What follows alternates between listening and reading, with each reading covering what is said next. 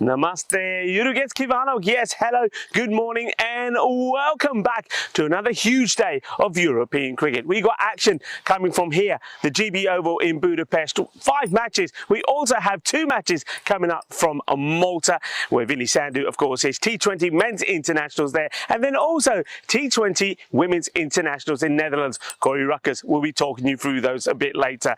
Here, though, in the GB Oval in Budapest, it's going to be another great day, and we're seeing the reigning champions come back into action. I'm Rico Fuller. You're watching the European Cricket Series here in Hungary, and the action starts right here, right now.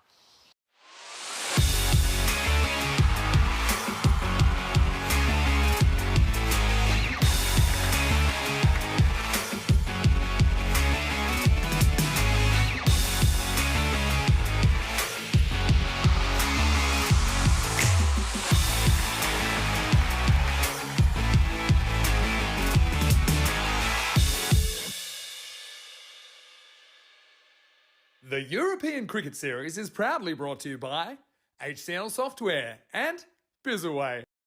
Hello and welcome back. Yes, preparations are on the way for the start of day 9. So far in this series, over 8,500 runs and 422 wickets. Those sort of statistics you'll only find on a European Cricket Network series. It's been absolutely amazing. There's been runs galore on this ground, and I think there's going to be a lot more to come here today. We're going to start off with the Royal Tigers coming back in action. The Royal Tigers, they've had some availability issues, but you'll see behind me, Stan the Man is back. So that's going to be a good sign for them. They've got a little bit more strength in their batting. That sounds strange, really, because remember the last time we saw them, we saw Darshan batting absolutely beautiful along with Abdul Manam. Those two put a superb 100 partnership together. So they have got players in their camp that can score big runs. But of course, having Stan coming into the side just gives that a little bit more to them. Though they still are a little bit weak on the batting front, and I think that's where somebody like Abdul Manam will really have to be at his best once again to try and get some of those all-important wickets.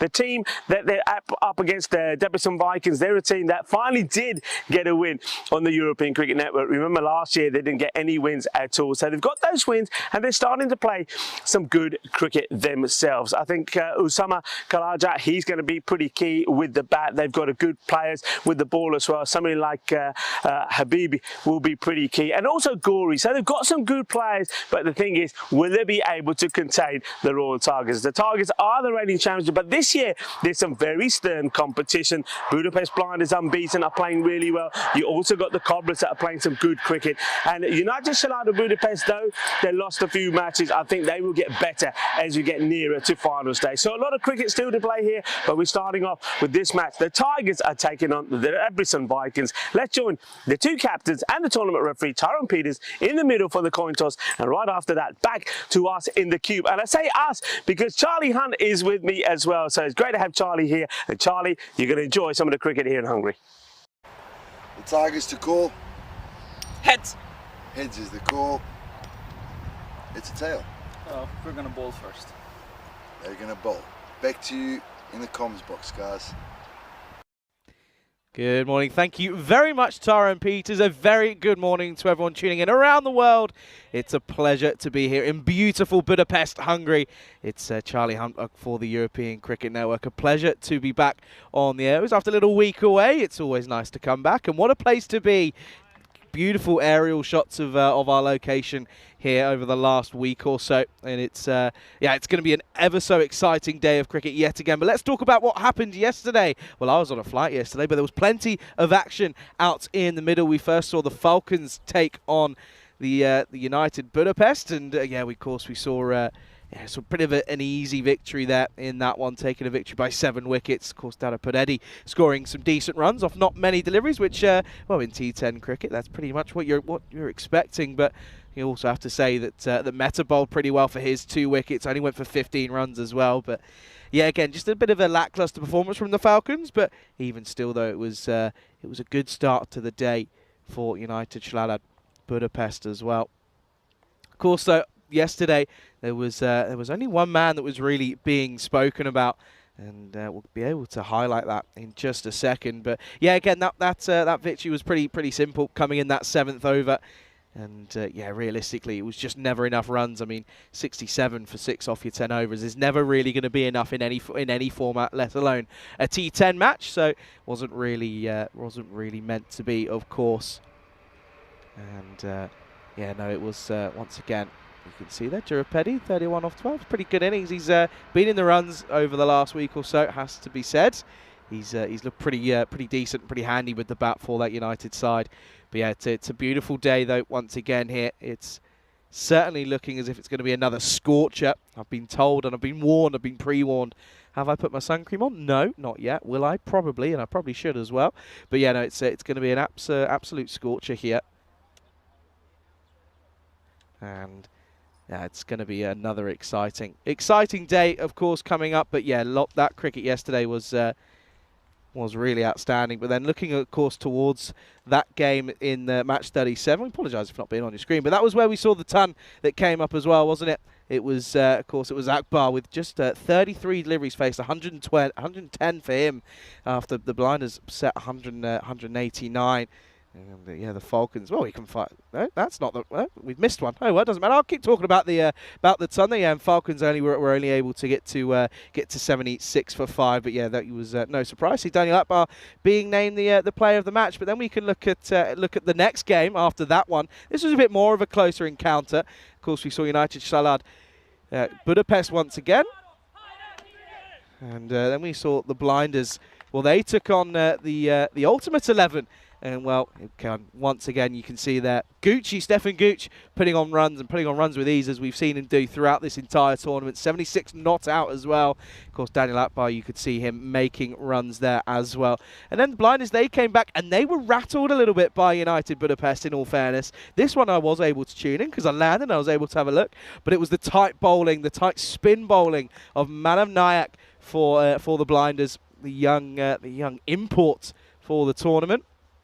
He was crucial in that defence of just 91, a real below par setting from the Blinders. But they were able to get themselves over the line. And well, this is just a little. We can now look at the. There's confirmation of that century from Daniel Akbar off 33 deliveries. It was an outstanding one at that as well, up against the Royal Falcons. A tough day for the Falcons yesterday. And we can take a look at what that means then for the standings before the start of today's play. Blinders out in front, aren't they? It's the net run rate that does it for me. I mean, at one point they had an incredible one, but yeah, sat at 8.13 and 16 points out of a possible 16 for them. The Falcons, well, they were sat at rock bottom. But in this game, then, first game here today, match 41, of course, the Depreckan Vikings taking on the Royal Tigers. Let's take a look at the lineups here. And yeah, well, I tell you what, there's a couple of names in there that Rico was highlighting, the likes of Darshan and well, of course, Stan Oju comes back into the lineup.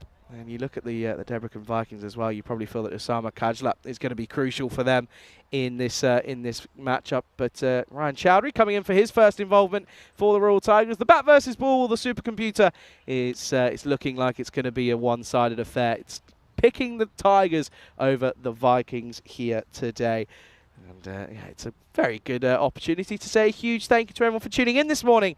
Pleasure to be here, and certainly looking forward to everyone and to all the cricket that we're going to be having. It's been a run fest, a wicket fest. It's had everything over the last 9 or 10 days or so, but it's going to be an exciting one, and we are almost ready to get things underway.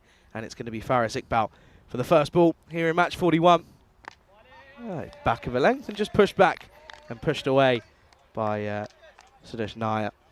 It's a good chance to welcome all the way back into the commentary box. Makes the long walk back. It's Rico Fool joins me.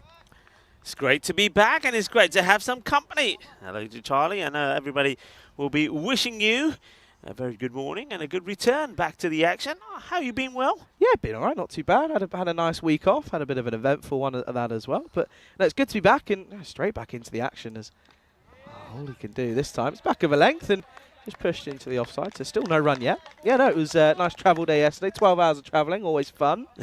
And well, the one thing that surprised me, touchdown in Hungary. Yeah. It's not the first thing I see when I get on the taxi on the way to the hotel. Go on, tell me. Tesco.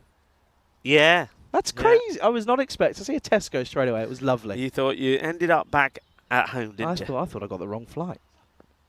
This one again, back of the length. Interesting choice here from Iqbal to, again, go the old right arm round the wicket, but run-up's a little bit of an interesting one.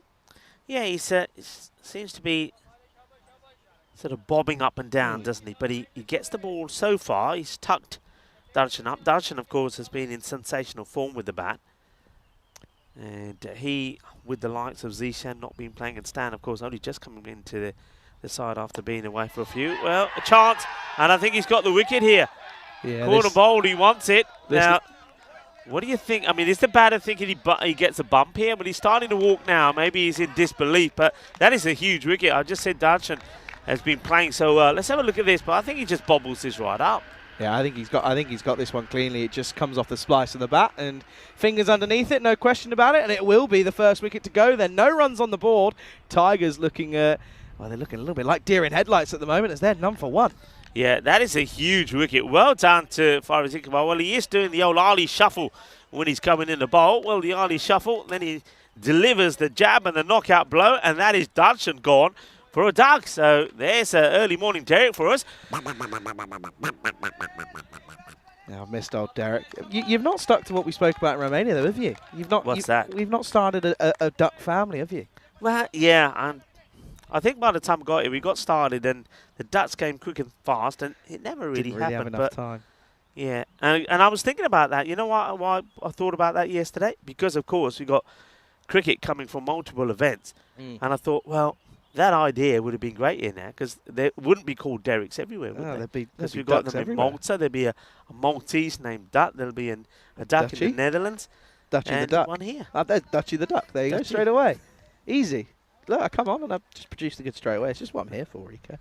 But anyway, in comes the skipper then.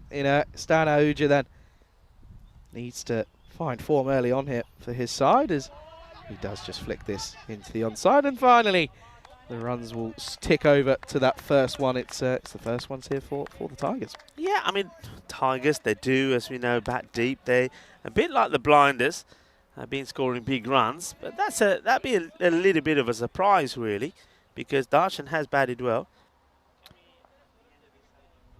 Been a pretty decent over at the moment. Just the one from it. Picked up the big wicket of Shadashnia as well. Looking to finish it off strongly again. And this one is going to be given. Took his time, but had a look and given it. Yeah, umpire Cecil out there with James at square. Guri is third umpire. Yeah, I mean, has a long, hard look at this. It's a difficult one. It's always difficult when it's coming across. When it's coming across, yeah, but the umpire decides it's going. The bowler does enough just to stop himself and going in front of the umpire as well. Yeah, it's always something you've got to contend with. Even still, though, with that wide, it's a pretty tidy first over. Up in the air, should be taken, and is. And it will be the second in the over, and it's all about the Vikings at the moment. They're up, they're roaring. The Tigers, they're not. They're purring like a little cat that's in a bit of trouble here because they're now 2 for 2. And what a first over this is for the Vikings. Yeah, and Simon Gotham, who's been promoted up the order after scoring some runs the other time, well, he'll go for a duck. I reckon that's a pair for him. I think the last time we saw him was a duck. No mistake at all from Usama Habib. And that's the end of Sam Gutham. And now we're going to see, well, it's a good start for the Ducks this morning because now that's a golden as Golden Derek comes up to go. Let's have a look at the most runs scored as it is 2 for 2 at the end of the first. And you can see how important it was to get the wicket of Darshan. He's on 221, but he doesn't add to that here today. But just look at that, Stefan Gooch right up there at the top, 417. Mental. Another half century from him yesterday, Mars Bardi, of course. I mean, you've unfortunately not going to see Marzi, but he batted beautifully. But Darab already, he's in there with the runs, as well as Ashanka Willagami, who, incidentally, in the 3 matches played yesterday, only got the 1 knock, and he scored 0.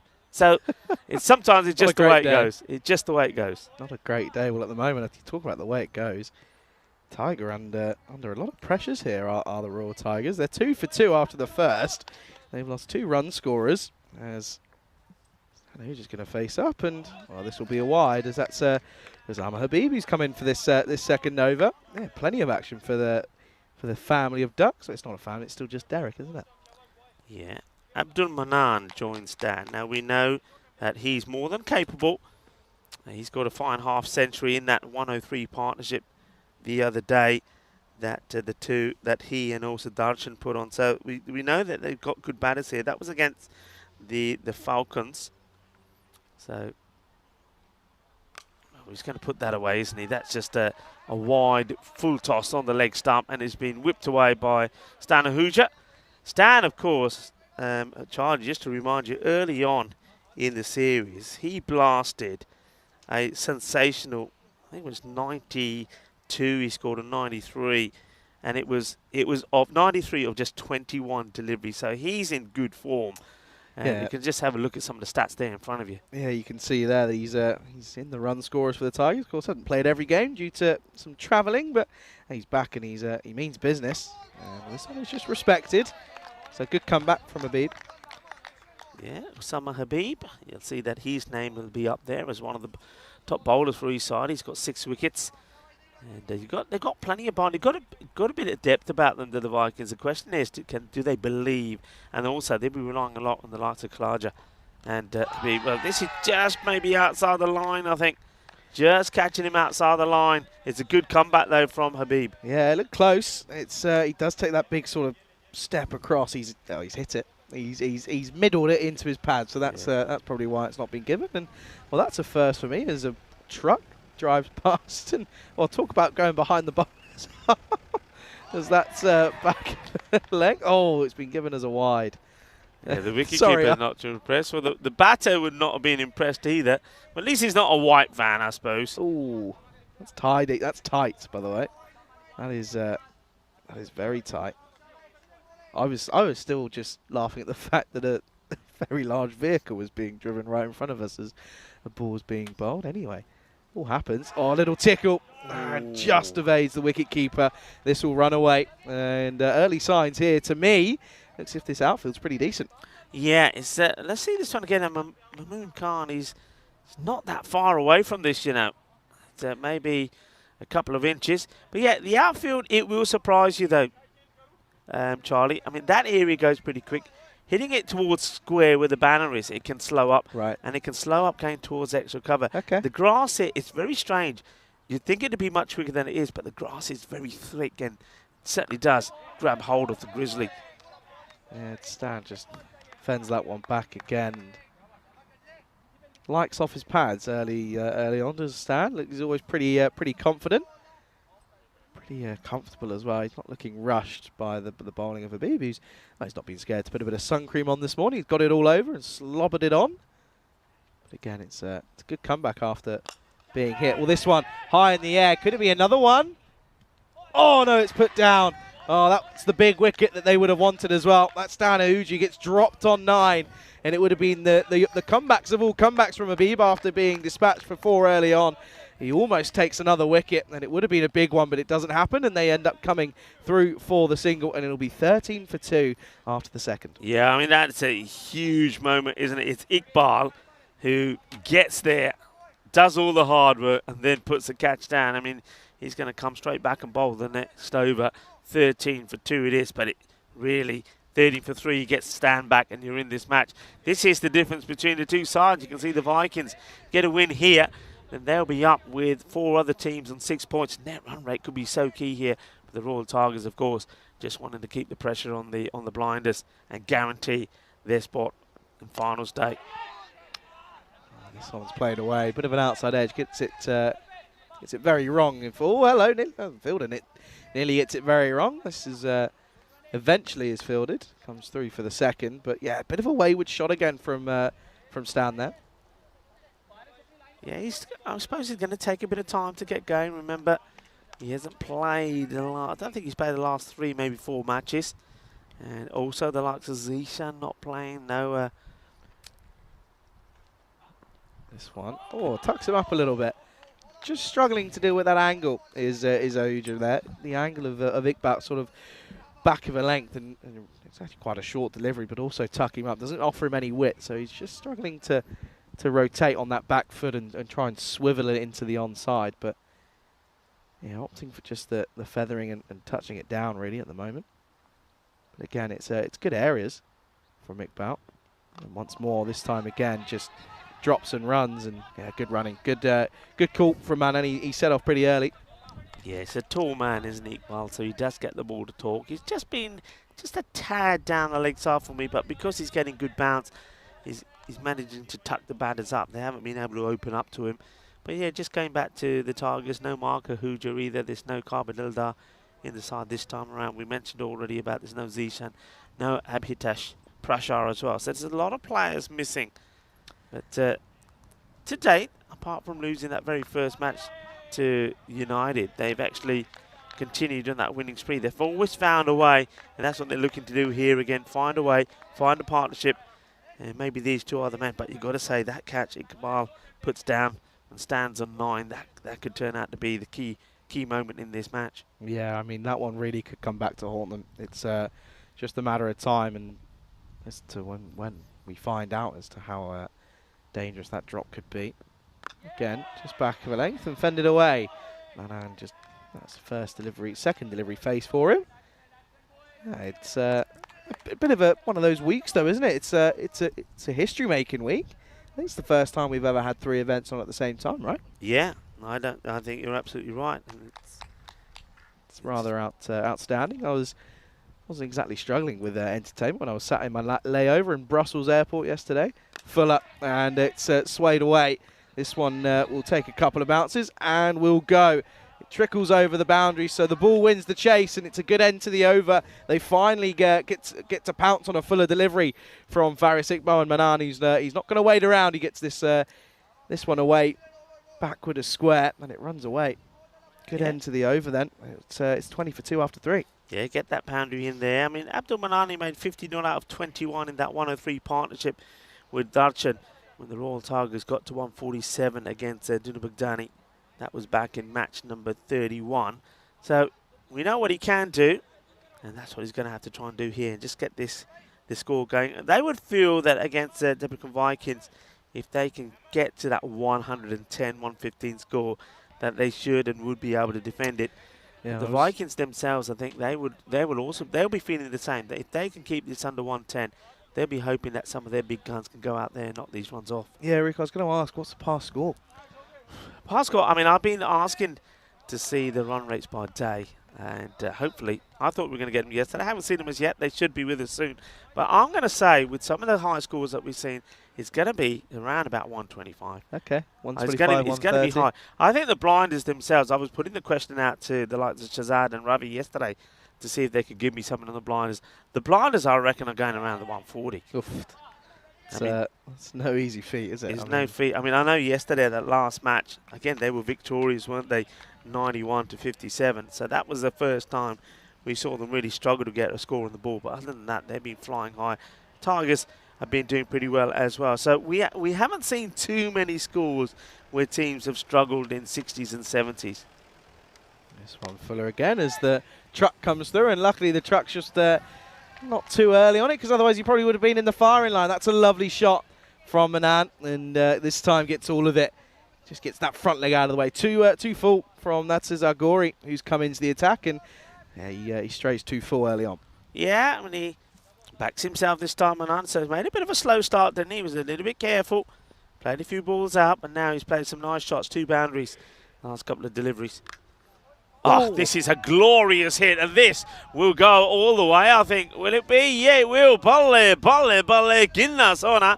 Shaka, lagya. Well, I said he made a slow start, and he's going now with 2 4s and now the 6. And that is a lovely shot. And that's not a small boundary over there, but he clears it quite cleanly. Yeah, he gets all of it, doesn't he? Just sort of plays it nice and late under his nose, I should say, and gets it away cleanly. Needs to be a response here from Gori. He's under a bit of pressure. Goes short again, and that's a good comeback. That's just a dot. Rico, the one thing I've got to ask you as well: are you here on Sunday, or are you off early again? I'm here. I'm with you. I'm not leaving you stranded this time. Okay. I was just wanted to check. I'm here. Just seeing. I'm looking forward to this weekend, though. By the way, I'm looking forward to all of it, but this weekend does look exciting. This weekend, I think, will be, I think we're going to see some great cricket. That's a wide, and just getting it completely wrong. Keeper does actually I was very gonna well. say, Can't get there. Keeper's done really well. Doesn't dive. One thing I'm quite impressed with, I mean, you talk about that one where he nearly got to off the little tickle down the leg side from Ahuja. He anticipates it quite well, and he's just quite quick as well off his movement, so I'm quite impressed early on. Glove work yet to be decided. Great comeback. Good Yorker. Oh dear. It's well played, but the fielder should have done better here. Tries to do a bit of foot fielding. Gets past him. Well, they obviously know Corey's gone away because they've come straight back out with the foot fielding. Corey would have been probably running on straight away and foaming at the mouth and having a right go. That was a big Iqbal again, actually, the man who put the catch down. So he's having a bit of a mare in the field, isn't he? Well, here's Corey then trying to finish off the over. And this one's just been flat batted into the offside. Hasn't got anything really. He was right off the toe. Didn't sound very nice off the bat. And it will just be a single to end the over. 14 off. It's a good one for the Tigers. It's 34 for 2 after 4. Yes, Dan Ahuja. He's out there in the middle. He was out there in the middle as well this morning when I was doing the introductions. And it just goes to show just some of the hard work that the likes of Stan and one or two others here that do. Stan was out there marking the creases this morning, doing his bit, was here before all the other teams. And that's commitment for you, and that's why, you know, it's people like that that keep European cricket in some of these countries going. And that's what you need to see more of. The younger men taking responsibility and doing their work behind the scenes as well. So well done to Stan, getting the pitch looking very good. I also notice out there, touch on this maybe after this delivery, as we're going to see Ahmed Khan to bowl. Not a bad ball, nice and full. It's a nice start from him, but well played by Stan as well. But yeah, I noticed what we had a few times, Charlie, a lot of balls were thrown in, hitting the edge of the pitch and taking off, and I mean taking off. So Little rockets. Yeah, so looked out there today. You can just see that that they've put a little bit of extra soil around the edges and padded it down so that hopefully that doesn't happen, because one or two of them were quite spicy, quite dangerous. It's more than Fuller, and he starts quite far outside his crease, but it's down to Gori for one. It's hot. It's hot.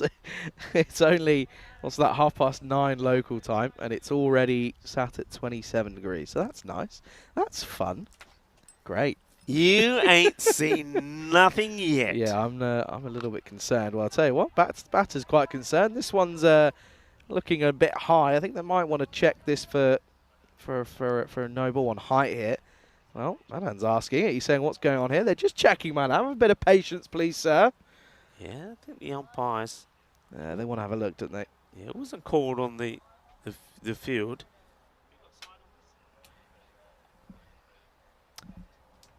It doesn't. No, they're going to continue on, so not going to have a. No, they're going to move on. Oh, a little inside edge. How unlucky is that for the bowler? As Khan wasn't quite able to get it on the money, but Manan was dragging from well outside the offside, in all fairness. Gets lucky, though.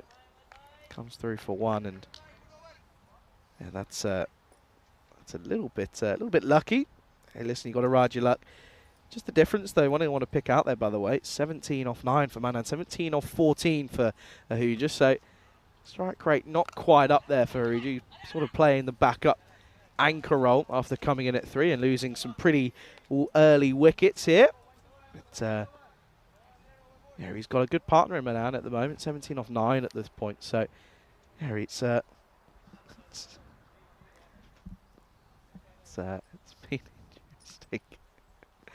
Last ball then of the 5th. Trying to keep it down to as minimum as possible. Well, they won't do so because this has been clubbed into the onside. And watch out if you sat in the dugouts, because that's gone all the way. And Manan once again looking to put the pressure onto the bowlers. This is just clipped nicely, and he's got all of this. Yeah, this is a beautiful shot. They needed that as well. It helps them get to 45, and they'll be happy with that and get the acceleration. Key partnership, opportunity to say hello, good morning, and welcome to everybody. And look who's back. Charlie is back. Hello, Charlie. Great to have you here. I'll give you a hug now, because we can't be hugging later because we'll be sticking to each other. Yeah, it'll be That's sweaty. for sure. Great to have you back. Big day in European cricket, as we said. We've got a lot of cricket. 5 matches here today. Cricket has started in Malta. I'll give you a quick update. Malta, 119 for 2. Ooh. They're taking on Luxembourg here today. We saw some good action from Malta yesterday, with Malta and France both getting victories against each other. Then, of course, later on, we've got cricket coming from the Netherlands as well, the women's T20 guys. What a huge day. Yeah, it's outstanding, and I think the thing for me yesterday, something that I picked up on the chat, I was there, Thailand, first ever team, or first non-European team to ever be showcased here on the European Cricket Network, which is, you know, outstanding, and it's a credit to everyone and all the work that's been put in over the last few weeks to get everything sorted as we come back to live action. As this one's fuller, and again, all that Stan can do is just play this one back. Yeah, not a bad delivery that from Habib. I mean, majority of the time they're bowled good in good areas, and that's why they've got those early wickets. That's why they've managed to contain two good batters. Abdul, though, I have to say, he has started to get going. Stan, just biding his time, and he'll go after this one. It's a chance, though. Oh, well, I tell you what, I'm happy. I'm happy that it's missed him. He's come running into this, and I had visions of this ball hitting Hasnain Fayaz right on the temple. I mean, it's hit pretty well. It is a chance, but he's charging into it. Watch this. He runs in, and oh, that was so close to being a nasty injury. Yeah, that could have ended pretty badly. And well, he's down on both knees. Is Sama Habib, who's probably thinking, well, what more have I got to do to get a wicket? I'm trying to get Stan. I'm getting him, but it's just not falling. That's going to be a boundary. This time again, back of a length and just punched into the offside. Yeah, no, that's good shot though from Stan to sort of rotate the strike after getting a boundary. That's listen, if you can do that, you're going to end up being one of my more favourable batters, because I like that. I like you don't go for it all the time. You can play the ball, play the game, rotate the strike. You need to get the big runs, but also singles are crucial as well. Well, it looks like that Stan Ahuja has certainly been doing the same sort of things in the morning that Stefan Guchas, because he's been given 2 chances, but one man who's not talking about giving any chances at the moment is Abdul Manan. This is another biggie, and just gives himself a bit of room, takes up one step away, and then keeps his eye on it. The bowler goes for the stumps, but Manan is expecting it, and he whacks it away. A big hit over extra cover, 6 runs, and they get into the 50s here now. So these two getting the acceleration that they need going. This one is a little bit untidy from the keeper as well. You've got to be stopping those. Mamoon Khan will be, he'll be disappointed that he's allowed the batters to A, get a run, and B, they'll cross. And I think that's the other key thing here. These two are rotating the strike pretty well. Yeah, they're not getting dug down, which is again, I think that's the key thing from Stan. Is although he's not playing the aggressive shots, you've got Abdul Manan who's doing that job for you. He's keeping the strike rotating. And when he gets a Gundy ball, he takes it on. This time it's well fielded on the 45 by Hassan Nazir. Yeah, interesting shot. He's sort of almost taken this from outside the off and played it away. Nice little fist pump between Stan Ahuja and the bowler Habib, appreciating each other. Ended the over, 58 for 2.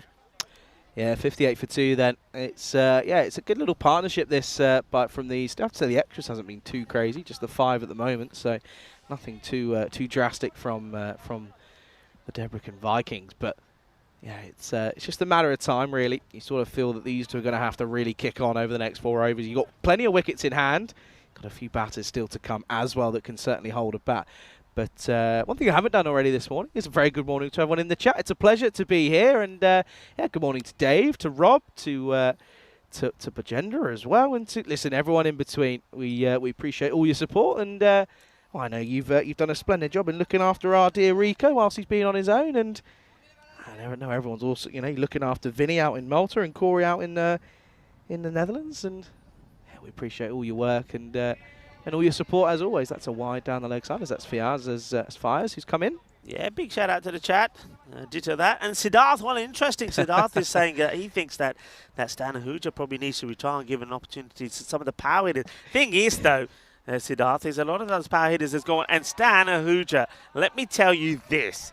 If he gets going, he can chase things in an instant, just like this. He just whips his away, and that will be 6 runs. Manos arriba, arbitro, porque eso says, yeah, don't write off Stan, because, all right, he was going pretty slow, wasn't he? What was he there? 19 deliveries, and he's on 24. Well, look, it'll change up pretty quickly. So, well, I'll just remember that. You could be right. We have seen, and by the way, Charlie, we've seen some retirements here. Yes, there was one teams yesterday. have been doing it, yeah.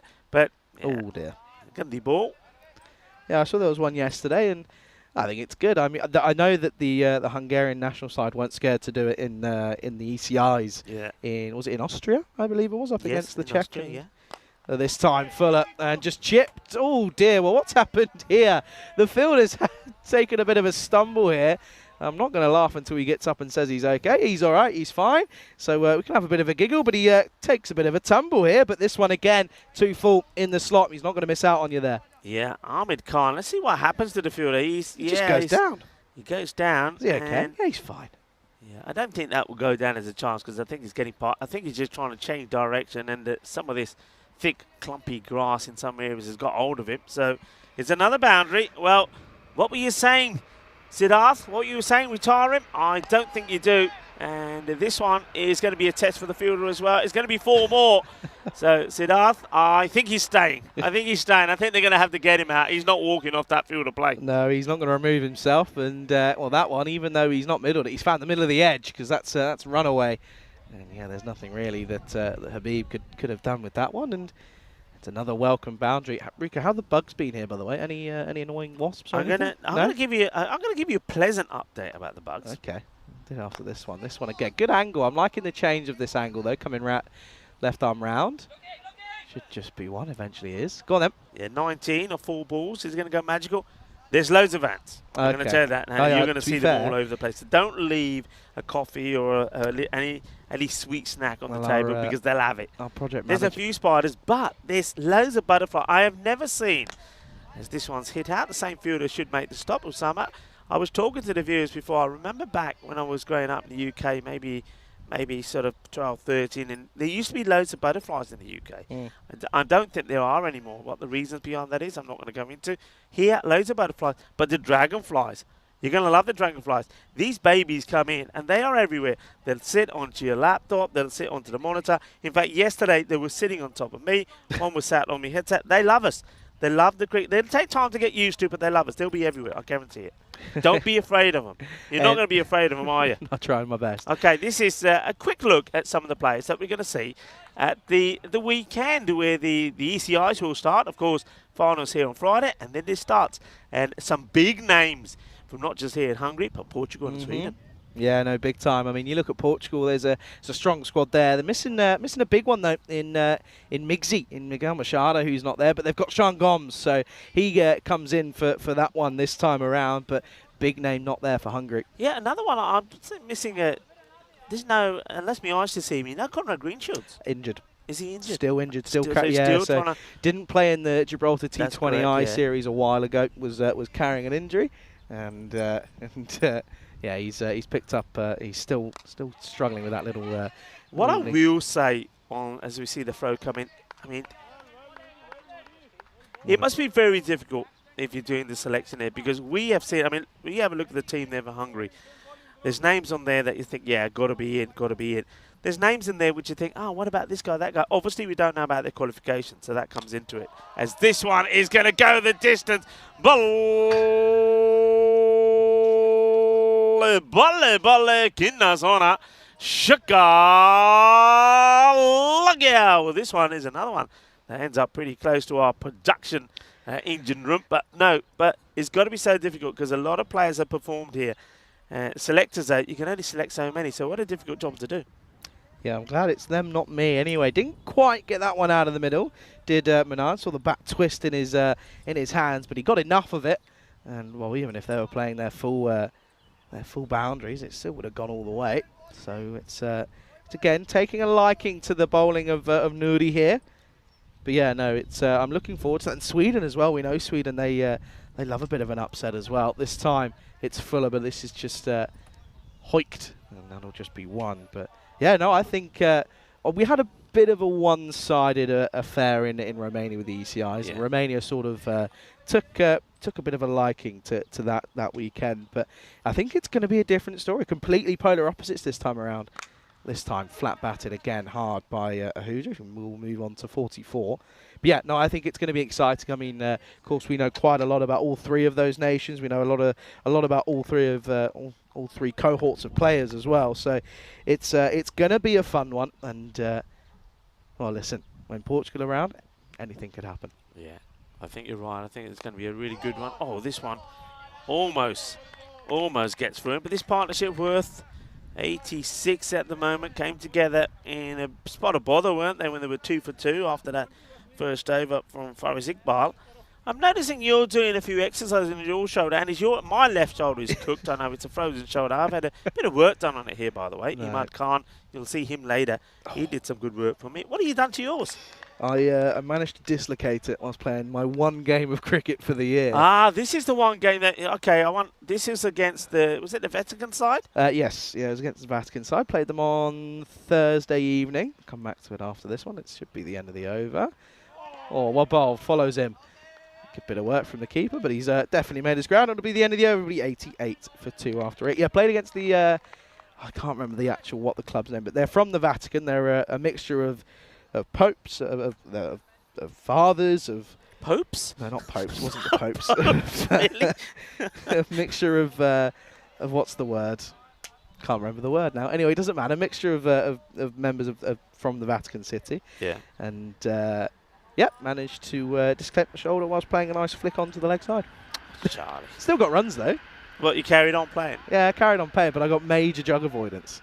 Got out on 46. Oh dear. So yeah, 46 off of 30 You can't be doing that. deliveries. You can't be doing that. It's good. I told you had it when you were hitting the ball out in Romania that day. So, see, Charlie still got it. That Listen. served you. You didn't pop your shoulder and you were hitting some bangers there. So what happened by a little flick? I You don't popped your know. shoulder. I honestly don't know. It just went. Anyway, Gory's going to come back.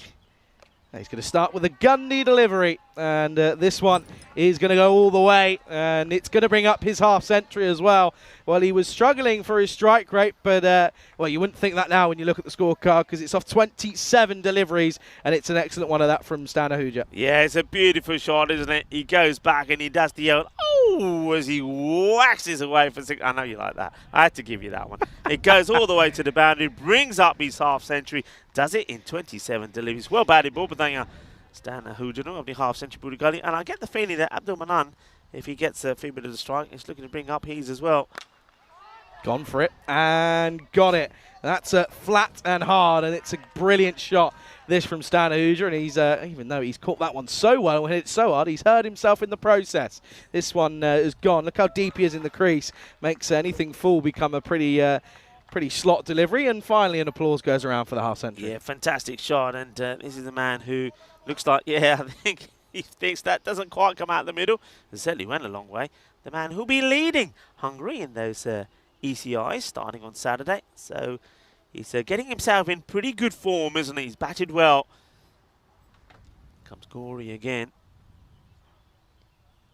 Try something different. Doesn't go for power, goes for touch, and this is, it's so frustrating. It really is, because when a batter, for example, as Ahuja, is going so well down the ground and he's, power's working for him, why then try and glance it? Pull that into the leg side and pull it for 6. It's not hard. You're doing it well. 100's up, by the way, and again, that's a good delivery, and this is a good comeback here from Gory. Yeah, he's disappointed. I think you're right. Stan is disappointed in his shot selection, the one before, and then furthermore, this one doesn't go for runs either. That's 2 top balls. It's coming up towards the end of the innings, just 8 balls to go, and he wants to still try and get, I think they want to be looking at 115, 120 if they can get there. Yeah, big time. This time does go for power and gets all of it, and that will go all the way yet again. And see, it's almost as if I have a slight knowledge of the game, because this one has been pummeled. Go for power, and that's where you've got your success already, as Ahuja goes big, and it's another maximum. Yeah, good hit, isn't it? And he'll be happy with that one after a couple of dots. That one does go to the boundary. It's 106 now for 2 with the ball to go in the ninth. I think we might need to have a little watch of the old game that's going on in Malta, by the way. I think I'm hearing the C word being mentioned. And again, power, and this is what I'm saying. If you can pull hard, and this is exactly what he does. We're just going to have a look here. I think this is just going to be 1 bounce 4. But yet again, Stan, he's clearly listening, because he says, it's fine then. I'll go for it, and it's exactly what he does. And yeah, this one will be 1 bounce 4, and it's a good over for the Tigers. It goes for 22. It does go magical. It's 110 for 2 after 9. Yeah, great over. The 7th went magical as well from Faiz. And yeah, you're absolutely right. A good friend, and I'm really talking a good friend, a guy that always looks after us when we're there in Malta. And a guy that played really well with the Gozo Zalmi, a new team who were the winners in Malta the last time we were there. Zishan Khan, their captain, has scored a century, 112 of 58 balls. So well done to Zishan, and he's put Malta in a good position there. They're 155 for 5, and that inning still continues. There's still about 3 overs to go in it. Yeah, no, massively. And it's good to see. I mean, Malta, they had a tough time in Gibraltar in the T20 series. They had a bit of a weaker squad due to commitment issues, but on the home series, they're looking pretty strong. Back to this game, last overtime. That's 6. Unconventional, but as effective as ever from Manan. He's got all of it. Yeah, well, Manan will see this as an opportunity for him to try and get to his 50. He's such a powerful hitter of the back foot. He really is. And I think he's made for this format. You see, he's clearing the boundary pretty easily. He gets himself into the 40s now, and that score, well, I said they'll want 120 if they can get there, and they'd have to go some. Well, they got the magical over the last time, and they're almost there. Gets this played out in the off. Will they try and run for 2? They should be, and they will. They'll get there. Yeah, misfield makes it a little bit easier. And, oh, hang on, buzzers. There's going to be another one. Oh, that's poor. And the wheels just falling off. I mean, they could think about coming back for a 4th here as Manan's playing a few games with the bowler, but this is sloppy. Yeah, I think Manan would have liked to have ideally stayed on strike, but you can't turn around runs. So yeah, that's not a good way to stop the ball from the bowler, is it? Get something behind it, anything. Just don't leak that extra run. It could end up coming back to bite you.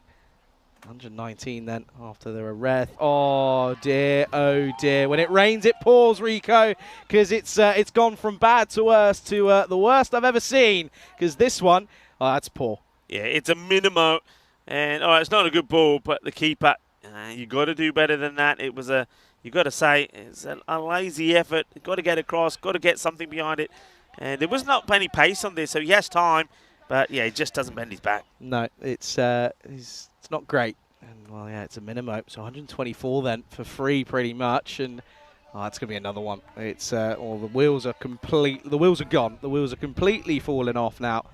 And yeah, the Vikings are looking like they're struggling in the waves at the moment. They had a beautiful start though, didn't they? But this partnership has hurt them. This is short. He goes for the shot, and well, it saves the boundary of the fielder.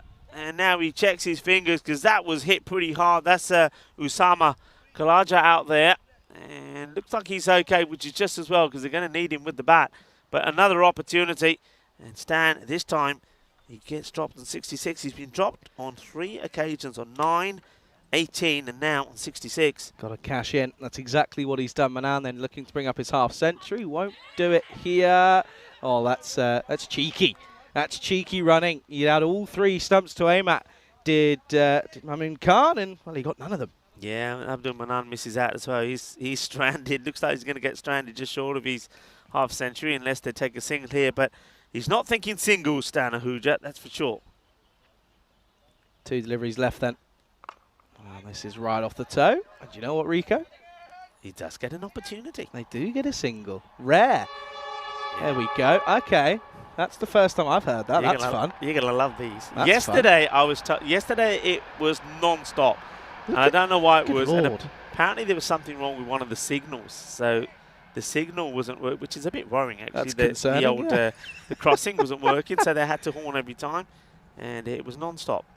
Last delivery then, and it's just going to go up in the air. Will they come back for a second, possibly a third? Will it go? No, he's done well. Well, come on then, Stan, you got to go. Oh, no, he's going to be stranded. As is Manan. Well, Manan didn't really look for it. Ahuja was trying to come back for it, but they're not going to. And he will finish on 49 not out. Agonizingly close then for Abdul Manan, but he can still be proud of his efforts as he's put off a mammoth partnership with his skipper in Stan Ahuja. And the Royal Tigers will then finish on 130 for 2 off their 10 overs. And, well, it was a disappointing start for the Tigers, but boy, oh boy, did they get the comeback of dreams. Didn't they? Indeed. 126-run partnership. Quite amazing. It puts him in the driving seat. Well, this was the dismissal that brought joy to the Debrecen Vikings first up, because it's a wicket of Darshan, who's been in superb form. He's been in the form of his life, but he gives his wicket away there. Good bit of work from the big bowler, Faraz Iqbal. He had to do well to get down. And then, well, Sai Gutham, who also has been scoring runs quite freely lately, he got elevated up the order. He doesn't click. Disappointing. Golden duck for him. But then that was the key moment, wasn't it? That was when Stan was on 9. It was a straightforward catch. It goes down. Then after that, there was no looking back. There was another opportunity there from Fayaz when Stan was on 18.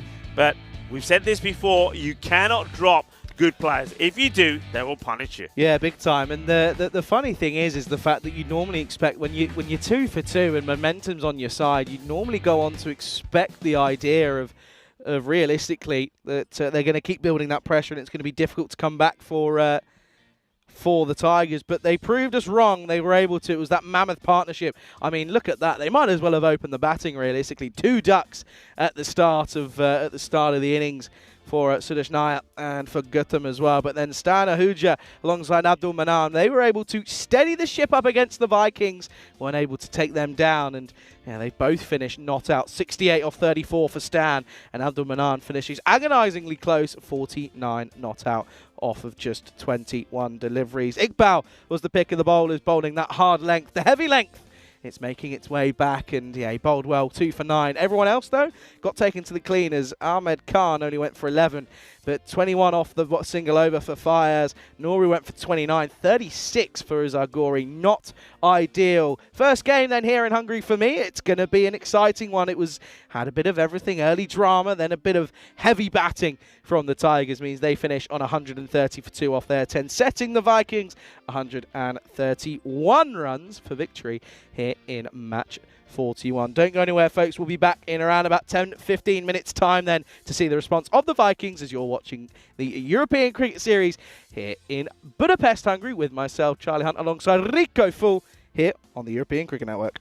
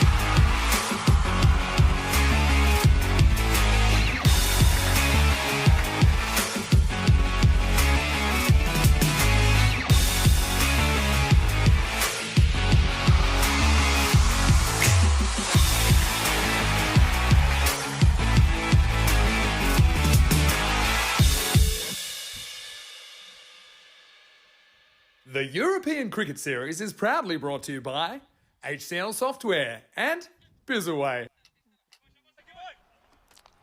Hello cricket lovers and welcome back to the GB Oval as we get ready to resume this contest, the very first of match day 9. And looking forward to the reply of the Debrecen Vikings. They are 2 and 3 in the series and they've done better than they did back in last year. I mean, they've registered the first win on the European Cricket Network in this one. But they're going to be up against it. They had a terrific start against the Royal Tigers here, didn't they? They got them for 2 for 2. But then we saw that fantastic reply. And the score 130. Got on the board that partnership by 128. So they need the idle start here, do the openers. Let's see how they go about things here. And first up with the ball, it's going to be Mohamed Suklain. And this guy is bowled with some pace. Starts with the wide. First time we saw him, his first over sort of was similar to this. So he started with a wide, he got a few beamers in, and had a few control issues. It took him sort of 4 or 5 deliveries, but then after that, not just in that match, but in the day, he bowled lightning fast, and he caused problems. So he could be pretty destructive if he gets his line right. So Klein to bowl, hopefully his first legal delivery. Oh, no ball called. Well, I'll tell you what, this one hits the batter pretty hard. He's okay, but this has got to be the front foot. Let's have a look at this. Yeah, it's a long way over. That's very good umpiring, and you can see it thuds into that midriff area of the batter. And yeah, that one could have been nasty. So just overstepping. It's a free hit. So let's see if Mamoon Khan can make this take this to his advantage. He has batted well for the Mamoon. And now this one, he sneaks it in. Good pace bowling, but it's a free hit. You got to be swinging at it. You got to be swinging hard and hope you can get something onto it. But he doesn't. Let's watch this. He just watches it go by. I think he's stunned. I think he thinks and wants a wide. He doesn't get it. Suklain gets his first legal delivery in, and he's bowling as I suspected, with a fair bit of pace. But they've got to go after him. They want to be getting to around about that at least minimum 35 to 40 in the power play. This time he does swing hard, but nothing. Mamoon is out there and he's joined by Ahmed Khan, who's the non-striker. Ahmed just giving him a few gentle tips from the other end.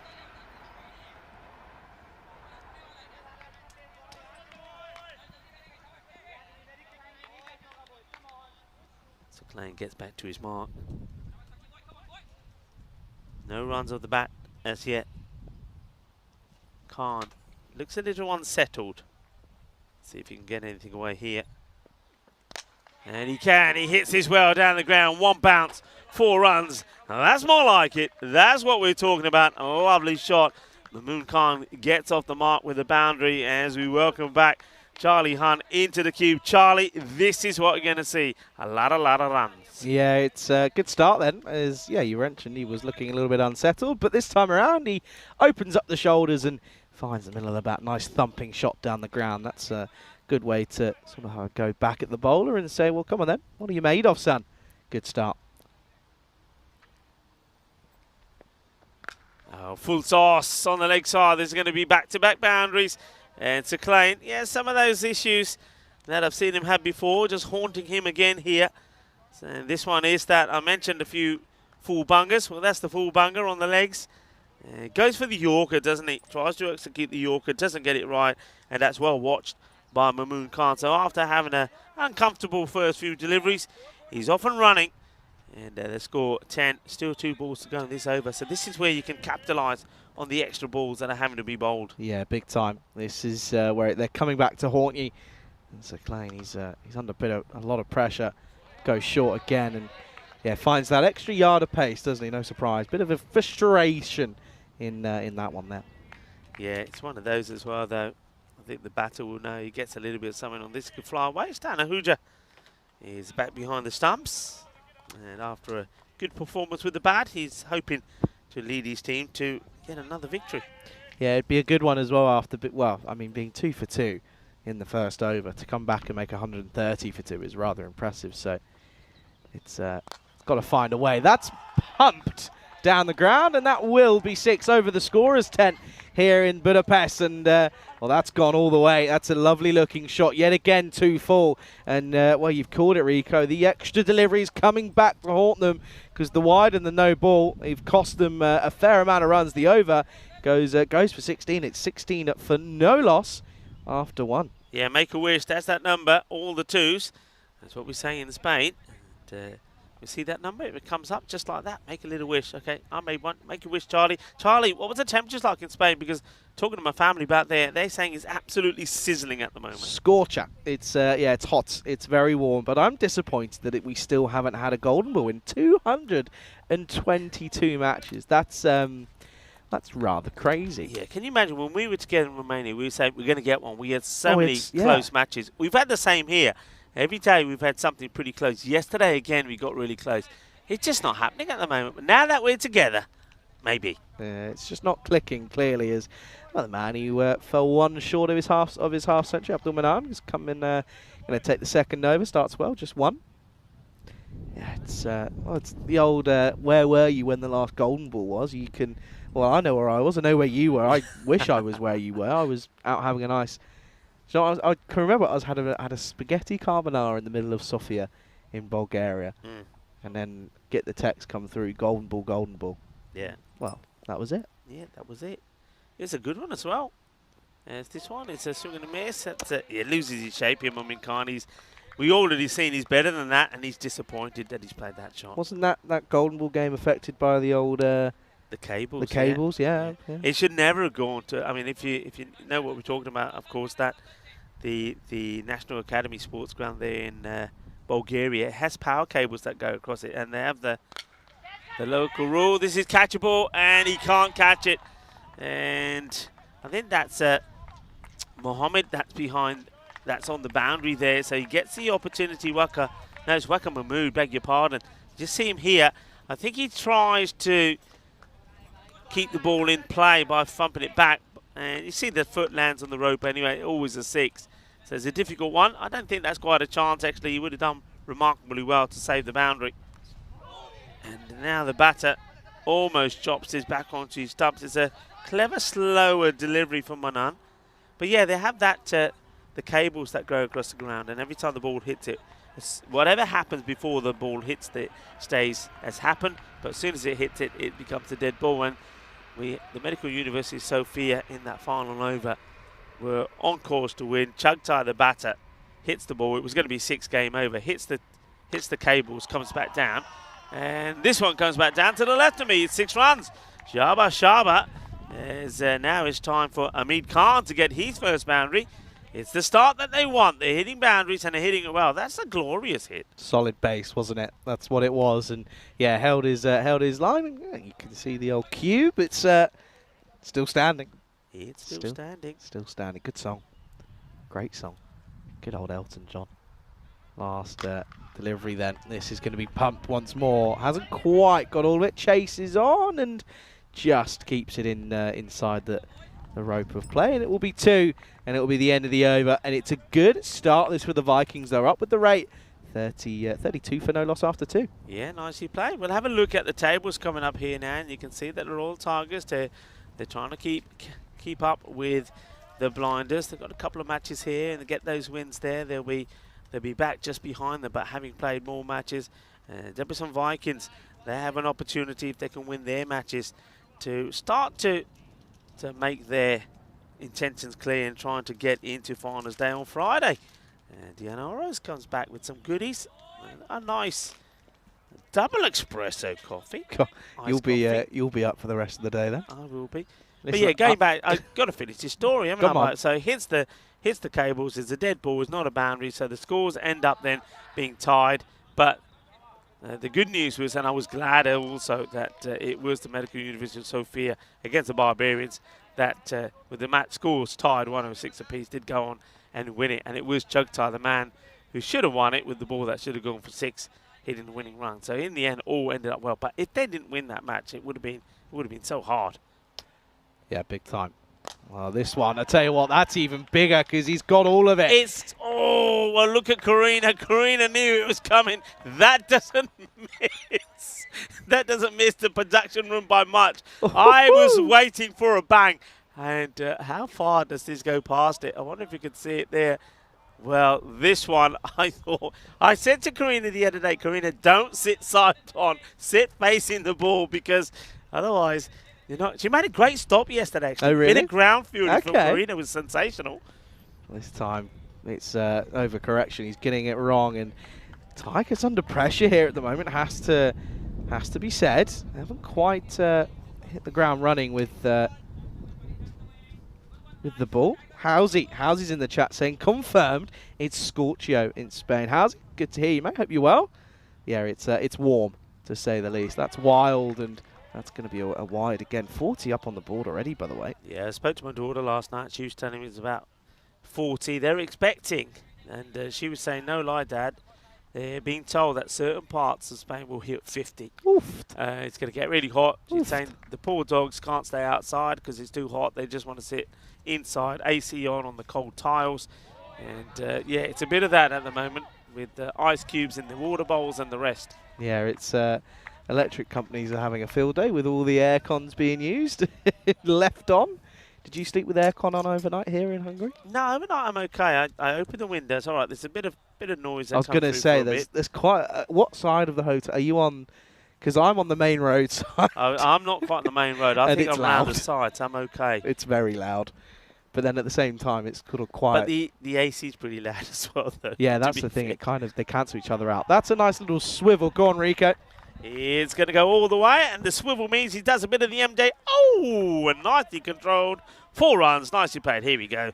I love it. Just for Charlie, we'll do it one more time. Oh, nicely played. 4 runs. Hey, this is a great start from the Vikings, and I get the feeling the Royal Tigers, they're going to start to be feeling they need to get a wicket pretty quickly here. That rate is just under that 12 at the moment. They're hitting it well.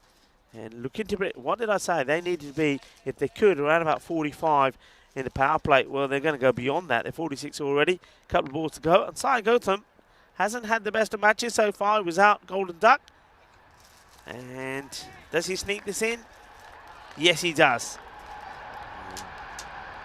So, ball to go as another express train goes by. And yeah, that's why Bowl just sneaks it in. A few people were talking about the cricket that's happening in Malta. Malta finished on 179 for 8 against Luxembourg. Zishan. Pretty decent. Yeah, Zishan 115 of 64. Well batted, Zishan Khan. That's big. Oh, and there's a chance of a crowd catch, but he gets put down. And well, I tell you what, this is good from Mamoon Khan. Didn't have the best of days with the gloves, but this time around with the bat, he's cashing in. Yeah, he's a good player, isn't he? Quality player. And don't forget, they've got other batters still to come. So these two are doing pretty well at the moment. And Mamoon Khan and Hamid Khan as well. And, of course, they've got the likes of Usman Khajar still to come. That's the end of the over, 52 for 3. And just look at that power play, 2 lots of 16, and that one went magical. So the ideal start. Can they keep it going, though? That's the thing here. And what have the Tigers got in form of the slow bowlers? I mean, they're going back to another pacer. It's going to be Waqas Mahmood. But, just changing action so that this could work. He's getting a good talking to from Abdul Manan, who's bowled already. His second over went 16 as well. And good thing is, I suppose you can spread the field a little bit now as well. But at the moment, the way these two have been hitting it, they've been clearing the fielders by far. So just need to bowl a better line as well. Get that ball forward, get it fuller. Yeah, it's one paced it is at the moment. It's not really offering much difference. And oh, that's a good delivery first up from Mahmood. Gets that one nice and full. Yeah, no, that's one thing that I know you and Corey were touching on it over the last week or so, is the fact that Manav Nayak is such a crucial element for the blinders, because there isn't really a lot of spin options at the moment. So Yeah, Manover's proven to be pretty useful. I'll tell you who's being useful at the moment are these two, as the opening partnership's gone over 50 worth, now 58 because that's been crunched into the onside. That is a thunderous shot. There's no other way to put it. It's been absolutely smashed. Big hit, big six. So a new bowler, but as you said, Charlie, it's more the same. You've got to change it up. You've got a spinner. You've got to get a spinner on there. Somebody just floats the ball up there. They've got good players in this side. I think Lokesh Bala, it wouldn't be worth giving him a go in this one as well. But they need somebody who can bowl a little bit slower, take the pace off. There we go. We found a bit of a team effort, but we've got it in the end. Yeah, it's. Well, I'll tell you what, the cricket's heating up, but so is the temperature. Because every time you sort of look at the weather app, it seems to just sort of slowly creep up every now and then. Every time, every degree it goes up. It's getting there, slowly but surely. Yeah, the old lid comes out now for the wicket keepers. They're going to try a different approach, try to keep the batter Mumin Khan inside his crease, and the same with the Ahmed Khan. So, okay, it's worth trying, but now there's a lot of pressure on the bowler because they're not bowling slow. So Waka Mahmood, who was the player of the match in the win against the Royal Falcons in that really close match that I made reference to. He batted well, made 31 of 19, and he took 2 for 7 in that match as well. Keeper then standing up, a little tickle, and it gets put down. It was a good effort from Sadat Saeed, who's sort of at fly slip, almost gully region area. But this one was an outside edge. It flew, in all fairness, and well, he does well because he stopped a certain boundary, in all fairness. Yeah, he gets a hand to it. It's one of those which, if it had stuck, we would have been saying what a fantastic catch. But down it goes. And over this goes. Bolle, bolle, bolle. Kinnasona is another one that goes into the jungle. And it doesn't matter who's on strike, but they're peppering this hard. And this time is Mumin Khan who decides it's his turn to hit a biggie. And the Maximos, the sixes, just keep on coming. Yeah, it's really coming down here, isn't it? I mean, 65 now. They're pretty much bang on halfway to this total. That's hit into his own foot. That will leave a mark. But Khan, he's on 38 off of 16. That'll be now, and yeah, he's really taking a liking to this. In all fairness, one-paced attack, and it's something that, listen, when you watch as much cricket as you do, Rico, and I don't watch as much as you, but I watch enough, as that one's gone again, and the result is the exact same. This time it is taken in the crowd, in the dugout. Good catch, and it's an even better shot though, because he moves and races into the 40s, and this one again, it's too easy. It's just sat up nicely. It's like taking candy from a baby. Gets all of it, but yeah, it's just what we're saying, is it? You see enough cricket, you know what we know what we're talking about at this level, what we know. You've got to vary it. You've got to vary it. Well, that's Usama Habib takes the catch and says, that's how you do it. And he'd be enjoying watching the way the Vikings are performing here at the moment. That's the end of another over. And they are just rocking and rolling at the moment. 71 of 4 overs. That rate now is exactly on 10 required from here on in. Yeah, I mean, it'd be a big upset if the Vikings were to chase this down, and at the moment they're doing it with such ease. 3 sixes in that last over, by the way, went for 19. So big over, and they're going to stick here with the man who just put the catch down. It was a tough jump, but still a chance. Sadat Saeed is going to give it a go. Oh, the cube's falling apart. It's opened up to the elements now. Anyway, here is Saeed, and in similar fashion, Khan tries to pummel this into the onside. Doesn't quite get all of it though. It's clothed. But look at that strike rate for Khan. 24 off just 9 deliveries. Then you look at Mamoon Khan. He's 44 off of just 17. It's not easy, that. Yeah, they're going great guns, playing some lovely shots. Need a breakthrough, need it quickly, need it now. So who's going to get that for them? At the moment, these two are looking in awesome form. Short, wide, too high. Bangs it in, that's that. And now he'll be told also that will be the one that he's allowed in the over as well. So, and he's wasted it pretty early.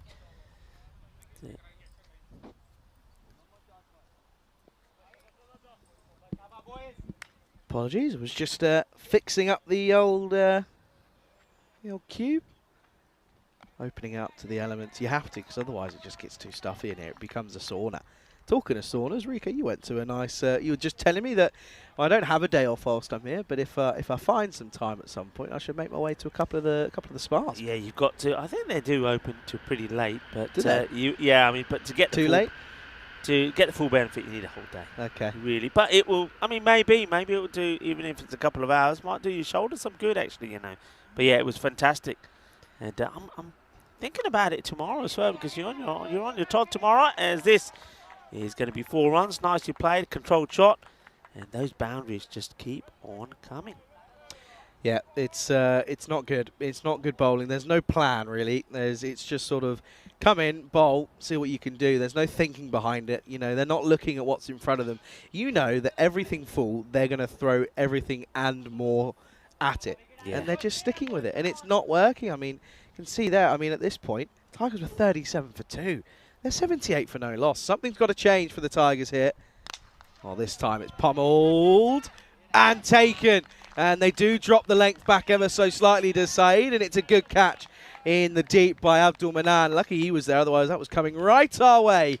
But it's a good one, and they finally break this devastating opening partnership. It's worth 78, but the first wicket goes. It's 78 for 1. Yeah, well, Abdul Manan, those that have been watching will know he doesn't drop, and this guy has taken already some superb catches. He's a great fielder. He's got a few run-outs under his name as well. So they get the breakthrough, they get the wicket, and it is Ahmed Khan that will go for 28 of just 11 deliveries. So could this be the opening that the Royal Tigers have been waiting for? They are the reigning champions, but at the moment you'd have to say that they've been plastered all over the place. Just seeing, by the way, there's a change in the ECI for Hungary.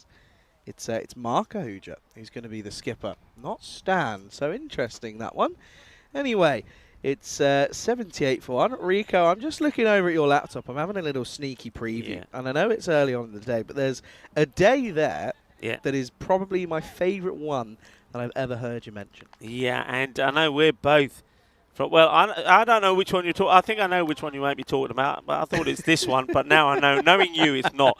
But we're both going to be very happy with this one, because on this day in 2010, of course, it was the FIFA World Cup final held in Johannesburg in South Africa, and we know who won. It was, of course, Spain, where we're both from. I remember that night well. What a night it was. What a celebration. Spain won 1-0. Against the dirty Netherlands side. I mean, Netherlands playing some good cricket at the moment, but they were doing kung fu kicks at us and everything, but we still won 1-0. That was back, of course, on this day in 2010. What a day was that? Do you remember that day? Were you? I do. I was just going to say, do you remember where you were on that day? Yeah, I do. I do. I was on the beachfront watching it on the big screen. I had the Indian doll with me. I was painted in the Spanish colours with my daughter, and we were making some noise. Well hit. Abdul should make the stop. He will. The thing is, I hadn't moved to Spain at that point, but I still knew where I was. I still remembered where I was. Yeah. It was just before we moved, and it was we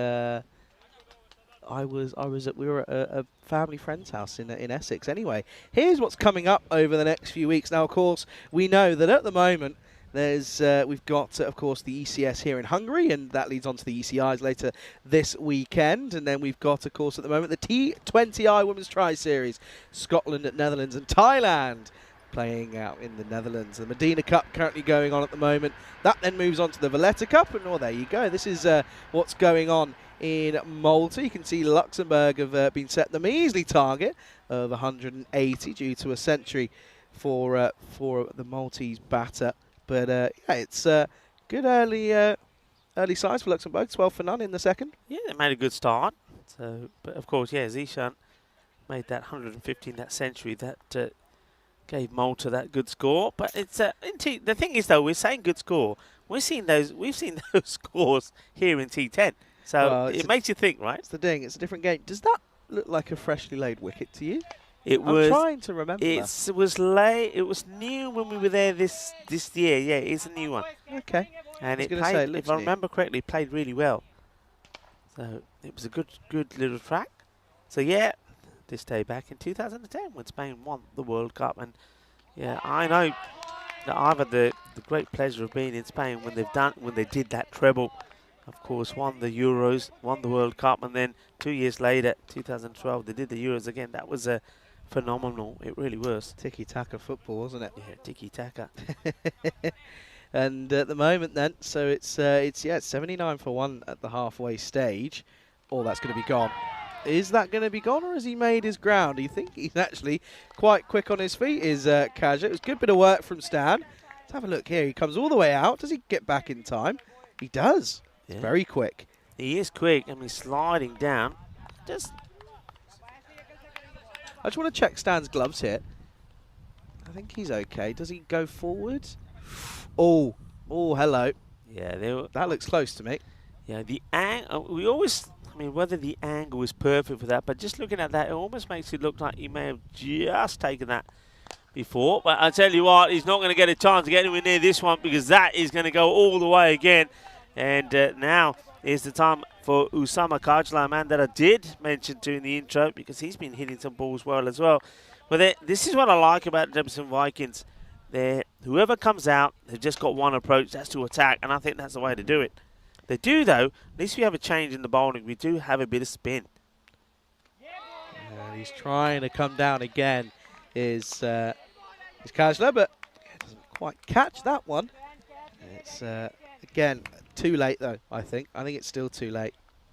See, Barber looking to get that breakthrough. They'll be thinking to themselves, the Royal Tigers, 2 wickets is what we need here. Get 2 wickets, and we're back in this match. That rate, we saw it go to 10. It just peeped up to about 10.5. To Babar.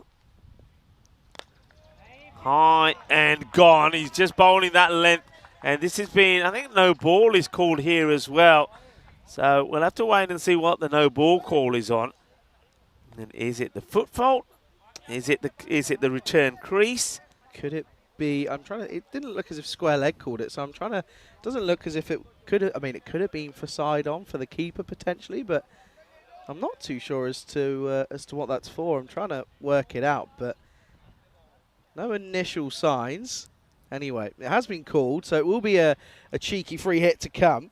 It's a good chance then for Kajla once again to take Babar, most likely downtown. Yeah, I mean, they're up into the 90s already. There's the free hit signal from the umpire, James. Babar gone for 12. Free hit coming up then. Can't be out, of course, free hit. Stan thinks it's out. Somebody got excited somewhere. The batter just holds his ground. And the batter, I think he says, okay, you got me. He was about to walk and he thought, hang on, I'm not out. And he has a little look at the umpire as well, just to make sure. So, well, nobody gets too excited. I think the batter, though, really thought he was gone. Yeah, he was a bit concerned. And well, the bowler was saying, well, hang on a second, is that not out? No, of course it's not. It can't be run out. It can't be bowled or LBW or caught or stumped. You can only be run out off a free hit. If you're new to the game, that's a little bit of information that you may need.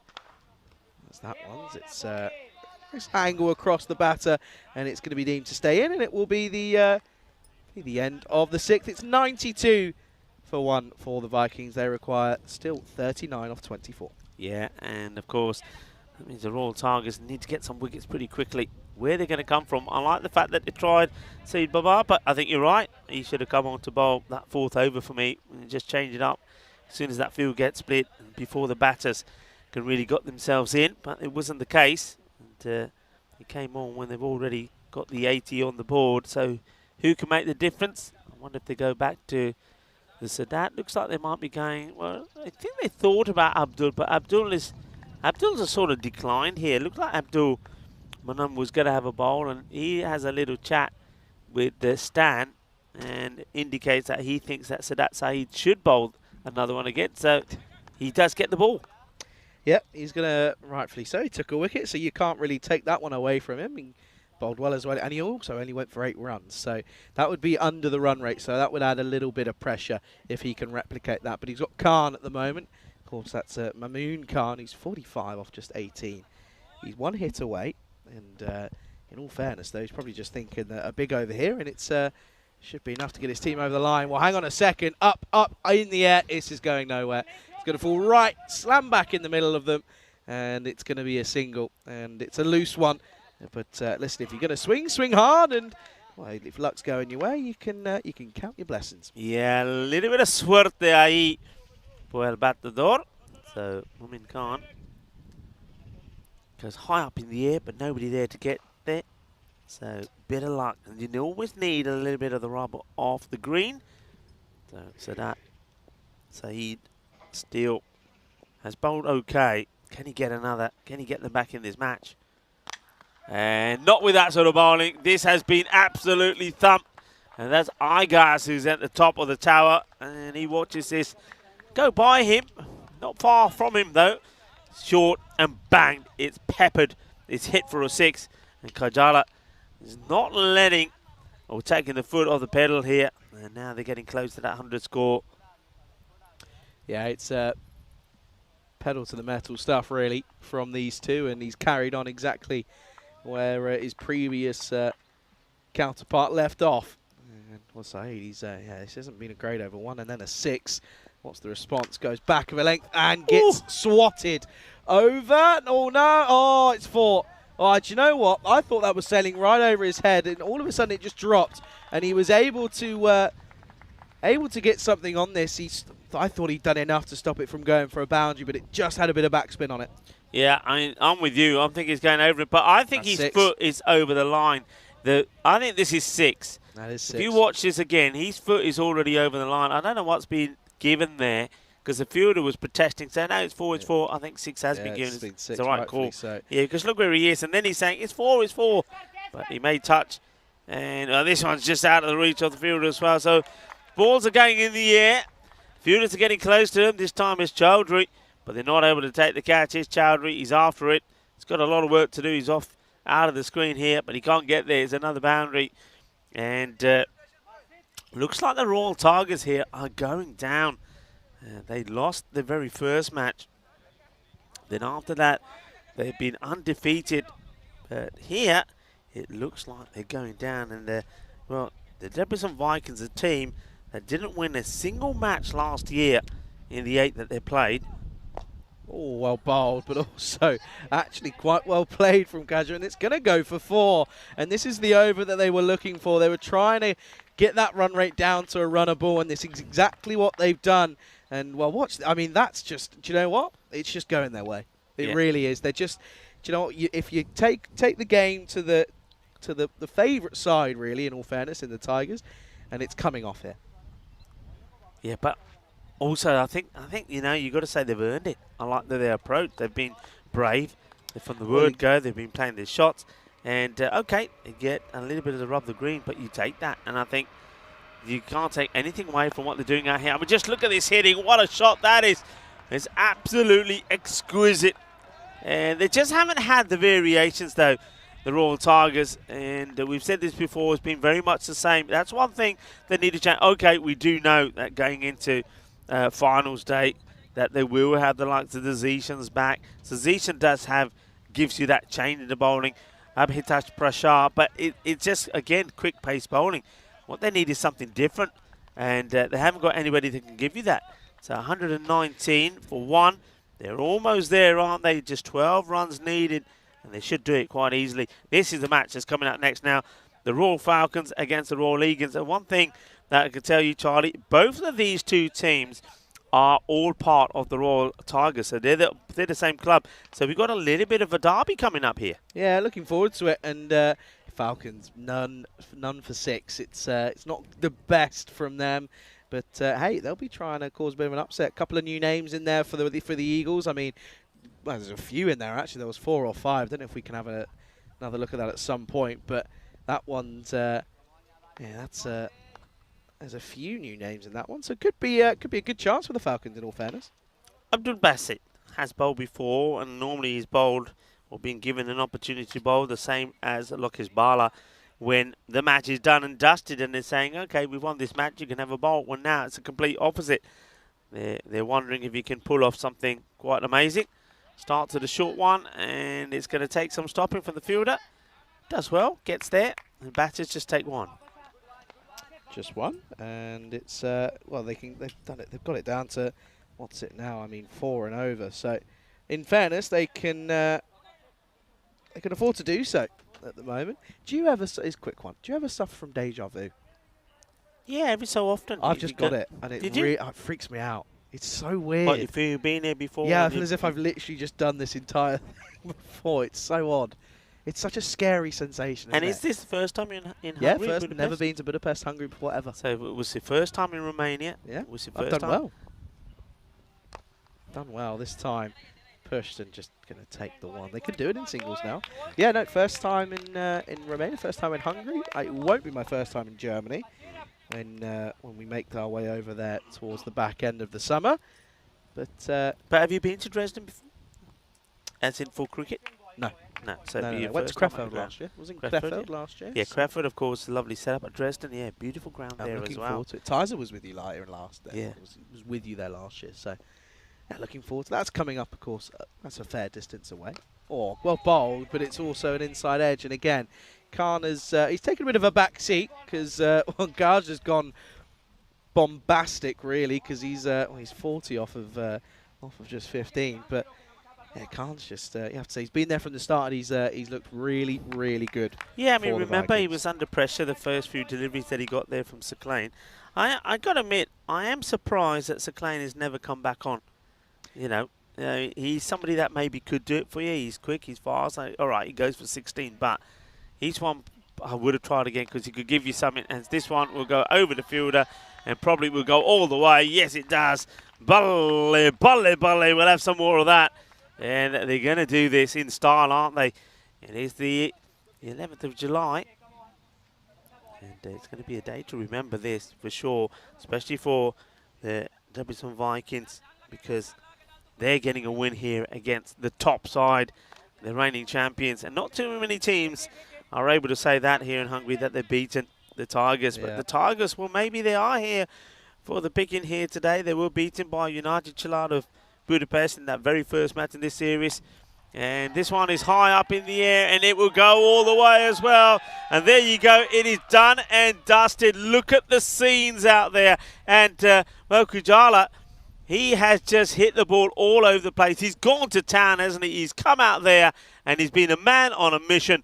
And just look at that. Look at his hitting. I think he finishes with his 50. You know, I think he gets 50 of 17 deliveries. Yes, he does. 52 of 17. Usama Kajla, what a way to finish. Look at the delight there from those two. And I'm telling you something, there'll be plenty when those two batters come off as well. So the Royal Tigers, they got to 130 thanks to a great partnership between Abdul Manan and Stan Ahuja. That partnership was worth 128. But how about this from the Debrecen Vikings? Well, the Vikings have landed, and they are here to make a name for themselves. And what a start from them here today. They have beaten the Royal Tigers. Haven't just beaten them, Charlie. They've absolutely stuffed them. Yeah, big time. Made it look very, very easy. The Falcons taking on the Eagles. That's what's coming up in around about 30 minutes' time. As that gets underway at 9:15 GMT, 11:15 Central European time, and 2:45 back out in India. And well, let's take a look at these highlights then. And there are going to be some big hits. As yeah, we saw the mammoth opening partnership worth 78. It was a good one, and well, do you know what? It was just poor. It was poor from the Tigers. Yes, they're missing a few big names in their lineup, but they still back themselves, one of the top clubs in Hungary. And it's just not come off, and didn't look as if they were there. Do you think ragged is the word? Yeah. In the field, they're ragged. They didn't look set. They didn't look set. They didn't deploy a plan. That was a good catch, though, to break that opening partnership. But in all fairness, it just brought out someone who just went ballistic even more so. And mate, the thing is, though, I mean, as we leave you looking at these highlights, and of course, it's one-way traffic. I'm just wondering here if this is perhaps another good thing for the Royal Tigers. You know, when you're a team that's always winning, then you maybe get a bit complacent. Well, they lost the very first match. Yeah, they did, and in this series. Sorry, just I think one of the Dragonfly came and tickled me throat there for a moment. Yeah, they lost their first match, and from then they got that winning impressive set game. As we see the victory there, and what a moment that is for Kajala as he gets his half century as well. But now they're another defeat here, so they'll come back together and say, right, okay, boys, you know, we've got to be better. We can't rely on our past reputation. Whereas maybe somebody, if you look at the blinders that haven't lost at all at the moment, maybe, you know, you could probably arguing, we've seen that so much on the European Cricket Network, maybe they're peaking too soon, and people will think, well, they're bound to lose a game now and again. Will they lose those games when it matters in those elimination matches when it comes to, say, on Friday?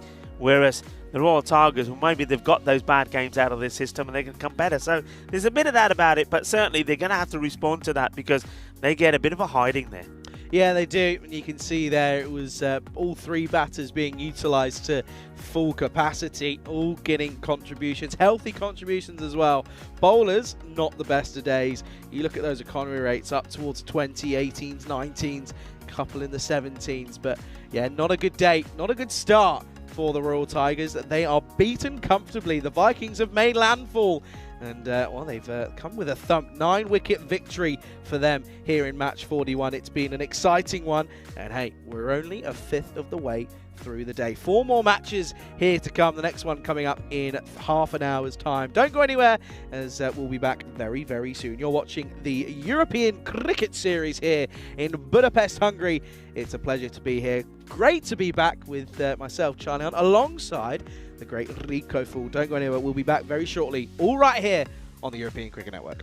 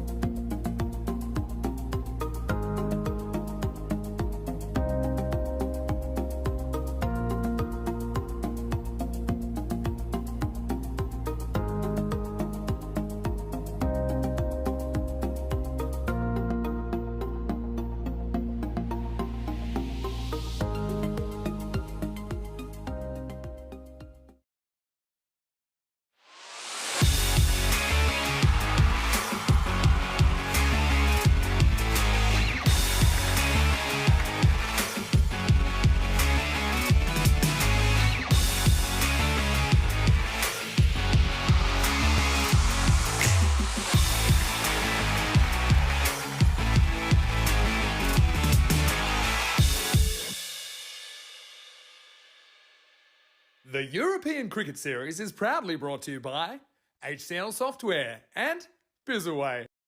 Hello and welcome back. Match number 42. A bit of a royal affair going on here where the Royal Eagles will take on the Royal Falcons. Well, we've seen the Royal Tigers in action already this morning, and of course the Eagles and the Falcons are part of the same club. The Eagles are the second 11 and the Falcons are the third. So third 11 versus second 11. It's going to be an exciting match. What I can tell you about both these two teams that they haven't been in the best of form at late. The Falcons are still looking to win their first match. They came very close though against the Tigers when they took the Royal Tigers to the last ball of the match, but unfortunately ended up on the losing side. And the Eagles, they have lost the last three matches that they have played. Look at some of the key players before we go to the coin toss. I think with the Eagles, the likes of Shaban Dari is going to be very key. He's a player that has put in some very good all-round performances in. He's an aggressive player, and then he's backed up by the class of someone like Sachin Chauhan, who has been really good with the batter, so I played some lovely shots.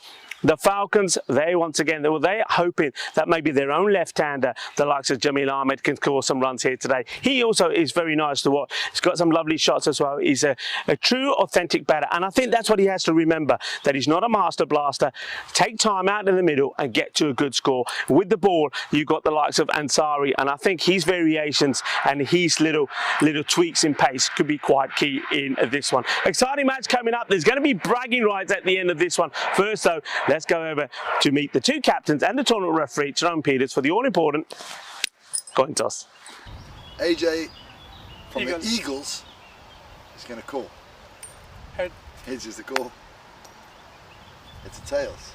We will go for batting. Yes, they're going to go for batting. Back to you, Charles and Rico.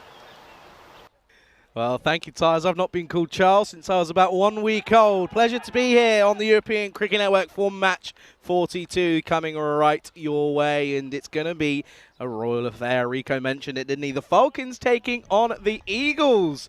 As we can see there, no wins for the Falcons as of yet in this tournament. Could be a good chance. Look at that. There's going to be 5 debutants here for the Eagles. George Chauhan alongside Noman. We've also got Maddy and Perumal coming in then. So, bit of the unknown for the Eagles. Could be improvements, could not be. Only time will tell. But it's a pleasure to be here in Budapest, Hungary for this game. And well, look at that, expected scores of 106 playing 108. So just 2 in it for these two. And well, folks, if you ever thought that commentary, by the way, was a difficult job, imagine what it's like when both their sister teams, so they're part of the same large club, they're all wearing the same kit. So that's going to be fun to work out. And I hope you like the colour orange, because you're going to be seeing it for a solid hour and a half or so, I reckon. But yeah, looking forward to this one here. Of course, that little break in between the games means you can go and take a look at what else is coming up on the European Cricket Network today. Of course, it's a big week. It's Cricket Week. We've got, of course, the European Cricket Series here in Hungary. Then, of course, we've got the Dina Cup in Malta. That's for the first couple of days. Then we've got the Valletta Cup coming up later this week. But you've got to remember, we've got Thailand, Scotland, and the Netherlands women's sides all battling it out for victory in the Netherlands, and that's so Vinny out in Malta, and you've got Corey Rutgers out in the Netherlands, and then myself alongside Rico Phil, who will be joining me momentarily. He promised me he would. He's leaving me tomorrow for a well-deserved day off, but he's here today, and it's a pleasure to be back in the comments box with him. But yeah, early signs here, as of course it's the Falcons that are batting, so it will be the Eagles, of course, and the Falcons electing to bat there. So this will be Rebin George. We'll get a first look at him with the ball in the tournament as he comes up against the Falcons here, and you can see there. Well, you can see the stray of orange all around. There is slight difference in the kits, but I think, if I'm not mistaken, it looks as if the Eagles are wearing the ECL kit, if I'm not mistaken. And we're ready to get things underway, and good start. And this is just dropped into the onside, and That'll be just the one to start. But huge good morning to everyone tuning in around the world. Pleasure to be here. And, well, our men in black up there today. Got Steve and Sissel. And James is the third ump. Of course, led wonderfully by a man who called me Charles. And, well, only a fair few of people call me ever called me Charles. And that's Tyrone Peters, who's doing a splendid job. He's also our taxi driver. He's driving us to and from, as is my fellow commentator. We've got a couple of cars for the duration of this tournament, which is a nice change, but that's that'll just be again dropped by Fayaz Khan, the skipper and wicketkeeper for the Falcons here. There you can see there's a good look at the ECL strip for what of course was the Royal Tigers, but this time around it's for the of course the Royal Eagles, who were donning the garments. Outside edge, and he's gone eventually. And he holds himself and says, there was never any doubt. But the juggler, bit of a juggling act from fly slip, and it's gonna be a duck for Khan. And watch this one. It's a big, thick outside edge. Doesn't really have much of an idea, but he eventually manages to find a way. That's Maddie, who's come in for the first time, and he's right into the thick of it. And what a way to get your tournament underway. And it's there, you can see there. It's a second ball duck for Fayaz Khan. It's the first wicket down. It's 1 for 1 for the Falcons. Good start for the Eagles. And, well, it's a good opportunity to welcome back the other taxi driver for the crew here over the last 2 weeks. It's Rico Full. Yeah, good to be back. And, well, what a lovely moment that is. Well, that's Maddie there. Takes a great catch. And then I like the way once he takes a catch, it's like that look. Hey, boys, it was never in doubt. Well done to Maddie. And, he gets in the action straight away. And so, well, 2 new men in the action, really. Guys that we haven't seen too much of. Revin George doing the bowling and Maddie taking the catch. Yeah, big time. As it's Hafiz, who's come out at 3. Oh, outside tickle potentially. Oh, not given. And, well, I certainly heard a noise come through the mics, but I don't know. I mean, that replay doesn't, of course, tell us anything, but umpire not moved and close. It's a great delivery, isn't it? And tell you what, if they were able to pick up the wicket here of Ikram Hafiz early, they'd be on a high. Now, of course, there's bragging rights that are out there for the takers in this one, as it is a bit of a royal affair. We've already seen the Tigers go down, so we've seen one team of the club lose here today. Which will be the other team that loses, and which team will have the bragging rights to say, well, you lost and you lost, but we won our match? Well, this is the battle of second 11 versus the third. And Charlie, you and I know, because we play for clubs that have had first and a second team, and when they do come together and play matches like this, there's something to play for. There's an extra bit of spice, and at the moment it's all about the Eagles, because this has been a tidy over. And, well, again, asking the question, is he walking or is he...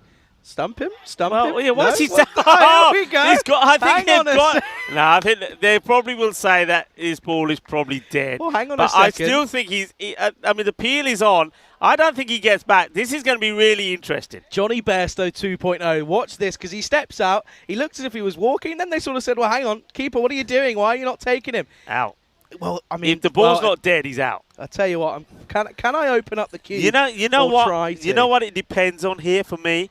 It depends if the umpire, Steve, has acknowledged the appeal, said not out, and then said the key word, turned around and said over. If he has said over, then it will be given not out. But if the ball is still considered to be live, he's out. Tyrone Peters has got some work to do here. Of course, he's being communicated with the umpire. He's walking. He's gone. And that will be out. So the ball was still live. The umpire had not called that it was over. So that will be a wicket.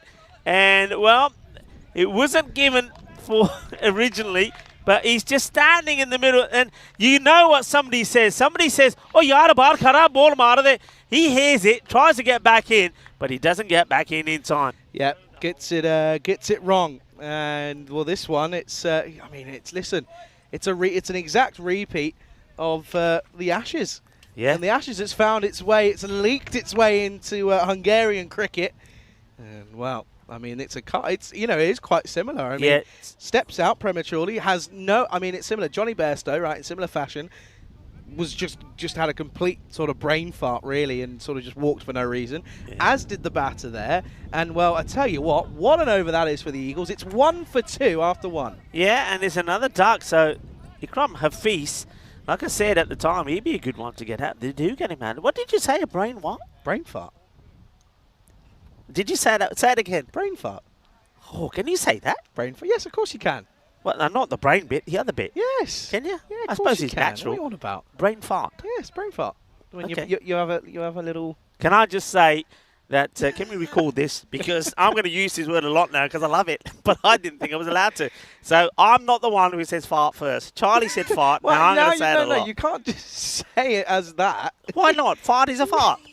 It's natural. Brain fart. I've never... You uni boys come up with the weirdest... So that actually... So give me a context you'd use that in. Outside of cricket. Come on. Outside of cricket, okay. Yeah. You, the person who introduced me to the saying was my driving instructor, actually. And we were coming up to a roundabout, and I went when it wasn't my right of way, and he went, "Charlie, you've just had a brain fart there." That stuck with me ever since. It's a great one. I mean, you've never heard I of know it. when we were growing up, we used to use the word fart bag a lot. Say, how you Well, fart bag. I don't know if you can say that, but anyway, it's. Oops.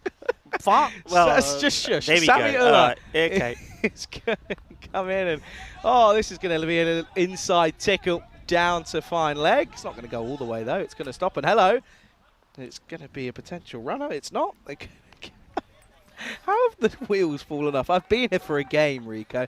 Let's just take a look here then at the leading run scorers and wicket takers for both sides. Powered, of course, by our wonderful partners at HCL Software. And, of course, this is before match 40. And you can see there's 6 apiece, or 6 wickets for Ansari, but 7 for Jaswal for the Eagles. So he's going to be crucial, of course. And yeah, it's disappointing as, Jamil Ahmed, who's out there in the middle. He's the top run scorer for the Falcons on 109.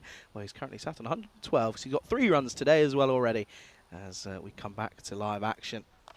It's flicked nicely. That will be that'll be a boundary. Yeah, we've got a spectator there. Hello, then can we have a ball back, please? Thank you very much. And that's a good-looking clip off the hips. It was a good-looking clip. Yeah, nicely played. Yeah, spectators are welcome here at the DB Oval. Nicely played. Yeah, we always welcome the spectators watching a little bit of cricket. Come on down. They come to the DB Oval. And nice shot. But this guy has been on song. And I've said before, though, he's got to get going. Got to play some good shots. And he goes down the ground here, but he doesn't get it past the infield. No run.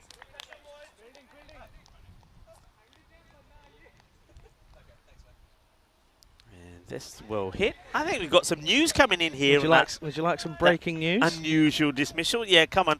I think I heard it, but you can tell the audience. It wasn't run out. It was caught behind as the official dismissal. It was given as caught behind. He was walking essentially. And then thought, hang on, I've not been given, so I'm going to carry on. And no, so he was given as caught behind. And well, I tell you what, no question about this one. Cleaned him up entirely, and he looked comfortable. He was trying to flick once more though, was Ahmed, but he got it wrong.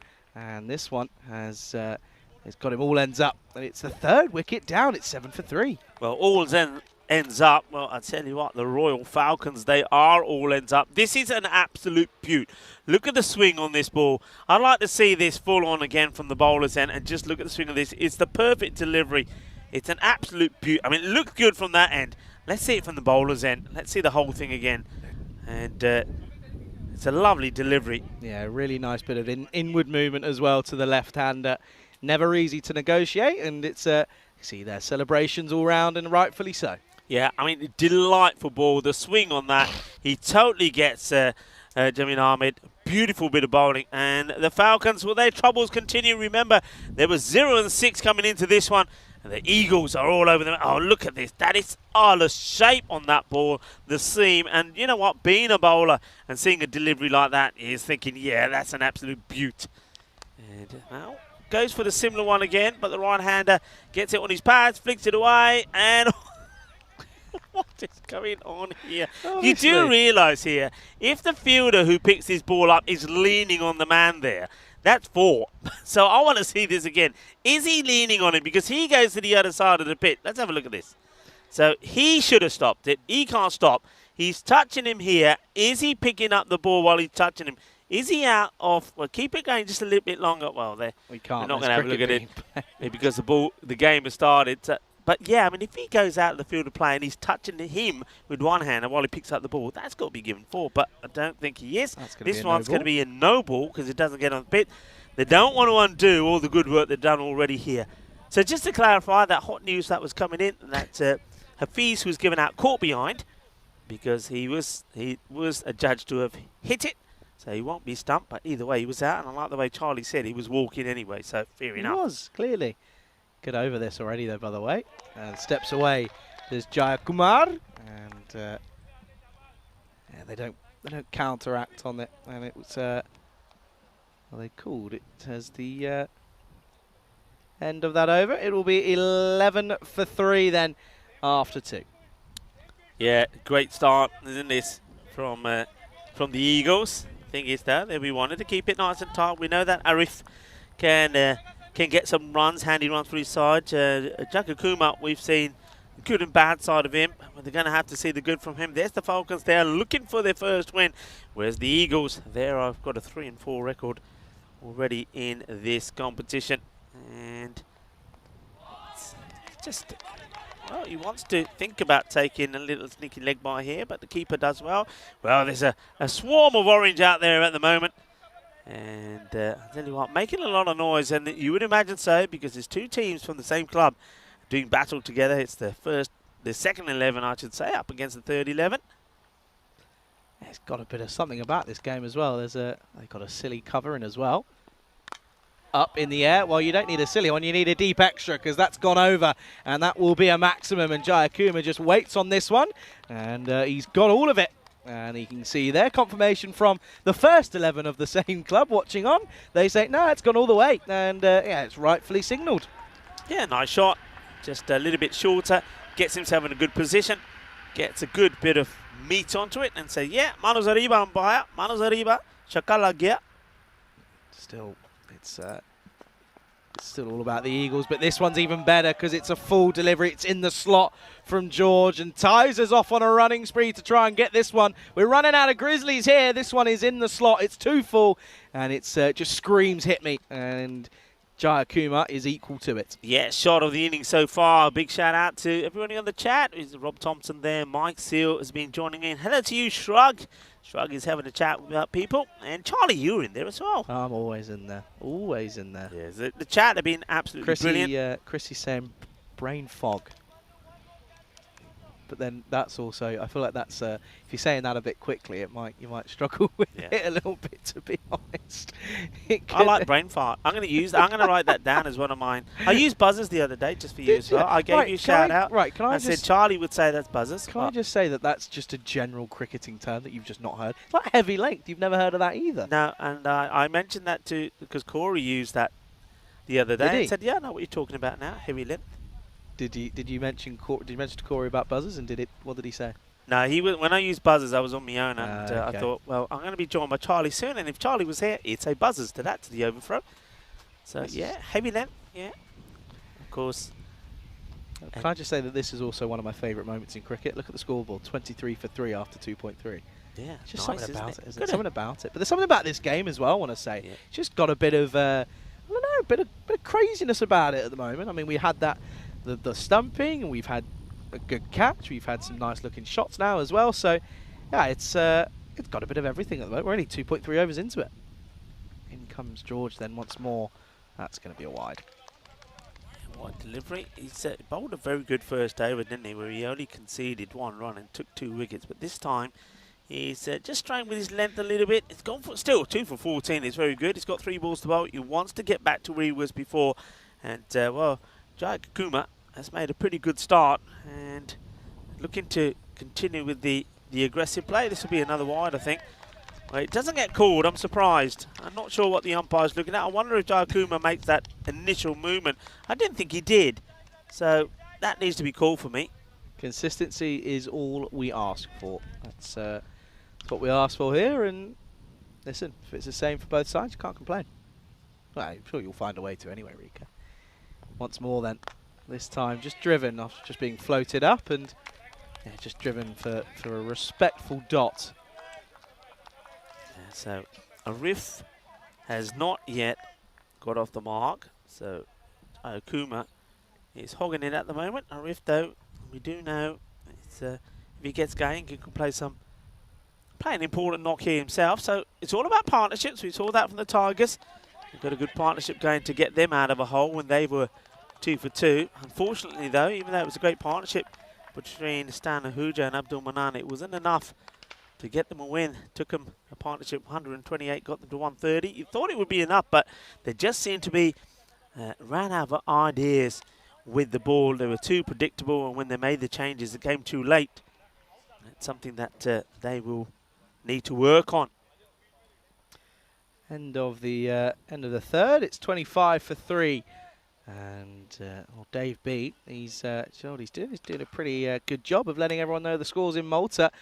He's Luxembourg 88 for 4 after the 13th. So Malta looking pretty set on for another victory. That'd be 2 out of 3 for them. Of course, that's the Dina Cup, and then it's of course the Valletta Cup that comes up later on this week. And I'll be keeping it close. That's got a close place next to my heart, I have to say, Yes, as the Valletta Cup. Renowned in Malta. Of course, more teams will come and participate in that. So yeah, we'll keep an eye on that as well. That's it. My first ever event, that one was, on the European Cricket Network. You never forget it. And anyway, once more then. That's a little tickle down, and it's not stopped. Don't think it's going to... I mean, look how much that's just plugged, by the way. That's just stopped. Put the brakes on itself, really, and they come through. Good afternoon to Kroon. Joins us back... Oh, good morning. Yeah, that's... do you know what I did yesterday? That's, you know what's really embarrassing? When you get onto a flight or you're checking in, and they check your ticket, and they go, "I'll have a good flight," and you say, "Oh yeah, you too." They're not getting on the flight, are they? I thought you were going to say you had a brain fart on the plane. That wouldn't have been nice either. Ask you the question. Not in an enclosed area. It's not a... Hey, listen, I just said hello to Shrug, and I thought, I hope you well haven't seen or heard from you a while. Of course, I now realise why Shrug.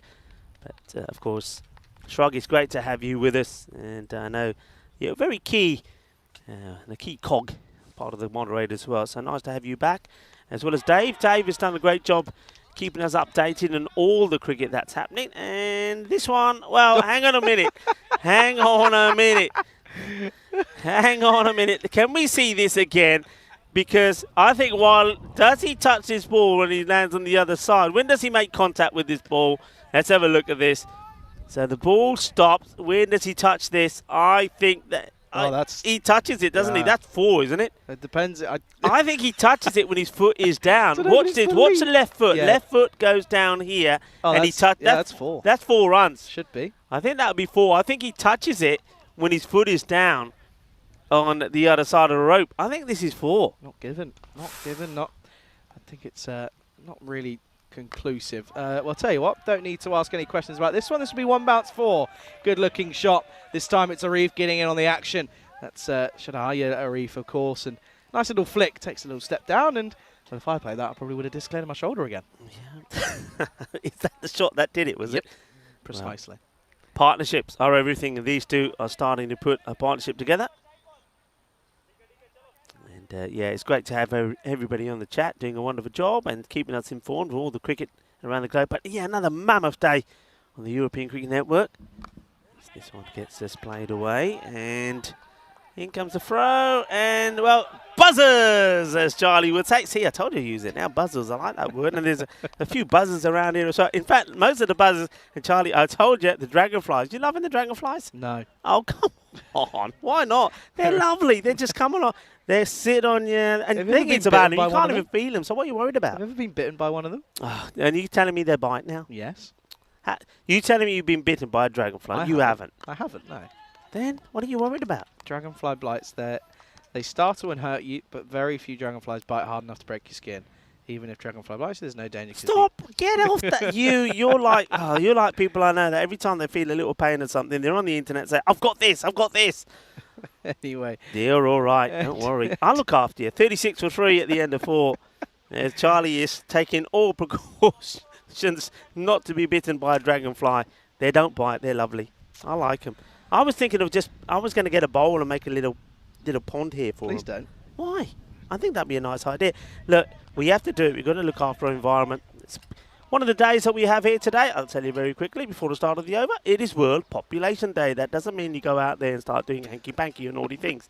It's just reflecting on population issues. Overpopulation is a crucial issue, especially when considering that world resources are being depleted all the time. So, hey, here's a fact for you. In 1804, we got to the first billion. The population got to 1 billion. In 1987, 5 billion. Today, 8 billion. So there's a lot of impact there on resources. That's what a lot of work has been done on how we're going to keep the human population fed in years to come. Wide. Still. I do love it when you go off on your tangents. See, I've got somebody to have a tangent with now. That's nice. When you're on your own, you can't have a little grope by yourself. It is hard. Oh, that's a poor shot from Jayakuma. Now you're not mentioning the day that I want everyone to be mentioned. Yeah, I'm not mentioning it because I'm waiting for you to get hot and sweaty, and then I'm going to mention it when you're having a mirage of it as well. Oh, don't. I might have to see if there's one near the where we are staying. Shugs just said, how was your game with the Vatican? Did Pope get any runs? Pope didn't play. Well, you did say that there was a number of popes playing, by the way. Shrug, he did. Priests, that's the word, priests. Priests. It was all right. It was good fun. Actually, no, that's a lie. I should be playing again. Well, depending on my shoulder, should be playing again next when I get back from. Actually, will I? Oh, hang on a minute. No, never mind. I'm going to stop. Did you keep wicket, by the way? No, I didn't. No. Who was behind the stumps then? Kieran? No, it was actually. Oh no! Oh dear! Oh, is it going to go? No, it's going to plug, and they're going to come back for the second. No, it was. Do you remember? It's listen. If you're an ECN fan, and I'm talking all the way back, and I actually think this happened. Oh no, I know what you're going to say. This happened before the actual European Cricket Series began. It was a little tester tournament in Alicante, in our first LP, and the infamous the hammer Tommy Knowles. That's a good shot, by the way. Nice little flick of the wrists, and this will go all the way. Hits the banner. Jayakuma just looking to steady the ship here, isn't he?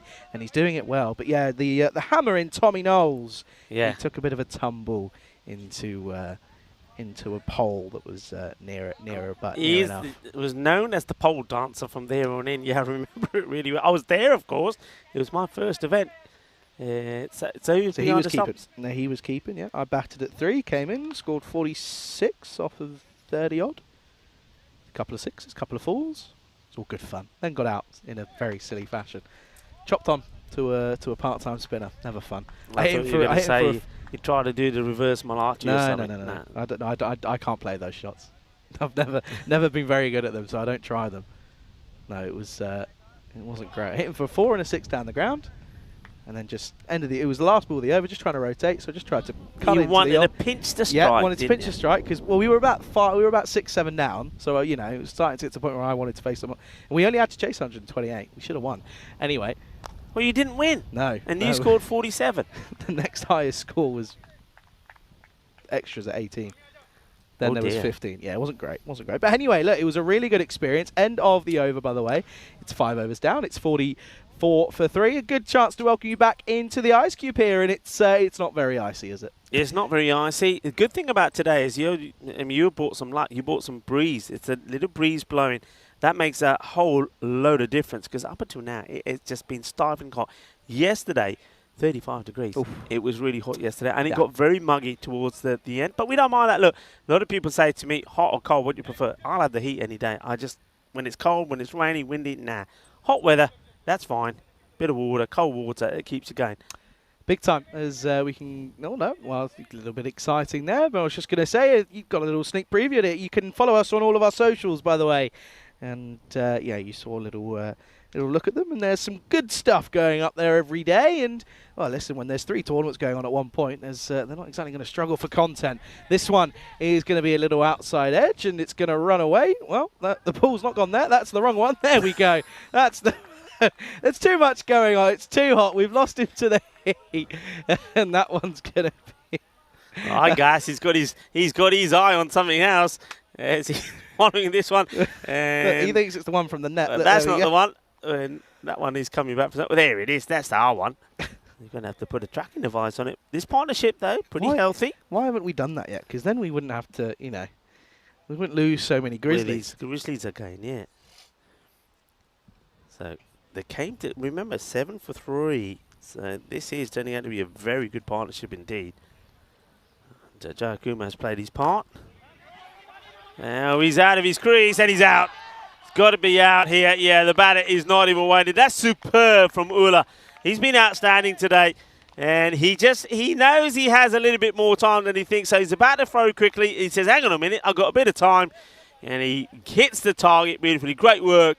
The batter goes too early, doesn't he? He's out of his crease. And Arif is going to have to go back thanks to some brilliant work from Ula. Well done. Well, that's another one to watch out for on the old social media. Well, maybe that one could be the HCL moment of the day.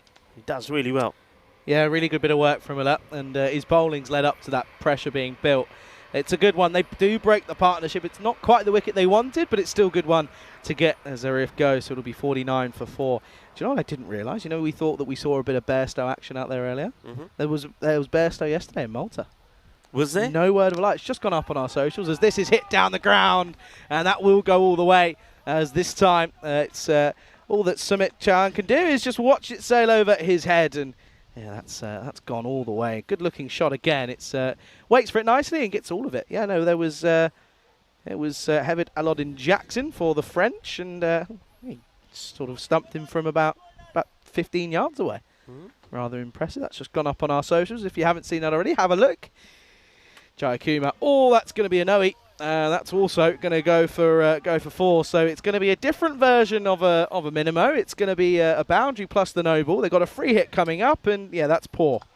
Yeah, it's not good, is it? You just get a wicket, and the next ball gets thumped for a boundary, and then you bowl the no ball. So all the good work that Sami Ula has done, he then lets himself down with this delivery. So one thing that the Royal Falcons are able to do here, they're still keeping the scoreboard ticking.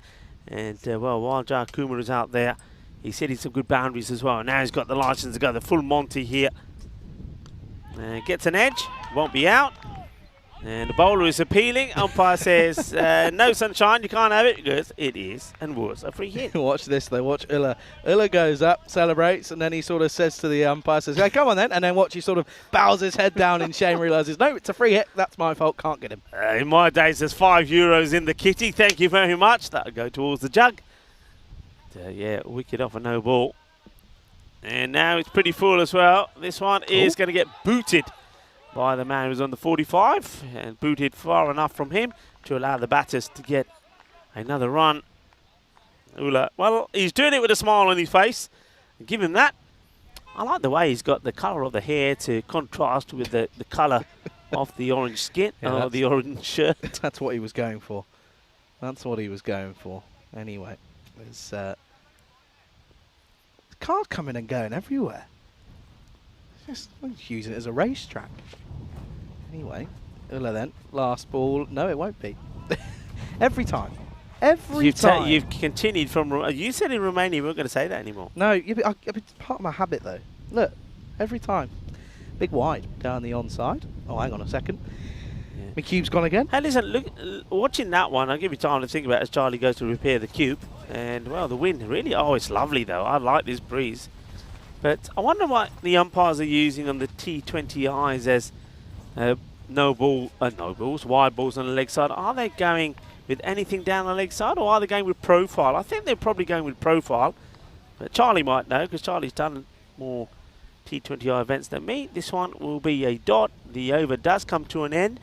Ula's not bowled badly, but he does let himself down with a few extras than the no ball as well. So he goes for 27. Picks up a wicket. The score 62. 62 for 4. So they've still got plenty of time to get to this healthy score of 100 and plus here. That is what they'll be looking for. Remember, I think the Royal Eagles, they will be strengthened with the likes of Sachin Chauhan back in the side. I mean, he's been a great player, and certainly he'll be hoping that the likes of with the likes of Dilba and even somebody like Ajay Jaiswal can get them a good start with the bat. Of course, a couple of new players in there as well that we haven't seen. It could also be useful. We will have to wait and see. But it's all about containment at the moment. Just stop the cube from taking off. Yeah. It was going rather quickly. It got to the point where everyone started sort of staring, thinking, "Is Charlie okay? Are they okay in there? Are they going to start taking off?" But it's good to have that breather. I'm not, you can't. Yeah, you can't get rid of it. I'm not saying any more. Hermanth big into the offside. He's got another outside edge, and this is going to be one bounce for. Again, if you're going to swing hard, and you sort of make your own luck, as in all fairness, and you counter-attack the bowling, and you do get some luck, and this one runs away. Yeah, Jai Kumar, will say that the more time he spends out there, the better he gets. The first few times we saw him with the bat, he didn't look like a batter at all, it has to be said. His shape was wrong, he was swinging and missing, he was going down the leg side trying to hit balls, but he's had a couple of knocks, got the 20s, got into the teens, and now he's starting to look like a threat. And he does well. That's good shot selection as well. He just decides he doesn't need to play at this. He takes the wide. So Hermanth, the new bowler, just not getting it right at the moment here.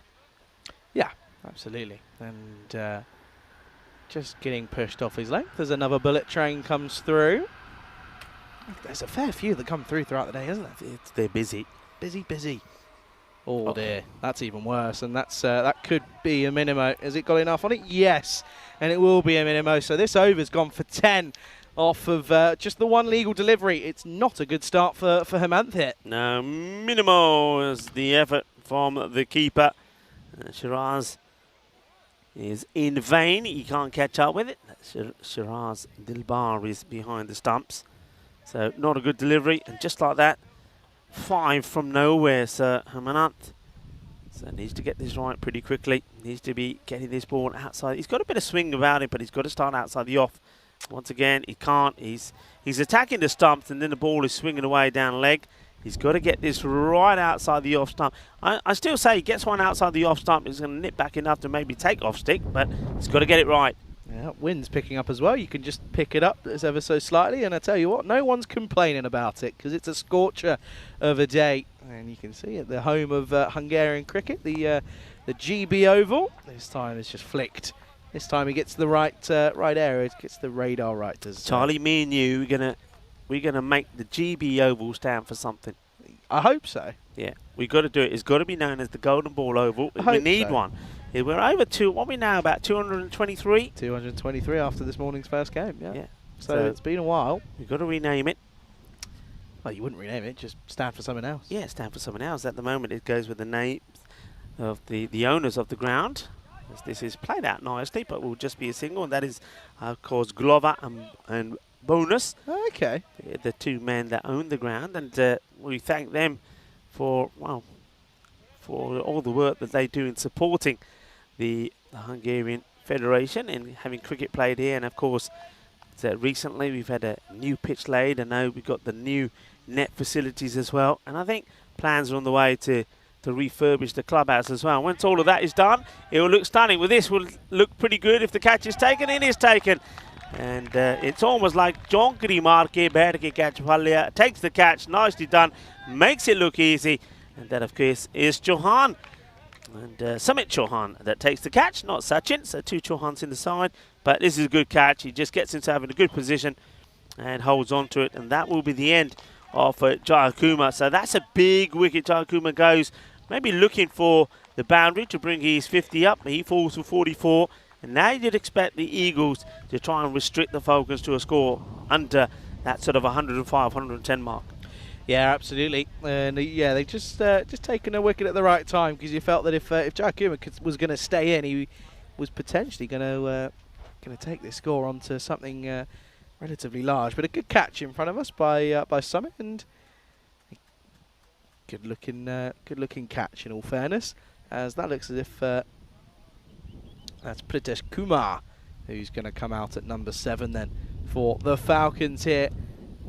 With 2 deliveries left of this over, and this one is oh dear.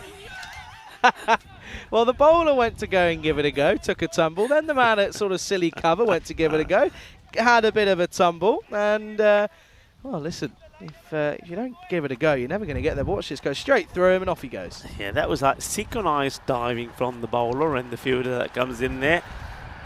And that was Sachin Chauhan. Watch out for him with the bat, by the way. But you can see there behind there, the wind is pretty strong. And just wondering the part this will play. I mean, it's a swirly.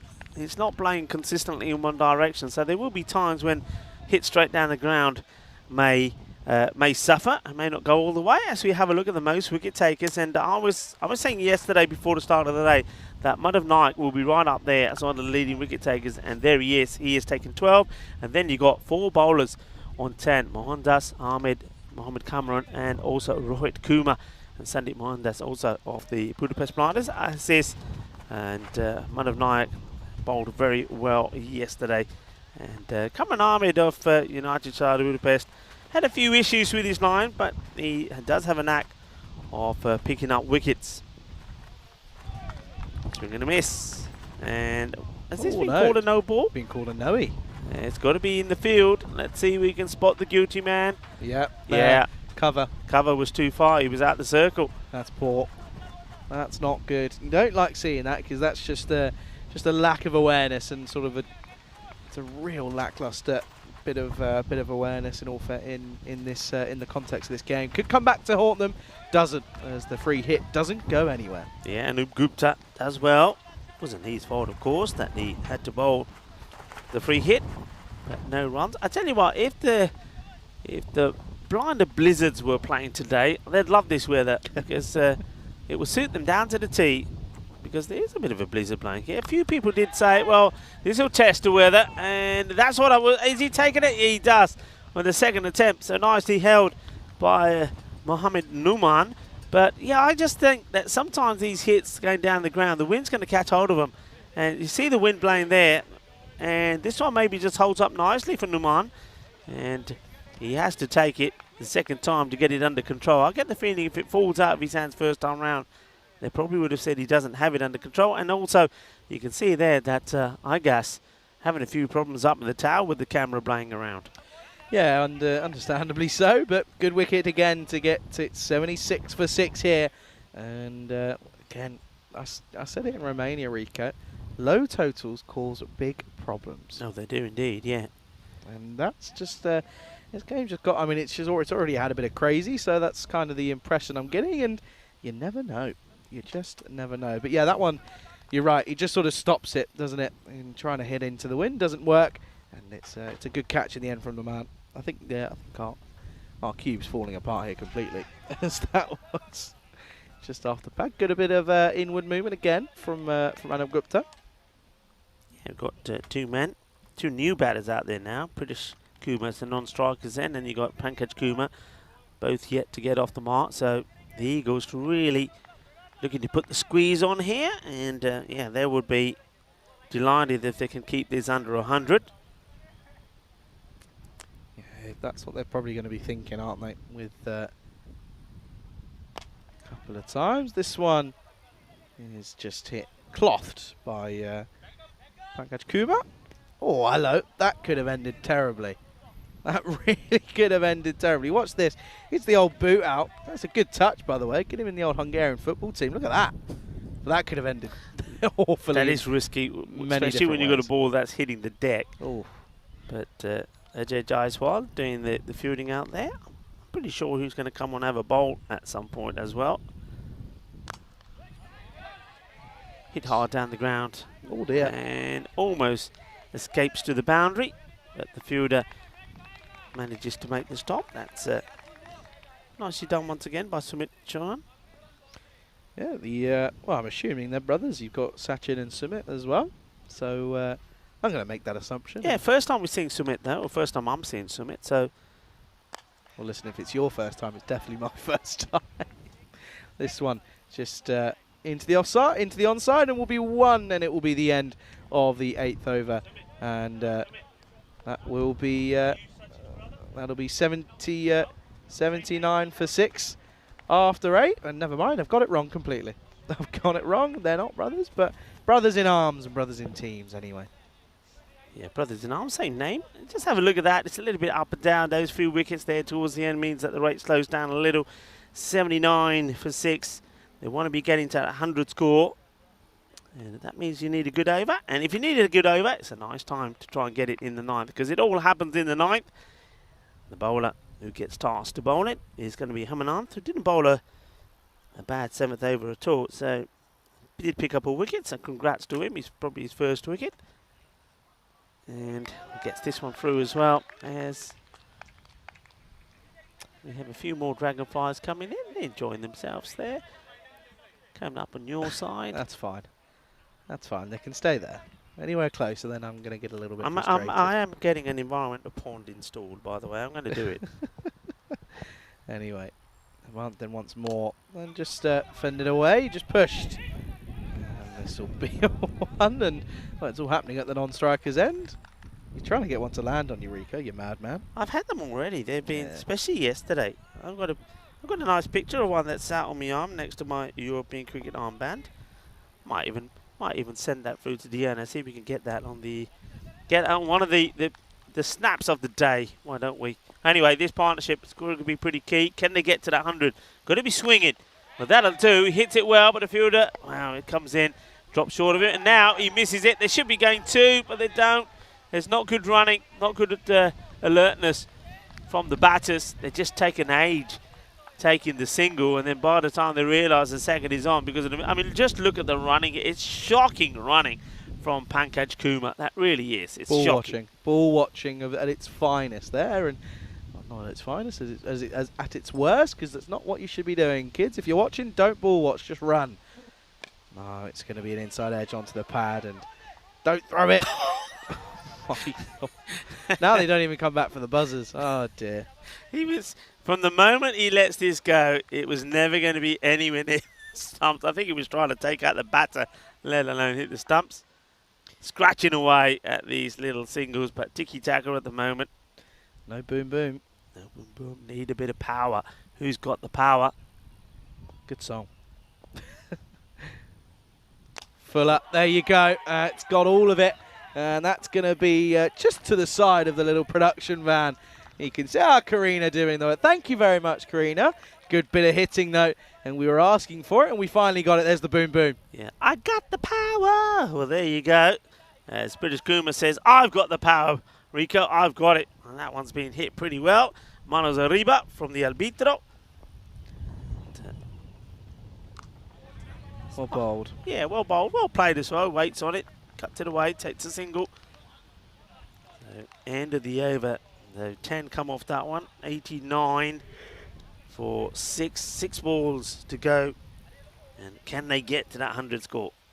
Yeah, looking like it's going to be not going to be an easy chase for the Eagles. Of course, Falcons looking for their first win, and you see their wickets being shared equally, apart from Jaswal only going for the 9 off his 1 over, but still it was a relatively good one. He's going to come back and Jaswal is going to bowl this last over as well. Is the skipper.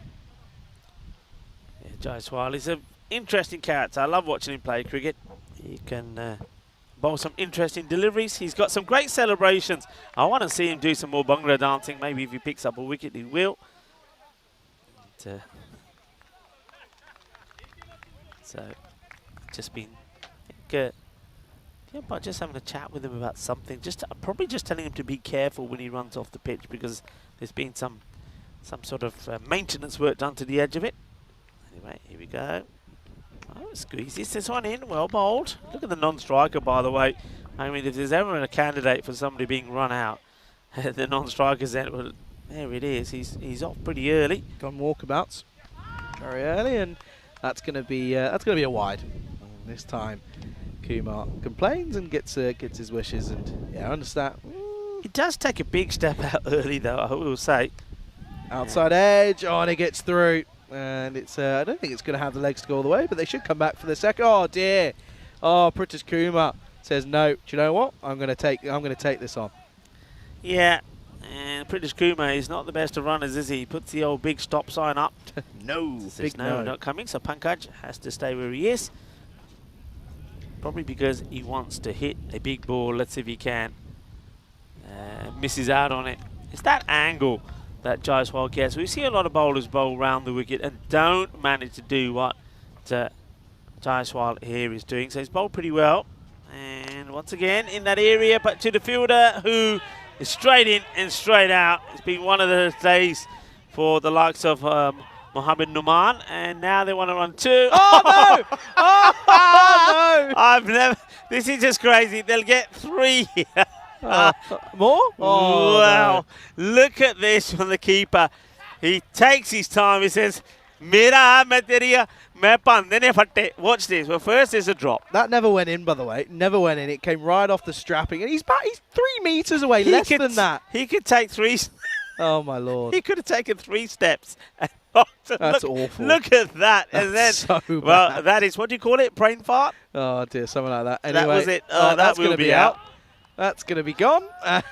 Underarm is better than overarm is what the lesson is here for the wicketkeeper, Dilbar. I get the feeling that will be the end of the innings as well. And it ends in true cricket mania style here in this match. And the Royal Falcons, they'll end up with 95 for 7. So the Royal Eagles, they do contain. They'll be happy with that. But, well, there's going to be some funnies in these highlights, that's for sure. Yeah, there's going to be some crackers. Let's take a look at them then here at the highlights of the first innings of match 42. And it started with a little outside edge, and it was eventually taken by Badvaj Maddy. He was out there in sort of fly sit. Then there was a little tickle, and, well, was there a tickle? Question was asked. Then he went, oh, hang on, keeper, take the stumps, because he's gone. And anyway, it was eventually given as, yeah, he was out. And, well, I think there was a bit of confusion as to whether or not he was walking or not. And, well, then Hafiz just tried to get a little bit cheeky and get himself back in. This one, though, that was a good bit of work from... oh, he was one of the pick of the bowlers for me, in all fairness, for Samuel. I thought he bowled really well. And he got that really nice away movement as well, which was rather crucial. And, well, up against the left-hander, it was coming in. And, well, this one was, again, a couple of interesting, funny moments. There's one, there's 2. Do you know what? The fun never stops. This was a nice shot, just clipped into the onside. Good wristy movement. You can see here off his own bowling. Bosh. No one is ever going to take a run against his arm ever again, because he was on it, and on it like a car bonnet. Yeah, Samuel, he had a good highlight there. I think his second over was a little bit expensive, because once again, after doing the good work, getting that run out, he then bowled a wide. Then it was a beamer that was hit away. That was a nice catch there by Sumit. And Chauhan, this one was a pretty good hit, but the fielder held on to it. Well, he was able to hold on to that one, Mohammed Numan, but there was one a bit later on which came into his hands and straight out again, and then ended up with quite a bit of a highlight, because we saw 3 being run. I think this is it here. The catch goes down. The batters then, well, he got a few overthrows as well. This one, well, there's the catch going down. I think we see it here. Keep it running, keep it blowing. There's the mist, and then just watch the keeper here. He says, I gotcha. No, I haven't. And then he holds his head, says, oh no, what have I done? Valuable runs there towards the end, and well, there was always, as we say, a frenzy of action. But this time, though, he does get his man with the underarm throw, so they're not able to get any more than the 95 on the board. But still, as Charlie would say, we often have some very close nail-biting thrillers when we get scores in the 80s and the 90s. And this one between 2 teams that know each other very well, all part of the same club, could be just that. And that innings dominated really by Jai Akumo. How important it was for him to get that score in, especially when at one point there were 7 for 3. Yeah, big time. And you can see there 43 valuable runs coming from Jai Kumar. Also a nice bit of batting from Pritesh Kumar to finish off the innings as well. But yeah, all about realistically Jai Kumar. I mean, extras as well, pretty handy at 16. So they were the second highest run scorer. So that tells you all you need to know here at this beautiful GB Oval.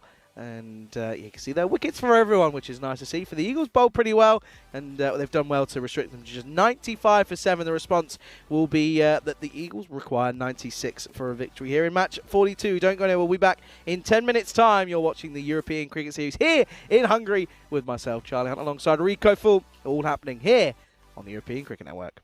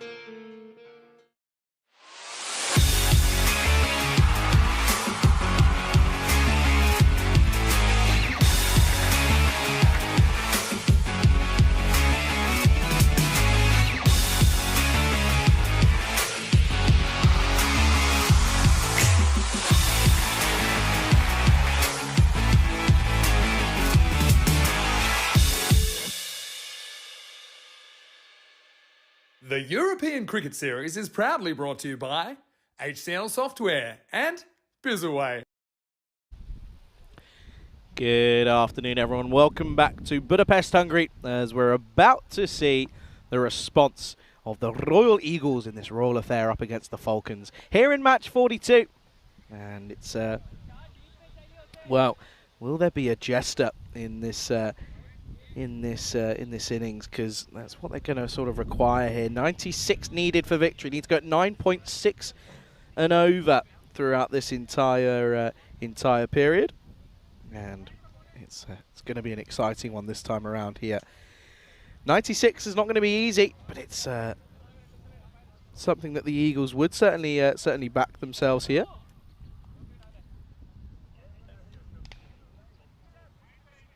So we're ready to get things back underway. That's going to be Jahan. It's well, that's not going to be confusing. That's going to be a wide, and it's going to just be just the one. They're thinking of a second now. They will take it on. No risk of a direct hit, so they'll come back for the second. So it's 3 to start with the wide. There we go, wide signalled. And a bit of a mishap for Fayez Khan, the skipper for the Falcons. This time around, and of course the Eagles looking for a victory here, but a victory for the Falcons would be the first one in the tournament for them. So it's a good chance. This one down leg, pretty straight away from the umpire, giving that one as going down leg side. Watch this one back. Steps across. Yeah, it's not even hitting 8th stump if you were to have one. And yeah, of course you got Sachin Jahan. That is. So Sachin is at the long is on the striker's end, and you've got Sumit, who is wearing 18 on his back. So if you get confused, don't worry, we will too. And the Joys, there's a bit of a pause in play, not probably due to the fact that they don't know who's, or they're not too sure as to who's supposed to be on strike. Well, I tell you for free, I don't know either. And you can see there are men in black having a conversation with, probably potentially with the scorers or with the umpire, as trying to work out as to what's going on. It's a good moustache, that one is, by the way. So I could only dream of having that on in any way, shape or form, but a bit of a pause in play, not too sure as to what it is, but it's a good chance to call back Rico Full into the commentary box. Rico, we've seen a fair few amount of Maximos, and no real surprise to see the blinders are hitting more than anyone. Yeah, the blinders, I mean, once again yesterday, they were just smashing them out of the park, weren't they? And the Royal Tigers, they're behind them there, Debbiton Vikings. And we always say, and isn't it surprising how that sort of reflects the way the table looks as well? And you can see based on that, the Royal Falcons, they're not hitting enough. The Royal Eagles, they're hitting an average around 6.6 per 10 over, so they would be feeling that they're able to they're going to be able to get this score here and get going. But we're just going to wait for a slight delay. It gives us an opportunity to say well done to Malta. They do get a victory over Luxembourg. First up today there at that Marsa International Cricket Ground. Malta, of course, 179 for 8, thanks to a superb 115 from Zishan Khan. And then Luxembourg, they finished 42 runs short, 137 for 9. And a good bit of bowling there from Waka Afridi. Took 3 for 34. So nicely done. That's a good opportunity for us maybe to say hello to you all on our own little channel here on the old Comscan. And of course, it's great to have Charlie here with me. Charlie, first time, of course, it is for you in Hungary. What are you looking forward to doing? I know you're not going to have a lot of time, but in the evenings, anything? Probably not. Probably going to be a little bit tired. I think we might.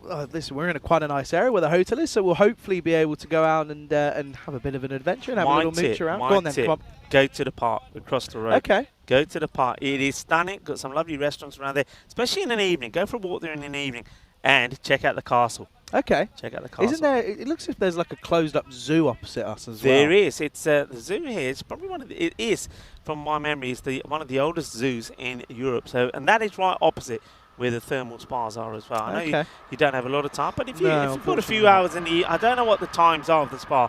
If you've got a few hours in the evening, get there, it will sort out your shoulder. That is for sure.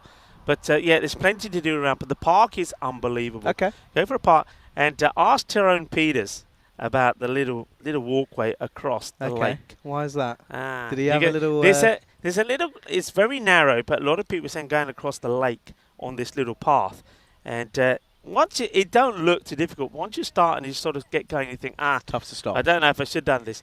Tyrone Peters decided to do it on his day off, but he did it in flip-flops. Not a good idea. Ooh, okay. And you That's know not when you great. get so far and you think, I don't think this is a good choice, I'll go back.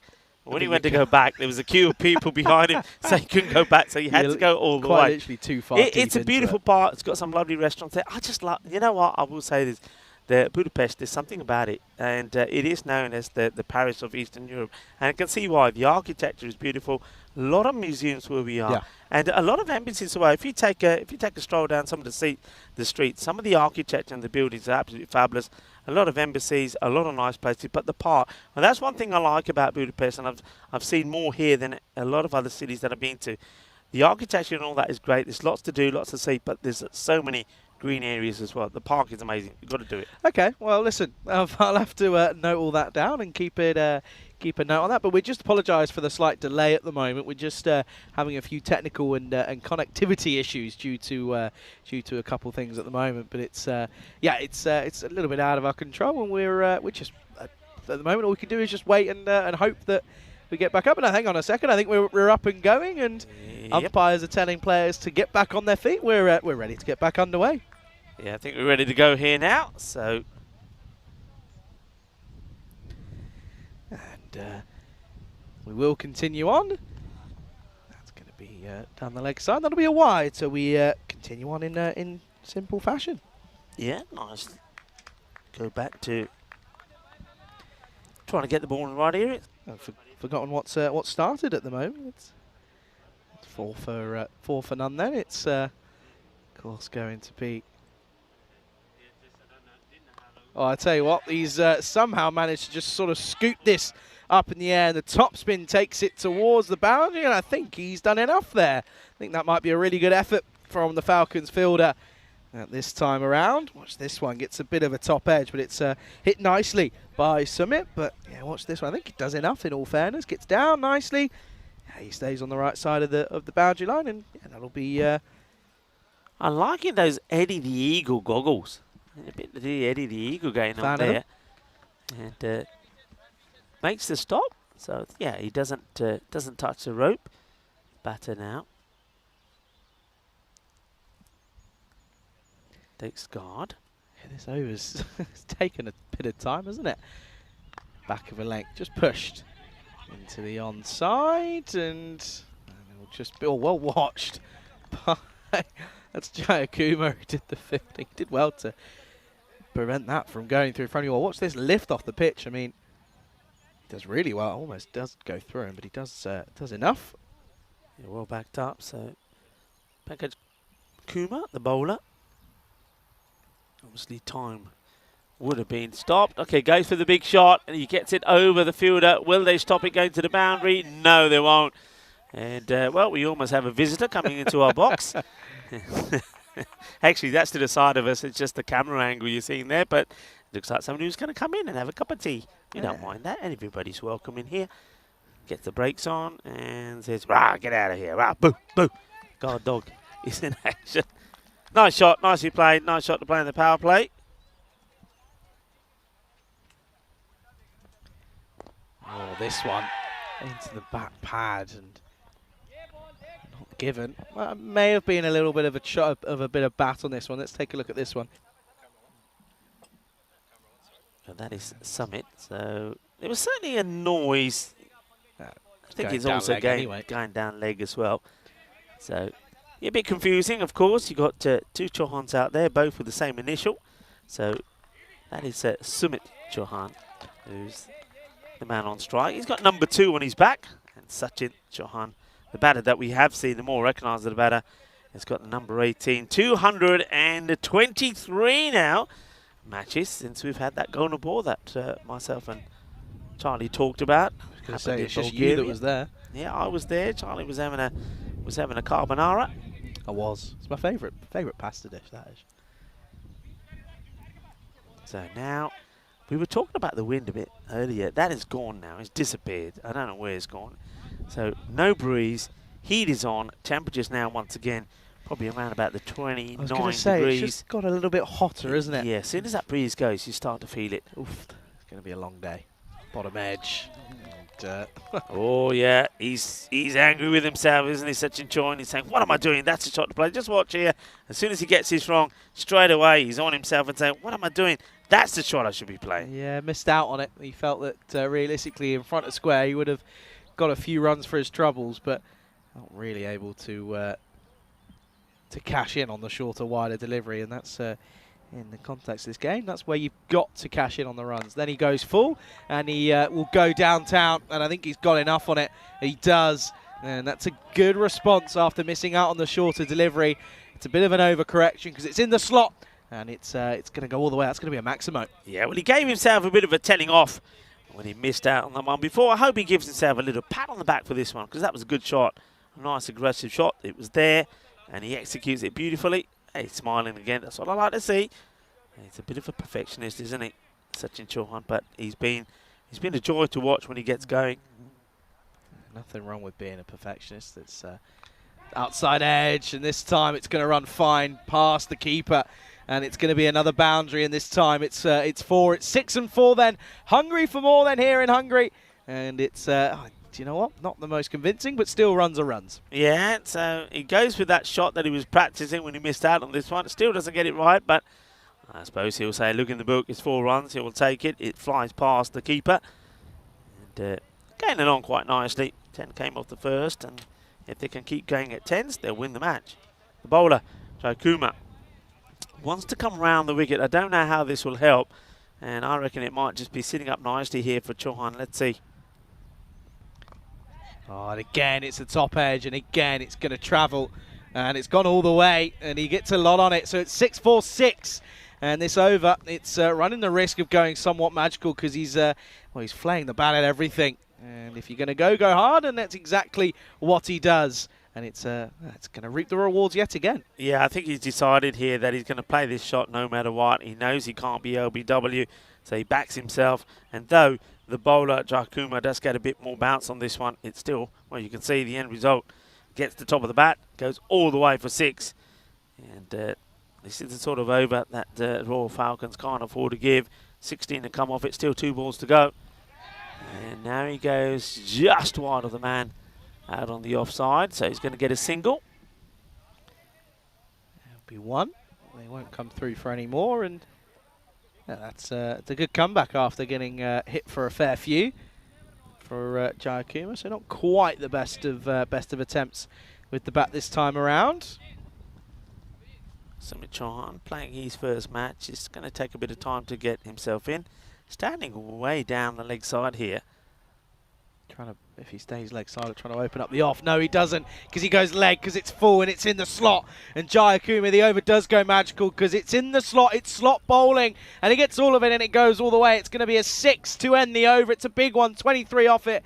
And at the end of the second, it's 33 for no loss. Yeah, this is quite a good shot, really, and that's why he's giving himself room down the leg side. He's basically saying to the bowler, okay, you can see him. You can see all of them.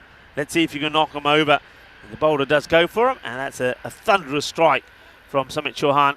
33 off 2, and they're off and running. And basically, I'd like to say, when you're so far ahead, that they've got that one over sort of in the bag as standby. So if there is a really good over here, that say that there's no runs off or a few wickets off, they can say, it doesn't matter. We planned for this one already by having... They're sort of being 1 over in front of where they need to be. But they won't be slowing up here. They'll still be going for this. Falcons, they need a response. They need a breakthrough. Who's going to get it for them? Ikram Hafiz is going to have a go. Yeah, he's going to try and change something up here, isn't he? He's got to try and work something out here, isn't he?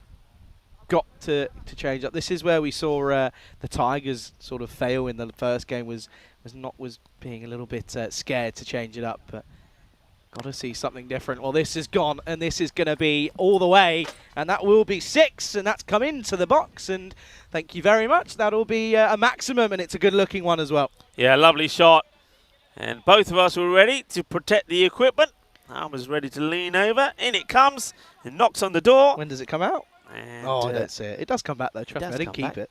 Should have kept as a souvenir. That there. clonked a few things, and I think it hit That's some of the fine. cables at the bottom I there. can't protect them. that's out of my reach, I'm afraid. Oh, it's Gundy, and it's going to run away. I don't think it'll again have the legs. It's pretty thick down at that area of the ground. It'll be one. There's the leg by, signal by. There you go, Steve. Does it handsomely, doesn't he? Oh, Steve and Cecil are out there. James is the third umpire, led, of course, by Tyrone Peters. And, the umpires have been doing a fantastic job here in Hungary. And I think the players will be very proud of their efforts. This is a swing and a miss. Much better delivery. Goes wider, the bowler Hafiz, and angles this in. And haven't bowled too many in those areas, I have to say. That's where they've got to be. Get the ball in the right areas and attack that off peg. Corridor of uncertainty. That's what I'd like to see. Haven't really seen much of it. It's either been full or it's been too short. So there's a change in field then as it's going to come back out. Of course, still fielding restrictions are applied. Power play doesn't end until after this over. So still 3 deliveries left of the power play. And they are really making the most of it. That's going to be a wide. Yeah, just want to focus on the bowler. Maybe you can see this again when the bowler comes in.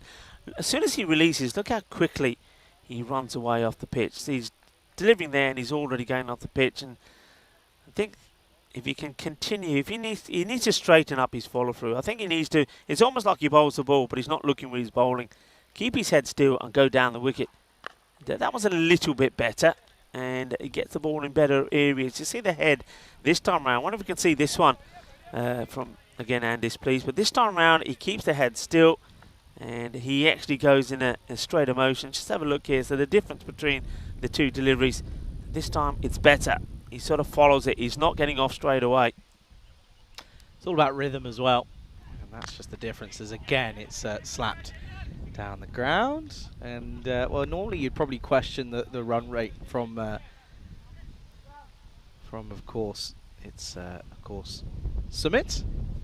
But in fairness, when you've got Sachin who's 24 off 8, you don't need to worry about it when you're only chasing 96.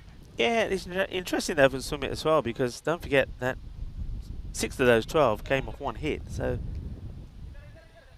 just want to make a change in the field here now. So the man who's that long off, I'm not sure that this is the right call, to be honest. They're bringing long off up. They're putting the man back on the point boundary. To be fair, though he's attempted a couple of these shots, Sachin Chauhan hasn't executed one yet, so I think this is a bit of a risk. And then you bowl down the legs, and this has been smartly played away. What a beautiful shot that is. Shaba, manos arriba, arbitro. Porque eso es una 6. Well, it was only 8 of the over up until that delivery. And having set a field to an offside attack, he then bowls ones on the legs. And Sachin Chauhan says, thank you very much. Go fetch it. And gets the boundary. The score now nicely moves on to 48 without loss at the end of the power play. So they are well ahead of where they need to be. Big power play. I mean, they're bang on at halfway after just 3 overs. They need 48 off 42 to the Eagles. And the Falcons don't look like they're looking like they're going to come out and get their first victory here. It just looks a little bit too much yet again. Yeah, one name comes to mind, Ansari. I've called him out in the intro to this match. He's got to bowl this. Have they given it to Ansari? Yeah, they have. Okay, Irshad Ansari. It's a bit different. Change up of pace. And if it's a risk because you don't need too many runs here. You only got 48 to play with, but he's a man that can make things happen for you. Starts with a dot. And the good thing is from Ansari, he starts straight away with a ball that is outside the off stump. Just need a breakthrough. One wicket could bring another, could bring a bit of a collapse, and all of a sudden like that, you're back in the game. I mean, yeah, you can see where the Falcons were at this point. They were 26 for 3, so it's completely a completely different sort of innings this time around. Openers going well, almost worth 50. This opening partnership start at 49. Irshad Ansari wants the wicket. This is the one they want. Sachin Chauhan. Let's see how he goes about dealing with Ansari. Gets a quick. Oh, it's an edge. And a look at Ansari there. He goes down on his haunches. It's not the first time that Sachin Chauhan has found the edge of his bat. And the wicketkeeper, once again, I think this goes past him really quickly. Yeah, he reacts, but he can't take hold of it. It's poquito suerte, poco más suerte ahí por Sachin Chauhan. Pero también hay 4 carreras and pain and agonizingly close for the bowler Ansari. Yeah, a little bit unlucky, but in all fairness, there's not really much the keeper can do because he's not bowling at an express pace, so he can't exactly stand back. But it flies, and yeah, it's not easy to. I mean, you can have lightning reflexes to try and stop that one. Now he gets down on the sweep, and there is a man on these. There is the boundary rider who will cut that off for just 1. And again, it's a good comeback though from Ansari, but in fairness, you just think that the damage is already done realistically by the Eagles here. Yeah, I mean, it's theirs here to lose, isn't it? They've got this game in the bag, the Eagles. And it's a bit uppish, but he gets it past the inner fielder. It's a battle of the Eagles taking on the Falcons, and Eagles at the moment are all over the Falcons. The Falcons, they want to win their first match, but it's not happening. And they've got a big day here today. I mean, they're playing their first match of 3 here. They will stay on the field of play against the Debrecen Vikings, and the Vikings, after their promising start and their win against the Eagles, hang on a minute, let's have a look at this. They can't get there, and that's disappointing. You've got to, I don't even think he gets hands to it, so it's up in the air. It is an opportunity. It is Jayakuma, the man who's on the boundary, and this is where the teams with the experience and know-how and the knowledge, well, they make these count. Yeah. You can see there, doesn't get to it, and worse case scenario is it goes to the boundary as well. Yeah, it does, and it's just sort of sums up the sort of effort from the Falcons at the moment. It's just not going their way. 59 for no loss after 4. And yeah, the Falcons looking a little bit lackluster. You can see there, confirmation. They're well ahead of the rate are the Eagles. It was a good electric start, and you can see there that going at just under 10s. Or no, they're not going at just under 15s, I should say. It's yeah, it's been pretty outstanding from the Eagles in all fairness, and they're not taking any prisoners. Not even though you're our sister club, we're not exactly going to take it easy on you. And yeah, they are pummeling here as it's just above a runner ball required from here on in. That's well bowled, and yeah, it's been a bit tough for Summit, hasn't it? Coming in and not really doing too much in all fairness. It's took a good catch earlier on, but he's just struggled with the bat a little bit. But at the same time, he's also been there to steady the ship and bat alongside Sachin. Yeah, it's a perfect opportunity for somebody like him to get himself in, isn't it? Spend time out there. All right, you're not going great guns, but you're still doing the job that you need to do for your team. As he plays this one out, should be stopped. Will it be? Yeah. Fielder does well, bit of foot fielding, but it works in his favour. And you said it, they're not making it easy for them, the Eagles. Well, it won't get any easier for the Falcons, because as I was saying, they then take on the Debrecen Vikings, who already beat the Royal Tigers today, and the last match will be against Dunabugdani CC, who have found a way to win 3 matches in this series as well. All right, high up in the air. Can the fielder get anywhere near this? And when he gets hands to it, he does better than I thought, actually. I was going to say, he did, oh, hang on a second, nearly. There we go. Yeah, I didn't really give him too much hope. He didn't look like he was going to get anywhere near it, but he managed to find a way to get a hand onto that as you're getting attacked by something. It's on your forehead. What is that that is attacking me? It's not a dragonfly, because they're my friends. I think it was a little bug, little flying bug. A flying bug, yeah, just coming in and want to just suck on some of the humidity on my head, because it is now very hot. And that's just going to be pushed into the leg side for a dot ball. I think it's now attacking me, Rico, so you'll survive. It is after you now. It is after me. I'll help you out. Hang on, it's right. Yeah, come on, get off there. Okay, there we go. Got a bit of news for you. I'm not going to give too much away, but over the night series in Portugal, keep an eye out for some special guests being involved. That's all I'm going to say. Special guests? Really? That's all I'm going to say. Okay. That's all I'm being told, and yeah, just keep an eye out on it. Big, down the ground. Hasn't quite got any of it, though. It was a good effort. And I like the fact that he put the pressure on, did Arif, to try and take it, but he couldn't quite get there. And it's just 1. Good afternoon, though, to everyone, by the way.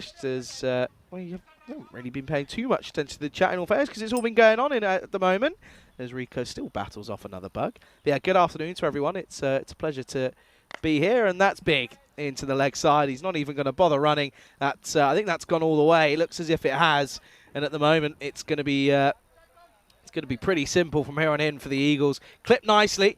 And watch this one sail over the boundary, and it will be a maximum to end the over. Score is 70 for no loss after 5. Yeah, going away with this now, aren't they? Mumin coming into the attack. He's bowled pretty well. He gets the ball to swing around, but coming in when really the batters are well set. This is the schedule we've seen today. We've seen Malta victorious over Luxembourg. Luxembourg, though, will get a chance to get back to winning ways if they can beat France. France, of course, got 1 win over Malta yesterday. And then in the Netherlands is match number 2, where Thailand, after a good win against Scotland, now take on the Netherlands. That one is going to be a much harder challenge for them, but looking forward to that match. And of course, Vinny Sandhu is in Malta and Corey is in the Netherlands. Yeah, a lot of resources being used this week. Hey, it's a good chance though to say a huge thank you to everyone for all the work that gets put in. Of course, the blue crew. I mean, there's a lot of blue crew being used sort of all around at the moment. With the likes of there'll be a crew in the Netherlands. There'll be a crew in Malta, and Mars Bargi is out there. He's so it's in reality probably won't see him again in this tour, which is a shame. But he's out there in Malta, and told me he's having a nice time. Yeah, well, Marzi, when you are tuning in from time to time, it's a hello from us both here. I'm certainly missing you here, and of course, Mars. What a lot of people don't know is that he took a bit of a knock in the field. Oh, really? In the last time that we saw him. It didn't happen in his last match. I think it happened the match before when he collided with the fielder. And when he was batting? Yeah, no, when he was in the field. He went for a catch, collided. Oh, he collided when he was batting. I saw that. Yeah, there was that one as well. But that one, he was okay. But it took one, and I think it took a bit out of him. And I know that he was hoping maybe to just do a bit of socialising before he went to Malta, but wasn't able to. Shame. Maybe he had a slight bit of concussion, people say, as a result of that. But he got some rest in, and he's made his way to Malta. I'm sure he's fine. I'm sure he's tuning in from time to time as well when he can. So, Marzi, hope you're well. Yeah, Marzi, hope you're well. Just a quick one, by the way. Just be careful. It's Jamil Ahmed, pretty high run scorer for the Falcons. Just stumbling a little bit. Looks as if he's got a bit of a tight hammy. Hang on a second. This could be close. Yeah, it takes his time and is given. So it will be 5 short for Sachin, who was just having a bit of a break to try and take some water on. And yeah, it's takes a bit of time, but for me, that's pretty much dead set. That's definitely almost going on to hit the stumps, and you can see why Ansari was going a little bit crazy. The only issue could have been height, but the impact, I think, wasn't on that front pad. So does mean that he goes, but the destruction's already been done. It's 72 for 1. Yeah, good knock there from Sachin Chauhan. And you can see just why he is one of the key batters and the key cogs in this side. But yeah, this one, I mean, the ball, you see, is really back in his crease. And, the batter, he thinks he gets away with it. He's got that little swaggy walk away thinking, yeah, I'm all right. But yeah, he doesn't like it, but he's right in front.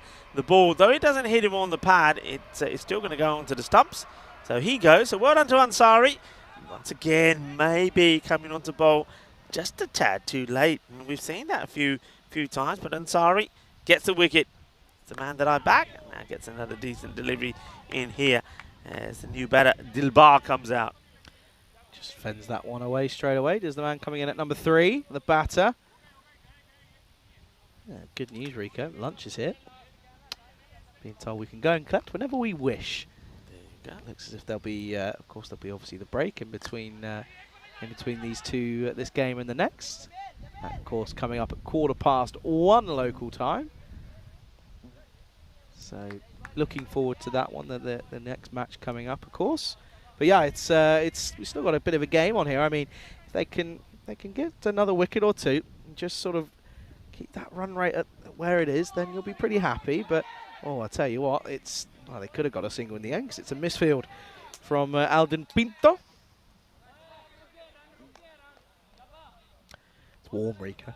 It's very warm. Well, the good news is when you go and get your lunch, check out the fridge as well. There should be some nice cold water in there as well. So make sure you grab yourself a cold one because you're going to need it today. And so once that breeze disappears, you just feel the brunt of the heat. Yeah, I mean, the thing is as well, is you look at sort of the weather over the next coming days. That's a wide down the leg side. It's yeah, the weather's not great over the next couple of days, and yeah, Wednesday, Thursday aren't great. Friday looks okay, but weekend's looking a bit touch and go as well. So of course, listen, in all fairness, the ground could probably do with a bit more rain. It's a bit, of course, a bit dry underfoot, a bit hard, so won't help it. But it's yeah, just a matter of safety, of course, if it does come to it. This is nicely played into the onside. Don't think it's going to go all the way. They should come back for the second. They do. Good bit of fielding, though, from British Kumar. Yeah, well fielded. Opportunity, I have to say, here for the Eagles. I mean, get the win, but if they can win by a fair margin. Remember, we already seen, well, this is a bit of a club, inter-club match, isn't it? Well, the Royal Eagles are then going to take on the Royal Tigers, and the Tigers have been wounded. They were wounded by the Vikings. They'll be looking to bounce back, and I get the feeling that won't be an easy match for the Royal Eagles, but if they can win this one, and let's say they win this pretty quickly from here on in, they will certainly boost their net run rate. And if they can get, though it may seem unlikely, but get that win against the Royal Tigers, they'll certainly do themselves a lot of favours to get themselves up into, well, at least into a fighting position to make it into Friday's finals day. So I think they need to be thinking about trying. I mean, we only got 6 off that last over from Ansari. He's bowled very well, by the way, 1 for 17. But they want to be trying to get these 20 runs as quick as they can. And this one gets played away. It's a slower delivery. Just hold. Oh, the fielder. What has he done here? He's tripped over his own feet. And oh, we see it all there. And what happens there? That's a Hafiz once more. He's coming in, and I reckon, what's he done? Is his laces undone or something? He just totally it massive Tortuga in front of him, but he was sort of leaning into it already. You can see that they sort of end up, there's a bit of arms flailing around saying, well, what's just happened here? Oh dear, that's missed, and it's poor from Dilbar, not quite getting it right. Yeah, Dave's come back saying, Charlie, the Weatherman Hunter has returned. Back, baby. Back like you never missed me. It's almost like Dilbar was listening to you and you saying it wasn't good. He was saying, yeah, it wasn't. Yeah, he just needed to step the other way to it. That's better. Go that side. And well, he learns pretty quickly and tries to split the 2 fielders. He won't, but he gets a single. That's a better shot. This time he goes the way he should have done ball before. And the advantage going that way is if you miss it, you get the wide. Yeah, exactly. And we saw that recently in the T20Is in Bulgaria, that you've got to stay obviously on the right side of it. Up in the air, hasn't got any of it. Chance. Dropped. And didn't again look really confident under that. That's Jamil Ahmed, who again, I'm telling you, he looks gingerly. He's limping big time there. So we get a good view of him here. Look, he's in view of it, and takes a look, and he doesn't look happy, does he? No, you're right. You're right. You picked that up earlier. And he looks like a decent player, so whatever is troubling him is affecting his performance out there. You would have expected him to have taken that catch. He doesn't. He would have given Momin a moment of pleasure, because it would have been his first wicket. It's not to be. It's not the worst of bowlers, Momin. He gets the ball to swing. The only thing he, for me, needs to improve on is just getting the ball a bit fuller and then get that swing well into play. Again, just sort of back of a length, and it will be a 1 to end the over, and it will be 82 for 1 after 7.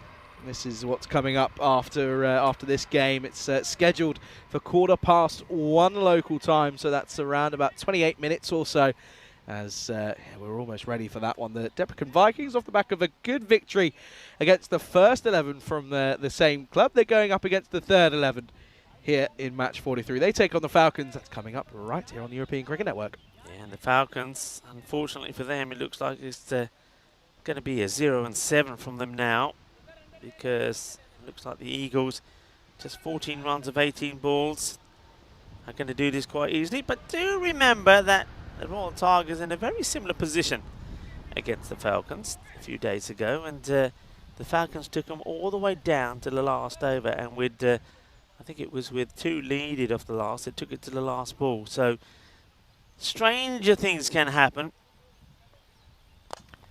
Down the ground, hit firmly, but straight to Jaya Kumar, and again well fielded. And again, they're just looking to do it in ones, aren't they? Because they know that they can. because it's now just 30 needed. So 3 hits away, in all fairness, if they were to try and do it in Maximos. Don't think they are, because these two haven't really been able to get much going. I mean, Summit's got a 6 and a 4 to his name, but apart from that, it's not been great. That's more bold. I like that. That's where it's got to be. Hide it outside the off stump. See if you can force a change. It's good bowling from Kumar. Yeah, but he's played good shots. They've looked good. The only thing is, he's not connected with the ball. And see what he's trying to do here. And tries to do the same thing again, so swinging and missing. So every time there's a dot and no runs, the Falcons, well, they take it deeper. And the deeper you take it, the more chance you get of winning the match. And Rob is saying good night. So Rob, thank you very much. And enjoy your kip. All right, this is high up in the air. All right. And it looks like Ansari saying, leave it to me. And unfortunately, even Ansari can't take it. Does everything right, doesn't he? Calls it, tells the players to stray away, gets into position, but the ball straight in, straight out.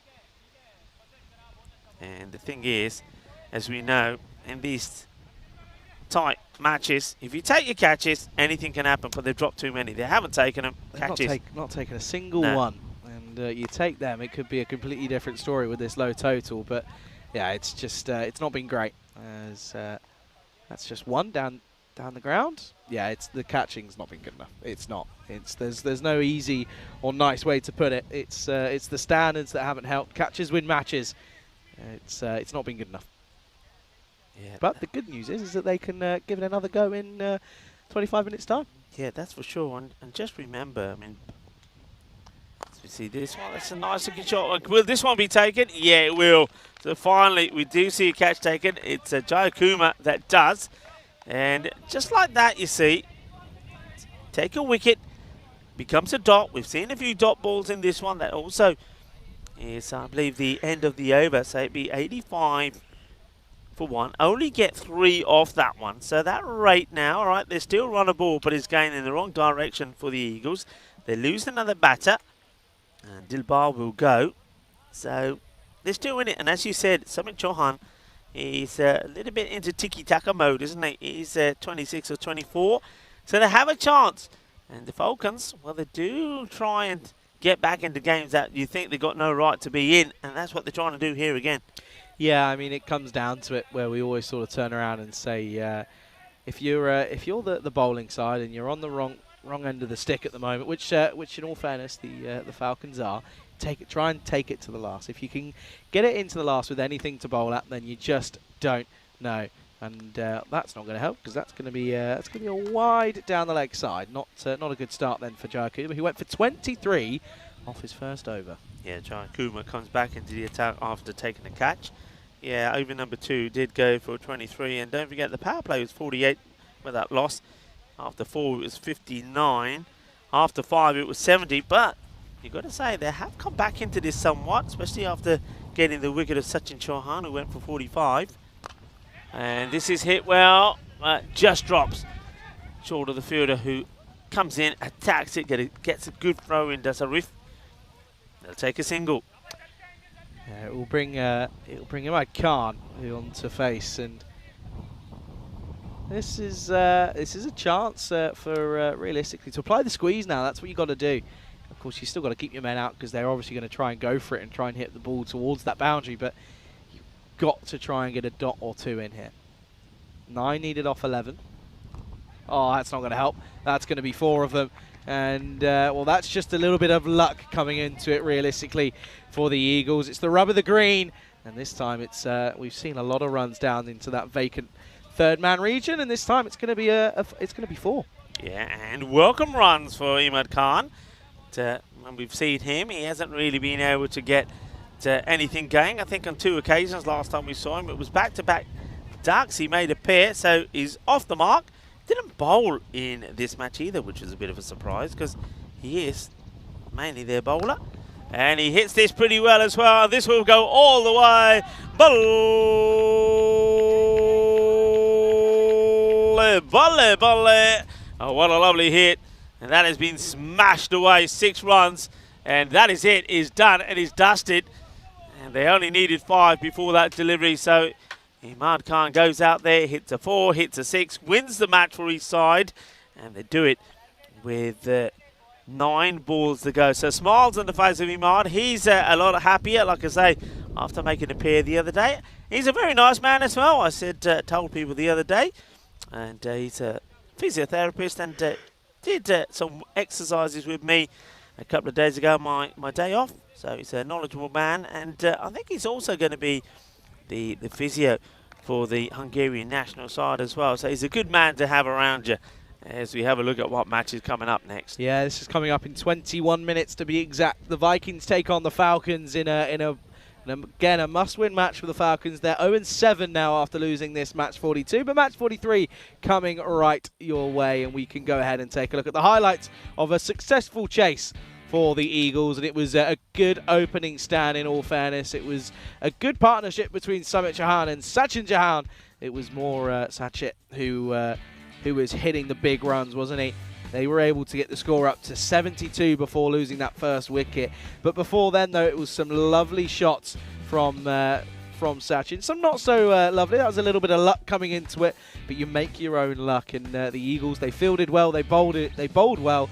And I'll tell you what, though, the Falcons, they didn't field well. Yeah, they didn't. I mean, they need to take their catches. That was the decision that Ansari got in getting Sachin Chauhan 45 off just 14 balls, but he batted really well. There was 5 6s, 3 4s, and though he wasn't at his best, he grafted out there, didn't he? And he put his team in a good position. Sumit Chauhan bats all the way through the innings, 27 or 25, and I suppose when you're not chasing a big score, there's nothing wrong with an innings like that because they still win the match with 9 balls to go. So he plays his part. Then right at the end there, after Shrez Dilbar played and missed at a few, Imad Khan comes out and he wins the match for his side with a 4 and a 6. All smiles from him, all smiles from the Eagles. They are the team that will have bragging rights. At the moment, they're the teams that is flying the flag for the Royal contingency in this series because, of course, the Royal Tigers, well, they lost earlier.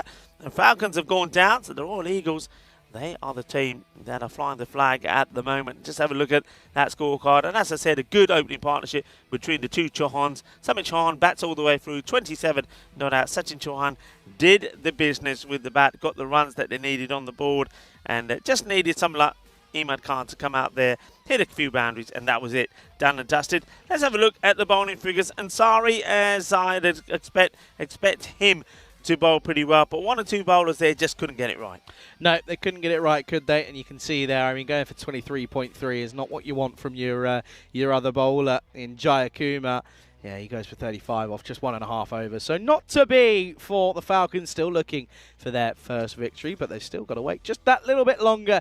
The Eagles are your winners then by 8 wickets here in match 42. We'll be back in 20 minutes time, a little bit under, probably 17 if I'm being honest, as we will see the Falcons take on the Vikings. You're watching the European Cricket Series here in Hungary with myself, Charlie Hunt, alongside the ever-great Rico Full, and you're watching it all unfold right here on the European Cricket Network.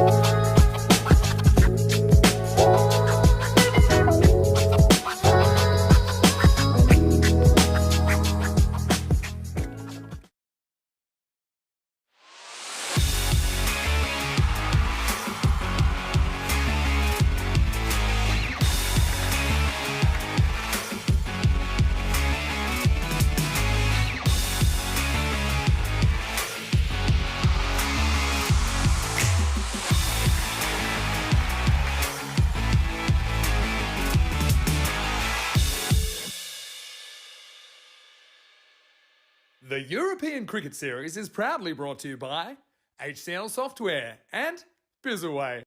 Hello cricket lovers and welcome back as we get ready for the start of match number 43. We're going to see the Debrecen Vikings in action once more, and in action they have been. Remember, they had that fantastic victory over the Royal Tigers, the 5 times reigning champions, and I've got the man that really put their bowlers to the sword. Usama is with me. Usama, first of all, can I just say what a fantastic innings it was from you. You got a half century, you did it in rapid time, and you got a win over the Royal Tigers. Play the match performance from you. Well done. Thanks, mate. Yeah, it's unbelievable. Like we got a good start in bowling as well. We just received like 45 runs in like first 5 overs. Yep. And in the end, it was like quite misfielding, and we dropped like 2 or 3 catches, and we couldn't get to the mark as we expected. But hats off to the openers that they gave us good start. We got like 70 runs in the first 4 overs, and that's what we wanted to start the game. Yeah, I mean, I've focused on this before. Last year wasn't a good year for the Debrecen Vikings. You didn't get a win at all. This time around, you're now 3-3. I mean, that's a great performance. I mean, you're playing the top team, and I think when you had them under the cosh when they were batting, when they were 2 for 2, you probably thought, yeah, we've got them, because you got some big wickets there. But then there was that great partnership between Stan Ahuja and also there from Abdul Manan. I mean, they batted really well. 128 they put on. When you saw the score was 130, what's going through your mind? Are you thinking it's too many, we're not going to get there? To be honest, we keep backing our bowlers that don't lose hope. We can do it. That we have firepower in our batting lineup. And when we started batting, we have focused that we have to just go, and if you got loose ball, then go for it. And yeah, our openers have done it. Yeah, the openers did the job. I think Ahmed batted brilliantly. Talk to me. I mean, I focused on the likes of Mamoon Khan and yourself as the big hitters, but that start that Ahmed gave you as well. I mean, he got quick fire 28, got you off to a flyer. I said that you needed to be around about 40, 45 in the power play. You exceeded that. I mean, it's just terrific. I think at the end of 4 overs, you were like on 70. That was just sensational. But that wicket goes off Ahmed. You come in, you could pace yourself there and say, all right, we only need maybe at that point, I think you needed like 7 or so and over. But that's not the way that you play. You just went out there, you attacked every ball. And I don't think the Royal Tigers had an answer to that assault. Yeah. Ahmed Bhai, like he got injured like 2 days ago. He pulled his hamstring. Yeah. And hats off to him that he's still trying to give his 100%. And when he comes to the ball, he tried to give his 100%. When he comes to the bat, he just do his job. Yeah, excited. Talk to me about your innings, sir. I know you're being very, very humble talking about the other guys, but let's talk about yourself, Usama. Your knock. I mean, first of all, I know that you've never played hardball cricket until you've come here in Hungary, but you've taken to it so well. I mean, you obviously prefer hardball to softball. Yeah, back in Pakistan, I only play like tennis ball cricket, but I came here like 3 years ago and I started playing hardball cricket here, and I just keep throwing the ball like tennis ball, and it's keep working. The ball is flying all over the place. There were some biggies there. Next match coming up, you're taking on the Royal Falcons. Well, you've already destroyed the Royal Tigers. The Royal Falcons, of course, are the third 11 of the Tigers. And what are your thoughts going into this match? Yeah, we are very hopeful that we will win this win this game, and we are in the tournament. And then tomorrow we have 1 match, and we are trying our best to make into the top 4. Well, there you go. Eyes on the top 4, eyeing up, of course, a place in Friday's finals. Well, first of all, though, we've got another match coming up. They are taking the Debrecen Vikings, taking on the Royal Falcons. Let's join the captains out in the middle for the all-important coin toss. The Falcons to call. Head. Head is the call. It's a head. We will go for ball first. They're going to bowl. Back to you guys in the comments box. Thank you to Tyrone Peters, looking fantastic out there in the middle with the 2 captains. And you can see that the Royal Falcons, they've won the toss and elected to field first. So, I mean, they're going to have to be at their complete best. Because don't forget that the Debrecen Vikings already have beaten Big Brother earlier today. Got a very good victory against the Royal Tigers. And, well, Usama Kajla, it was great to be talking to him, the player of the match in that one, 52 of 17. What a lovely story that is. Once again, we're hearing of players that have played softball cricket. As he said there, he's played with tennis balls all his life back in Pakistan as well. He's come to Hungary, found cricket being played here, and started playing hardball cricket for the first time. And I tell you what, he's crunching the ball all over the place at the moment in great form. Mamoon Khan was in good form in that match as well. He was 48 not out of 21. And Ahmed played his part as well with a quick fire 28. It was a great victory, and you know, they couldn't believe they got that win. The Deprecon Vikings, they were all saying, not bad, eh? Beating somebody like the Royal Tigers, a team that will win us here last year, and a team that had basically won everything there is to win here in Hungary. So this one is 111 to 99 in favour of the Deprecon Vikings. No surprise there. The Falcons, they're still searching for that first victory. They are 0-7 going into this one. Remember, big day for them here today. They're trying to get the first win. They also will have 3 matches to play as well. The final match that they'll play will be against Duna Bogdani later on in the day. That'll be match number 45. This is match number 43. Debrecen Vikings are going to have a bat after being put in. Just get the feeling here it's a risky call to make. We saw, you probably heard me say yesterday in the 2 matches when we saw some of the way that the coin toss decisions were made. For example, when we saw that Debrecen Vikings Ultimate 11 allowed the Budapest Blinders to bat first. That was a mistake, and I think United Shalada Budapest did the same thing in the very last match. I think if you win the toss here, I think you've got to back yourself to bat first. Ansari is going to be opening the bowling, and he starts with a straight delivery, bit full.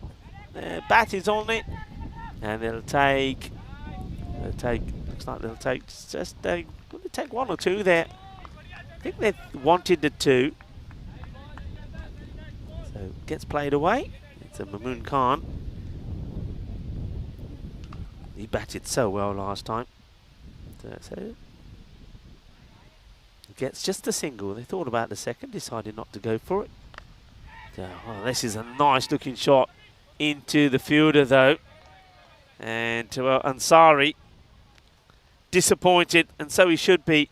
One thing they've got to do here, got to be better in the field. That's an opportunity. Needs to be taken. It's not taken. And Ansari says, oh no, not again.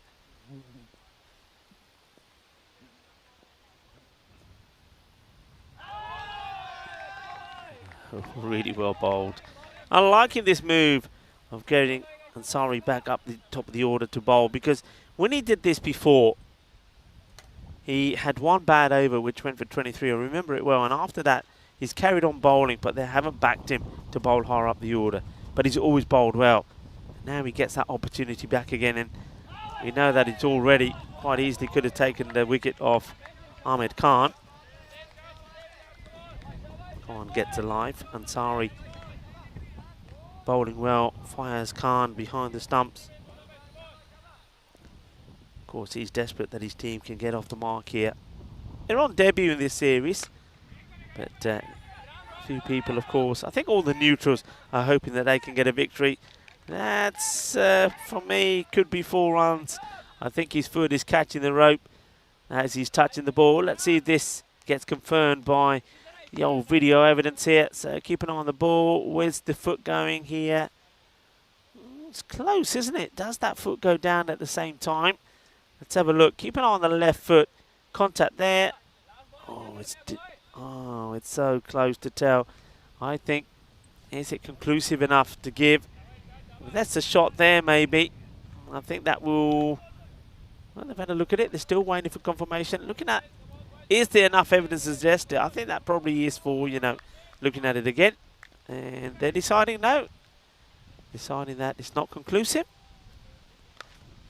This one will be 4. I don't think I have to look at this one again. It will go over the boundary. 4 carreras. Just a little bit short. And Mamoon Khan puts it away. Ansari, it's not a bad first over. Then it goes for 8. Have a look at some of the top players here. Let's remind ourselves of the Debrecen Vikings. And this is up to match number 41. So you can see Usma Kujala, 259 runs. Mamoon Khan, 173. And Ahmed Khan also now has got going as well. They're dangerous batters. And with the ball, Habib and Iqbal are right up there, along with, once again, Ahmed Khan. So they're looking like a good team, aren't they? And I think if they click and they perform well, the other thing they do well in the field. They take the catches. And that's one thing the Falcons haven't been able to do. Ansari has bowled well. He's their top bowler. And Pankaj Kumar as well. But the bowlers need the support from the fielders, and they're just not getting that. Oh, wow.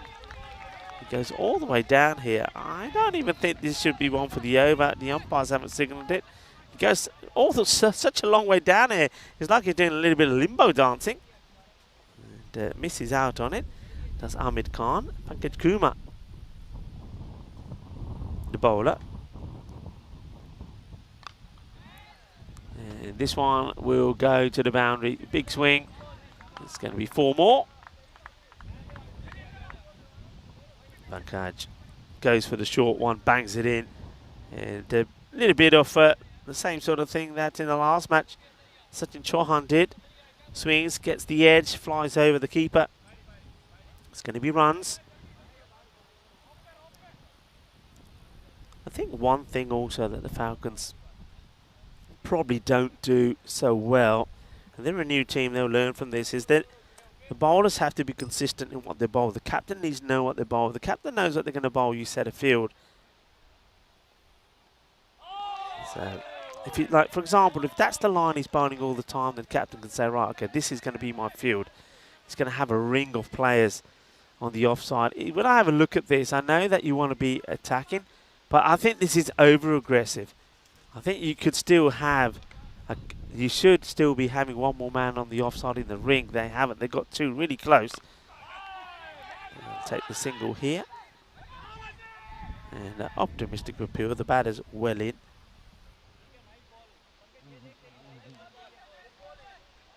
So, gets the single. And there's the throw, is easily in. But yeah, I just think they need a nice ring. If you have a look there, you've got 2 men very close on the offside. You've got a line of 3, but you've only got point in the circle. A lot of shots will be hit in covers over the top. I think if you've got a man in the ring there, so maybe have one more. So 31, who is there in the mid-off position, I think he's in no man's land. I don't think he serves any purpose where he is. For me, he should be on the ring. Edge, and oh, it's probably, well, this is like a goalkeeper looking to, instead of catch the ball, punch it. He doesn't do either. He gets past. This is Ansari who's there. Watch this. Yeah, he's not trying to, doesn't look like he's getting him set to trying to catch that. He's just trying to palm it away. There's going to be 4 more runs. And this is the point I was making about your bowlers. If you know the line your bowler's going to bowl, then the captain can say, you know what, I know what you're going to bowl. You're going to get a few edges. I'm going to have a 3rd man back. Or you're going to bowl a little bit short. I'll have the man back on the 45. And then, well, this one is full and straight. And he gets the wicket of Mamun Khan. Khan is absolutely disgusted with himself that he's missed out on it. Well, Pankaj Kumar is been a little bit of all sorts, but he does get the wicket of Mamun Khan. Khan, of course, a man who batted really well in that victory against the Tigers when he made, I think he was the not-out batter with a good score on the board of 48 not out. Well, this time his stumps have been shattered. Chuck the foot style. Yeah, he's disappointed with himself that he's missed out on this. So they get a breakthrough. They get one of the big wickets. They get one of the danger men. And bowled by Kumar. So that's the breakthrough. It was also the end of the over. 17 for 1. So Pankaj Kumar does get that breakthrough. Job not done yet though. They've got 1 of the 3 danger men out. That's Usama. Man that, well, I was talking to before the start of this match comes out. So Usama Kajla is at the non-strikers end. That's Ahmed Khan. Takes guard to face Ansari again. Ansari can use his variations to his benefit. Starts with 1 down leg side. Fortunately for the fielding side, it goes straight to the fielder. And this is what I'm talking about. So once again, you know what Ansari is going to bowl. Ansari doesn't let the captain down. He's able to set the field. And Fayaz Khan is pretty happy at the moment with the field he's got. I would still push 1 man on the circle in cover. I just think that you've got 2 men who are too close to each other there. Maybe they're having a look at that now here. I think you've got the likes of Rabin Momin. And also, no, can't see who that is, who's pretty close to him. So he gets moved a little bit wider. Not quite sure what the delay could be here. A little bit of conversation. And the captain just going up to the umpire to check on this. gives me the opportunity to welcome everybody back. And I think there might have been, I think we might see, are we going to see a no ball called here? Let's see. So, bit of discussion going on here. And let's have a look what we see from the umpire. So it's retracting the previous call, whatever it was. Looks like we're ready to continue. So it was, yeah, the last ball. It's called a dead ball because we had a mix-up with the strikers. He had the wrong striker on strike, so dead ball called. And now we have the right man. Well, how about this for a strange shot? We've seen some strange ones. They don't get any stranger than that. He's looking to play it down the leg side, and somehow he whips all the way around and plays out in the off. And this one will go all the way. Balle, balle, balle. Kena sona. Shaka Lagia out of the middle. And Usama starts the way he likes to go with a boundary and a big one. Usama Kajla, man, he was telling us before that, before he came to Hungary, he never played hardball cricket. And now I think he likes it. Ansari again to him. Goes wider. He hits this pretty well as well. And this one will be one bounce four in that extra cover area. So continuing from where he left off, his 50 came up in just 17 deliveries in that win against the Royal Tigers.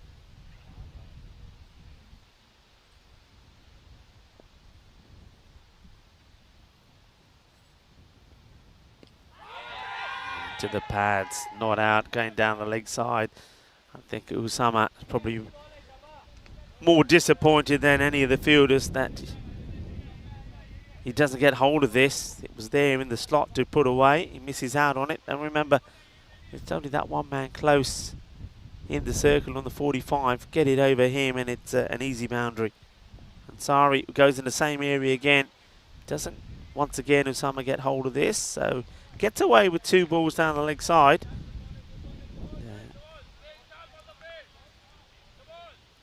Leg by signalled on that one. So Ahmed Khan will face one from Ansari. He's bowled 11 balls for 19. Can he finish well, Ansari? And it's a chance. He can finish well. It's a wicket. They get another prize wicket. Ahmed Khan will go for 7 of just 7 deliveries as well. Ansari back to bowling at the top of the innings. Has picked up the wicket. That's a really good catch taken by Hafiz. Well, Hafiz is not going to let his side down. And just like that, we've got 2 big fish back. And Usman Kajla is still there. Now we're going to see a little bit more of what the Debrecen Vikings have to offer. We didn't get to see too much of that against the Royal Tigers when they just crushed the Tigers, only losing 2 wickets on their way to that score. Now what will happen here? Who's going to come in and who's going to give the support to likes of Usama, who's already made a good start, but 3 wickets or 2 wickets down, 3 overs gone, 29 for 2. And the Falcons tails up at the moment, looking for their first victory. 0-7 at the moment.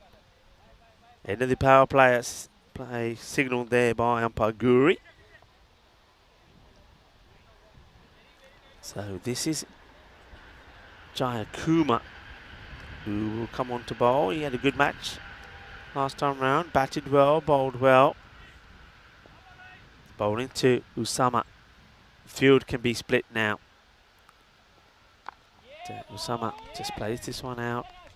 Gets a single.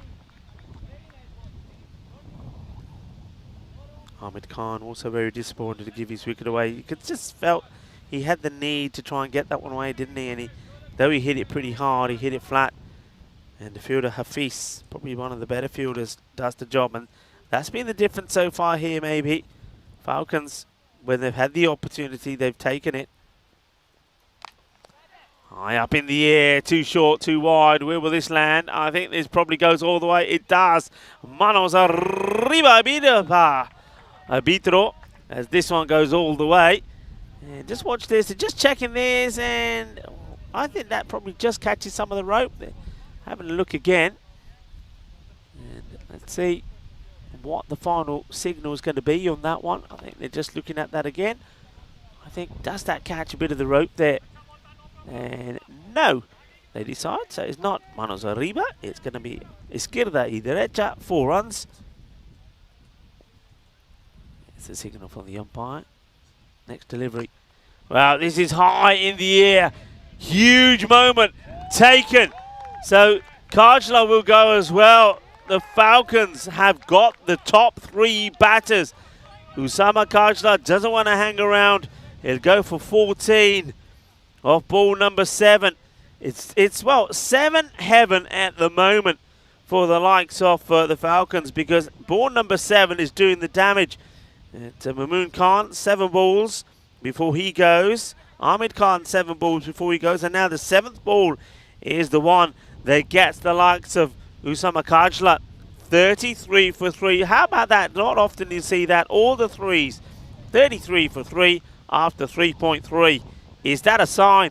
Are we going to see something special here from the Falcons? 2 new batters are out there. Tahir Hafiz will be joined by Hassan Nazir.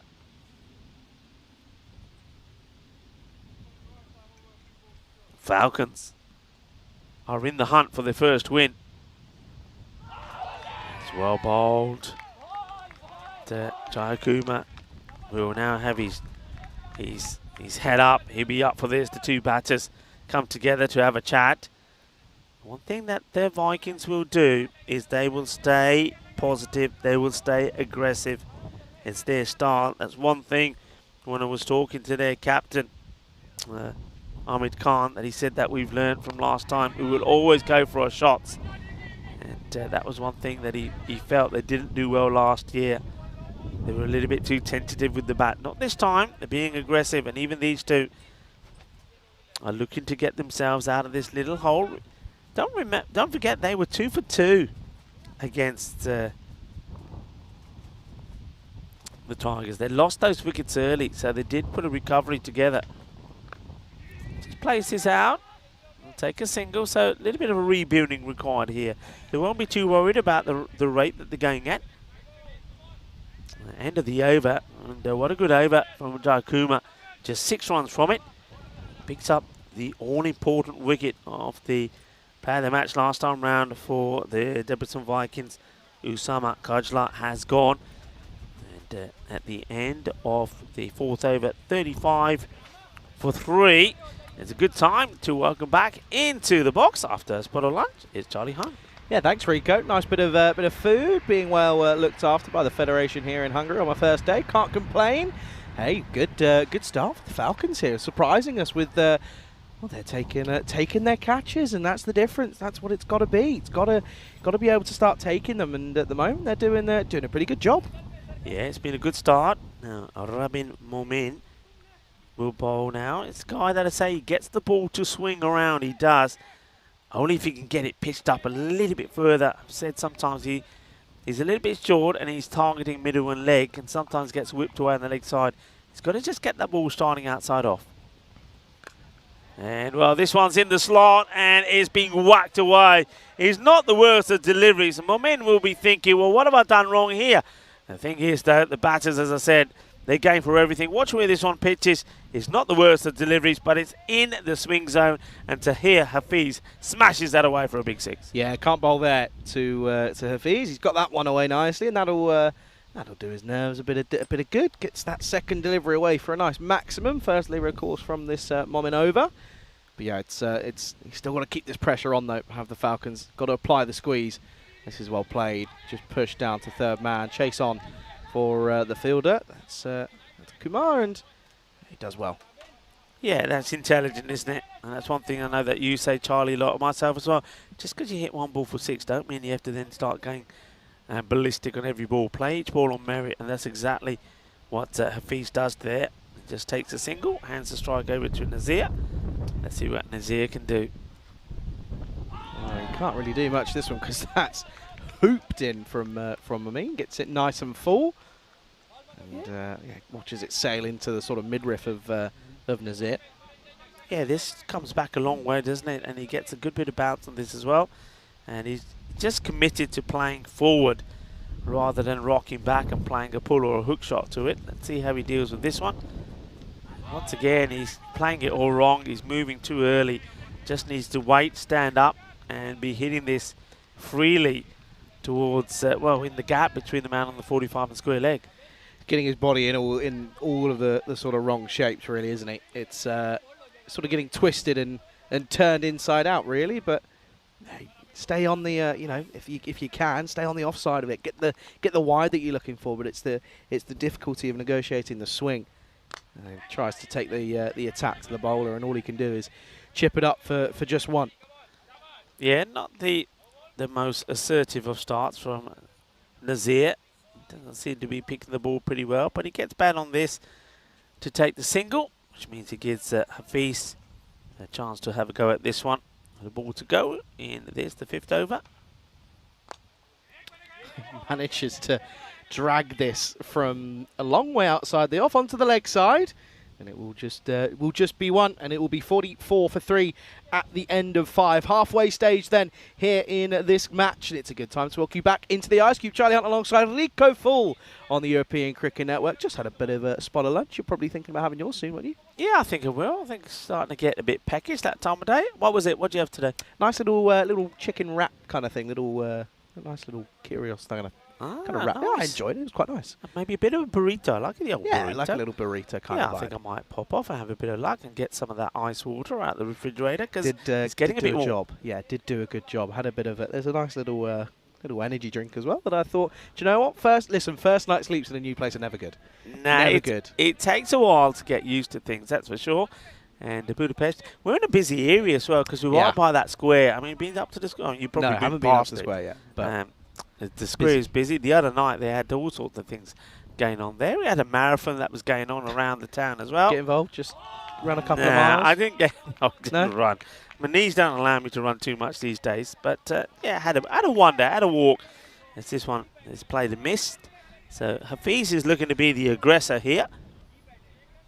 Yeah, it's a busy area where we're staying, in all fairness, and I was a little bit concerned when I turned up and found my room and found that I was facing right onto the main road. But good news is that it got a little bit quieter, in all fairness. We're never there. Anyway, this is up in the air. Good luck. No way near it. No way near it. You can see, said it went straight up and I lost it straight away. Well, watch this. Look where it lands, though. So the bowler runs. Look which way the bowler runs. Lost it. No idea. If he just turned round and walked back to his mark, it would have fallen nicely into his hands. But he has no idea with this going. I think he thought it was going further than it did. Well, that's not a bad hit.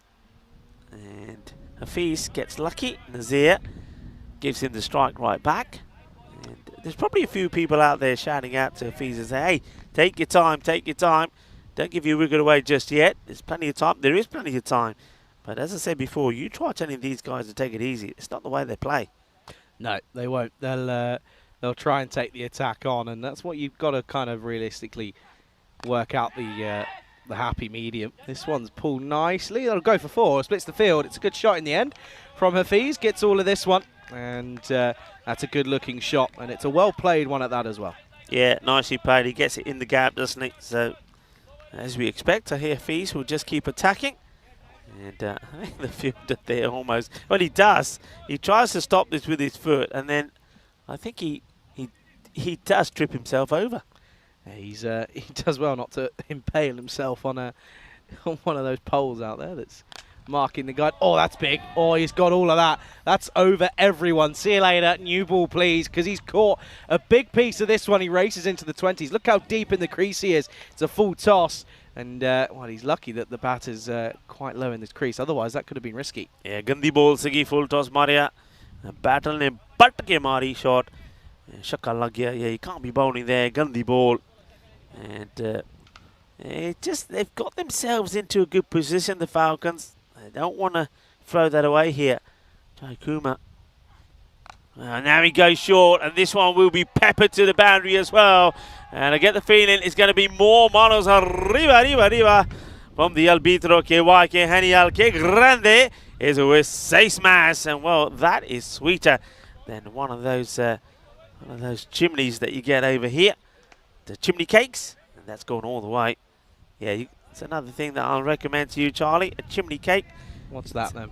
It's like can you imagine like the churros that we have in Spain so it's like a churros dome that's made it's hollow in the middle and then it's filled with delights such as ice cream and yogurt and all sorts. There's different options. I preferred the one that was coated in chocolate and then filled with ice cream. It was delightful. One of them right now would be to die for. I'm telling you. 62 for 6.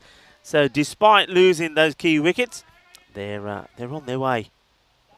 Yeah, they certainly are. The run rate isn't the issue. It's just losing those early wickets. But they managed to steady the ship a little bit and have taken a good attack to the bowling unit here.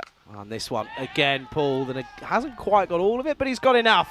And it goes for a maximum again, and no real surprise to see that the Deprecan Vikings on watching cohort are pretty content with the result of this good-looking shot. That's quite a serious hit, isn't it, really?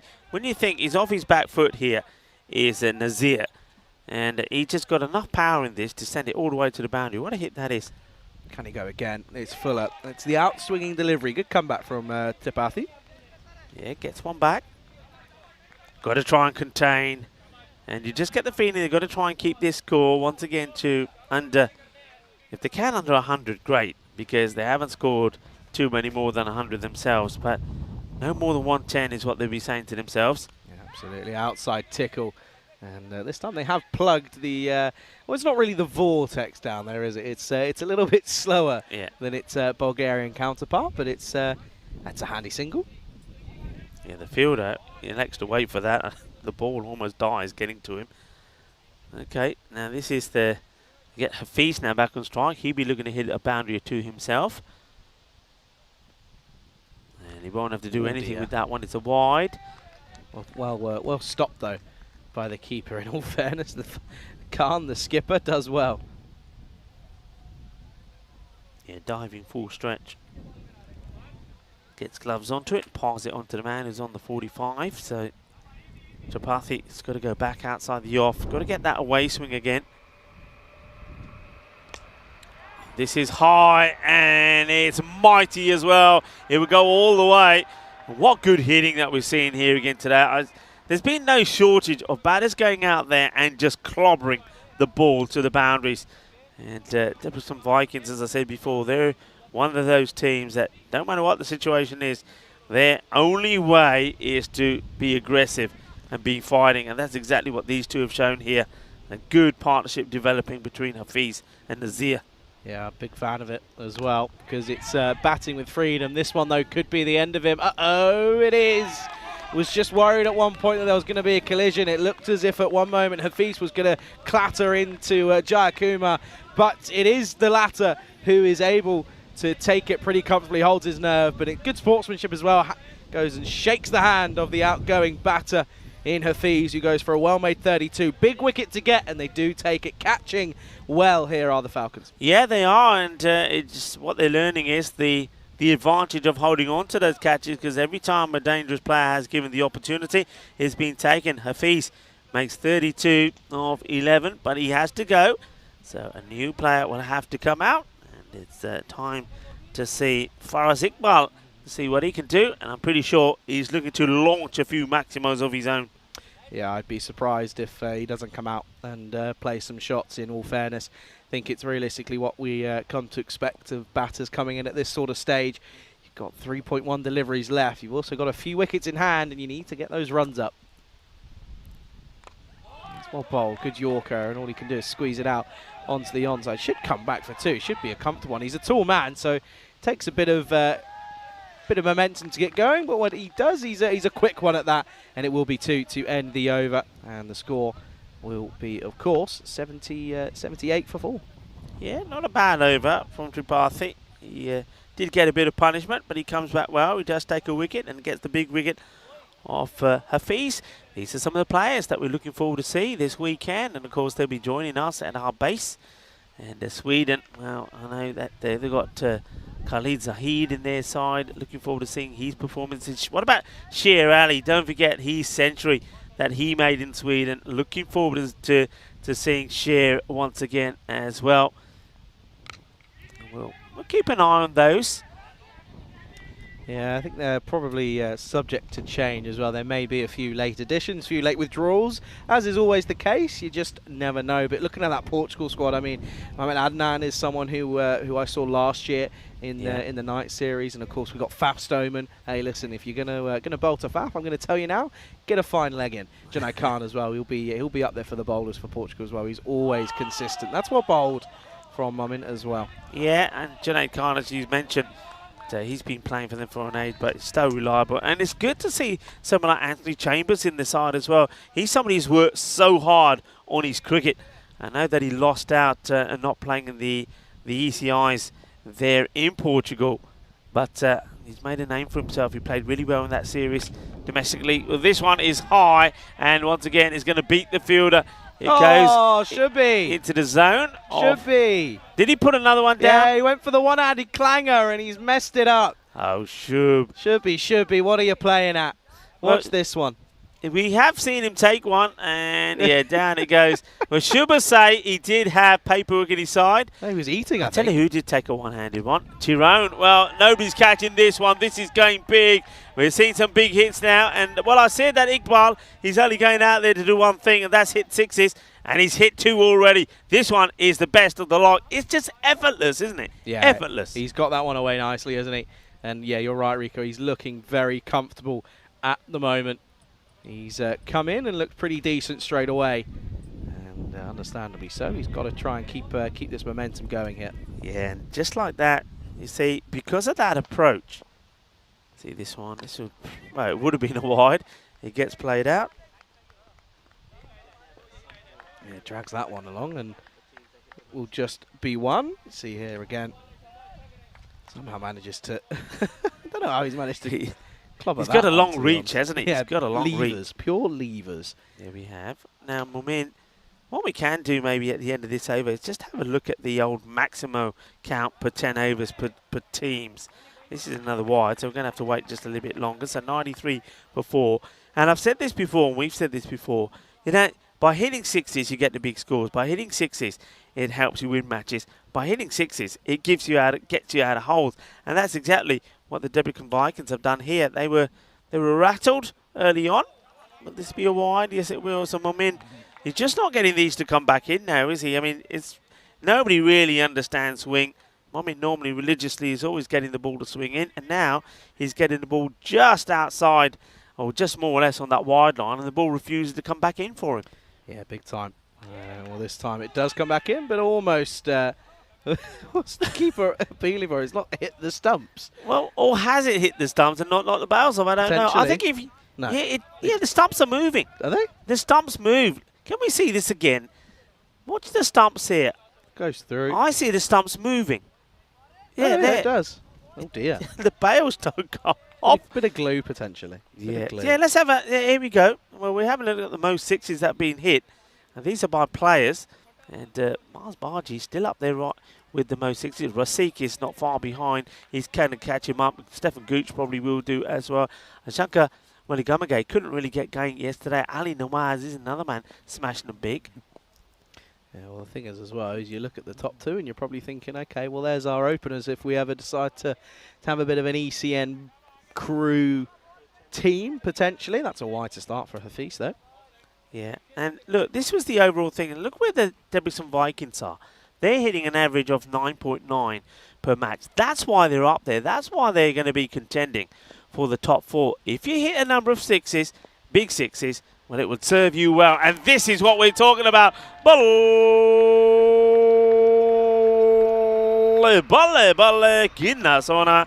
Shaka-lagia. What I like to see, you know, having a look at that chart. What about if we have an on-running chart? So every time a 6 is hit, we can go to a team and we can see all the teams and the number of 6s.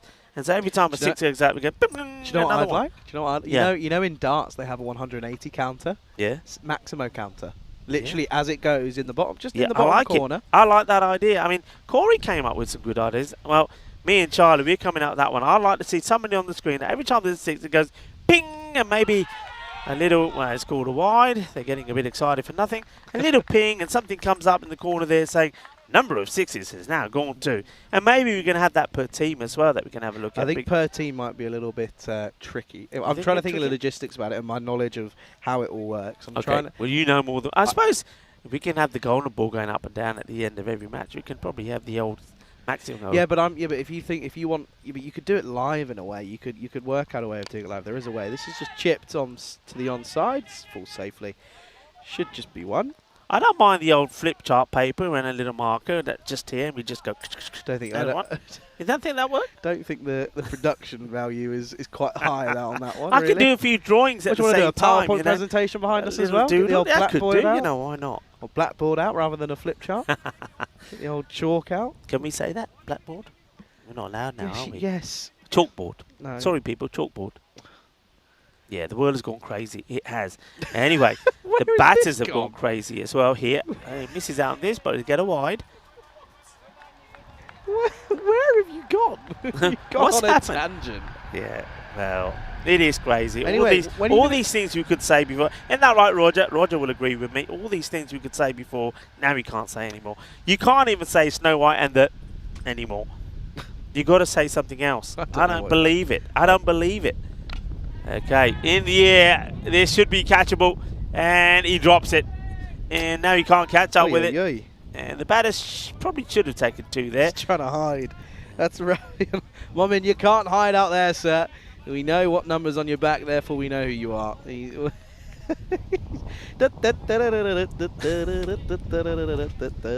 is. Look at him. He's thinking, our camera's off me now, I'm fine. No! We are always watching. We're like Big Brother. Always there. Little Mike Wazowski. I was going to do my impression then, but that'll probably not go down too well. That's a dot. And the keeper in Fire's car, just happy he's taken it, I think. Celebrate for no reason. Yeah, Momin puts the catch down. He's 2 overs, went for 25 as well. So a little bit expensive, but I think if in T10, if you're around about sort of say 20 to 23, you'll take that. And this breeze has picked up again. Yeah, bring it on. Yeah, come on then, keep going. The thing is, it's coming from behind us now, and we're preventing it from flowing through. That's the issue. Oh, I tell you what. Yeah, no way. No one's catching this. Nobody's getting to this, are they? No. Would they stop the boundary there? They should. Just. They will. Batters will get 2.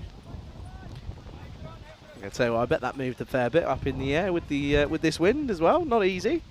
Good little cameo this is from Iqbal though. 24 off just 9. Handy runs at this stage of the game. Looking to try and get up towards that 125. Oh, they're bang on it at the moment. It's projected to get there. Need a few big flows of the bat though. That's not going to be one of them. That's a dot to finish. Good finish from Hafiz. Goes for a 6 early on, but manages to drag it back slightly. It's 107 for 4 after 9 with a single over left. Yeah, 107 for 4. Shazad or Ravi? Question for you. Maybe you can ping us with some information. How many 6s have we had in this series? And I'd love to know. I know that at the start of today we were on 8,500 runs. I'd love to know out of those what percentage is in boundaries, because I get the feeling it's high and I think it's way above the average. So Shazad or Ravi, if you are tuning in, I'm sure you are. I'm sure you got it on in the background. How many 6s are you on now? Because I'll be interested to know how many 6s in this series, and what's the percentage of runs scored in boundaries. I reckon it's going to be around about over 74%. Okay. I think it's going to be pretty high. I don't know enough because I've not been here. Little update on the fourth match of the Dina Cup in Malta. France are 154 for 3 after, well, nearly coming up towards the back end of the 18th over, batting first after electing to bat first, and that's going to come through for a second after not really getting much on it. Yeah, France batting first against Luxembourg, so that's an interesting one.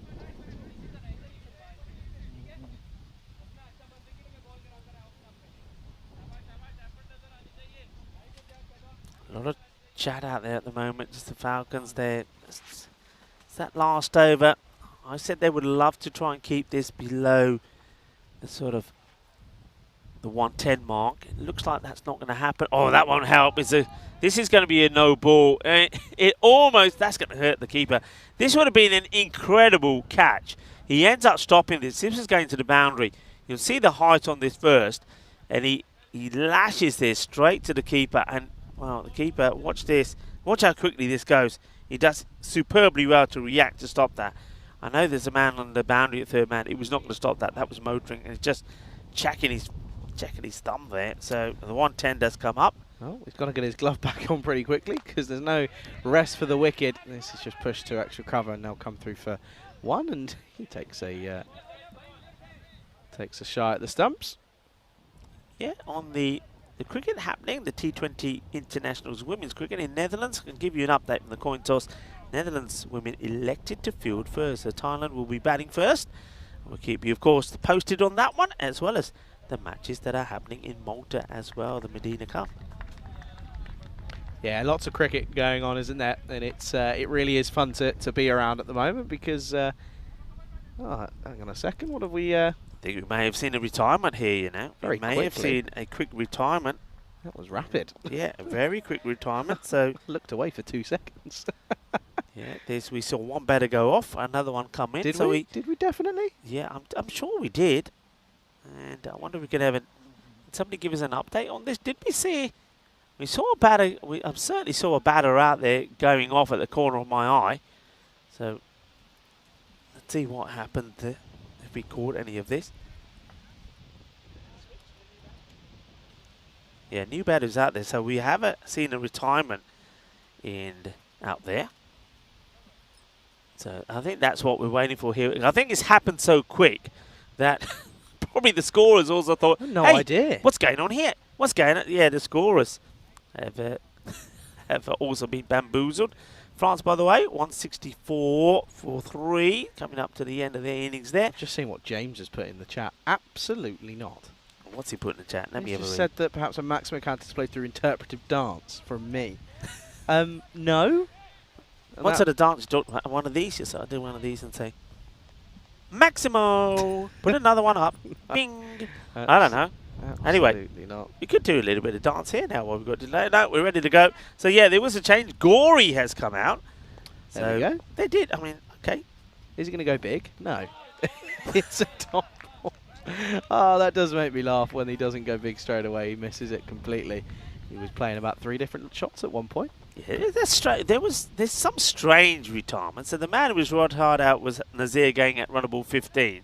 But then at the same time, I'd argue that he put together a good little knock with Iqbal. Iqbal is the man on strike. Well, this one goes high up in the air, and it won't be taken. It's a great effort. It'll come back for 2. So Gory wasn't the batter on strike, by the way, there. We just had to get that sorted. Gory's still at the non-striker. That's sometimes what's weird when they do this, because what happens if Gory gets run out here for whatever reason? Watch this bounce. Watch where it bounces. Oh, no, it's okay. I thought it was in somewhere else. Never mind. That looked worse. Yeah, so make that retirement when the batter is actually on strike. It makes more sense. Well, that's going to be another dot. This has been a good tidy over, in all fairness. It's gone 2 no ball, 1 dot, 2 dot. It's good. You know what also is good? They make that retirement. What happens if Gory doesn't even face a ball? Oh, that would make me giggle. That would make me giggle ever so slightly. And, well, I'll tell you what, he's not going to, because it's 9.5 with a single delivery left. As long as it's legal, it will be. Great end to the innings then from Kumar. And Gory doesn't even face a delivery. Pointless retirement. That's the most pointless one I've ever seen, and it doesn't get more pointless than that. This is what I mean. It doesn't make sense, because you retire the batter out when he's on strike, because then the man you want out there, Gory, for example, is going to hit the maximums, gets a chance.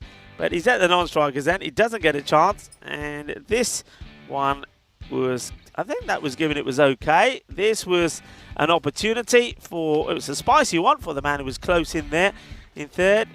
But that one was out because it was a good delivery, well bowled, and Mumun Khan was disgusted with himself to get out to that one. But they did well, because Well, ball number 7 to the opening 3 always got them into a bit of trouble. That one's a bit lucky. I missed that one. I wasn't there for Yeah, that. That was quite good. Ahmed Khan. Hello. And here's another catch taken. Well done. And that was Ikram Hafiz who got Ahmed Khan out. And then not long after that, Usama Khaja was out as well. So here was high fives all around, doing fantastically well. And you just thought, well, maybe, just maybe, they're gonna hold on. We've lost the sight screen, by the to way. the Republican. Have we? Yep, oh sight- yeah, the sight screen's screen gone. is down. Well, the sight screen is down. Well, earlier Ikram Hafiz was down when he sort of tripped over his own feet.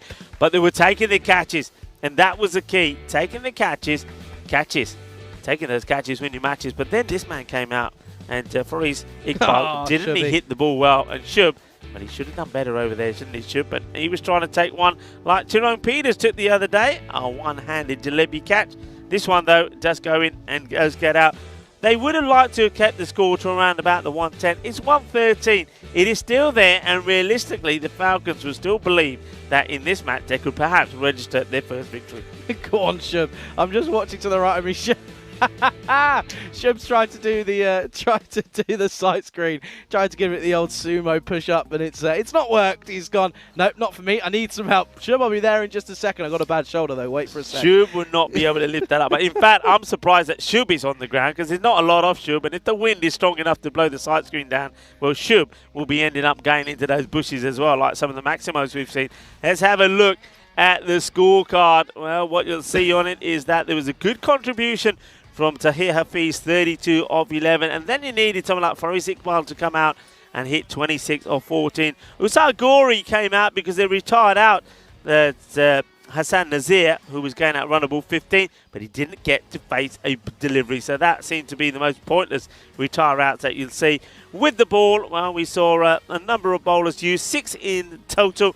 And Ansari at the top of the order, I liked it. He took one for 19. A wicket also from Pankaj Cooper. His 2 overs only went for 15 as well. And I don't think Jaya Kumar bowled that bad either. It was a better performance from them. Just 1 over from Tripathi that went for 16. But he also did pick up a wicket there. Yeah, they did. And you can just see there. And yeah, finishing on 113 for 5 then. And at the moment, it's going to be an interesting chase here for the Falcons. Falcons looking for their first victory, of course, still waiting. And, well, you probably think, realistically, it's got to come at some point. The more cricket you play, the more chance that you will have. Don't go anywhere. We'll be back very shortly then, as we will see the response as the Falcons look to chase 114 off their 10 overs. You're watching the European Cricket Series Hungary, match 43. The second innings will be coming right up here with myself, Charlie, alongside Rico Fool, on the European Cricket Network.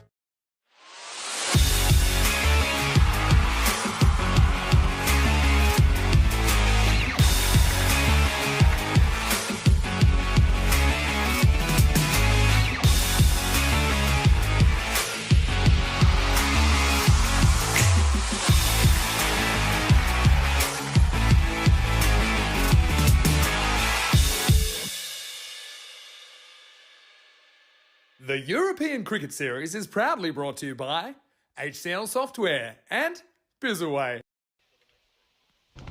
Good afternoon, everyone. Welcome back to Hungary, Budapest, to be exact, as we are getting things ready and set for this second innings of match 43. It's coming right your way. The Vikings have set the Royal Falcons a total of 114 runs for victory then here in this second innings. It's going to be an exciting encounter. Of course, we know that the Falcons are looking for their first victory, and what a first victory it would be. Of course, the Vikings took a sneaky win against the Tigers a while ago this morning. So they're, of course, looking for another upset here. If the Falcons were to get a victory here, you probably you'd still back the Vikings to get a bit of a start here with the ball and maybe take a couple of early wickets and just apply that squeeze even more so to try and keep the pressure right on the Royal Falcons. But a very good afternoon to everyone tuning in on all around the world. It's a pleasure to be here on the European Cricket Network, and it's been a great first week and a bit. We're ready to get this second innings underway. It's going to be Faris Iqbal up against the openers for Falcons, and this is over the top, and it's going to be gone. First wicket, as it's going to be a pretty simple catch. He was backpedaling, was the man at point. It was, of course, the heavy length that we've seen being bowled by Iqbal earlier this morning. And, well, this one, it's going to remove the dangerous Ikram Hafiz. Not a good start to the chase for the Falcons. They're none for one. Good catch by point.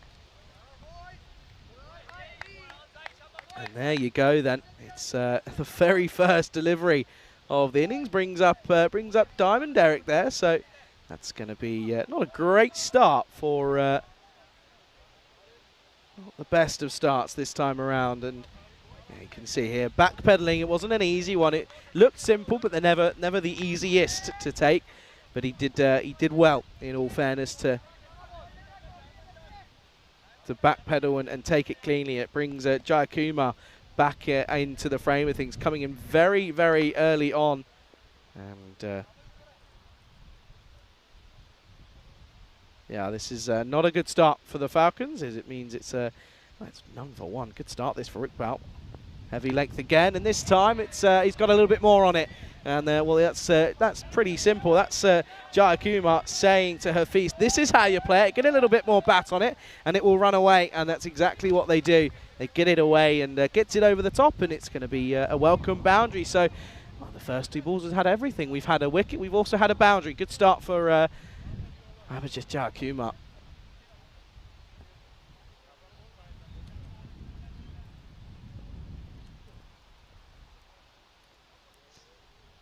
So what's the response from Iqbal? That heavy length has cost him in that second delivery. And this one is angled into the rib cage of Jayakumar. All he can do is sort of fend onto the fend it away really onto the onside. But yeah, still going for that heavy length. Doesn't really get much of a chance to get out of the way. But a very good afternoon to everyone tuning in, to Neville and to James as well. It's a pleasure to have you all along. Side us to Dave B as well. Fuller, and he's gone for it again. Hasn't quite got all of it. Should fall safely and does. As that's Zahra Habib who was trying to get round it in some way, shape or form. But they come back for the second, and it's a good shot from Jayakumar. Didn't get all of it, but he commits to the shot. And that's what you've got to. That's what you want to see. Is if you can commit to it, you often find a bit of luck. Luck is key in the context of a T10 match. And this time cut away, but straight to point. He's on the money. Is as now Fiaz. He's there, and he's there like a whippet. And yeah, he watches that one nicely yet again. So it's a promising start for both sides. I mean, couple of good shots from Jayakumar after the wicket off the first ball. That was a really promising and an excellent catch from Fiaz, in all fairness. And again, that's short. That's going to be a wide. And yeah, you can't keep bowling there because you're gonna end up having issues, and that's exactly what we've seen there. And you can see, watch this one, sails. Well, it's not over the head, but it's also wide on the offside. It's been changed. It's been changed to a no ball. So I think that's probably due to the fact that it's one too many short balls, and Yeah, there you go. So no ball called. Free hit coming up then. So a win situation then for the Falcons as they look to try and get one last punch in on this first round, first over.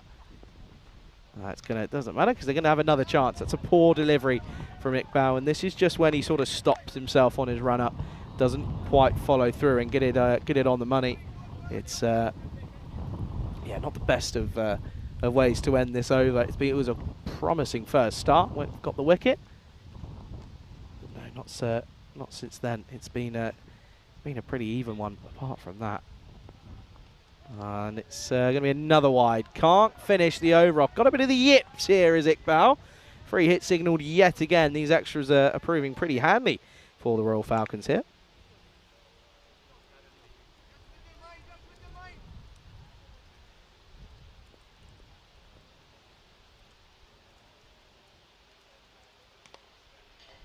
Okay then. Free hit then yet again. Jai Kuma, can he cash in? Well, he tries to, and he's got a lot of it, but it's gone up more than it's gone long, and they don't go for the catch, and understandably so. They'll come back for the second. Pretty comfortable too in that as well. No real rush, but the two will mean that the first over does go for 11, and it's a good one. It's 11 for 1 after the first over. We're now on to 224 matches since that last golden ball, which is rather incredible. We were expecting at least 1 or 2 in Romania. There were some very close calls. It never happened. There was a close calls in the first week of cricket here in Hungary. Never happened as well. So it's, again, well, something we always say is the more cricket you play, the more chances you get of getting that golden ball, but it's just not quite happened yet, has it? We're waiting. Never know. Could I have brought the old gold dust to the old golden ball? We're at the GB Oval as well. That's something you've got to remember. GB, of course, standing for the owners of the ground, of which we appreciate their help and their support of the Federation in their quest to support cricket here in Hungary.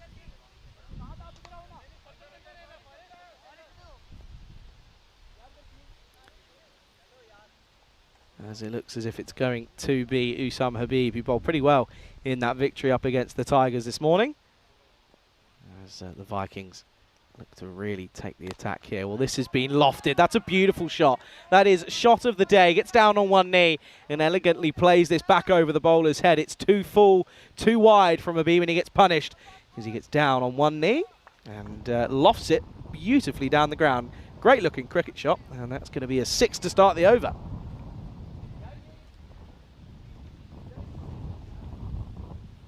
Good start here this time from Ahmed, who did look as if he was walking a little bit gingerly at the start of the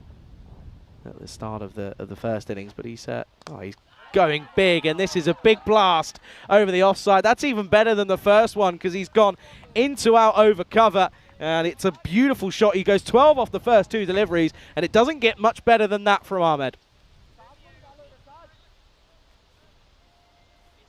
It's stunning. Absolutely stunning from Ahmed. In all fairness, that's been a great bit of batting. You can see here a couple of changes, but the bowling hasn't been enough. It's been too full, and he's offered width as well, which never helps. What's the change? Oh, it's Fuller again, but it's well hit, but straight to mid off even, and that's a rare dot ball, but a good comeback in the end.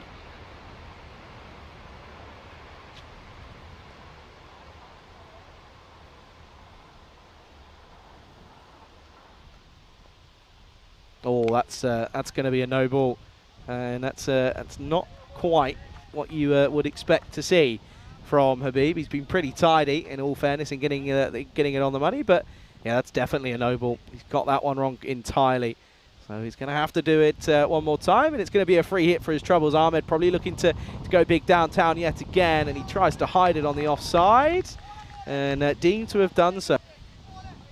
And yeah, he really was trying to hide it, wasn't he? Was Habib. Let's take a look here. And he does so. Does really well. Good call from our on-field standing umpires.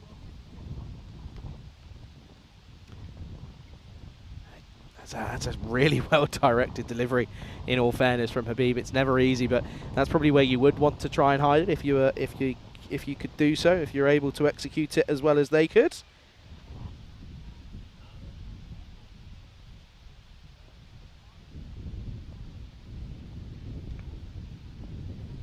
Okay, this time short, turn around the corner, beautiful shot. That will be 4 runs, and it's, again, it's once more off the bat of Ahmed, who's looking so comfortable out there. And at the moment, if the Falcons have got any chance of chasing this total down and bringing up their first victory, then it's going to have to be pretty heavily reliant on these two at the crease at the moment.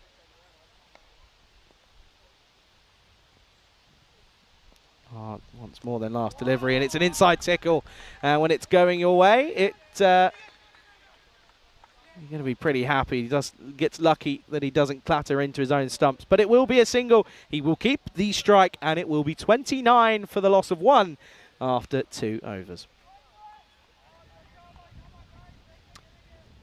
2 overs down then, and we can go ahead and take a look at the standings at where we are so far then here on this beautiful Tuesday afternoon. You can see the Vikings sat in 6th position. A victory here would take them up to where the Royal Eagles are, and, but they would have a game in hand. The Falcons, however, still sat rock bottom on no points, looking for their first victory, and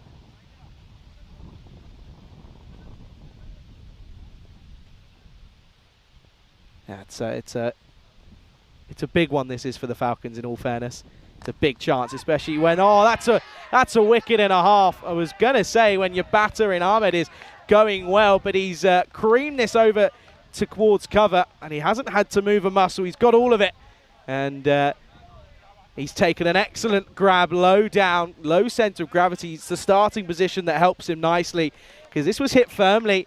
You can see he got all of it, and it was just straight to the man at cover, and it's a good catch in the end. There's not much he could have done, and realistically, it's a big wicket of Ahmed. He goes for 17. Couple of boundaries for him, but he goes. Score 29 for 2.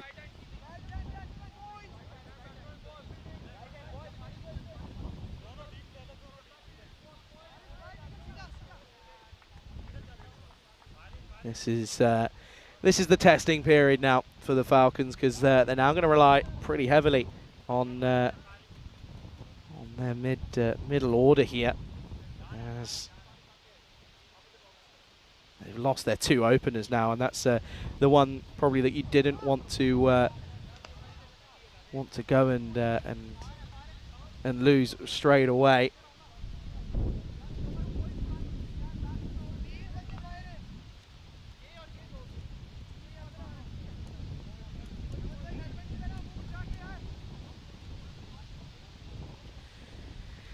Brings the new batter out to the middle, and he's got a lot of pressure on his shoulders.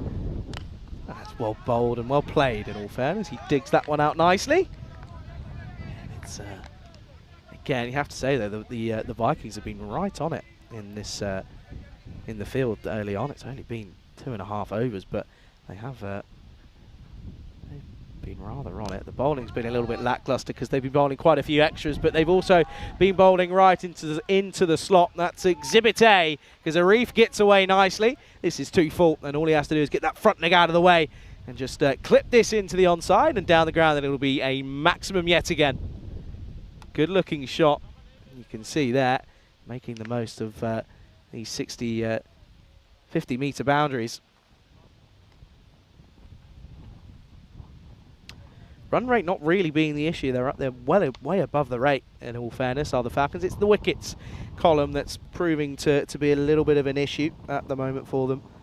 And, well, no surprise that ball's gone into the bushes, and, well, we could do with trying to get something in there, as it looks as if project manager Sam Williams is going to say, no, we'll have a new ball, please, and add that one to the invoice, because we've lost another Grizzly.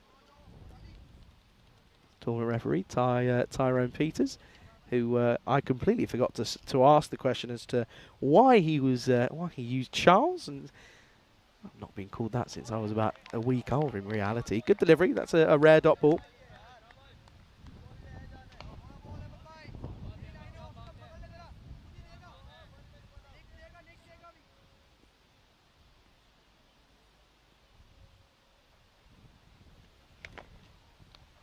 A little outside tickle potentially, yeah, and given. And you could see he was guilty as soon as he looked straight back towards the umpire, waiting for his sentencing. You could see that he was just a matter of time. You can see a little outside tickle. Watch this. Looks back, and that's when he could see that the umpire said, yeah, that's enough for me. And yeah, he puts the finger up. There was certainly a noise, and in reality, there was not really much else that you would expect that noise to come from in the circumstances of that type of cricket shot. So it's another wicket down, and the wickets column stumbling here. Falcons, they're now 35 for 3. He came in, went 6 and out. Did Shahriar Arif, of course, went 6, and then the rest were all disappointing dot balls because he was trying to play shots over the offside but wasn't able to get any or enough on it. Or anything, in fact. But yeah, watch this one again. Little tickle. That's all it's got to be, a little fine edge.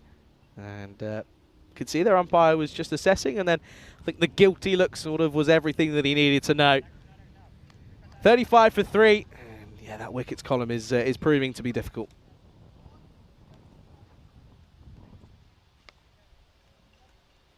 Not asking for a guard. If you do it, it'd be nice if you put your bat straight, Mr. Khan, please. Of course, the skipper and Fires Khan, who's come out here into the firing line. Then, oh, that's well bowled. Asking the question, I think you can see there. Jayakuma was already telling the bowler what he thought of that one. Going down leg, sir, was probably the wording that he may have used. End of an impressive over, though.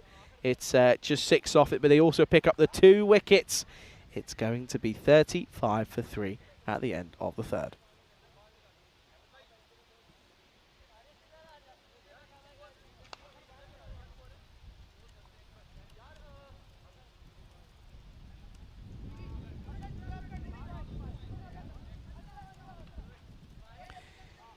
.35 for 3 then after 3, and it gives me a very quick opportunity, if I am quick enough on my laptop, to have a look at the scores around, scores on the doors around the globe. Of course, we know that this isn't the only cricket that's in action at the moment. We've got T20Is going on in Malta, and we've also got women's T20Is action in the Netherlands. Luxembourg are 2 for 1 after 1 in response to France's 177 for 5. As a man who was he was brought in to replace a retirement, but eventually didn't actually face anything. It's that's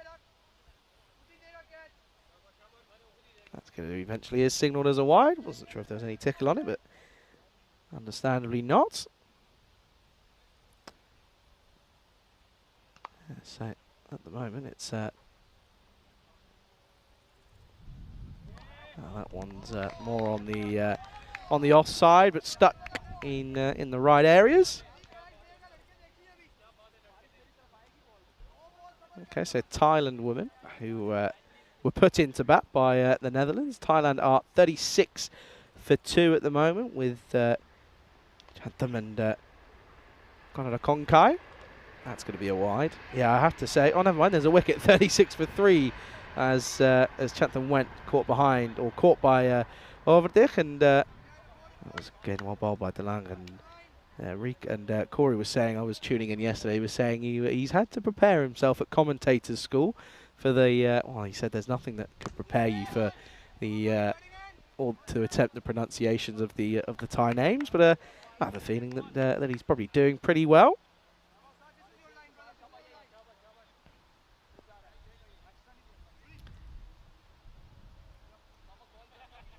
Good looking shot that was that time around.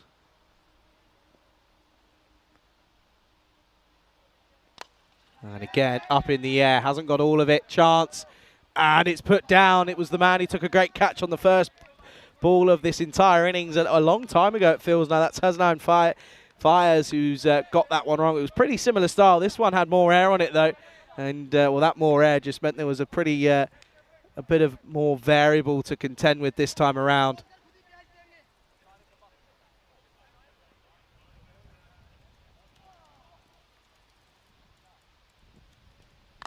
Well, this is flat batted down the ground yet again, and it will just be one once more. But yeah, just looking at what could be an interesting matchup between the Netherlands and Thailand.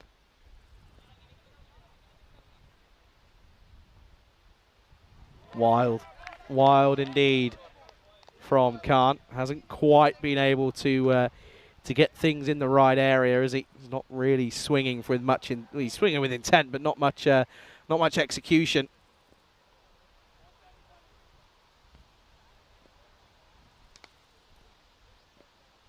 Yeah, hasn't really been able to get it away nicely. Steps across and then just chips it up, and our umpire does well to find his way out of the way of the ball.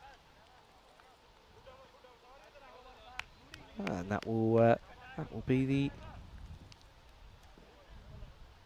end of the over. 41 for 3 after 4. Just looking at the... I haven't actually had time to catch up with the broadcast in Netherlands. Nice little montage at the start I'm seeing, and that's good to see. And I always... listen, we always appreciate... We haven't mentioned it today, but our crew at Spring Productions will spread all evenly. We've got crews in, of course, here in Budapest and out in Malta, but also in the Netherlands as well. And hey, we appreciate all the work they always do. And yeah, nice little montage that was being done there. And then Corey was doing his pitch inspection.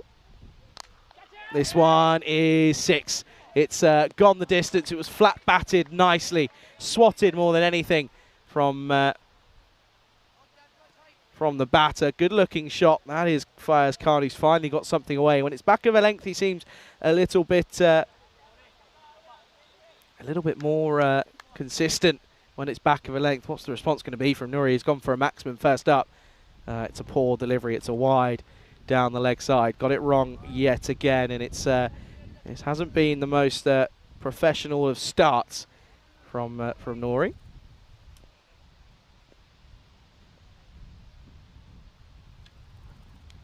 This time it's wide on the offside, and yet again hasn't been able to get it right once more. There's some good names in that in both of those lineups for that second match of the T20I Women's Tri Series out in Utrecht. That's up in the air though, and this one should be taken, and is taken. Bit of a possible miscommunication, but it will be the end of Khan. So finally Nuri surprises him with the straight one, and it's the straight one that does get him, and it will be the next wicket to fall. And that will now become 49 for 4 here. Falcons still struggling with this with these wickets column.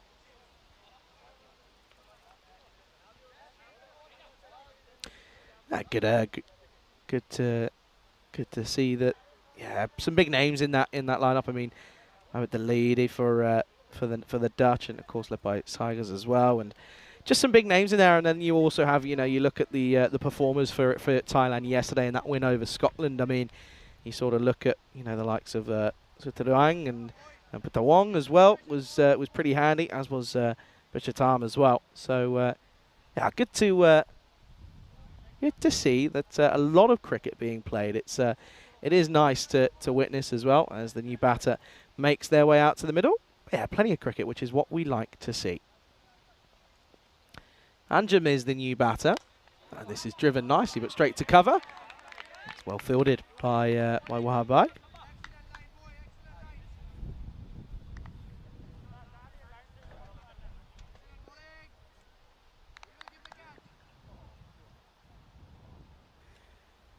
Good looking drive first up for Andrew, and this time it's an outside edge, and it sails past the keeper once again. Not really much that the wicket keepers can do when you have to stand up close, but not too close. But this one, well, that would have evaded first slip as well. That one is going to run away, and it's a welcome boundary.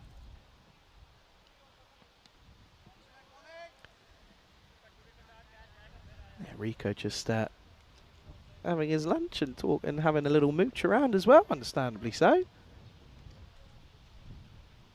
He's done a good few shifts recently, and in all fairness, another one, add that to the list, because it's going to be back-to-back.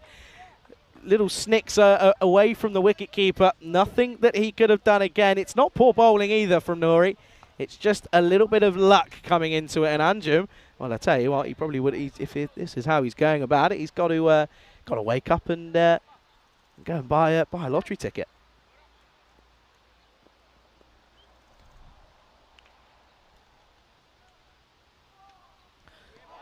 Well, he's almost gone for the hat-trick, but it doesn't quite come off. It's a good delivery to finish the over. It goes for 16, but they do pick up the wicket. It is 57 for 4 after 5. And this is, of course, what's coming up, what's happening today away from the action here in Hungary.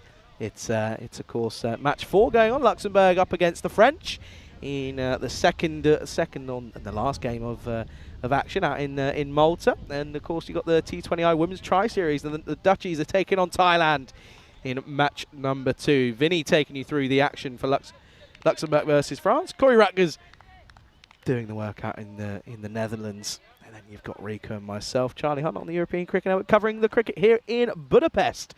And it's a pleasure to be back yet again. And I know a lot of people are tuning in on multi screens and trying their best, and we appreciate all of your efforts wherever you're tuning in from around the world. That's 6. That's huge. That's a really good shot from Jayakumar, as Khan trying to replicate what he did in the first over, where we got hit for a 6 but also picked up 2 wickets in that first over. This time around, though, it's a thumping 6 down the ground from Jayakumar.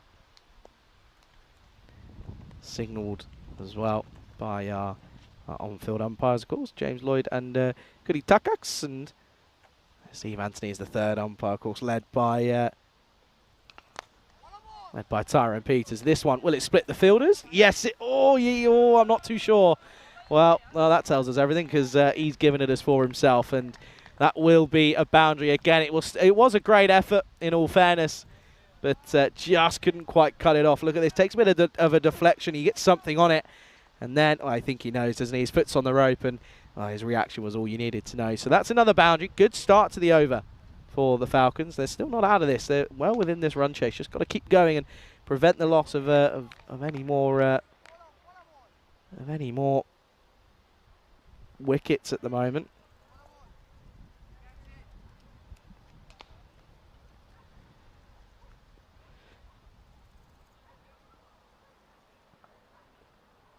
Oh, hello. Oh, shot of the day. Don't ask anyone else, because that's a helicopter shot over everyone. And that is the shot of the day. Don't even bother trying to play any more cricket, because that is the play of the day, the shot of the day, everything. Helicopter time, baby. What a shot that is. That's outrageous from Jayakumar. Watch that again and again and again. Oh, that's so good. Don't get out next ball, please.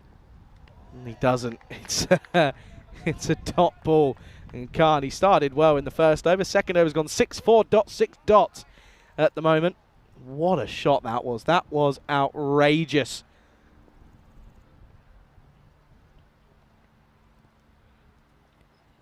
Well, this one again, Jayakumar. Has he picked up the man? No. Just falls short. Good effort, though, from Misaguri. Oh, and look at that. He's hit the ball so hard as Jayakumar that he's broken his bat. Potentially, not too sure, maybe. Anyway, end of the over, 6 overs down. Still well within a shout here are the Falcons. 40 runs needed off 24. The score is 74 for 4.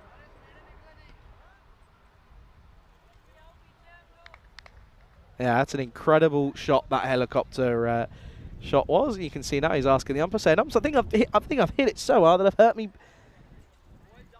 bat.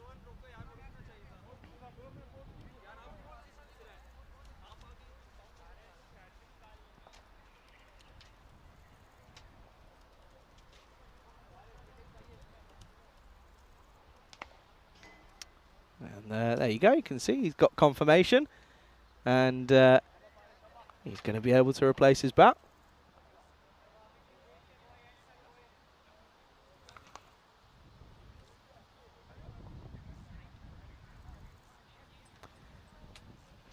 Okay then, so he has replaced his bat as Jayakumar. Of course, got the single, so he keeps the strike, and he'll be facing up then as it's going to be Faraz Iqbal is going to come back in, and he, no surprise, goes for the pretty atrocious bouncer. Realistically, wasn't executed well. Start then for Iqbal. He does like that heavy length, but it's getting a little bit same old, and the keeper's had a bit of a nightmare here again. It's gone right through him, sort of ran past it and didn't really think of anything else, but he's got that one completely wrong of both the bowler and the wicket keeper.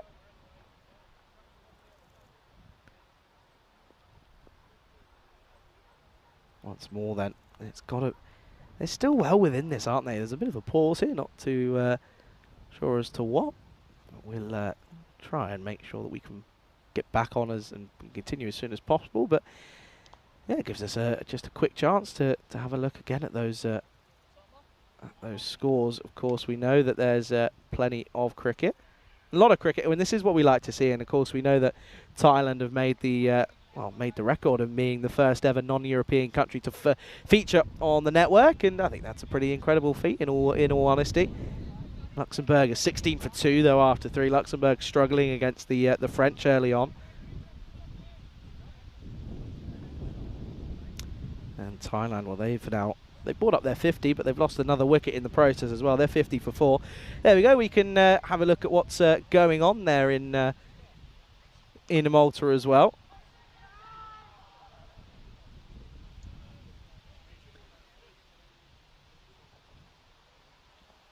And yeah, this one, you can see there, it's what's going on in Malta at the moment.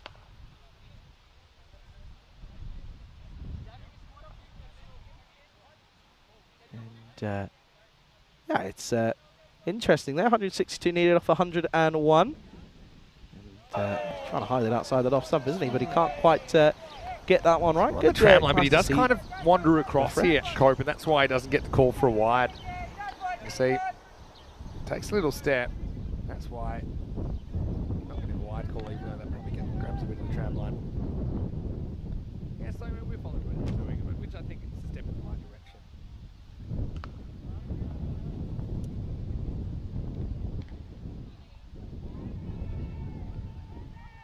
Oh, he's gone. He's walked.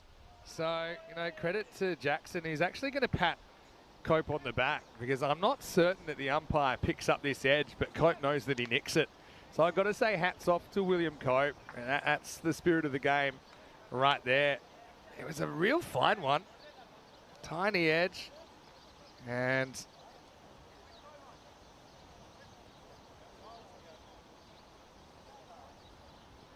so yeah, little feather.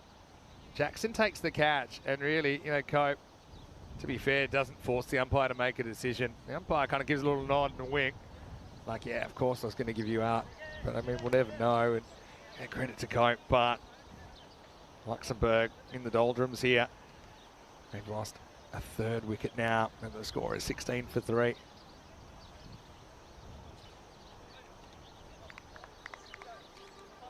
Yeah.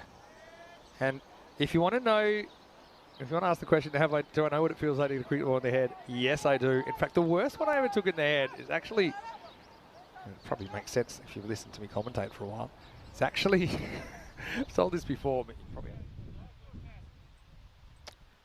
haven't. We apologise for that little break in play, just a little technical issue, but it was a good chance to have a little catch up. That was Vinny Sandy taking you through a couple of deliveries there back out in Malta. Of course, Luxembourg up against the French, and French right on top of that game out there. And well, we can come back to the game we're going on here. It's 74 for 4 then, and well, we were going to, but now we're just having another pause again. Not too sure once more, but there's still another pause, and yeah, there still is an issue this time around yet again. It's again, it's something that it's a technical issue that we're trying to resolve as soon as possible.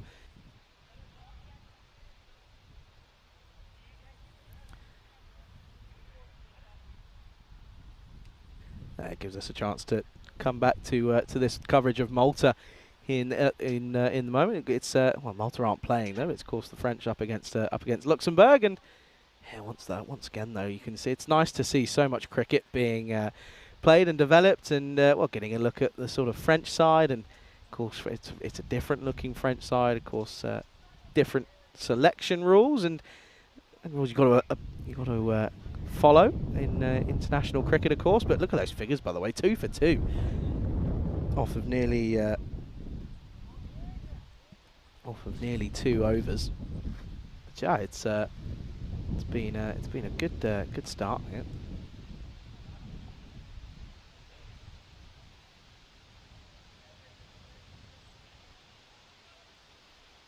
Feedback chat.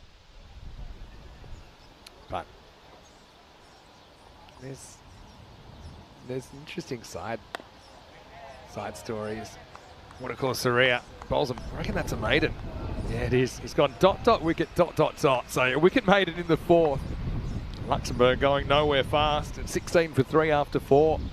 So I'm reading this book at the moment. I mentioned it yesterday. It's called Never a Gentleman's Game, and it's about this kind of myth that there's a spirit of cricket that's gone through the ages. Because actually, if you dig a bit deeper, of course you'll get some examples of quote unquote spirit of cricket, but the history is a bit more complicated than you think. But now they talked about in England, you get people that would be walkers, but they would get. But basically, they were a bit more, they were even worse because they were strategic. They would walk in matches that didn't really matter, but then in really key situations or key matches, they would nick it and not walk, and then they would kind of rely on the reputation that they're a walker, and the umpires wouldn't be game to give them out. So that's like, I suppose a bit sociopathic, but yeah. Credit to Cope though. I mean, we don't.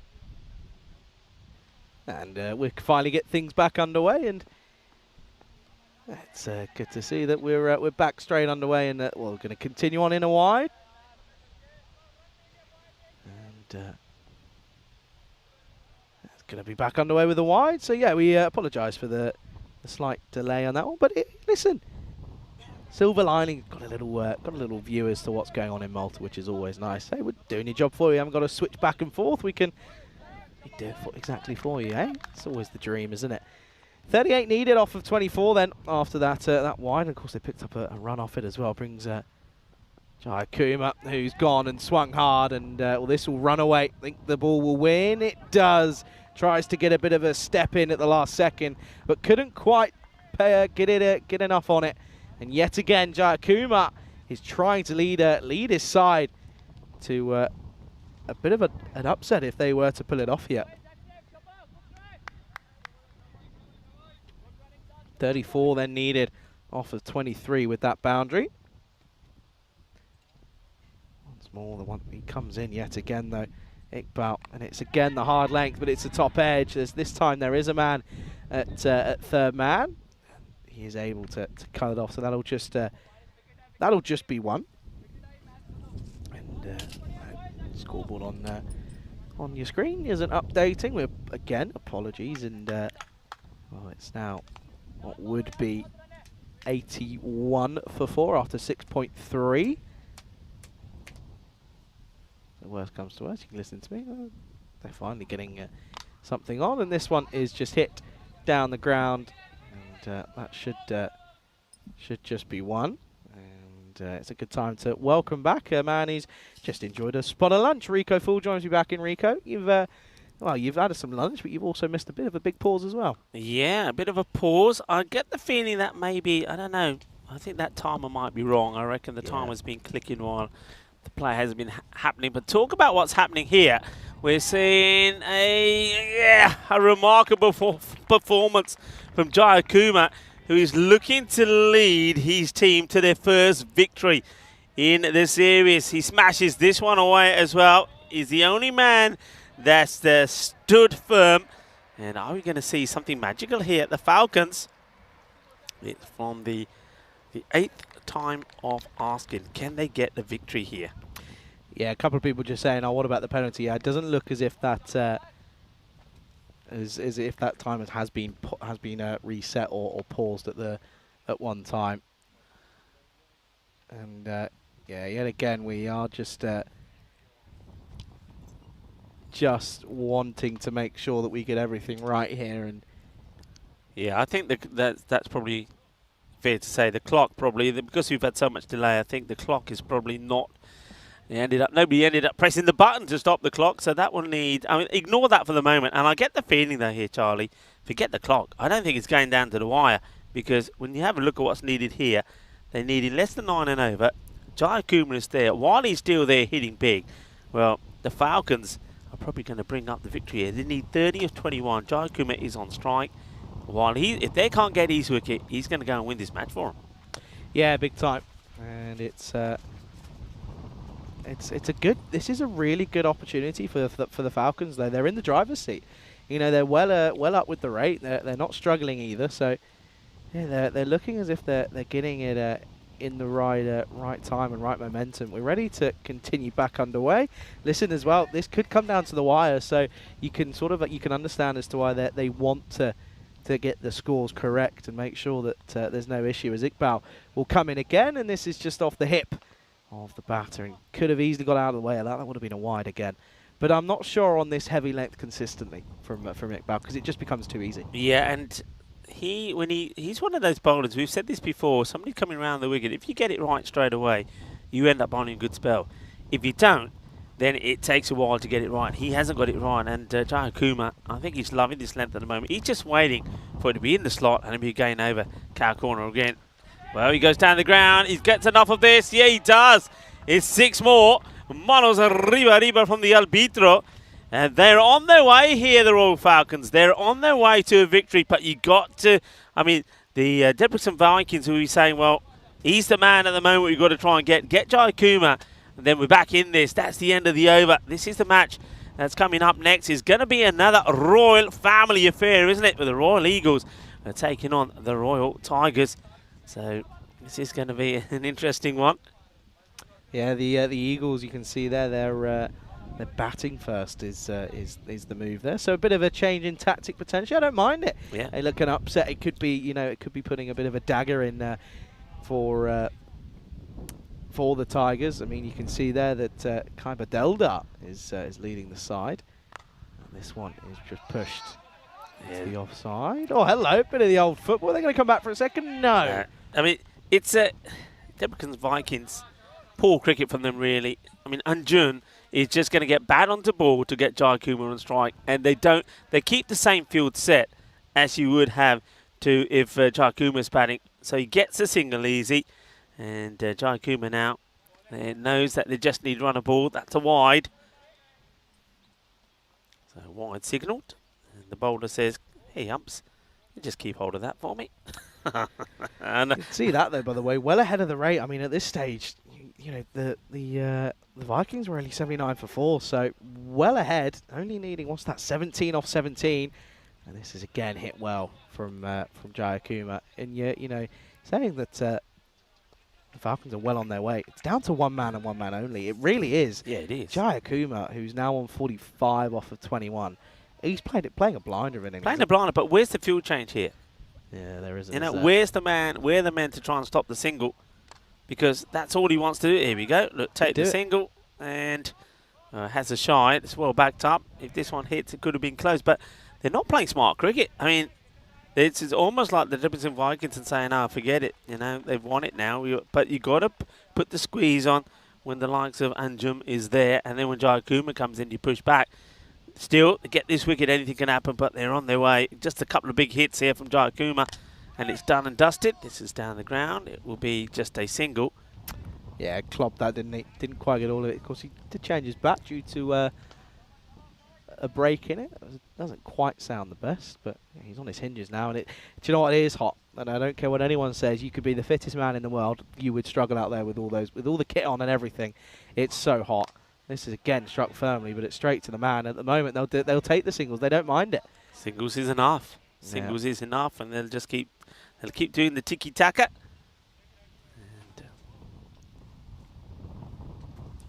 Yeah, looking forward to that matchup though. Again, another Royal Derby. I think it's going to be an exciting one, but I still think this has got a twist in the tail. I think. Again, hit firmly, but it's well watched in the end by Faraz Iqbal. He's a tall man, and he's lucky that it comes to him nicely. But it does mean that Jai Kumar will more importantly keep the strike, as it's the end of the 8th over. Score 103 for 4. Royal Falcons should come away with a victory here. Yeah, they should run a ball, and that's what they're doing at the moment. Jai Kumar will go back on strike. He knows that he's got a partner with him, Ghulam Anjum, who's understanding the role here. They're well ahead. They'll take those singles, and if he gets one to put away, he'll put away. You just get the feeling here that one big shot, and that's it. That's game done. But until that boundary comes, that the Debrecen Vikings are still in the match, and more to the point, if they can get the wicket of Jai Kumar, who's on 47 of 23. Bit of left arm around the wicket. Don't mind this. This is good. Something different, and this is what we keep saying, isn't it? That attacks are so one-paced. Yeah. And I think, you know, you look at who's at the top of the table at the moment with the blinders. Why is that? Again, they've had good batters and good bowlers, but they've got a spinner. They've got the variations, you're right. They've got a spinner, but not only have they got a spinner, they've got a seriously talented spinner as well. And I'm not just saying that because he's been able to do some incredible things with the ball. Again, another helicopter shot. This time just chipped for one. Or maybe a second, and it's a fumble. Still fumbling. Finally collects it, so it is just the one. Are they going to put the squeeze on? Are they going to try and stop these singles? That's what they've got to try and do. I can't believe they're still staying so defensive when really the only way they can win this match here is to be attacking. In the air, and this will go all the way. Balle, balle. Ginna sona shaka lagya. And the Royal Falcons, they're on track for a famous victory. Their first in this European Cricket Series. Their first on any European Cricket Series. What a moment this could be for them. These two are pumped, aren't they? 4 needed. And that will be it. Game, set and match. And Jayakumar, he wasn't the one to hit it because it was an incredible bit of work from Andrew. He's came in and he has punished this and punished it to all ends of the ground alongside Jayakumar. He was looking for a partner, someone to back him up. And finally, he has had some support, and the Falcons, well, listen, I'm their good luck charm because I've come in and they've got their first victory. You are, Charlie, and a lot of people around the globe will be happy. They had a lot of people saying, come on, Falcons, get your win, get your first win, get the points on the board, and they have. Congratulations to the Royal Falcons, as they have got themselves up and going. So well done to them. And a nice win from them. So well done. Congratulations to the Falcons. The first win on the European Cricket Network. Yeah, this matchup that's coming in, well, it's scheduled to be at past, but I can tell you that game has just been delayed slightly by 5 minutes. So that will start at 20 minutes past the local time. So that's just due to the issues that we had mid-game here this innings. Let's take a look then at these highlights, and it's going to be the highlights that the Falcons have been waiting for. It was a poor start. They lost a wicket on the very first delivery. It was a good catch by Fayaz to take this one. That brought a very impressive Ahmed out to the middle, and he looked really promising. Hit with some lovely shots, but was caught by a sharp catch in the covers. But it meant that we then saw this one caught behind. Little ticker, we looked back to the umpire and thought, if I stay quiet, I won't get out. But he looked back, and he was a guilty man as he looked back, and eventually he was given his marching orders. That was probably when you thought that realistically wickets are too much here for the Falcons, but it brought out the dangerous Abhijit Jayakumar, and he had a great time out there, didn't he? He had a fantastic time, yeah. 4 big sixes, 3 fours as well on his way to that superb 48. And you have to say there, he was supported brilliantly by Anjum, and I like the way that Anjum, that when he decided, yeah, this match is on, he said, now it's time for me to unleash, and he hit 2 big sixes of his own to finish the match. A great moment for the royal family, you have to say, because, well, now not only the Tigers, not only the Eagles, but also the Falcons have got a win on the European Cricket Network. Yeah, rightfully so, and this was right towards the back end. Some big blows of the blade as we ended up seeing, of course, the willow cracking leather by Jayakumar. And the good news is as well, he is your player of the match, and rightfully so, because he hit some big boundaries and he led his team to their first victory here on the European Cricket Network. And well, if I'm being totally honest, I thought the celebrations were a little bit minor. I was expecting some bigger ones than that. But you know what? I'm sure they're still more than content, more than happy with their victory here against a good side in the Vikings, who, by the way, the Vikings, they got one over the Tigers. So just shows you anyone can beat anyone here in Hungary. And of course, we're coming to the back end of this tournament, the nitty gritty. Every point matters, and it is crucial. Let's take a look at the scorecard here. Jayakumar, 48 not out off of 25. An outstanding innings from him, and player of the match worthy innings at that as well. Scored 3 4s and 4-6s in his innings. He was well supported though by Anjum at the end, who was 24, not out off of 10, hitting some nice boundaries in total. But this is realistically where the game was lost. The bowling was subpar. Look at those extras, 13, not good enough from the Vikings. Yeah, not good enough, and once again, not enough variations, but it still needed something special, and we got something special there, so very well batted there from Jayakuma. And he's somebody, I've said this before, he's somebody who just got better and better.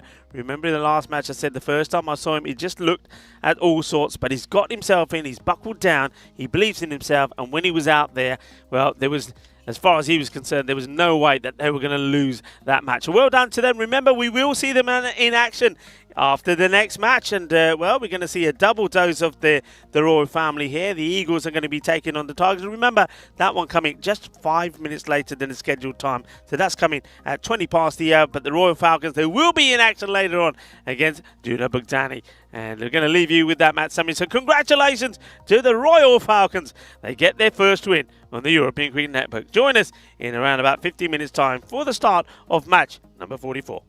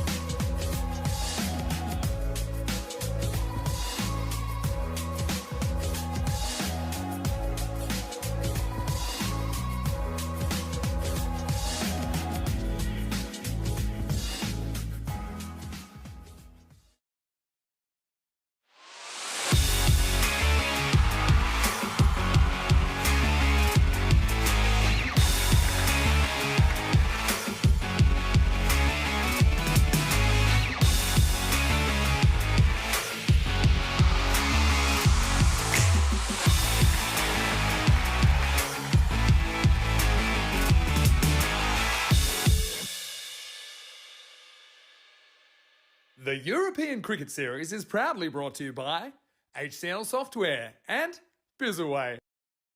Hello and welcome back to a very warm, hot and sunny GB Oval here in Budapest in Hungary as we get ready for the start of match number 44. It's going to be another Royal Derby. Yes, it is. The Royal Tigers are taking on the Royal Eagles. This is going to be an exciting one. It's the first 11 taking on the second 11. The Royal Tigers, it wasn't a good start for them early on. They were beaten by the Debrecen Vikings and they recovered well from being 2 for 2. It was a great partnership between Stan Ahuja and Abdul Manan. 128 partnership got them to 130, but they weren't able to contain the Vikings. That ended up being victorious and they won with a big margin to go. They absolutely destroyed the Tigers. The Tigers will be reeling and hurting from that. Can they come back strong against the Eagles? Eagles though, well, they've been flying the flag at the moment for the Royal 11s because they got their win against the Royal Falcons. Players to watch out there, of course, is once again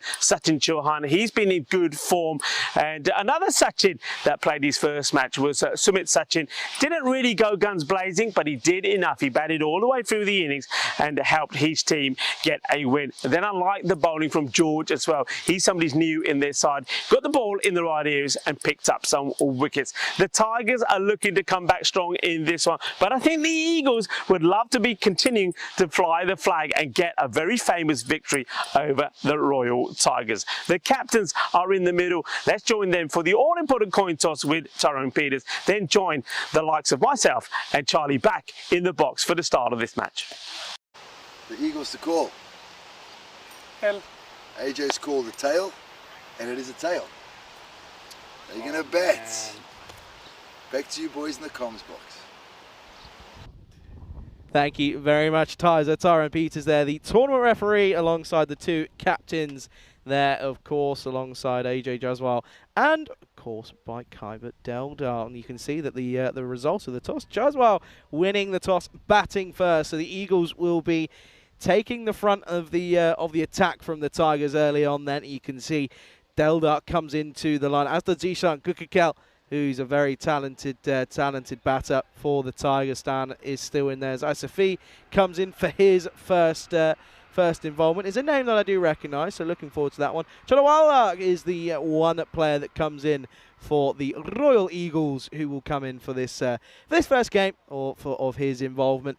And, of course, still probably very heavily reliant on Gupta alongside the skipper himself in Jaiswal as they look to make another upset here. Tigers losing the game earlier on today, and it wasn't a good one for them at all, losing to the Vikings. Vikings then lost to the Falcons. So just goes to show everyone can beat everyone here. And we take a look at the Super Computers bat versus Bulbul for this 44th match of this European Cricket Series here in Hungary, Budapest.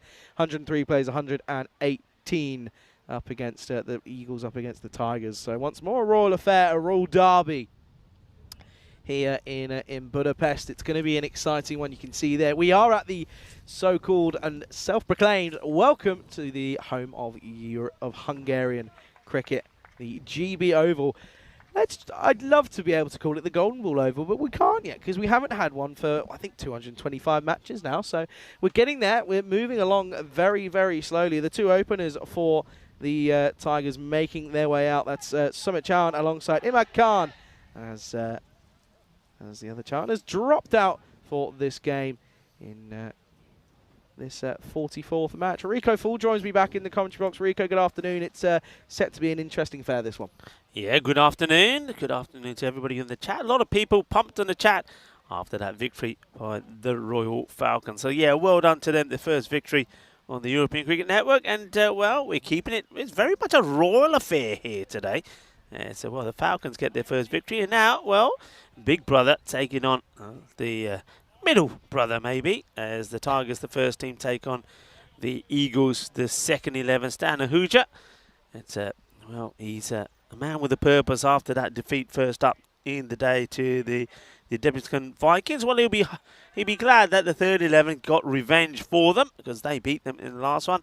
This man, Mohamed Suklain, will be hoping that he can get his radar right. When he can be pretty useful. And you see that Imad Khan After a few ducks on the spin, a pair, he came back with a few runs in the last one, hitting the winning runs. And now he's been elevated back up to the top of the order. He's the non-striker, Sumit Chauhan, who batted all the way through in the last match with scores in the 20s. He made well, a good contribution, a good partnership along with Sachin Chauhan. He stays as the opener. Angles into the pads, no run. Yeah, no run there. Starting well outside the leg stump and doesn't come across, so that angles in and yeah, gets a bit unlucky. Doesn't get anything on it. Good start though for Sir Klein, who is of course ever present in this Tigers lineup. But yeah, good to see a couple more names coming back into that Tigers lineup, isn't it? Nice to see that they're getting a bit of a boost after this morning's loss. Well, this is an acrobatic stop. I mean, Stan Ahuja, this is a great stop from him. This ball is a spicy one. Goes in between the legs of the batter. So that's a real nutmeg, and Stan does really well to see and stop that. That's quick. That is quick as well. He's pushing this one through. It's surprising.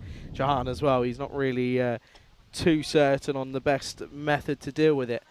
Good early signs here for the Tigers here. Looking for a comeback after this morning.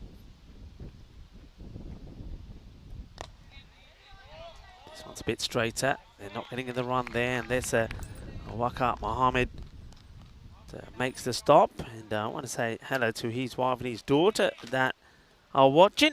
Shorty कितना अपने पापा ने देख दिया, बहुत अच्छा cricketer है, बहुत अच्छी गेम खेली आज. And he was telling me that every time that I'm talking about him, his daughter goes running to his mum and says, talking about dad again. And he's, well, I think he wants to play probably a bigger part in this one. Didn't get a chance to have a bat in the last match. But the Royal Tigers did get to 130 on the board. But unfortunately, his bowling wasn't up to scratch. And the bowling in general of all of the Tigers wasn't up to scratch. And that's where they lost that match against the Debrecen Vikings. So they've got a point to prove here. The Tigers, and Sir Klein has made a good start here. No runs at the moment on the board. Yeah, it's been a tidy first over, trying to finish it off as quietly as possible. This is flat batted to cover. Can't get through Deldar. It's another dot. And yeah, Tigers, I mean, you mentioned that Tigers, if I'm not mistaken, lost the first game, didn't they? Yeah, they did. I think, you know, they were coming into this tournament into, you know, they actually lost in a domestic game, which is a rare sight for them, you know, just before this tournament. Happened whilst we were out in Romania. And yeah, so they weren't exactly on the best of form, but they've managed to pick it up and come back nicely. This is struck firmly, but well stopped by the man out there. That's Saeed Babar for the Tigers. And, well, he stops what would have been a certain 4. Yeah, this is a fantastic stop. And this is like a goalkeeper saving a penalty from Babar. Good stop. And let's go and focus a little bit on the Royal Tigers there. Darshan will be desperate to get back in the runs. Remember, he went without scoring earlier today. Stan Ahuja did go and score a half century. Deldar back in the side. So they strengthened the batting slightly, but once again, like I say, batting wasn't the issue. The issue was not having the variation in the bowling, and that's what they've got to change up. The other side, well, there is, you can see that there's no Sachin Chauhan in the side as this gets played away. So this is just going to hold up. So they're going to struggle a little bit. But Sumit Chauhan will hopefully be able to provide some more support. And they're going with Imad. So yeah, you got Sachin Chauhan there. I think they may have maybe just confused him with, because they're both S Chauhans, but of course there's no Sachin Chauhan. Sumit Chauhan is playing, but of course he hasn't got 204 runs. He only just made a start. He's in his 20s. So a bit light on the batting, and this one should, well, they're wanting it, and it should be out. It will be out. The batter's walking. He saves the umpire the job, and that's that quick delivery from Abdul Manan, and a very good sharp catch taken behind the stumps from Stan Ahuja. And the man who we were talking about, and not Sachin Chauhan, is Sumit Chauhan. This time will not bat all the way through the innings. He's going to go. You're almost probably quite glad that he's gone, because you're getting a little bit confused. I was trying to listen. I had no idea you're on about at one point. But anyway, yeah, good catch. Pretty simple one, but still a bit of an awkward height, actually, in all fairness. And a good one to get as Chauhan goes. It's 3 for 1. Yeah, it's a good one to get, because like I say, he did bat all the way through the innings last time. All right, didn't score big runs on the board, but got himself into the 20s. But the big edge here, and that's an easy one for the umpire. And you can see there that the umpire does stand, put his finger up in the air. That's Steve. Steve and Guri are the umpires for this one. And James is the third umpire who have done a magnificent job so far in this series. So wicket goes down, and just like that, it's going to be Shiraz Dilbar that comes out into the firing line. Idam Khan has yet to face a ball. Yep, he's just been watching it all unfold from the non-strikers, and well, now he's got he's going to be chucked right into the thick of it, into the deep end. A rare leave as he just lets this one go. Yeah, there's a leave, and you know what, Charlie? No more waiting around. It is that time of the day. It is hot. Yeah. It is humid. So it's worth mentioning that today is National Mojito Day. So let's have a toast, and let's see if we can get some of these mojitos in here. And that one will be a wide. And what do you need on a hot summer's day? What's better than a cool, classic minty cocktail? The mojito ranks among the nation's favourite cocktails. It's traditionally made with white rum, lime juice, sugar, mint, and sparkling water. It's a creation that dates back to created in Cuba back in 1586. A long way back, but it still tastes good. My favourite. Is it? No word of a lie. It's also my dad's favourite. Is and it my mum's favourite? Is it because of the crushed mint when it all gets crushed before it's made? There's nothing more refreshing than a mojito. Yeah. It's the mint. It is the mint. Like it's the mint does it for me. I think just get it well crushed in there, and it would be a good time to have a mojito right now. It certainly would be. Do you know who I reckon is going to probably be tucking into a couple of them later on this evening? Who do you reckon? Vinny. Well, yeah, of course, because he'll be finished pretty soon. Well, he's not far off. What is you've got it open, haven't you, on your laptop somewhere? I'll tell you what's going on there at the moment. Of course, the match is between Luxembourg and France. France have got 177 on the board. Luxembourg at the moment 63 for 5, and it's around about 7 overs to go in that one. So it should be a straightforward victory for France. So Luxembourg will start with 2 defeats today. They lost out earlier to Malta, of course. Who was in the Well, excuse me. What is that about? Calm down, Charlie. Well, this is what happened in the afternoon. So be prepared for that. No word of a lie. Every inch of my being had to stop myself from saying something I couldn't say on air. Oh my Lord, that scared the living daylight out of me. Yeah, this makes you jump. This was happening a lot yesterday, and I was told it was because some signals were down, so they had to hoot to come by. So, all right, fair enough. Anyway, it's a bit of a slow start here, to say the least.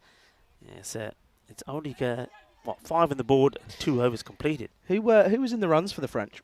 That's what I'm interested in. Whilst you look that up, give me a second. I want to talk about the updated standings. Then you can see there the victory for the Falcons lifts them off the bottom of the table. They're ahead on net run rate as the Blizzards are sat at the bottom at the moment.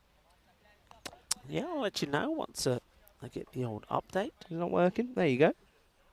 Go on the front. There you go. That's the one. No surprise. I was waiting. It was just a matter of time before Gustav got in the runs. I was waiting for it. He struggled yesterday. Got a first. Well, he got a duck. I know that for a fact. And then he also went about runnable in the second game. So good. He's good to see he's back in the runs. Yeah, Mukhtar Gulami also 46 of 33 got in the runs as well. So. Do you know much about Gustav McKeown, by the way? This is not a lot. Okay, I can tell this is going to be 4 runs. I'll tell you a bit about him. That's a welcome boundary as Khan gets underway nicely with a 4. Young, very young and talented. Plays out in Australia. Does Mirko. He of course qualifies for France due to one way or another, which I don't actually know. But yeah, he had an incredible time in some World Cup qualifiers. I believe it was last year, and I think he scored. I'm trying to remember. I think it was three. Was it back-to-back centuries or 3 centuries in a row? I'm gonna have to check. Give me a second, and I'll give it a Google. So Klein just loses his run-up, gives you a bit more time. Also gives me time to mention the other cricket that we've got going on, and that, of course, is in the Netherlands with Corey and Thailand. Ladies that got a win yesterday against Scotland. They're not doing too bad. Looks like they're going to finish under the 100 in their 20 overs. And they'll finish with a score in the 90s. They're 92 at the moment with the ball to go. They're playing Netherlands. Of course, Netherlands, you'd expect them to be maybe the favourites in that one. I know that they're playing some very good cricket at the moment. And, I think they're also turning some heads the same way that the Netherlands men team have at the moment. What about those results earlier in the late last week, Charlie, of Netherlands making it through to the World Cup. That's quite amazing. So good. And it's just the fact that we've seen, half of that lineup on the European Cricket Network, and that just goes to show the talent's there. The want and desire for it is also there, as this one is flat battered yet again. All well watched. But just going back to Gustav, by the way. So he's 19 years of age, and for back in July 2022, last year, became the youngest cricketer ever for scoring a T20 international century, but also was the first ever cricketer to score back-to-back hundreds in international T20 cricket at just the age of 18, which was rather incredible. This one down the leg side, that's going to be a wide, and which meant that he was nominated for ICC Men's Player of the Month of July 2022. Wow! In a period where there was a lot of high Test cricket being played, and he was nominated, which is rather pretty impressive. Yeah, that's fabulous stats for a young man as well, and I'm sure that there's many more records that he'll probably go on to break. Before this T20I series that started, batting average of 75 in international cricket, pretty decent. This one, a bit of yes, no, maybe, but not going to come through, and it's is backed up as well. Yeah, it's rather incredible. In all fairness, he can bowl a bit as well. He's got a couple of wickets to his name as well. So 200s, 250s, and he was the 5th cricketer ever to score 4 back-to-back half centuries in international cricket, which is rather incredible. And he had a bad time of it yesterday, but it looks as if he's back in the runs today, which is good to see. But 10 for 1 at the moment for the Eagles, being kept relatively quiet. Well, that's not quiet. That is huge. Picked up nicely. And that sails all the way over. Khan gets a maximum into the leg side. It's gone all the way for a Maximo. And, he picked this up nicely. Yeah, it's a good hit.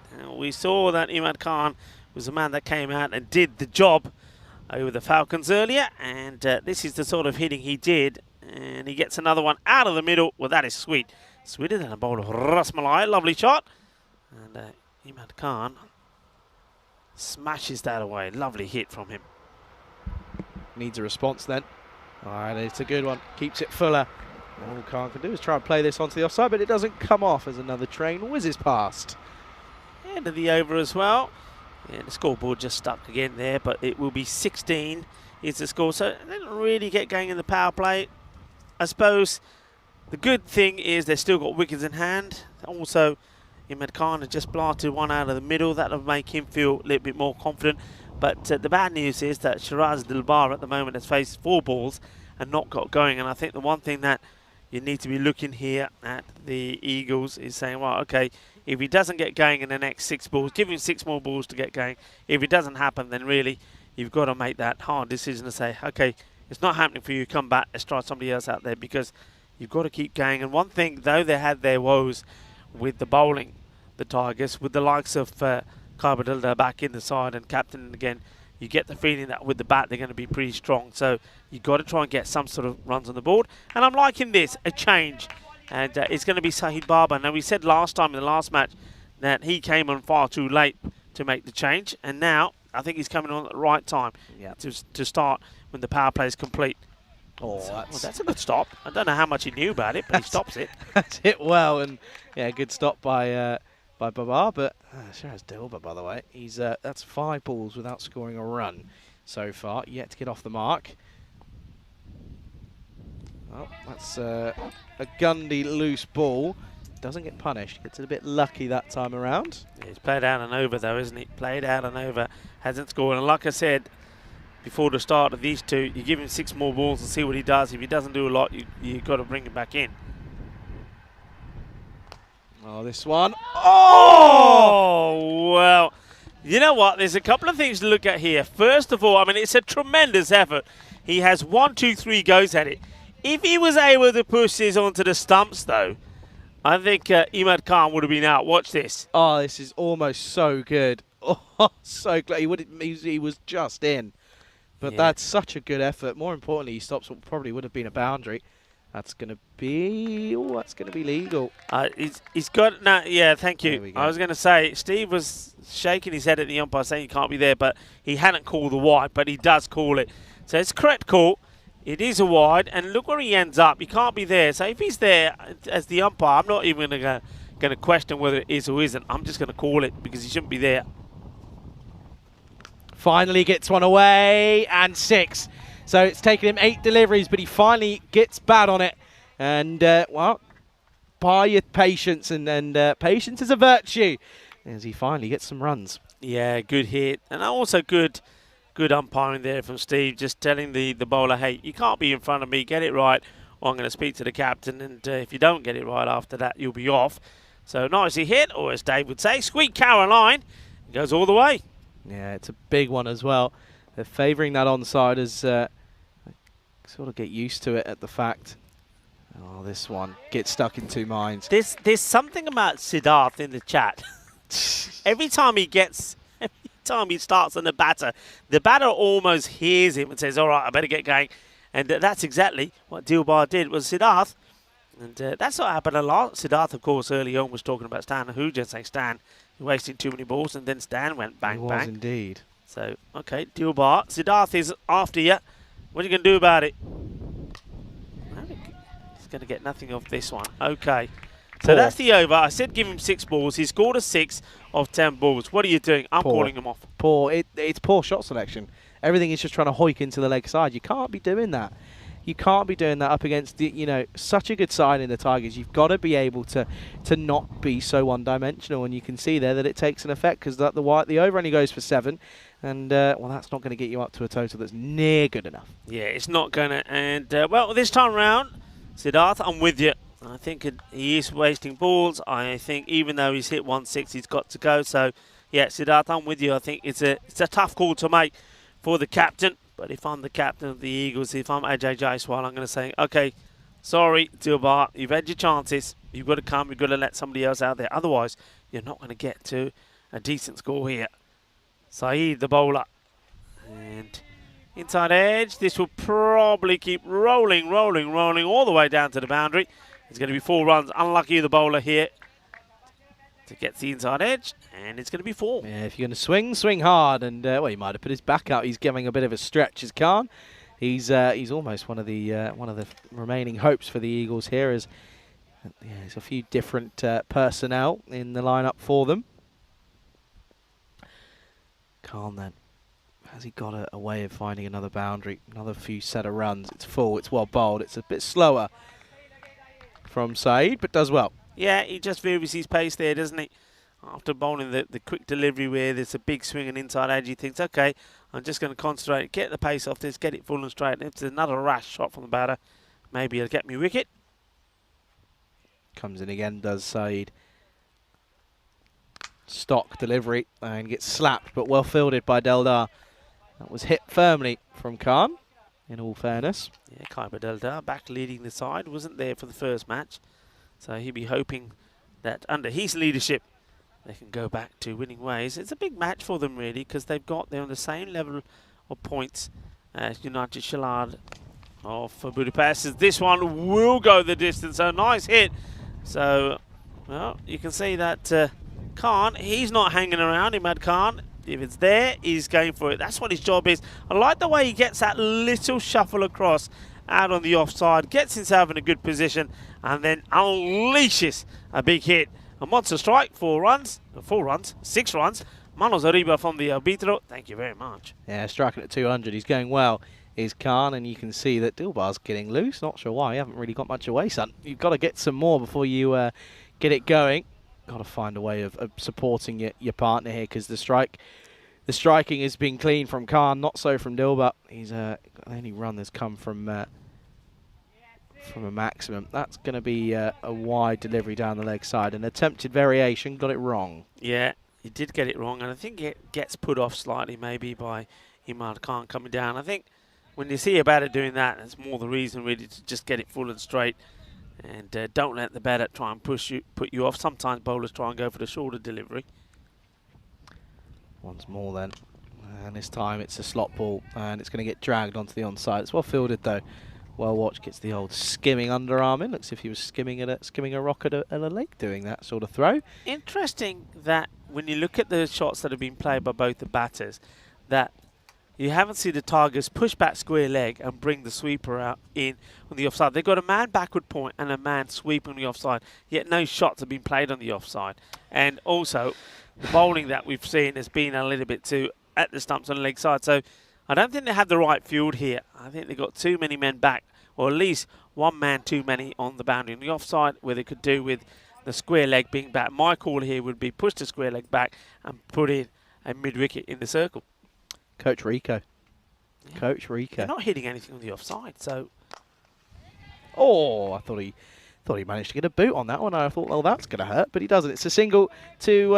is it going to be anything else? No, single to end the over. 37 for 1 after 5. 5 overs down, halfway stage. Charlie Hunt here alongside Rico Full as we welcome you into the Ice Cube. It's a pleasure to be here in Budapest, Hungary. It's been outstanding, and I've loved my first day. This is not a bad setup, is it? We've been very lucky, and we've been quite blessed. We've had good scenes in Bulgaria, lovely setup there, a wonderful setup in Romania. I know that that really surprised you, that one of us see a cricket ground. Surprised me, just impressed me. And the GB Oval as well. Pretty decent. Isn't it nice to be able to travel? I mean, you've been to places you've never been before. Romania, you haven't been before. Nope. Hungary. You're getting there because of cricket. And when we get in there, we're seeing venues like this. Superb.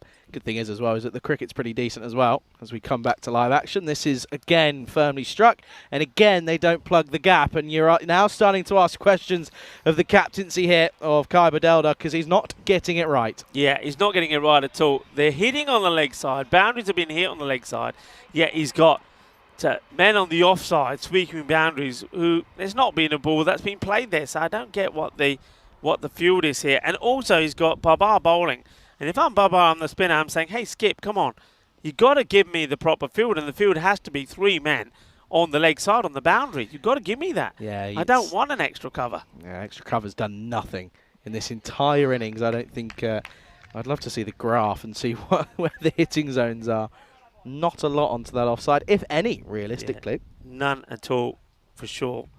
Got to try and, but this is what I'm saying. It's just too one-dimensional. We've seen one-dimensional cricket in terms of bowling, but the batting's now becoming a bit one-dimensional. That could be a missed stumping opportunity. That one. Yeah, but this one takes off a little bit. You can see the reaction from Stan here. Let's see what happens here. Yeah, gets back pretty quickly though. Don't know if he probably would have been able to take the bells in time. Even still, though, it's been tidy from Bubba, hasn't he? Hasn't leaked too many as a spinner. It's always a risk that you take bringing them on. Oh, and again, pulled leg side. This time they bring... oh, dear.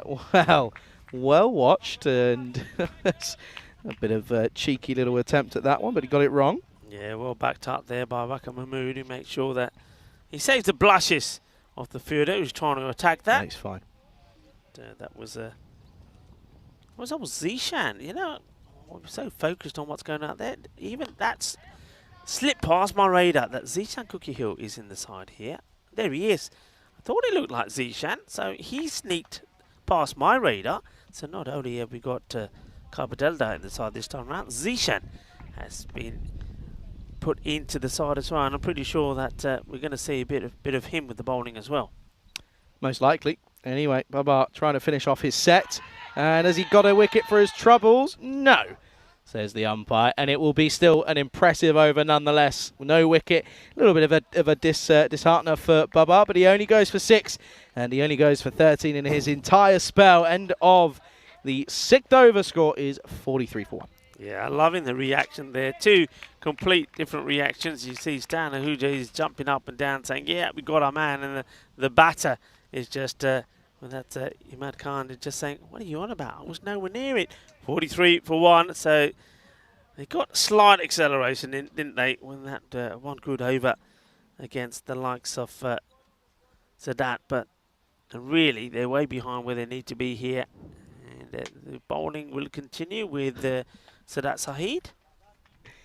Yeah, it's going to continue on. Went for 14 off his first over. Got to try and break this little partnership here. It's not the runs that they're scoring. It's just breaking the little partnership, because otherwise they could end up taking you to the cleaners in the back end of the innings. But at the moment, it's still tidy though. It's tidy enough from the Tigers. Yeah, it is. And like I say, the issues that they had in that defeat against the Debrecen Vikings wasn't so much as a result of the way they batted, but maybe more to do with the way they're bowled and the options that they went with.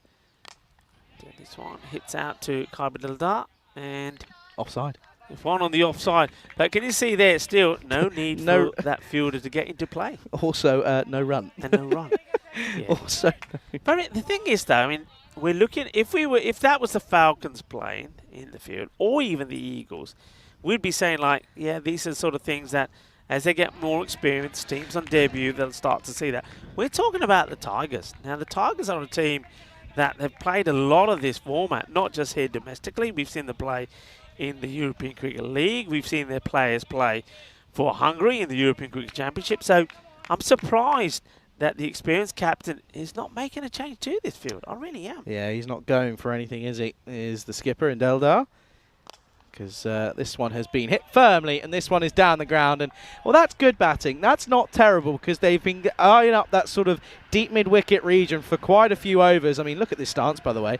But yeah, it's eyeing up that deep mid-wicket region, has ended up bringing long on wider, and it opens up a large gap. Realistically, a textbook or a regular long on would have stopped that easily, but there's no one there, and it's a welcome boundary. But still, that is poor. That run rate is poor. I was just about to say, it is a good shot. I'm taking nothing away from it, but Dilbar, 16 of 19, yeah, it's not good enough. And remember when he was on, what did he get to when he hit that boundary, and it still said it's not good enough. I think, what was he on, 6 of... 6 of 10. Of 10. I said then, you've got to call him back, because hitting one boundary and then going to sleep for 3-4 overs is not good enough. 16 of 19, nah, it's not good enough. Gone 10 off the last 9, but it's still not okay. And again, it's... What's he getting out of that shot? What's he getting? Losing his shape. It's not worked for him once this entire innings. I don't think I've seen it work for him all day. Yeah. And he's lost his... Look where his head is. His head's nowhere. His head's nowhere near the ball. Where's the hook? Where's the hook? Get the hook out there. It's not even the hook, but it's also just the fact of staying in line with it and stop moving. It's one of my pet peeves is 9 times out of 10, you stay still, you get something on it. And this time he does, but it's just, again, not connection. And when it's not your day, it's not your day. But it's 7 overs down. It'll be 49 for 1. Something's got to change it for the Eagles. And, well, this should be and is the updated most 6 counter. And you can see there, no change at the top as Stefan Gooch. Gucci and Marzi are still at the top, but Nawaz is coming in at, with 30 to his name. Wanigamagi, of course, still on 29, as is Kajla. Kajla, of course, adding to that after today's play. But... still, Gucci, I mean, he's 9 ahead. That's pretty decent. That's a lot of runs. Even in his knock yesterday, I believe he probably hit about 8 or 9 sixes yesterday. He's hitting the ball so well, and one thing that you'll see yourself, when he's playing the spin, the way he's used his feet and hit straight down the ground has been absolutely epic. So, yeah, I reckon pretty sure he's going to not only go past the 50 mark. Hello. I think he'll go past the... close enough to the 500 mark as well. Well, Zishan Kukihill does come and have a bowl, and you can see that he hasn't played a lot of cricket recently, and he goes flying here. Takes a bit of a tumble. Does Zishan. Swatted down the ground. Should be cut off, and is. Great fielding from Saeed. He gets around nicely and stays low. Low center of gravity helps him there. Good bit of work in the end. Yeah, so slightly starting to get some of the key players back in the side. 18 off 22, man. 18 off 22. This is it's not the best, and it's just a lack of application as well, which is the more frustrating aspect of it, more than anything. Oh, sight screen goes down at the far end. I don't know if you got this on the camera. There's a big gush of wind. You probably heard it in our microphones, and the sight screen comes down. Thing is, though, and I know that it was put back up again, they might as well just pick that up and move it out of the way, because it serves no purpose, does it? No, it's a tough one. Umpires deem that's... okay, so umpire here, you can see that. Good. Okay, Stan Ahuja, well played, because slower delivery, gets the outside tickle, doesn't carry. And, well, that's good from Stan. Saves us having to do the work and checking it over, but fair play. And, yeah, I applaud that. Good sportsmanship. As we see the side screen down behind him. Good areas from Zishan. And no wasps. No. You are the wasp magnet. There hasn't been any wasps here before you've arrived. I've showered today. How come there's wasps? I've showered today. Was it that day? Anyway, how come there's wasps here? It's you. Brought them over from Romania. One-handed. And guess what? There's no fielder out there. So that's going to be 4 runs. I can't believe it. It's I'm not going to say it anymore. Anyway, it's 4 runs. And he says, okay, you're going to leave it open. And Imad Khan gets another boundary. He's moving along quite nicely, but he'll be hoping that he had somebody at the other end that could also be scoring at a bit more of a regular rate than what Dilbar has. Oh, that breeze is nice. Come on then. 2 deliveries left of the over. And he's hit this firmly down the ground. Should just be 1, as that will be cut off by our man Manan. And it will be... Oh. Oh, that's cheeky. Dilbar was it Dilbar? No, it was... it was Khan was thinking of another run after getting in the way. That's always cheeky. Always cheeky indeed at the moment. 57 on the board. Doesn't look as if they're going to get up to anything that's worth mentioning, really. But it's just not really down to the lack of trying from Khan. Ah, there we go. Look at this. Lovely shot over the point region on the offside. And guess what? He gets rewarded with some runs. Yeah, this is a nice shot. He knows that what Zishan is going to try, because Zishan decides to come around the wicket for this one delivery. I'm not sure what he's thinking is here. And I think that Dilbar thought, okay, I know the idea. He gets into position early, plays a nice shot, and he gets that one away. He's on 22, but it's taken him 23 balls to get there. End of the over, end of 8, 61 for 1. They need a few more of those if they're going to get up to somewhere decent here. Of course, 61 with 2 overs to go. If you go at 10s, you're going to get up to 81. Still not enough, in my opinion, when you've got the Tigers, a strong Tigers lineup as well in that. So that's something you've got to remember as well. But yeah, it's not easy. It looks as if they're going to go to they're going to go for a different option. It looks as if that is going to be Bassett, who's going to come into this lineup here, and yeah, that's Abdul Basit, of course, and it's got a long old run up. Stan stood up. Might be easy just coming off 2 paces. Might be just effective as well. It all happens in the 9th, they say. Here he comes then, and that's just going to be good shot. It does pick the gap, does Khan, and he has been the saving grace for the Eagles, because he has allowed them to get going at a semi-decent rate. This time it's into the onside once again, and it's 4. Yeah, nice shot played from Imad Khan. I liked his knock earlier when he went out there and did finish the job off and got the victory for his side. And he's staying in that aggressive mode, playing some lovely shots. And remember, after a couple of back-to-back zeros, he's come back well here today. Shot. Lovely shot. Offered width on the offside, and picks it up nicely.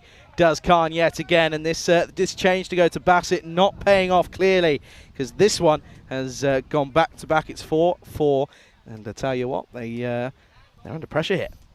Yeah, under pressure. Imad has played some nice shots into the 30s here. And Bassett, yeah, first 2 balls, boundaries, but you can see I'm liking that from Abdul Manan. The more experienced player is just having a chat with him. We haven't seen him bowl here in this one, so they're keeping him fresh. Manan.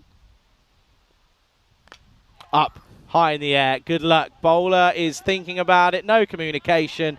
And you can see there where he's already worried about his glasses. Now they're going to have a go at the stumps, and it's eventually just going to be 1. But you can see there that Bassett probably wasn't in the best position to try and take that one. I probably would have, well, I'd like to see that just be left to Saeed, but wasn't left to him at all. And we saw that a couple of times in Romania. It's followed us, no communication. Yeah, communication bad. And I think the only good thing here is that Saeed managed to just get himself out of the way before clonking the head of the bowler, but no call there. It's an opportunity that should have been taken. Once again, you'd expect the Tigers to have at least got hands onto that. That's not a bad delivery. Good length. He doesn't allow the likes of Dilbar to get under it. Dilbar will go back to tiki-taka, takes a single. Definitely doesn't need a 20-yard run-up, though. Nah, he doesn't. Definitely doesn't need a 20-yard run-up. He'd be tired. Well, I would be tired by the time you get to the crease. But anyway, that's just me. Yeah, he's starting from where, like a 30-yard. It's more like, it's almost 30. It's probably 25 yards-ish. Look how far wide. Look where he is then. Now steps a big across, and it doesn't really lead to anything. It will be a bye. That's a little bit unfortunate. There's a lot going on for Stan to try and take that cleanly. So does well to not let it go for anything more than just the 1. Yeah, it's a bye. So can we see a big hit here now from Dilbar? He's got to be thinking aggression all the way through here. When he does, he is able to play some nice aggressive shots, but I just think he doesn't stay in that same mindset. Can I put my shout out there? Go on. Dot. You reckon dot? Dot ball. Dot ball or a wide, one of the two.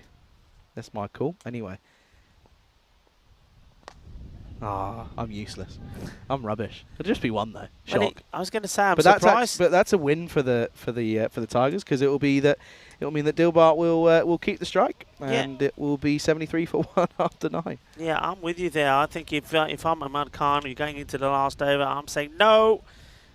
Saying that the 1 is not really what we need here. We want to try and get as close to that 100 score as we can. So we want to be going for a few big hits. So he's going to have to try and get back on strike. He must be trying pretty hard to try and get Dilbart to play some attacking shots. He's 24 of 25.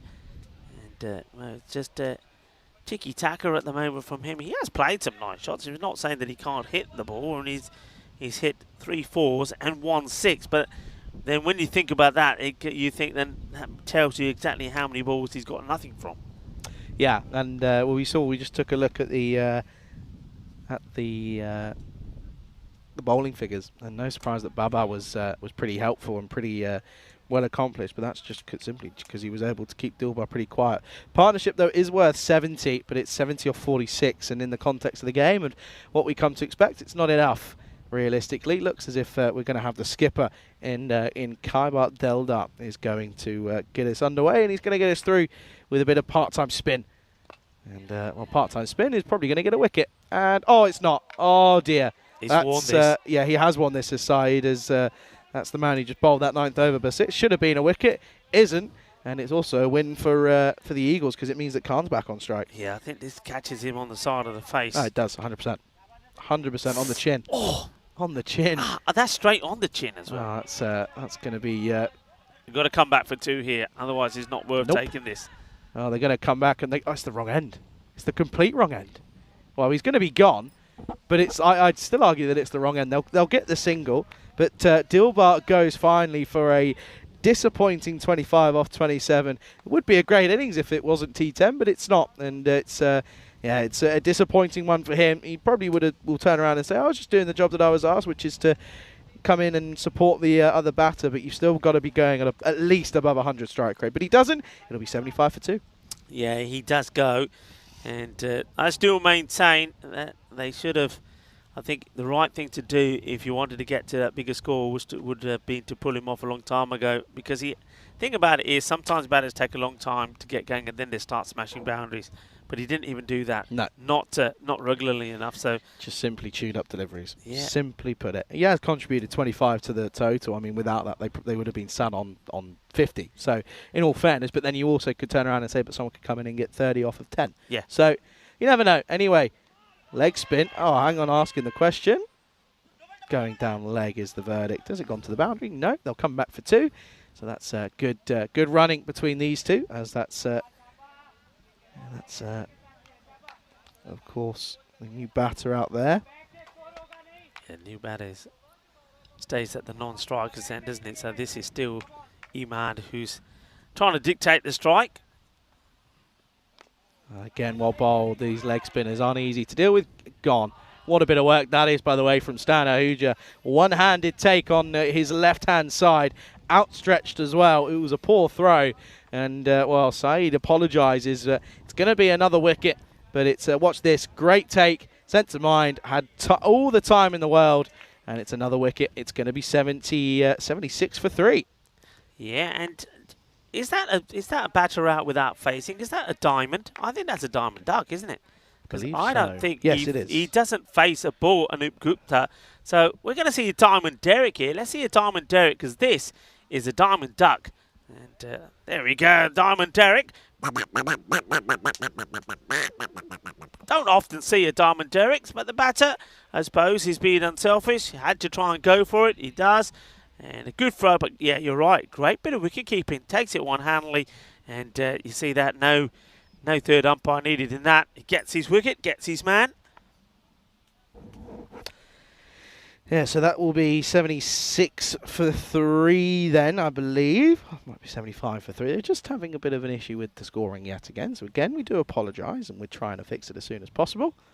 As We're just trying to work out as to what the confirmation of that is, but at the moment, still though, you turn around and you say it's not enough for the from the Eagles. It's not enough. It's an interesting one, isn't it? That one, because I don't know what's going on here with Abdul. Abdul, you okay, Abdul? Abdul, you might have come into this. Why don't you come into our box? You want a bit of shade. I don't know. You'll have to go back out there now. Don't think about the start. Otherwise, I get into trouble. Yeah, I don't Abdul know. was like getting further back and back into the little shade that our box was created.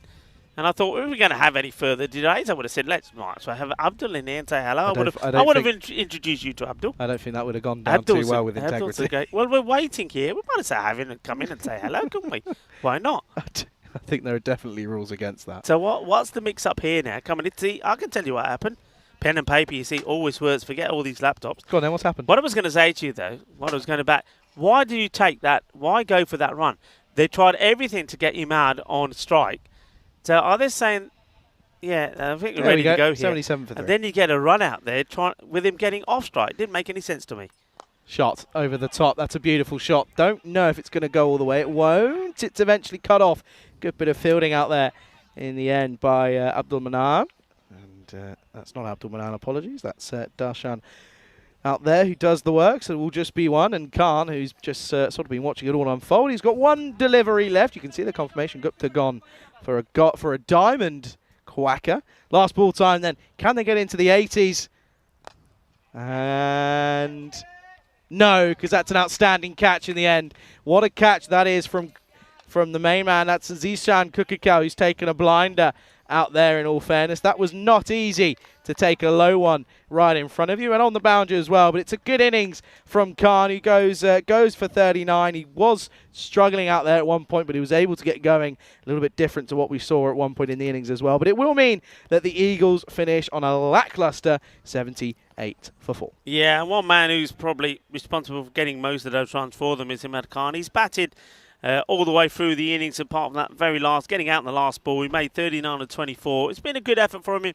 Well, what a good catch that was from Zishan, the man who's got the bling in his ears, didn't he? We saw that in the sunshine, shining away. But the way he takes that catch, he just times the dive forward to perfection. It really is a good catch. You'll see it again in the highlights. But, yeah, they just never got going, did they? Sumit Chauhan this time went early. Good catch taken by Stan of the bowling of Manan.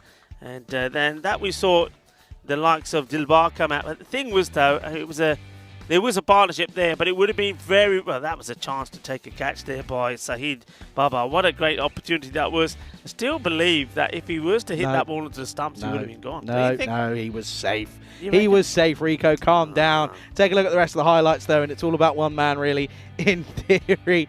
But, it was good hitting. In all fairness, from Khan, he was the main man in this setting from the Eagles. He was, of course, supported in some fashion by Dilbar, but not the best fashion. Yeah, not the best. But this one could have been nasty. It was an opportunity for Abdul Basit to get his first wicket. Weren't able to. He had his glasses knocked off, but luckily for him, that was all there was. And he was in more action later when the ball hit him on the chin when he was trying to take the catch. This was the run out. And then there was another run out. This was the golden or the diamond quacker. As the batter came and went without facing the ball. That was Gupta. And there was that catch right towards the end from Zishan Kukio. Takes the catch. And I'm pretty sure that he'll want the opportunity to go out there and have a bat and put the Royal Tigers back on track again to make their march towards the top of the table. But of course, they would have played more matches than the Blinders and have lost 2 matches as well, with the Blinders, of course, have been undefeated in this series so far, so they're not going to be able to catch them up. So what they're looking to do here is really just confirm their spot in the top 4. Maybe at the moment they'll probably feel, unless the Blinders slip up, the best they can hope for is to finish second. Yeah, big time. And take a look at the bowling figures for the Tigers, and it was a mixture of a bag, really. Didn't start off too well, but they were able to drag themselves back in off the middle overs. Realistically, down to the one man inside, Baba, who bowled superbly well. Didn't pick up a wicket, but he was able to find a way to keep things tidy and steady in those middle overs. And of course, you can see that they finish on 78 for 4. Then we'll be back in around about 10 minutes time. Probably going to get back underway at 1/4 the hour. Don't go anywhere. Should this be a simple chase for the Tigers? You'd expect so.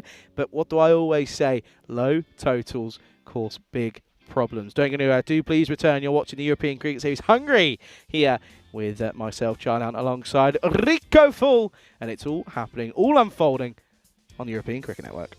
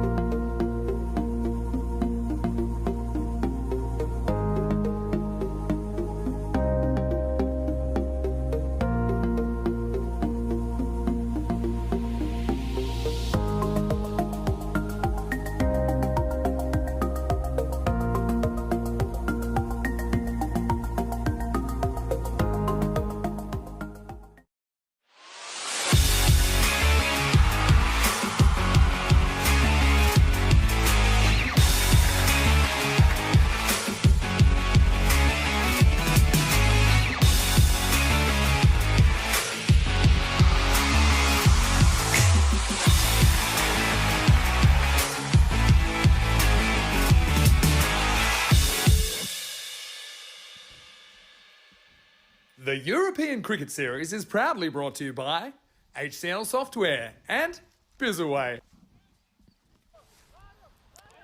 Hello and welcome back. Yes, and a big thank you to our partners, HCL Software and Bizaway. And of course, thanks to Bizaway for getting the crew to those multiple destinations at the moment. Of course, we've got an ECN crew there in Malta, where Vinny Sandu and the guys are bringing us the Medina Cup at the moment. And I can tell you that that one was a victory for France. Well, Vinny's finished there already. Well, good on you, Vinny. I know exactly where you'll be going. I wonder if he is going to put his budgie smugglers on and get into the pool there at the Marseille International Cricket Ground, or that complex. But a good win there for the likes of France, beating Luxembourg. Luxembourg all out in the end for 126. And we've also got a crew in the Netherlands, of course, where Corey is. So once again, we've had people bizzed away over there, where Thailand women made 92 all out. And the Netherlands 46 for 1 after 9, well on course to a victory there. And of course, cricket coming to you in the form of 5 matches a day from here in Hungary, in Budapest, a lovely part of the world. I'm loving my time here. And as always, it's always going to be hard to say goodbye, but it's always nice to know that hopefully I'll be coming back again at some point, and maybe next year doing it all over again, and maybe seeing more teams, because certainly is a place where cricket is on the up. They've seen a lot of new teams here, and one new team is the Eagles. They have had a bat against Big Brother, and haven't been able to get too many. As the Royal Tigers really did put the squeeze on Iman Khan, 39-25. Tries to the bar. He sort of struggled along, didn't he? 25 or 26. I got the feeling that when you only lose 4 wickets, it tells me you've done something wrong. It also tells me that the opposition have probably bowled pretty well and fielded well, but when you're only losing 4 wickets and you're batting first and you're scoring 78, you've done things wrong. And what you've done wrong is you haven't gone after it. And if batters are not in, then you change it. And I don't think the Eagles were ruthless enough to do that. And I think their captain will have to learn from that, Ajay Jaiswal. He's a lovely guy. I had a chat with him in the break before this match. But you've got to be able to be a bit ruthless as well. You can't always be kind, and you know, your friendship has to be put to one side when you're captain in the side. And I think he had to make some difficult decisions there, and he didn't, which meant that it's not a high enough score. And the Royal Tigers will be looking to knock these off pretty quickly. Zishan Kukiho will be hoping to get in the runs. We haven't seen too much of him, really, to be fair. An opportunity to see him get some runs here. He doesn't get this one right at all, does he? Needs to get his timing in here. This is a good opportunity for someone like Zishan to do that. They don't need too many per over. He can take his time, get in, play some nice shots, and then get himself set for the rest of the series. Swinging and hoping to get going straight away and getting out early. It's not going to do him or his team any favours. And he hits this well outside on the offside, and the ball will go to the boundary. This is a nice shot. Controls that and gets the boundary. 4 runs. Zishan is off the mark, as are the Royal Tigers. And one thing they'll be looking to do here is get these runs pretty quickly. The Eagles, though, will know wickets, and they need them quickly. And Samuela, he had a good game the last time round. He bowled well. He got an absolute beauty to the left-hander. He got the ball to go around and knock the stumps over. Can he get that here? A little bit short. This gets worked away. It's going to be back-to-back boundaries for Zishan, as the man who was coming all the way around from square leg is not able to get there. So 4. This is better from Zishan. He's not trying to hit the ball too hard, and he's not in a hurry. And he's out there with Darshan. Darshan, when Zishan comes into the side, he's got to become the number 2 batter. Normally he faces the first ball. Full toss, got the delivery. This will be called as well. The catch has been taken. Why they're running? Keep running, keep running. It's a free hit. Keep running. He doesn't know it. Oh dear. Well, do they not run here at all? I don't think they run at all, because Zishan, I'm sure he hasn't run 2 here. Hits this, is a free hit. No ball is called, and they don't run. The catch is taken there by Imad Khan. He's thinking, yeah, what a great catch. And Ula saying, oi, ball poppers, there they are, out in the air. Free hit here. And you get nothing from it. And it will still be a free hit as this is down the leg so wide. Yeah, not good cricket there, I have to say, especially on part of the Tigers. Because you know it's a free hit, it gets called, but you're not running. It was 2 runs there easy. And because Imad Khan didn't realise, it could have even taken 3. But they got none. Free hit still stays in place as the next ball was a wide from Muller. And this one's a bit wider, gets played away. Won't go to the boundary, I don't think. It will just hold up. And this time they do get 2 comfortable runs. Muller just getting a bit of support there from the captain, Jai Swan. Just has a little chat with him. Says, come on, just get the ball in the right areas. You know what you're doing. Field stays as it is. So it's on the leg side. And, oh, there has to be hurrying to get there. Darshan, he does. That will be legged by a signal. And I think that's going to be the end of the over as well. Zishan will go back on strike. Score 13 off the first. 225 matches without a golden ball. Not the best of overs there from Ulla. Zishan makes his way back to the striker's end. Darshan hasn't faced a delivery yet.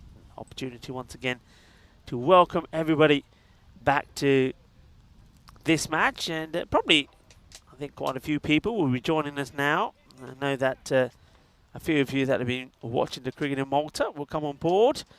So welcome to you all, and pretty soon, I'm guessing, as that match in the Netherlands looks like it's going to come to an end pretty quickly with the Netherlands 51 for 2. So Thailand women have taken another wicket. So 42 required of 56 balls there for the Netherlands. So it's going to be Gupta to bowl the next. It's short, it's horrible, and it's going to be put away. It's going to be manos arriba from the arbitro. Porque eso es 6 carreras, and a fine time to welcome back into the commentary cube to Charlie Hunt. Yeah, good afternoon, Ricky. Good afternoon, everyone. And this could be over pretty quickly. If it's going to continue like this, this really could be over relatively fast. I mean, at the moment, it's they're well above the rate. It's already down to nearly just 6 and over. I mean, 19 off of the first 7 deliveries is it's rather impressive, but yeah, it's not been the best so far, realistically.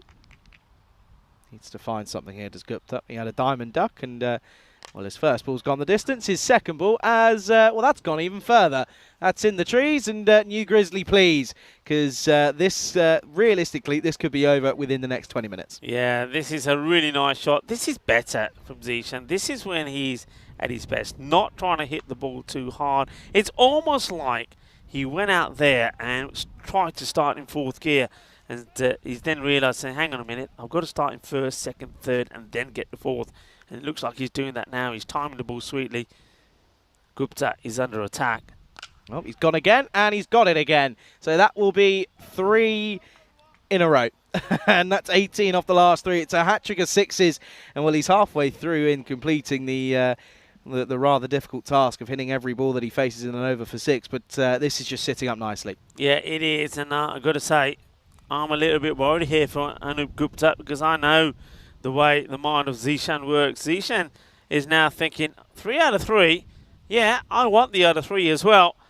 And the thing is, though, the only reason he might not get it is he might not have enough balls to finish this over, because that's another one that gets lost. Okay, here we go.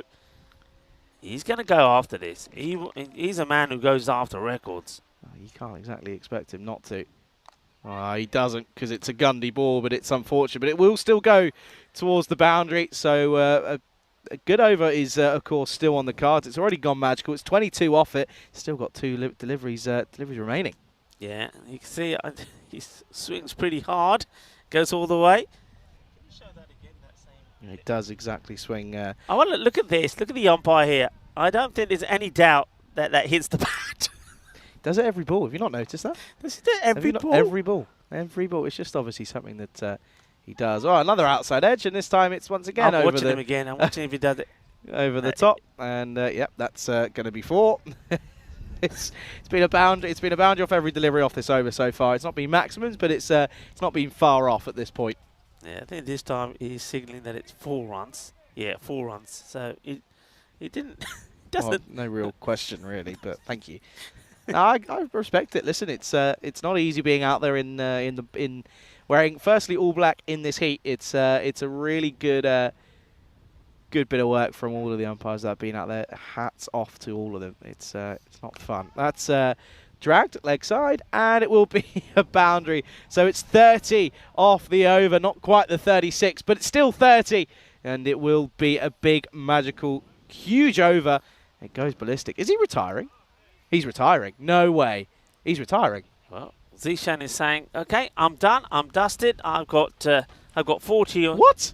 And I'm going to just say, "Come on, let somebody else have a knock." What's Fair he doing? enough. No. 36 regard of 48. No. What are Charlie you doesn't doing? like it. Well, maybe his mum's rang and said, "Hey, dinner's going to be ready in 15 minutes." Oh, what's he having? I don't know. We will ask him when he goes by. But anyway, End of the second at 43. 43 for no loss. They just need 36. This could have been over in 3 overs if he stayed in again. well, maybe he says Got important admin to do. Come on. he just decides, that's enough. I've done my little bit, and he says another batter can have a go. Trying to work out who that is that's gone out there, by the way. Darshan, by the way, hasn't. Well, this is going to be the first time he's going to face Darshan, so hasn't faced a ball as yet. And the man at the other end, well, we'll tell you who it is. He's wearing quite a nifty floppy. Samuela is going to bowl this one again. I would have gone for a different option. I mean, he didn't. He went for 13 at the first. You've got to try something different. 43 for 1 at the end of 2, but they're going to go with Samuela, and the batter is Zahir Safi. So I think this is just, again, Zahir Safi hasn't played too many games, and I think they just made a decision here to say, okay, Safi, you might as well, if you don't go out there, the match could be done pretty early, so maybe you and Darshan need to get a few hits out. Darshan, of course, has had a lot of batting, but he'd love to get off the mark here, otherwise he would have made a pair. He didn't get off the mark the first, and this is down the leg side. Oh, they're appealing. He's got to catch it first, people. And that will that'll be a dot to start. A rare dot at that as well. Yeah, so catches something, and whether it was bat or whether it was a little bit of pad, but it's something because it's obviously not an extra. Ula gets a dot ball in, and like you say, it's a rare dot. Rare dot. This will be another dot. 2 back-to-back. Well, that's boring. Looking at Safi, though, and, well, we know that he can bat. We know he can. Yeah. He's got a history of it. I mean, he's scored half centuries in the T10 format for fun, and played a bit of ECS in his history. Played last year. Scored a total of 137 runs, so had a decent average of around about 20-odd, but yeah, he's a very talented batter. Again, can't find the drive, can Darshan here. But yeah, in the ECC as well, he scored runs against the Netherlands 11. He scored a half century against them there. He averaged 30 back in the first edition, so he is super talented. We know that he can score runs. It's just a matter of doing so. Yeah. Well, while you got that up, I've got rid of it. Look up for me about Zishan, because how many runs has he scored now on the network? It must be, I reckon, about 1,500. Give me this a second. one gets punched over the top, so Darshan finally does score his first runs in the day, and after 3 dots, he hits the 4th ball for a boundary. Yeah, it was a matter of time, really, if you're going to swing that hard, but yeah, that's pretty good going. Zishan Kukakal, who has played for 2 teams, Hungary 11 and the Royal Tigers. In T10 has it's rather impressive. I'll tell you after this delivery. This is, of course, before he's just pumped this over. Oh! Wakey. And, well, that is it. Is that the top of the... Did it go inside? I think I saw it inside at the feet of Anders. Did it? It goes into the doorway, hits the table. And, well, this one has missed Igers by a fraction. The ball is under Anders. It's gone under Anders because I saw it moving around under Anders. Igers is in there. Oh, well, Karina is probably going, thank God I'm in the tower. It's probably the first time ever Karina is hoping she is thankful she's in the tower. This one goes right into the production van, and the ball has missed Igus by just a whisker and has ended up being underneath the production manager. Igus is a very lucky man. Oh, well, I heard the crash, but the ball, I think, misses Igus by a fraction. I've got the update. What's the update? Keyboard. On the no keyboard? word of a lie. So Igus where he sat, keyboard's completely gone. That's got that. Yeah, that's done. Yeah, he's unplugging it. That's going in the bin. I don't know if we can get our hands on it. So this Stigsy's having a word. Everyone's everyone okay? Everyone's panicking a little bit. Well, But just after that, well, while you're watching that, I think the umpires are deciding if this is a no ball or a wide ball. Let's have a look at this again. I think that will have to be given a wide ball because of where it pitches. So that's going to be, there we go, and it will be a minimo. Oh, well. What is going on? It's carnage over here. It's absolute carnage. Quite literally. Literally carnage. That's crazy. I mean, I'm going to try and describe it to you. So normally we have a production van or a sort of production room, essentially, that's this one is over the top, and this will probably run away for a boundary, and it does. That's another 4. Yeah, so the end of the over, by the way, 62 already. They're not far away, 62 for 1 after 3. Just to describe it to you, so behind us is a production van. It's a sort of man with a van. It's a white van, transit van, and they've opened up they've obviously got all the screens and all the tech in the back of the van. The sliding door is open. Igus is sat there, and he's sat there doing the work that he's doing. Hasn't got a single eye on the cricket, rightfully so. Doesn't really need to worry about it. No word of a lie. It's hit the keyboard that he sat on. Yeah. Outstanding. Luckily so that he's okay, because that really could have ended. That could have ended in tears and the rest. Yeah, and the thing about it is, of course, he's doing a lot of the things, the graphics and things that are coming up after balls, in between overs, etc. So when that was hit, well, that's the old wide ball that we're seeing again, the minimum. When that was hit, he probably knows it's coming. You know it's coming because I've seen from reactions, they're thinking, this is coming our way. And I said this at the start of this series, where they are, I just knew they're going to get peppered. Listen, and we've seen the van hit 3 times. We've seen the top of the van hit once. And then when I just looked over the corner of my eye, I saw the ball inside the production house, and I thought, well, that has caused some damage. Oh, and my Lord. I think we can maybe... We're going to have to try and, if we get a chance here. Have a look at this. This is what has happened. This is what, a bit of grisly action. And, well, yeah, look at this. Yeah. That is, I think, a goner.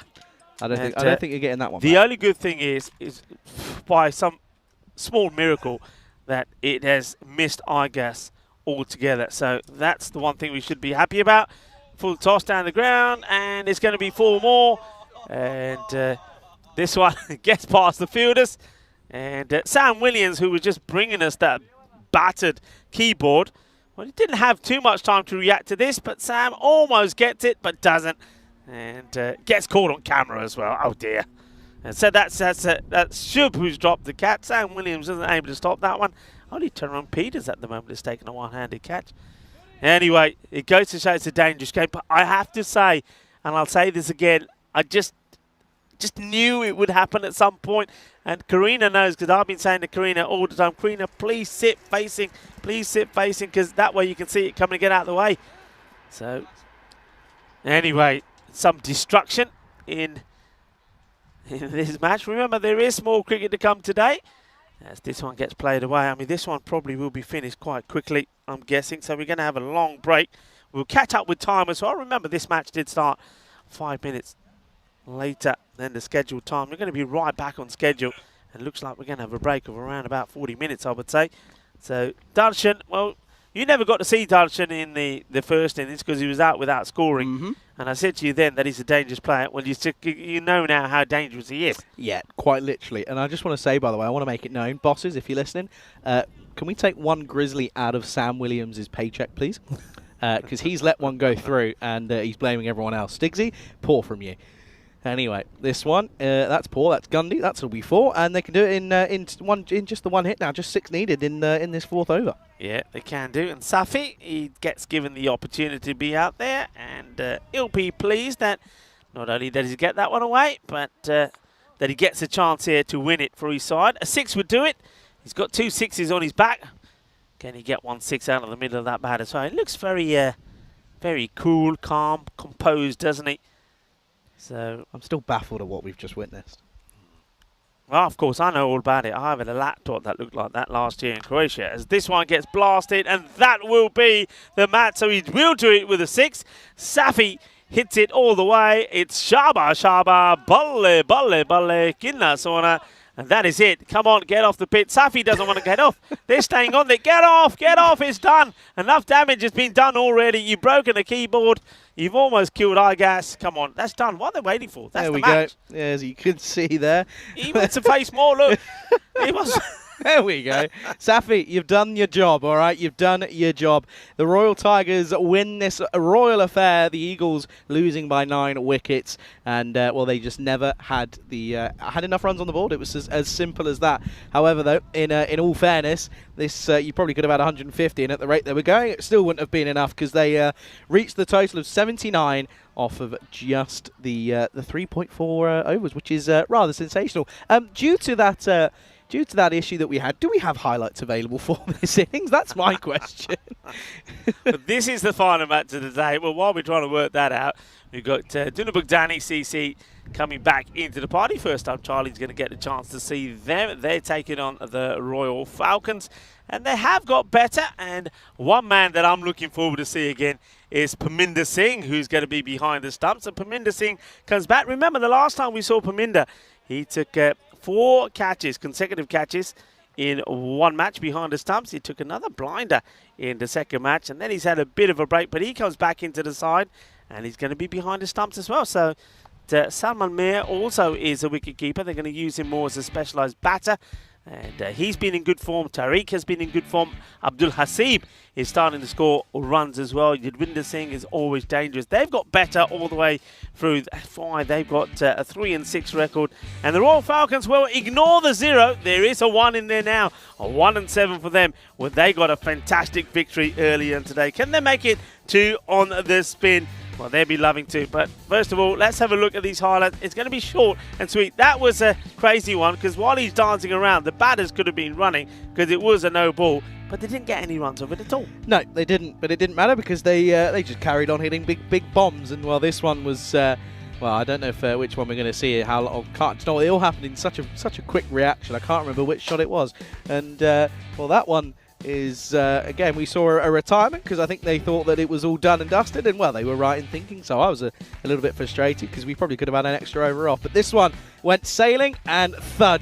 That was the end of a keyboard. And there you go. That's the keyboard there, completely gone. raining keys clearly. And well, this one was a minimo down the leg side. And well, that was pretty much all she wrote. This one was a little bit of an outside edge. They did get a couple of nicks away, and it was a bit of luck. That one was put down as well. Whilst I was starting to fix and sort what was going on. That was a no-e, and there you go. That's proof. Stigsy, that's coming out of your paycheck, sir. That's going to be one you got to pay back for. And it was a thumping shot over the offside by Safi as they hit the winning runs and well, winning by 9 wickets in total. Yeah, I mean they did that in a serious fashion, didn't they? And to do it with 24 balls to go, so it's quite a sensational victory. And well done, well played to the Royal Tigers. They're a team that were hurting from a defeat this morning when they were beaten by the Debrecen Vikings, and they didn't play well at all. They had to prove a point, and they did. Firstly, they did what they couldn't do first time round against the Vikings, is they bowled well, and then when they went out there to bat, it was Zishan back into the side and Safi, and both of them made a point. Zishan got to 40 and thought, that'll do me. Over you go, Safi. You hit a few. Safi, he hit a few after Darshan himself hit a few, and you can see there, well, there's a little bit of pain there for the bowler. Samiula did get his 2 overs in. I was surprised that they didn't make a change there. Anup Gupta, he goes for 30, a supersonic over, and well, Imad Khan, he's over. Yet to be completed. He only bowled 4 balls, and they got the runs that they needed.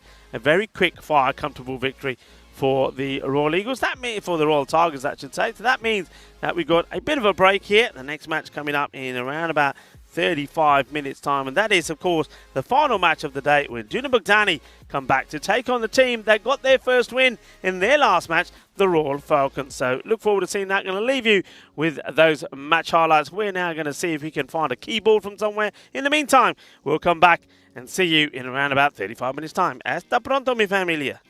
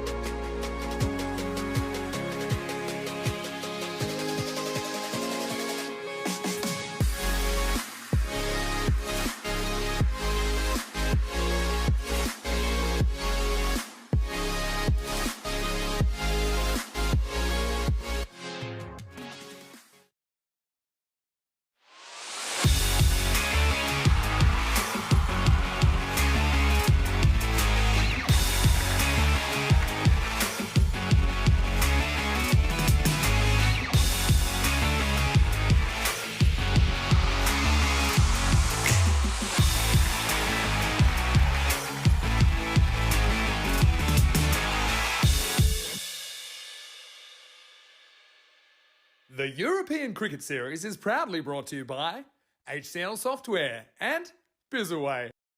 Hola, bienvenido de último partido del día. Hello and welcome to the very last match of the day, match number 45. What a contest this is going to be. The Royal Falcons, well, they were dancing when they got their first win. Remember, they went 7 matches without a win, and then they get that victory against the Debrecen Vikings. So what a good win that was for them. And also, Jai Kumar, what a knock from him. He's a player that's got better and better, and I think he had good support there from Anjun as well. And when they've got somebody like Jamil Ahmed in their side as well, the talented left-hander, anything is possible. Not going to be an easy match for them, this last one, because they're up against Duna Bogdani. Duna Bogdani are a team that the oldest club here in Hungary, and though they started badly in this series with 5 losses out of 5, in the last 4 matches they've got 3 wins to their name as well. And it's obvious why. They've got better with the batting. Having somebody like Salman Mir in the side at the top of the order, he's given them some stability. Somebody like Diraj is in good form. Diraj, he's bowling, he's fielding, and his batting has been absolutely superb. They've got the likes of Yalwinder Singh also getting into good form. But also, you've got to look out for 2 key players. Hasib has been absolutely brilliant, and he's been, well, normally partnered really well by another hard hitter, Tariq. So they've got some good players in the side. They're starting to make some good performances, and I think Duna Bogdani will believe that they have the strength and the ability to maybe get the win in this one. It will be an exciting one, and I think that we're going to have a few fireworks and maybe a little bit of drama in the final match of the day. The captains are with the tournament referee, Taran Peters. We'll join him and then join us, myself and Charlie Hunt, back in the cube to talk you through the last match of the day. The Falcons to call. Head. Head is the call. It's a head. We're going to go ball first. They're going to bowl. Back to you boys in the comments box. Good afternoon, everyone. Welcome back for the final time here on day number 9. It is match 45 coming right your way here, all on the European Cricket Network. Charlie Hunt alongside Rico Full on the European Cricket Network for this final game. Then you can see there, Duna Bogdani, they are taking on the Royal Falcons. Change that number 1 to 7, not just the 0, because they got to win. Of course, they got a win over the Vikings earlier on today. They take on Bogdani, or they'll be coming on to for the final game, their final the final game of the day, their final game of the tournament as well, as they look to make it 4 out of 10 for them. Expected scores 105 plays 112, and realistically, it's the average runs 4 that's going to be the issue. You can see there, it's that's Yadvinder Singh, who is going to be opening up alongside Chris Dowell in this last game for them. So changing it up slightly, but hey, at this point you can try anything, and it's going to be acceptable. But a very good good afternoon, good evening to everybody in the live chat and watching all over the world. It's a pleasure to be here, and it's a pleasure to be back on the airwaves as we're ready to get things underway, and it's going to be Panjab Kumar. And this is just turned nicely around the corner by Dowell, and don't think it's got the legs to quite go all the way, and it'll be cut off, but they'll come back for 2. It's a confident start this time around.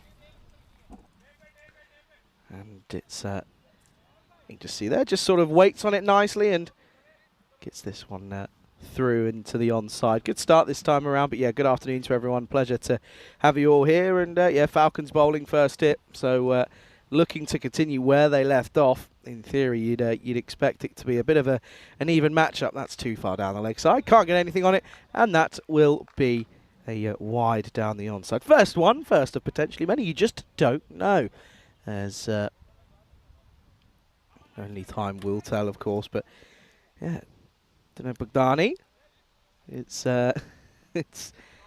my first and what will be the only look at this this side in this tournament, because at the moment not looking as if they're going to trouble the top 4 for that all-important finals day on Friday. And listen, for that top 4, you have to say that you've got to remember net run rate, because with weather around, you just don't know. Shot, up in the air, and 6. That's a lovely looking cricket shot. And well, if Rico was with me, I would have taken my headset off and tried and taken that catch. I reckon I would have got there. Good looking shot from Dow, just takes one step forward, it's in the slot, and he gets this one away nicely downtown. Good looking shot and a good way to open up your boundary count. 6 runs. It's a good opportunity to welcome back the man who's made the walk in from the middle. It's Rico Fool joins me. Rico, good evening. It's looking like this is going to be an interesting matchup between these two, as this is just pushed into the offside and they'll come through for a single. Yeah, it should be. Yeah, hello everybody. And I know a lot of people now will be back joining us after a few people would have had the split screen on or watching cricket in the Netherlands. Congratulations to the Netherlands women. They got their win in their first match against the women from Thailand. They got to the target with 11 balls to go, so victory for them, 92-95. And of course, also in Malta, it was a victory for France in that match against Luxembourg. So France victorious against Luxembourg, and early in the day there, that Malta beating Luxembourg as well. So back with us, everybody, for the last match of the day. Me and Charlie, well, we start early and we finish late. I think Corey and Vinny got it easy, you know. The less said about that, the better. Anyway, been a pretty good over for the Nabudani, because they've got a few boundaries away, much to the likely of Dow, who's hitting them nicely. But this one's just played well down to third man, dabbed in that region. Yeah, Dow's an interesting player to watch. He can, when he attacks, he can be super aggressive, and he hits the ball like we saw him do just before I came in for a big 6 down the ground. But then he can go into a little bit of a cage sometime as well, but he just needs to be positive. This guy, on the other hand, just got one thing on mind. That's to hit big. But he will, in the back of his mind at the same time, he'll be a little bit cautious, because the last few knocks that he's had, he hasn't really got going. You see his name up there, you win the thing, 143. But I reckon in his last 4 knocks, he's probably scored about 25 runs. So he needs to get going again. But we've got the players to watch out for. Hasib has been great. And Kirit Kumar has been sensational as well. But somebody else who's not far behind him is Tariq as well. They're going to be key. Rohit Kumar with the ball, Abdul Hasib as well. And the captain and the Richmond over the other side, well, Jai Kumar, Ahmed and Arif, of course, are the key players. Remember, they got that win, didn't they? And Jai Kumar, his knock was just outstanding. I think you could say that with that knock that he had, he 48 not out of 25, he single-handedly got that victory for the Royal Falcons when they were in a spot of bother. And another man who was almost in the spot of bother was a non-striker there, Yadwinder. And the ball from Dow gets hit back to the stumps. And he was already going, watch. And then he thinks, okay, I better get back. And he does. Yeah, he does well, doesn't he, to get back in time. But interesting first over, going for that 12. It was a decent one at that as well, in all fairness.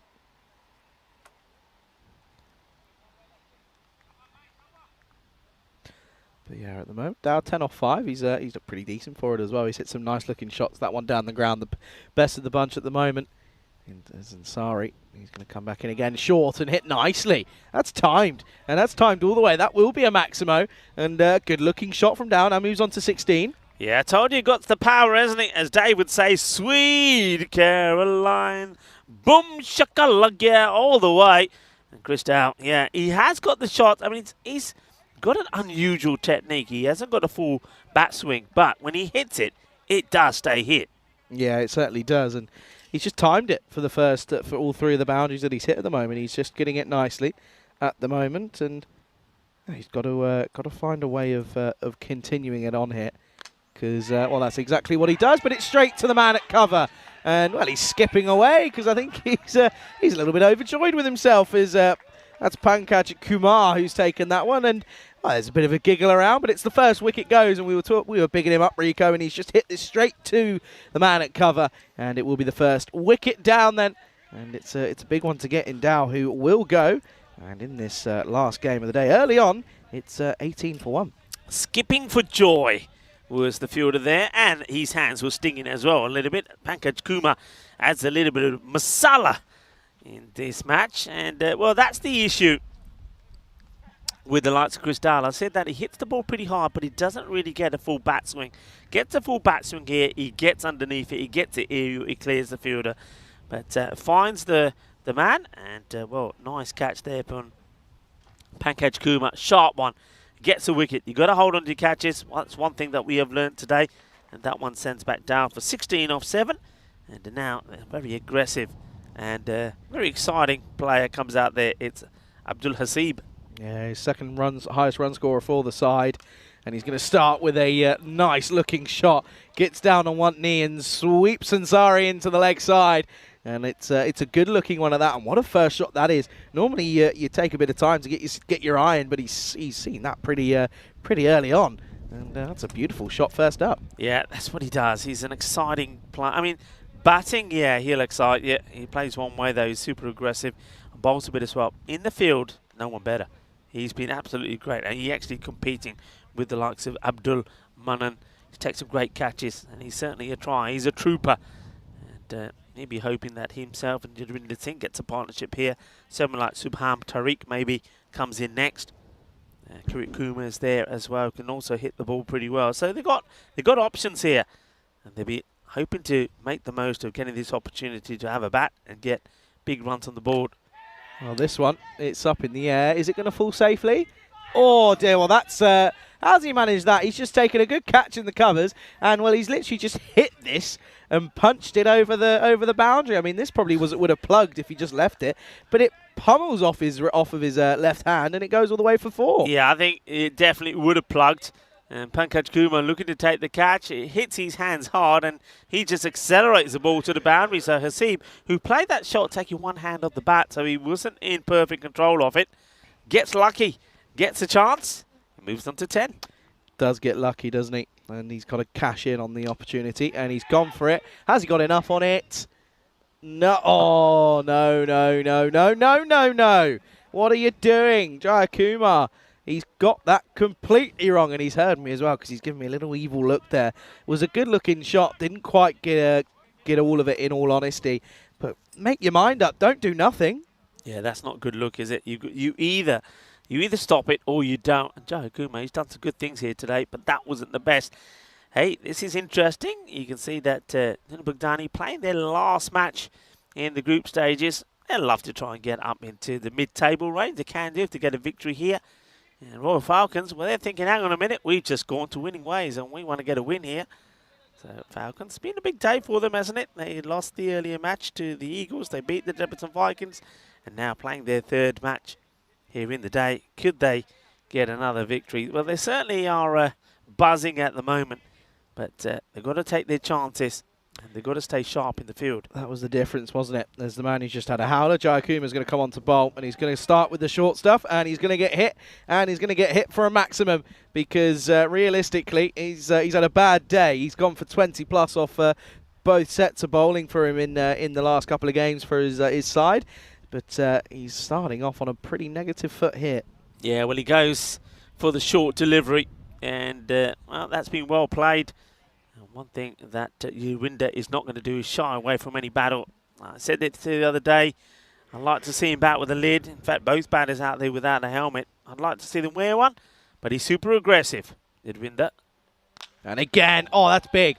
Oh, that is huge. See you later. That's in the bushes. Yeah, we're not getting that one back. That's gone. Thank you very much. New ball, please. We need another Grizzly. We're losing them. And that's, well, that's just strong through the line of the ball. Big looking shot, and he's got the maximum. Yeah, well, this is the way to deal with it. He said, you're going to bowl short to me and you're trying to knock me out. Well, now I'm knocking you out of the park. It's just a beautiful hit. This one, well, the first one obviously must have been the 4, so that's 4 and 6. And this time just flicks this into the onside as that's Ikram Hafiz, who, even though he'd already just set off, decides to take his, he took his little hat off and said, yeah, I'm ready, let's go. Got the chase on, does well. Yeah, and I'm liking that from Jadwinder Singh as well. That's where he's been guilty. Sometimes he hits the ball, hits a boundary, then gives his wicket away. This time he's quite happy to just tuck that away and take the single. So better from him already. Hasib, though, he's come out super aggressive. And again, this time it's straight to square leg, and well, good throw, and it is close, but comes through for 1, and they survive the little encounter there. Yeah, good cricket, because there's really good backing up from Jadwinder, and you see that even though that's pretty tight, he makes good ground, he gets there. Probably would have been under a bit of pressure if it was a direct hit, but wants to get back, does get back, keeping the pressure on Jayakumar. Okay then. Oh, that's big. That is a lovely looking shot. Offered freedom and width as Jayakuma. His over is not looking good at the moment. And yet again, his bowling is coming under question. Yeah, nice hit, isn't it, from Yadwinder? You can see why I like him. He's just aggression. He's the ideal batter in the power play. He's had a few knocks where he hasn't clicked. He got a 20 the last time we saw him, helping Bugdani to a victory. And he'll be hoping that again here today he can go on to a bigger score. And yeah, he helped Bugdani get that 9-wicket win over the likes of the Budapest Kings, 107 to 104. And that's nicely played as well, and I don't think this will go to the boundary. The batters should go, and oh wow, I was going to say this should come back for 2, but the old stop sign is put up there. I think maybe Yadwinder wants to go back on strike. That's probably the reason. It is the end of the over. You see straight away, he said, nah, man, you area, stay there. End of the over, and like you said, Kuma, he goes for 17. It's 49 for 1 at the end of 3 overs. Yeah, power play over then, and some big overs in that one as well. 12 off the first. The second goes magical at 20 and 17 off the third. And, well, folks, it's the last game of the day. End of the power play, last game of the day. And, well, I think we can have a bit of fun. I think we can have a bit of food chat, a bit of questions. If you've got any questions, get them in, and we'll do our best to answer them. Whether or not they're the right answers, hey, that's not our fault. We're just answering the questions you ask. Yeah, and we've mentioned already today's World Population Day. We've mentioned that it's also today's National Mojito Day. We're still waiting for those mojitos, by the way. It is also International Essential Oils Day. So essential oils have gained worldwide recognition and popularity over the years and play a very important part in enhancing the overall quality of life. Essential oils come in multiple fragrances such as peppermint, ciderwood, lavender, lemon and more. And they include a lot of health benefits: digestion, relieving stress. This one gets played away. Things like alleviating nausea, boosting immunity, soothing headaches and improving the skin. So yeah, I do like me different oils. I really do. I remember in the UK more so, because obviously you had more baths in the UK. You don't have baths in Spain and hot countries, do you? But in the UK, a bit of oil in a bath. And also, yeah, when you're, treating yourself like you treating your shoulder, a bit of oil right at the end, that'll do the job. What's your favourite oil? Oh, no. Oh, no-y. That's a no-y. Saved by the no ball. Well, talking about oils, I tell you who got a sniff of this one. Oh, hello. Oh, no. Could there be buzzers? No. You like oils? You into oils? Can I be totally honest with you? You don't know what I'm Couldn't talking care about. less.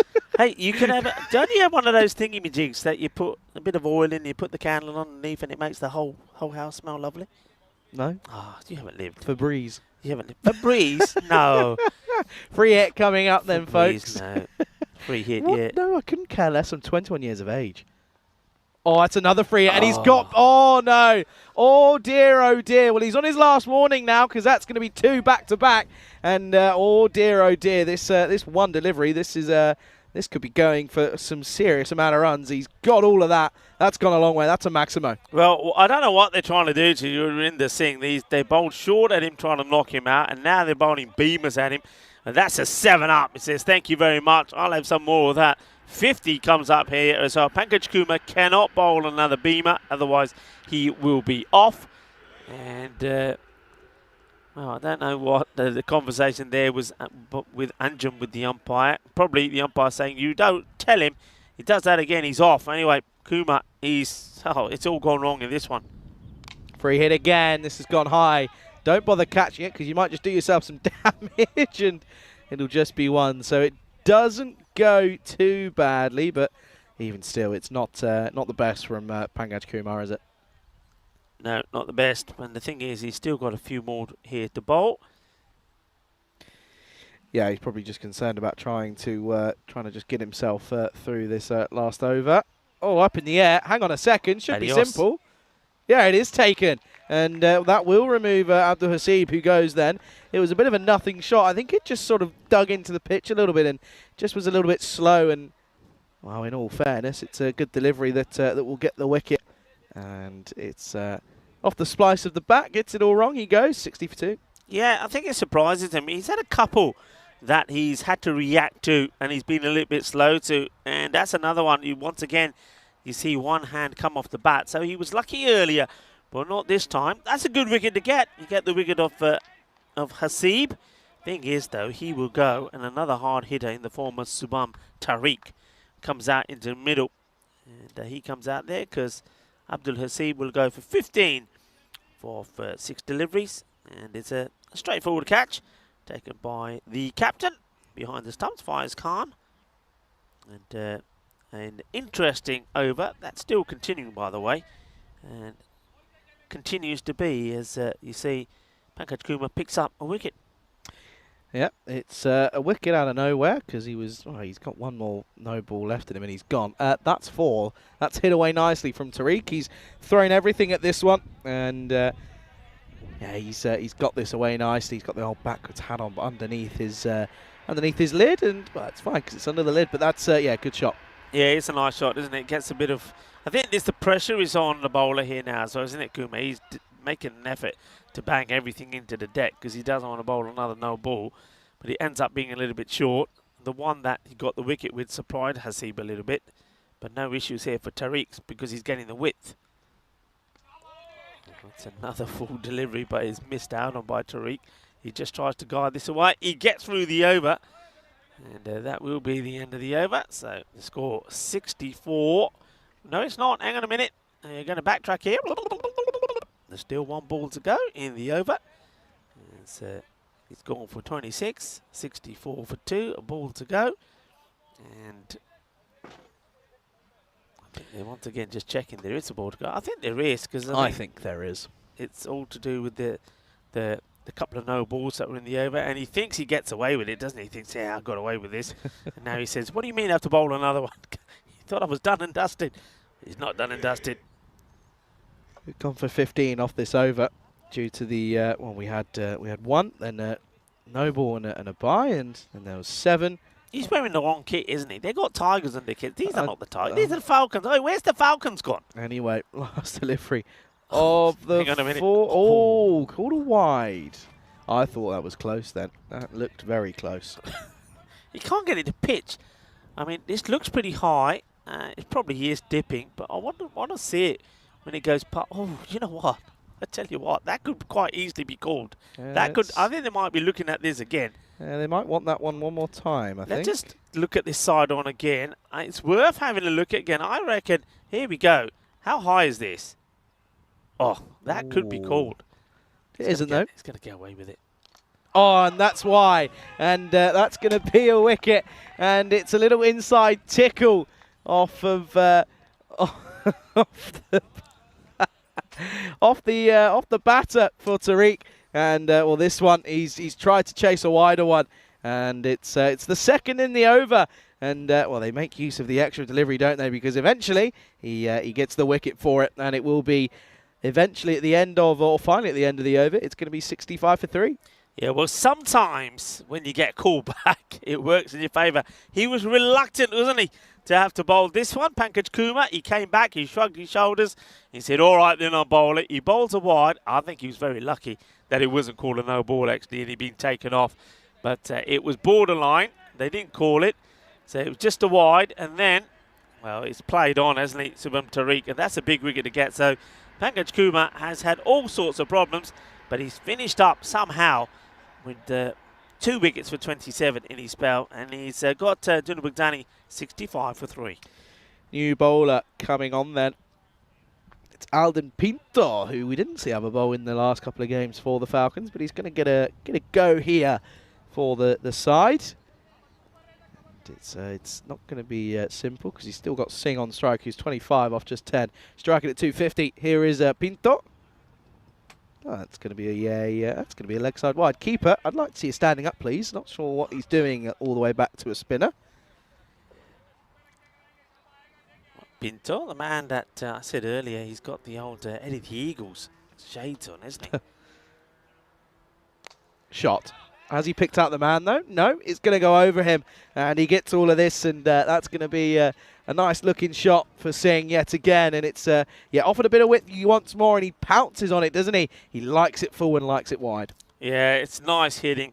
He's hitting through the ball. He's not trying to rush it. He's not losing his shape. That's the key word, and he gets the distribution of the weight just right, nicely timed, And it's another boundary for Yadwinder Singh. He's now gets to 25. And, well, he must have heard you, Charlie, because the lid is coming on. And it looks like the keeper, Fayez Khan, the captain, is going to stand up.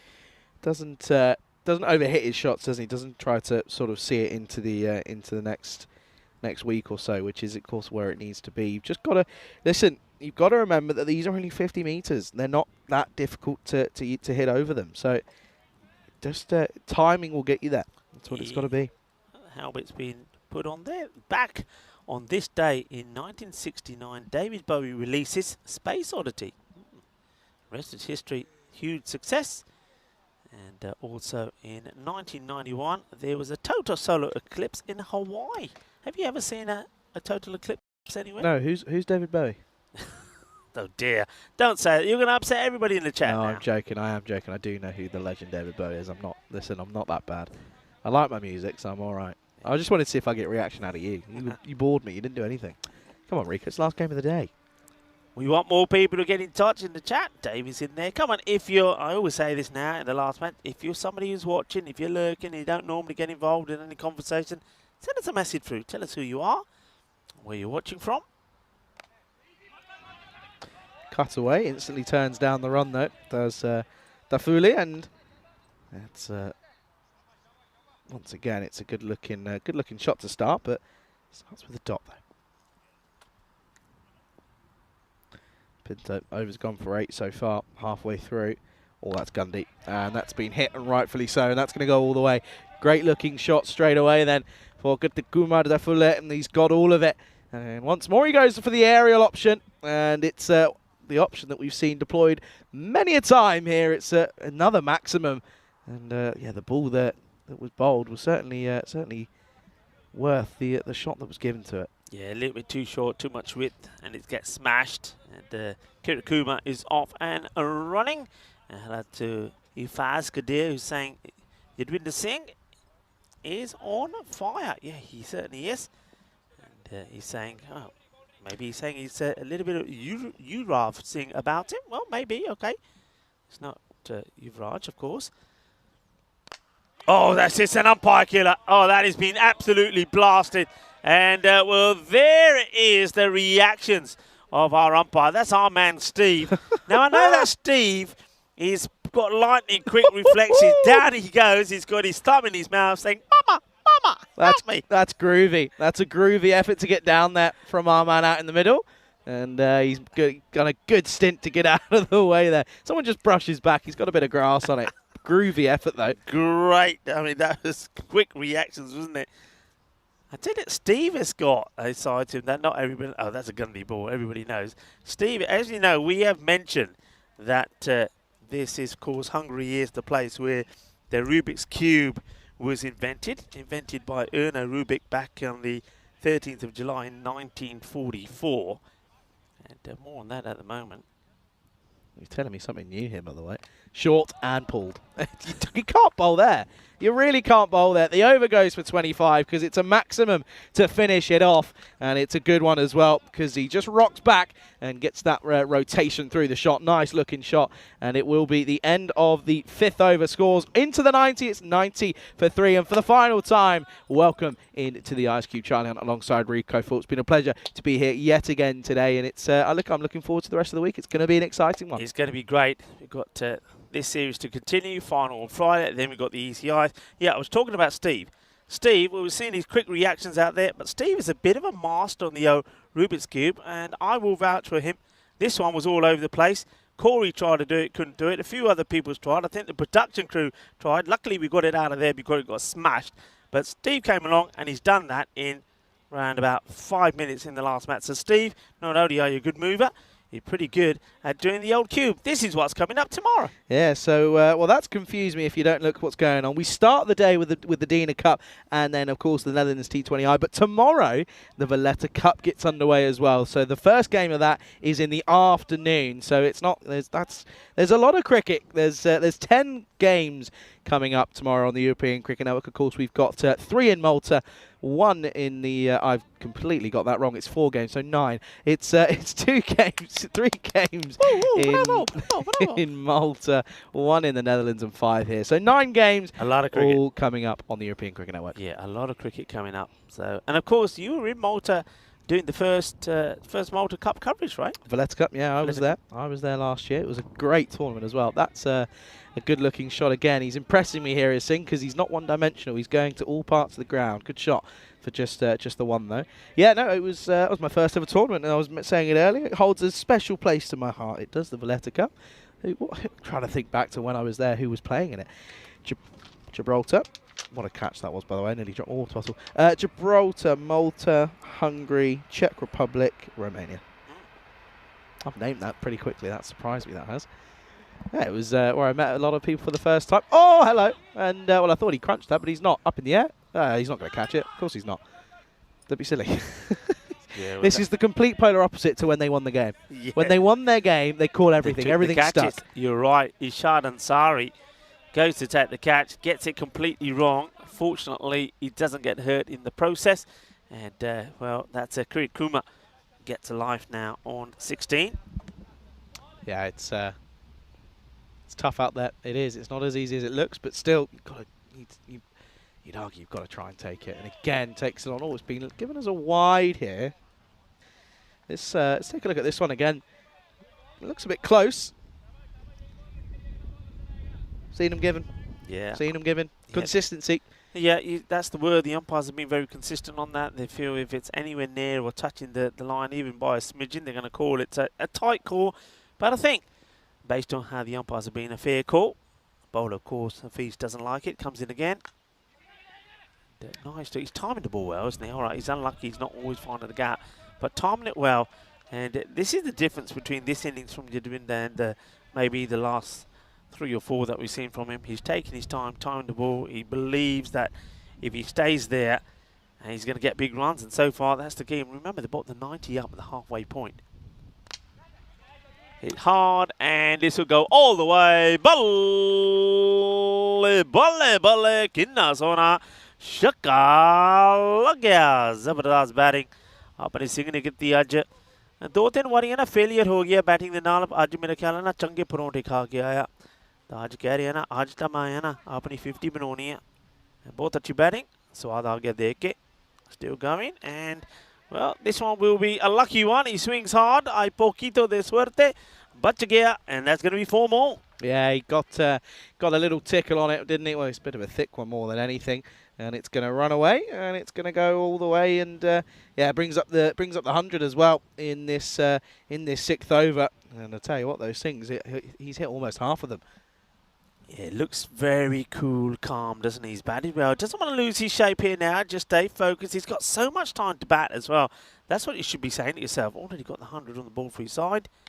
Shot. Good shot. I mean, exactly that. Knows he hasn't got to take it on. Keeps the single. Keeps the strike. And it will be 104 for 3 at the end of 6 overs. Yeah, and I think Singh he's batting like a man who probably thinks, well, this is our last match. You know, it's our last match. I'm not going to get another chance. We're not going to make it, unfortunately, into final state. So enjoy myself, score a big score, make a name for myself, and make sure people remember who I am. Well, I'll certainly remember who he is because he's played some good innings as Jadwinder. And he's hoping to complete a half century here, maybe go on to a big score. He's going to get good support from the likes of Kirit Kumar, who's made 17 himself with just 5 deliveries.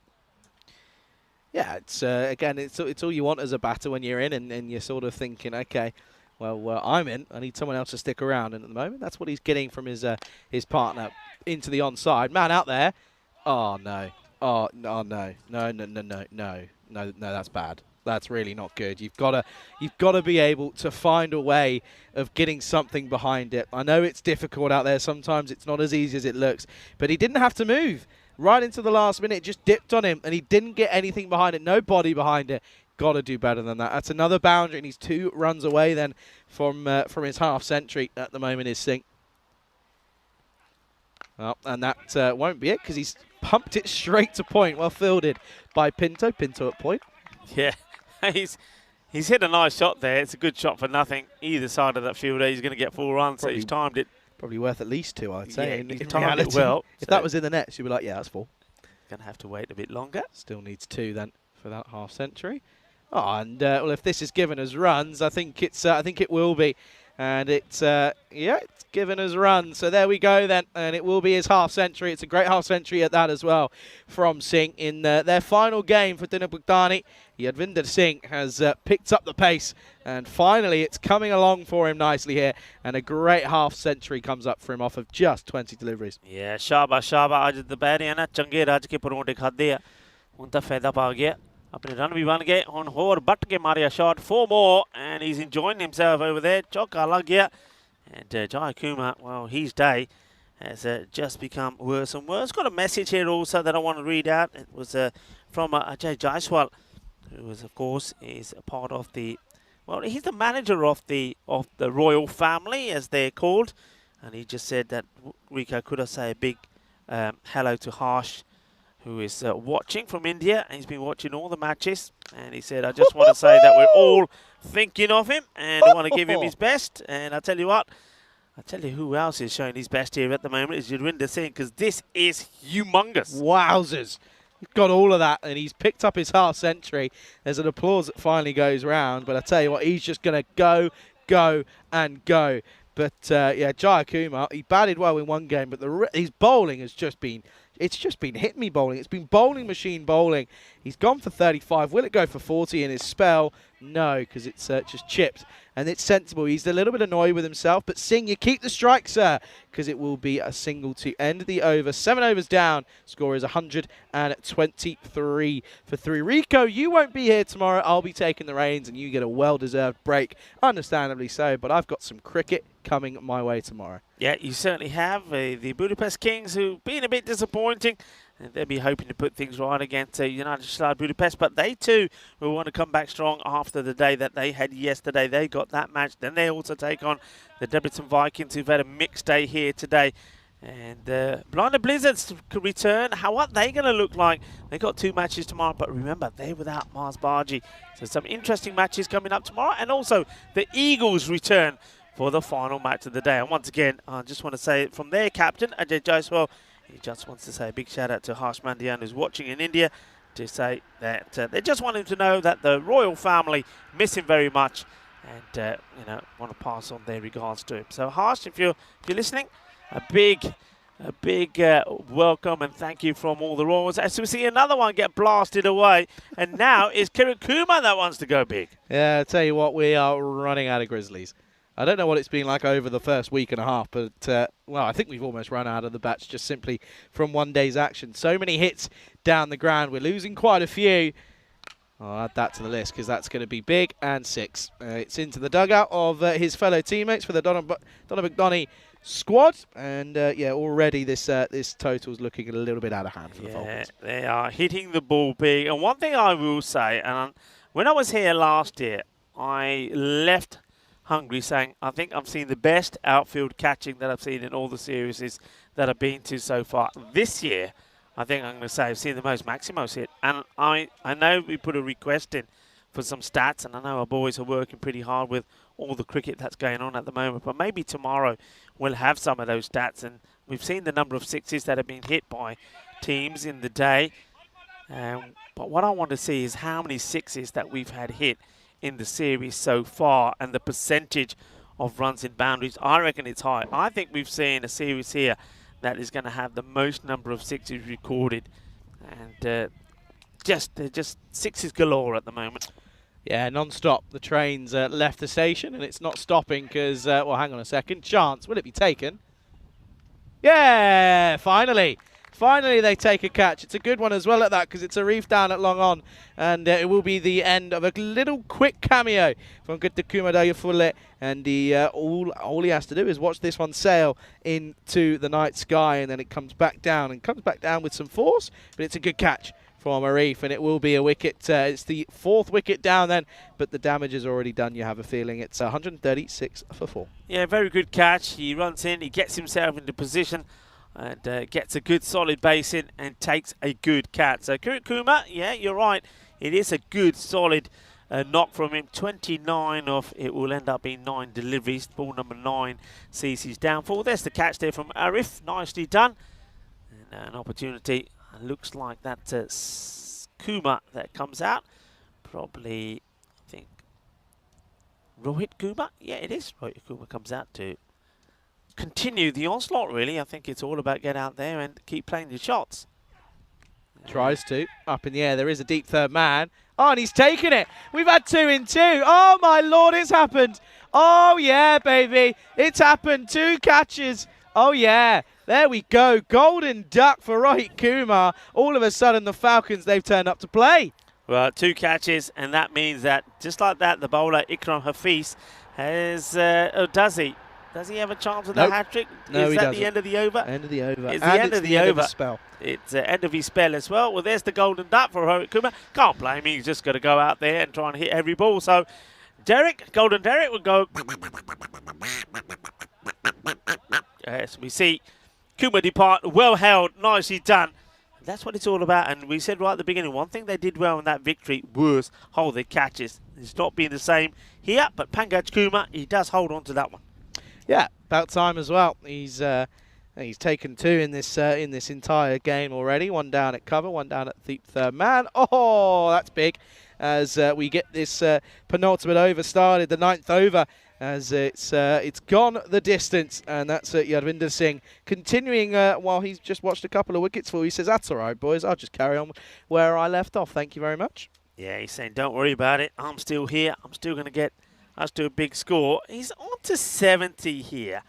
No, Do you write him off? No. Do you write him off? Don't mention it. Shush. Okay. Shush. Nobody say it. Shush.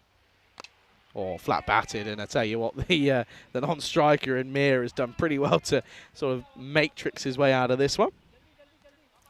Yeah, of course, that's Salman Mir, and again flat batted by Yadvinder Singh for just 1, who's on a 71 off of just 26, which is rather impressive if you ask anyone. It's pretty decent, and well, this is Mir who's hit this again. Chipped it, and it'll just be yet again a single. Yeah, I don't mind that. Give the strike back to Yadvinder Singh, and now I want to see a flurry of boundaries from him, and maybe give us an exciting finish to this innings. It'd be nice, something a little bit different. Gone for it and got it. Oh, I could have gone for that one. No, I wouldn't have. That would have been me into a barrier. Good shot, though, from Singh yet again. And he races on a 77. It's pie bowling. I'm sorry, I'm going to say it. It's pie bowling. It's just hit me. It's screaming for it. It's begging for it. And Yadvinder Singh is happy to oblige. Yeah, Yadvinder, keep going. And Ansari has got 2 more to bowl here. Yadvinder moves to 77. Off just 27 at that, and this is dragged, and it's got through, and well, they'll be thinking of trying to come back for the second. They won't. It will just be 1 Mir. In reality, this is either 2 or nothing, or a boundary. Yeah, I mean, he's got, yeah, exactly. You've got to keep Yadvinder on strike for the last one. Yadvinder, though he hit the ball before the last for 6, he's a couple of singles he's got in this one, which is probably going to take him not to that 100 mark. Got to go for 2. Got to go for 2. Surely. Got to go for 2. Oh, he slipped. He slips, and Yadvinder says, "Now you do. Now you go." Yeah, that's good. It works out in their favour, even if it's a direct hit at the other end. Yadvinder will stay there. That's worked out in their favour. So he will go on strike for the last over. Yeah, it's a good over at that. It's going to be 17 off it. And at the end of 9 overs, the score for Donny CC is 153 for 5. Going into this last, you can see here, big economy rates. 25 for Pinto, 13.5 is the lowest, joint lowest for Hafiz and Kumar Ansari. 37 runs against his name, 36 for the other. It's not good. It's not good enough, but it's just been a little bit lackluster. In all fairness, I just think Donny at the moment, they look like they want the game a little bit more here. Yeah. Last overtime, it's going to be Shadalaya Arif, who took the first of 2 catches earlier on. Oh, and this is big. And is it over? No, it should be taken. And it is. Only just, though.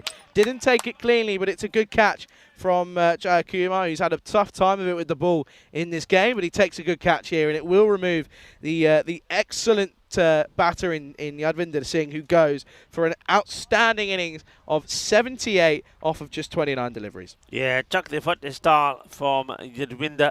Singh, and we know he had the talent. He started the series well. In fact, at one point, he was the only batter before the likes of Hasib and Tariq came into the side, and also Salman Mir. He was the only batter that was scoring any runs. Then he did go off the ball a little bit, but he showed his class in this one. He's probably the best of all of his knocks. He played beautifully, he played sensibly, he stroked the ball around, he hit it big at times, and then he showed his classy side as well. So well batted to Yadwinder Singh, 78 of 29. But, well done to Arif as well, who picked up his first wicket. Yeah, he does, and it's, well, at the moment, if he goes for another 5 dot balls, it'll be a wicket maiden out of nowhere. Well, it won't happen because they're going to come through for one straight away, as it's just miscued by Harashiman, and that'll just be one again. But yeah, they could really run the risk of keeping this one quietly. But at the moment, already in the 150s, damage probably already done. Yeah, you'd have to think, wouldn't you? As this one gets lobbed over the fielder, they'll have to run these. The captain runs hard, they'll get 2. I have to say, I don't mind that shot actually, because it was he just ended up going for placement rather than power, because he could have just hit that straight to point, but he doesn't, goes just to the right of him, so it will be 2. Yeah, Salman Mir, I mean, we've seen him open the batting last couple of times, but he's not as fast and aggressive as some of the other batters, and as a result of that is why he comes in a bit lower. But we've seen him play some nice shots, some cut shots. So, but now, can he get something of the last couple of balls here? Try and get them past the 160 mark. He comes out for it. The wicketkeeper totally misses it, and well, this is definitely a stumping opportunity, and it's not a good bit of work from the captain, Faiz Khan. No, lets this one go. It should have been a pretty simple one at that as well, but will go down as byes, so rightfully goes against the wicketkeeper. What are your thoughts of the keeper also standing up without a lid? Hate it. Oh, this could be a better bit of work, and well, they've turned around, and it doesn't look too interested, but we'll have a look at side on just to be sure. Can we see anything? No. Couldn't tell you anything. He's in anyway. His back foot hasn't moved. Keeps in, doesn't but he? That will be then the end. They'll finish with a good tidy over. Only goes for 3. Picks up the big wicket. And at the end of 10 overs, the score is a mammoth one at that. It's 158 for 6. Let's take a look at these highlights. I have a feeling there's going to be a few decent shots in here. There were some big shots, wasn't it? It started off pretty well with the likes of Dowell. He played some nice looking shots, but when he just couldn't get it over the Pankaj Kumar, he just thought there that maybe that the likes of the Falcons were going to continue what they did in the last match and keep taking those catches. But then out came Hasib, and he showed his intentions when he played that one away for a delightful shot. And we saw a nice little partnership between him and Singh. And this one was the 7-up, and it was blasted away. But there were too many mistakes, weren't there? And we saw 2 full bungers. That one was one that went up in the air, and a nice catch taken, got to say, there from Faiz Khan. So that was got the wicket of Hasib. Hasib goes, and then we saw this one. It was a good one to get. Tariq, after getting a boundary, then plays a ball onto his stumps. And remember, the bowler had to come back to bowl that one because it was called over, but it wasn't the over. The thing was, though, it then brought Kumar out, and then we saw a very good partnership between him and the likes of Yadwinder Singh. Yeah, Yadwinder Singh hit an outstanding innings worth of 78 with some big hits.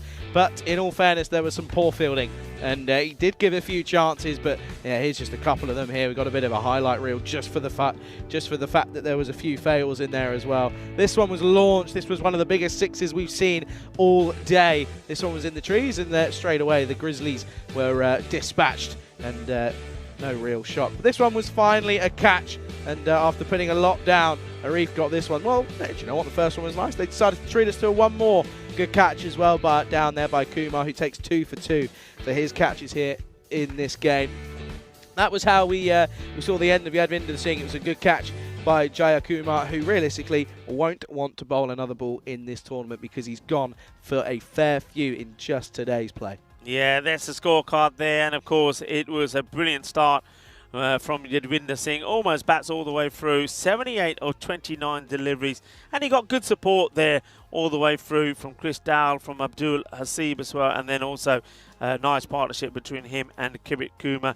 And the one thing I will say with Juna Bugdani, I mean, it's unfortunate that they didn't have some of the guys available throughout of their campaign, because I think if they had the likes of Hasib and also Tariq there right at the beginning, I think they would have probably been good contenders to try and finish in the top 4. But the good thing is from them, and if they can defend this total, they'll believe that the way and they'll be very delighted with the way they finished this campaign. One man I'm looking forward to seeing out there in the middle is going to be, of course, Parminder Singh. It's the first time you're going to get a chance to see him as Duna Baghdadi get the runs on the board and are looking to defend 158. And, of course, it is the Falcons who have won their first match in the European Cricket Series with that win over, well, it's quite a surprising win, of course, over the Vikings. Can they make it 2 wins out of 2 and get this score against Duna Baghdadi? Stranger things have happened. Join me, Rigaful and Charlie, when we come back for the start of the final match of the day, and probably back in less than 10 minutes' time. Quick changeover in the last match of the day.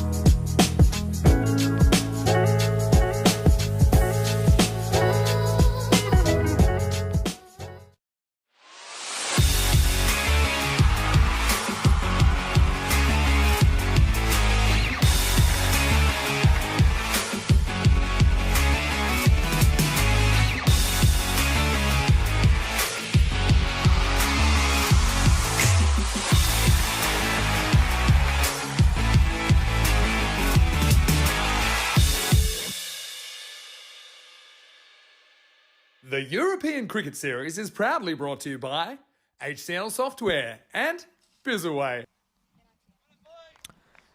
Hello, cricket lovers, and welcome back to the final innings of the day. And Dinabuk Dani, a team with a wealth of history here in Hungary, have put in a good score on the board, the highest runs that they've scored in this series so far, thanks to an array of good batters and good partnerships, but particularly that of Yadwinder Singh, 78 of 29. A good knock from him. Well, there's the old hero himself behind the stumps. Parminder Singh, it's nice to see him. This one last time as well. And just to remind you, he didn't start the series so well when we look back at his earlier performances. But, well, at one point I think I even said he's probably not a keeper, he's more of a stopper. But he then proved it's all wrong, taking some great catches in one match. 4 catches he took, I think he was involved in a run out as well. He's a man who I had the pleasure of talking to him about his cricketing knowledge and where he started playing his cricket, and it was lovely talking to him, and he told us the story about back in India where he started, mentioned some of his coaches and how he was a fast bowler, and then was told that he's probably better behind the stumps, and he said, well, he really is a legend, isn't he, Mr. Evergreen? So getting ready to start here. And looks like we're going to start with a little bit of spin from the captain, Venkakat Narishman. It's going to open the bowling.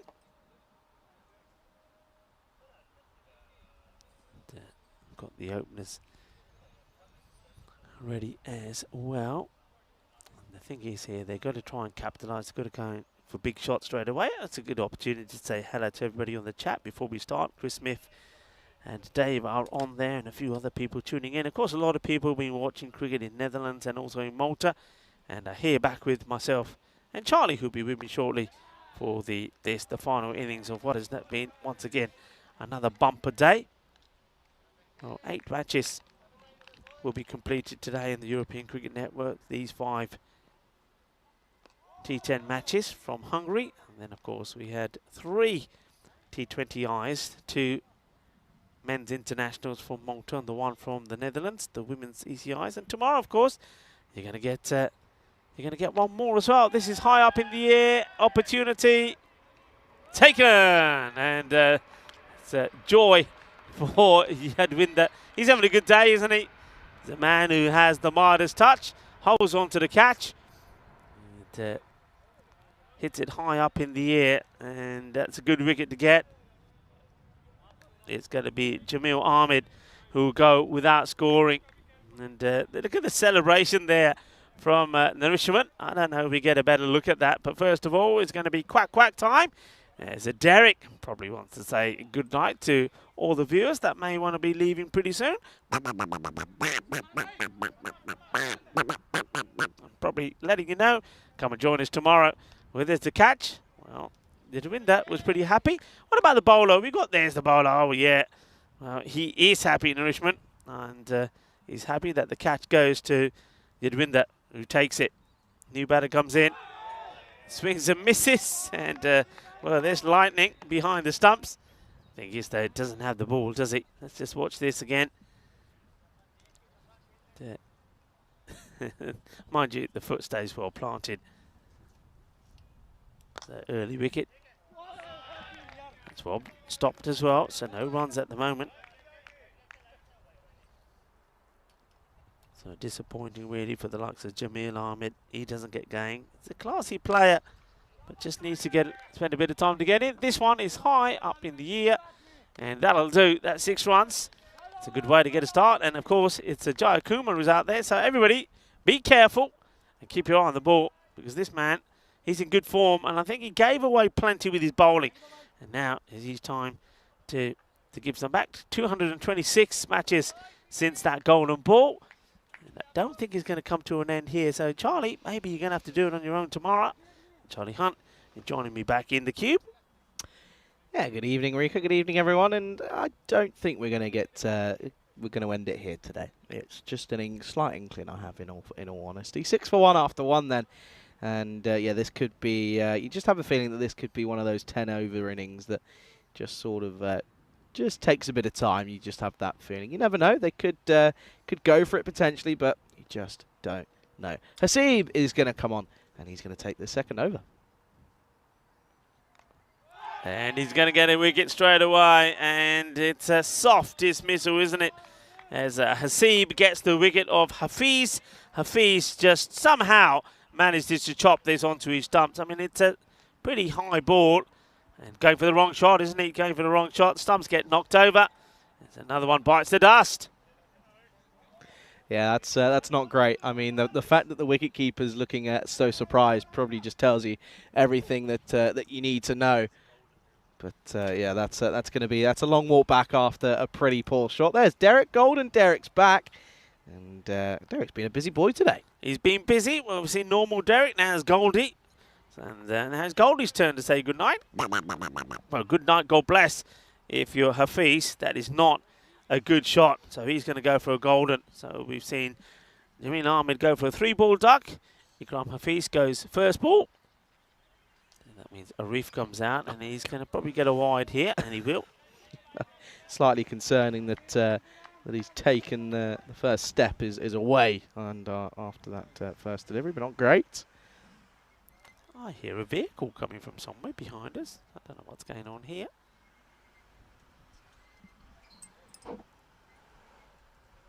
And this could be another one. Good take again from Parminder Singh.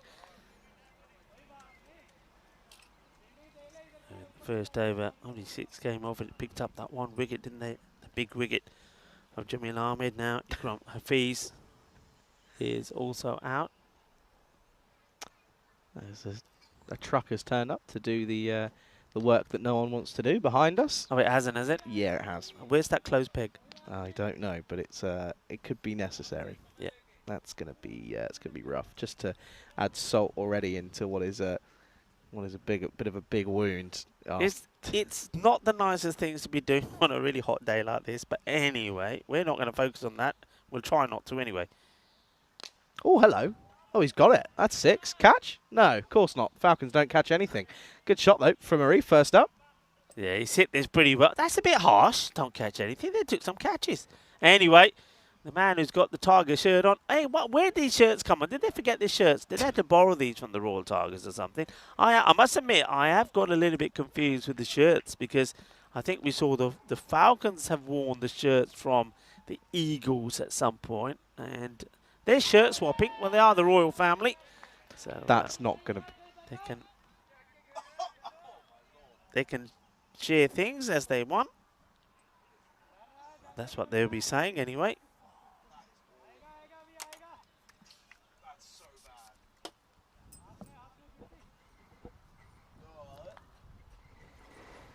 So comes Hasib again. Okay, then come on, then, Hasib. Distract me. Up in the air. Chance? Oh no! Oh dear, and he's taken a tumble for his issue. That's Salman Mir, who looks to take the catch, and I'm just he going to say doesn't get it right. I'm just glad at the fact that that this isn't 4D or 5D, and there's no you guys can't smell. It's not the right time to do this. For God's sake, man, go away. What are you doing? Oh, no.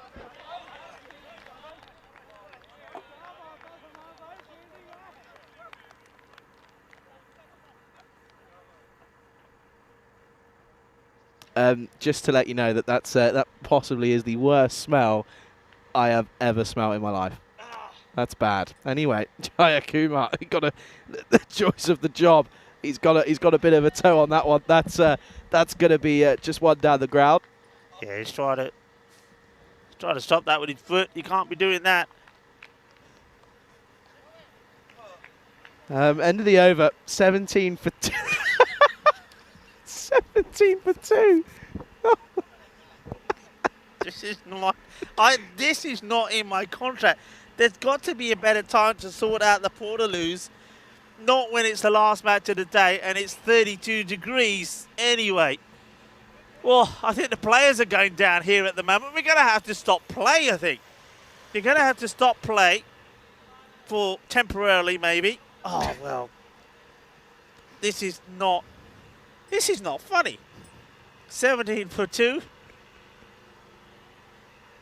Second Oh, miss. dear. It will be called a wide.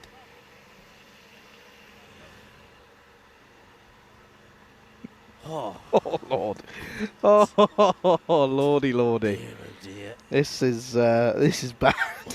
Because Charlotte's saying, can I please ask Hazib to try a slower one? No, I can't. Anyway, this is high up in the air. It's going to drop safe.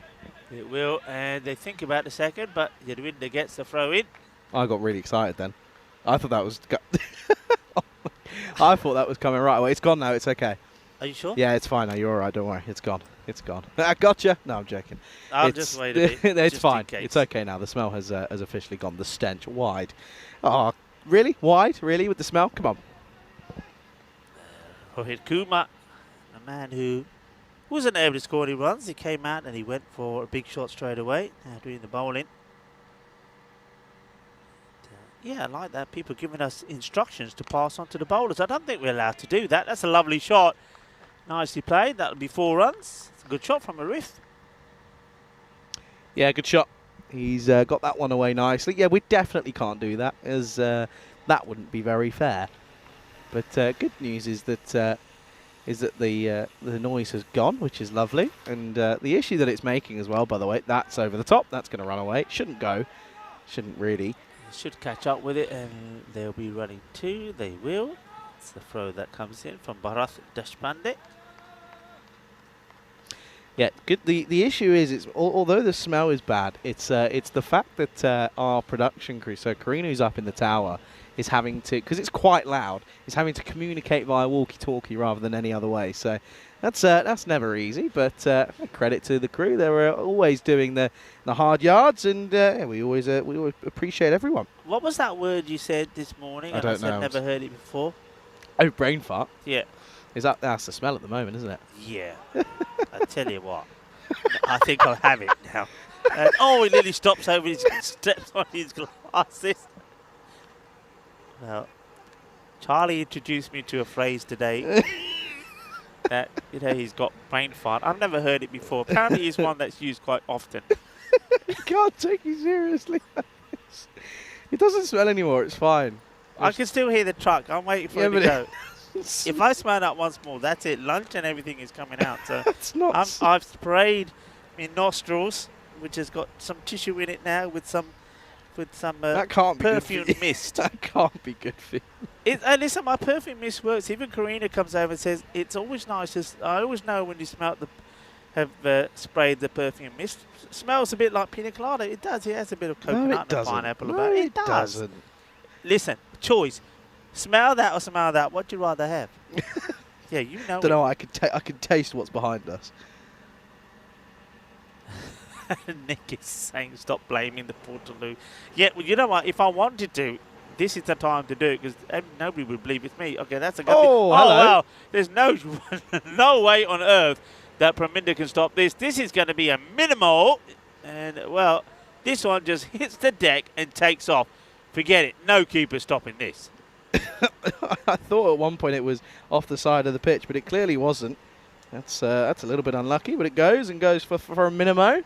Yeah, He's gone for 15 already. Yeah, not the best delivery, though, from Rohit Kumar right down the leg side.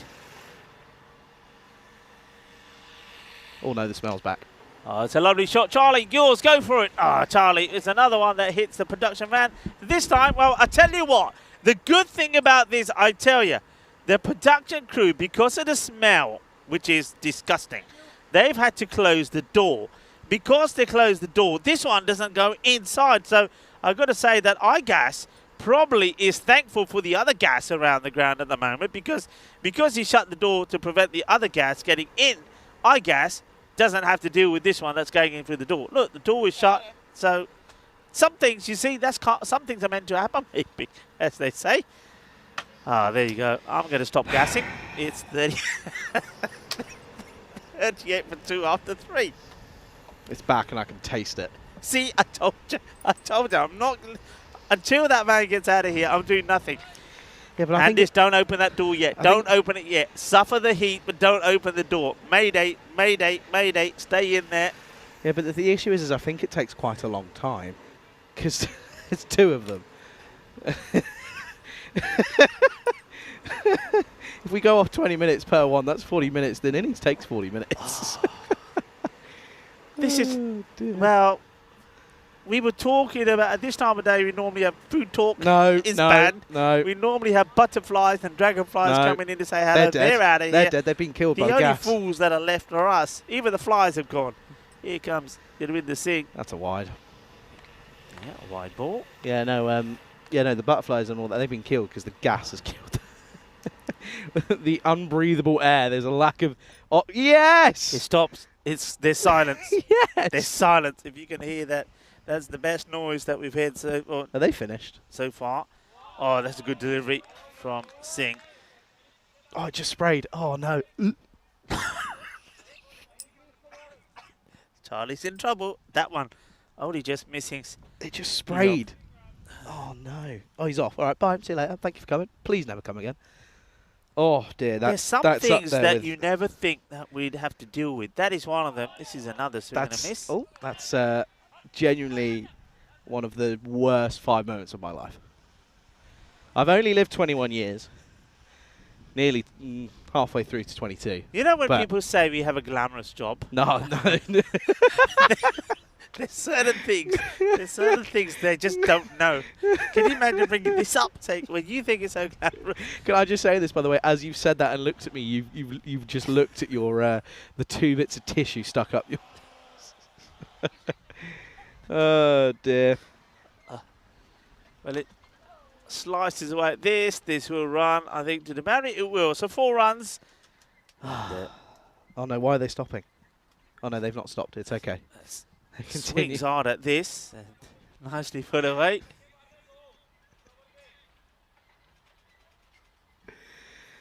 Oh, you smell quite nice now, actually. It's all right, that.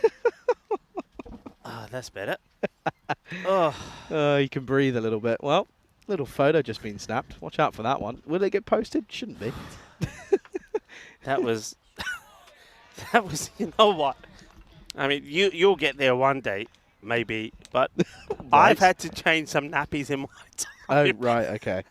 And I've said some nasty things to my daughter. I said, Sonia, I'm not feeding you that again. That had nothing on that. Nothing on that.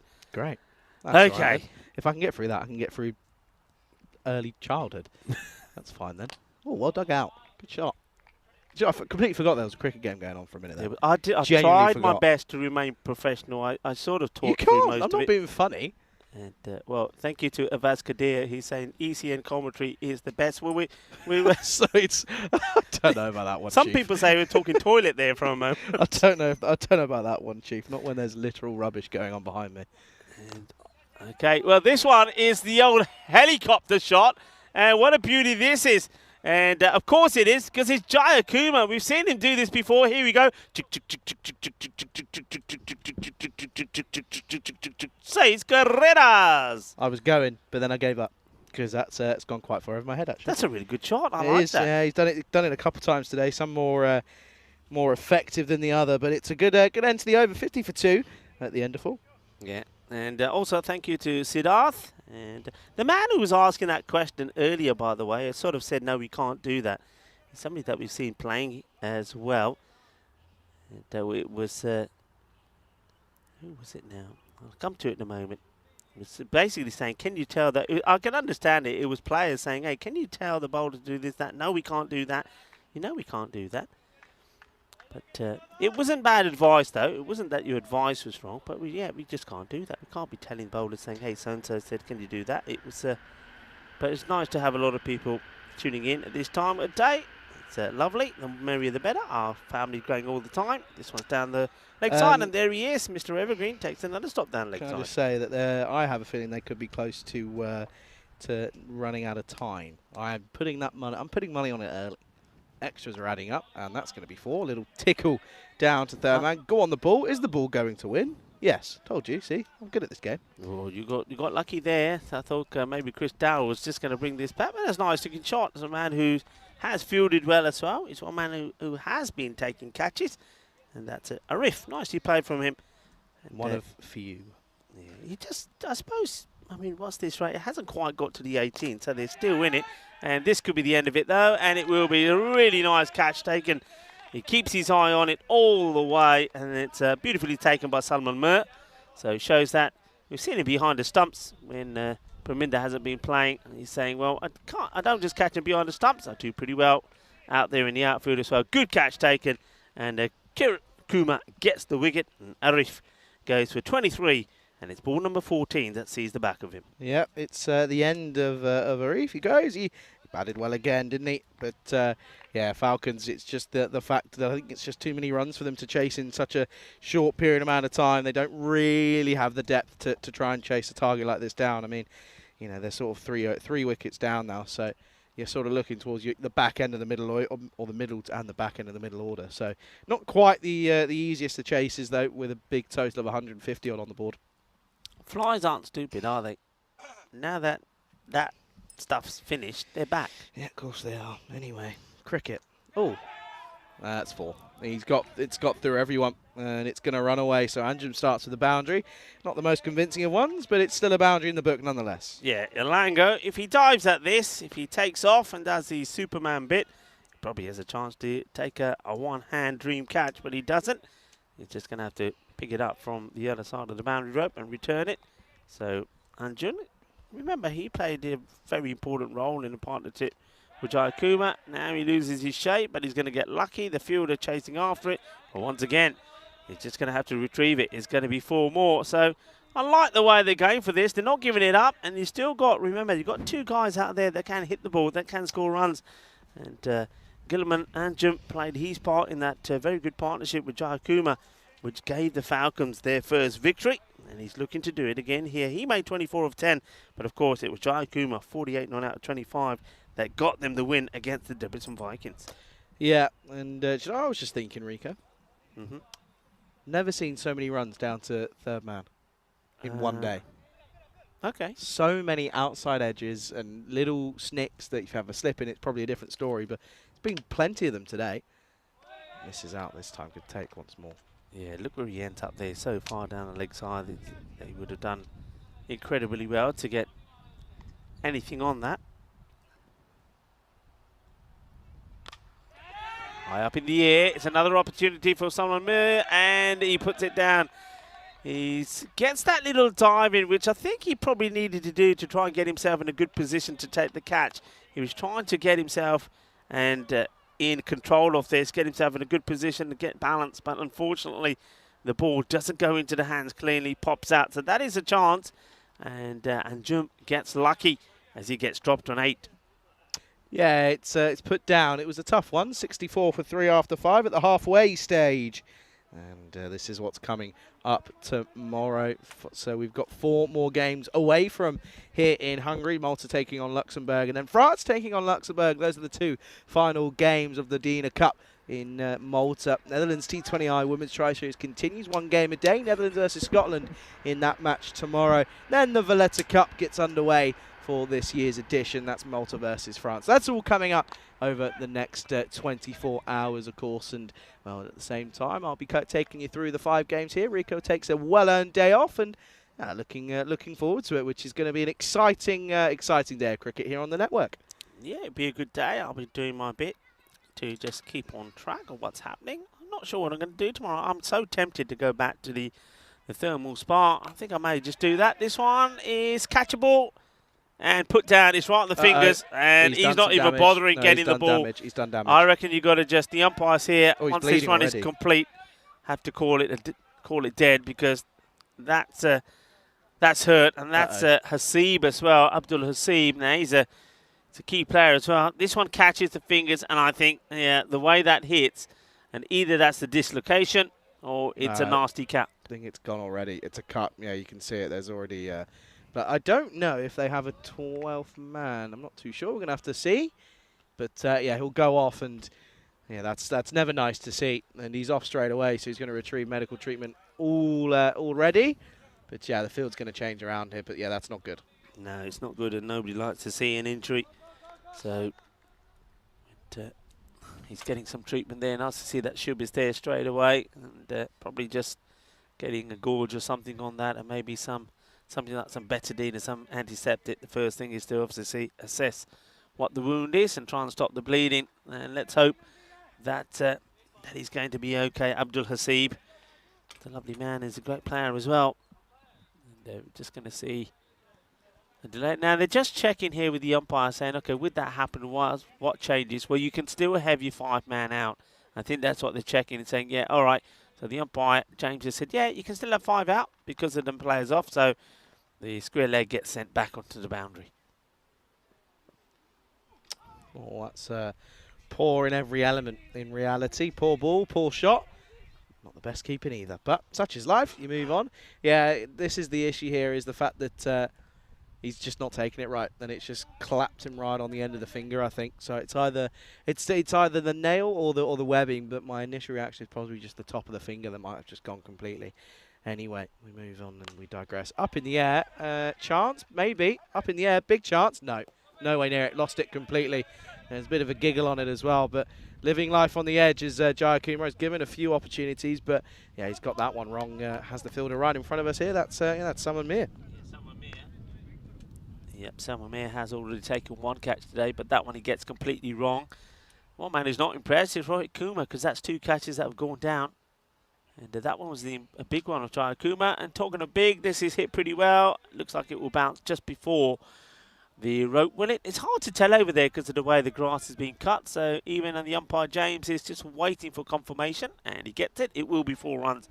So just bounces before the rope. So one thing they are doing, all right, I know that rate has gone past that point of no return, which is we normally say is about 18. But they are still hitting boundaries. They're staying in it. Jai Kumar is still there, and Jum is still there. Both batters have given chances. They haven't been taken. We know also that, unfortunately, because of that injury to Hasib, that Duna Bugdani are 1 man short in the field. And this is another chance. It's another one that goes down. Once again, it's the same fielder, Halango. I said last time if he took a dive, he would have taken it. This time he didn't have to dive to get there. He gets a hand to it. Down it goes. You can see it good here. Yeah, it doesn't really. I think he's always looking to stop it then catch it. It's a 3rd chance that goes down in this over from Rohit Kumar. And Rohit Kumar is probably saying, "मैं तानू आज की किता मेरे catch भी फल लिया करो एक बारी होया 2 बारी होया 3 बारी होया follow." Well, they can't catch anything. कहना ना हाँ चोरी परोंठे खाओ हाथ ना साफ करो catch नहीं फर हुंदे हाथ घी ना परे. And they've been eating those aloo paranthas there, Charlie. And when you get aloo paranthas, you get butterfingers. You can't take a catch. We've seen a lot of that today. Yeah, we certainly have. That's another nice looking shot from Jaya Kumar, who, if I'm being honest with you, I think he's just got to play as a batter now, because his bowling is, he leaked so many runs over the course of the last sort of 12 hours or so. When he's bowled, he's leaked them, but he's trying to make them back with the bat, and he's doing a good job of it. 27 off of 11 at the moment, not out, and Jimmy's 15 not out off of just 7, as that's the end of the 6th. 4 overs to go. Score is 78 for 3. Yeah, a few people are saying their goodbyes. Well, Nick, if you're still there, goodbye, and thank you, of course, for all your efforts today. And like Nick always tells everybody, if you are tuning in for the first time, don't forget to subscribe. Don't forget to give us the like, and tell your friends, tell your family, because we're looking to grow this family all the time. The European Cricket Network. And we thank you all very much for your support of what we do, and thank you for your lovely comments. And I know Charlie's been on there, and thank the likes of Ivas Kadir and a few other people that have been on and said that they've liked what we do. Well, we appreciate it, and well, we're here because you're there. Let's put it that way. 4 overs to go. Can they get a couple of magical overs in here and get themselves back in this contest? They've got the batters out there that can do it. Got to find a way, haven't they? Well, this has been clubbed. 3rd time a charm? Yes, it is. Good catch this time around then for Salman Mir, who does finally take the catch. And well, that's going to be the end then of Gilman Anjum, who goes. And you could see he didn't quite pick this up as cleanly as he was hoping for. Goes for the elevated option. We see that being the preferred method by a lot of these players.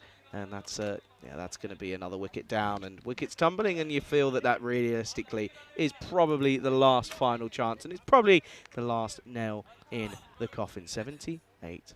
I'm just imagining what the likes of Rohit Kumar is saying now. He came on to bowl that last over. I think there was, 3 or 4 drop catches off it. And yet Yadvinder Singh comes on to bowl. the first ball off his second over, and it's high up in the air, and Salman Mir, who didn't get anywhere near the one similar area that he should have taken from Rohit, takes a really good catch. So sometimes it's just a bit like that, and that's where you got to say, okay, maybe I'm not lucky, but as long as the team wins and the team performs, I'm happy with it. As Yadwinder gets a wicket, so well done to him. And now we see Fayez Khan, the captain of the Falcons, who comes out, and he hits this pretty well. Should be stopped by Salman. It will be. He's suddenly switched back on again, isn't he? With a good bit of fielding after a good catch. Yeah, at the moment though, it's going to come. This game's going to come to a pretty uneventful finish here, realistically. Yeah, it does look that way. Yadwinder, he's had a good day, isn't he? And probably eyeing up a player of the match performance. This one's been hit pretty well though. Fielder comes across and misses it. Gets past him. It's going to be 4 runs. He's saying, mate, it's come a long way though, and he doesn't get anything on it. So good effort though. Yeah, it is good effort. That's a Deshpande. More runs though for Jaya Kumar. Moves on to 31 off just 12. He's batting well, but this is what I'm saying. His batting's been okay, but his bowling's been not been great. This is clothed after not being really timed, and yeah, that'll just be again just be the single. Yeah, takes a single. That's the issue, I suppose. If when he gets only a single, then somebody at the other end, i.e. here, the captain who just comes in, has to try and respond and has himself to try and get boundaries. That's what they need, boundaries. They're needing 22 per over from here on in. Yeah, it's large. That's large. Oh, wow. That's big. That's huge. Hello. That's into the bushes. And we'll need another grizzly, please, because he's got all of it. Nice shot from Khan. He just picks this up nicely. Yeah, well, this is what he has to do. Boom. Shaka lagya. Boom, plastic. Goes all the way. And he's saying, okay, yeah, if that's what I need to do, I'll do it. And he's probably saying to Jai Kumar, I'll do your deal. You hit one, I'll hit one. Says, okay, fair enough. And he goes for another. And, well, he says, forget one. I'll hit 2. Bolle.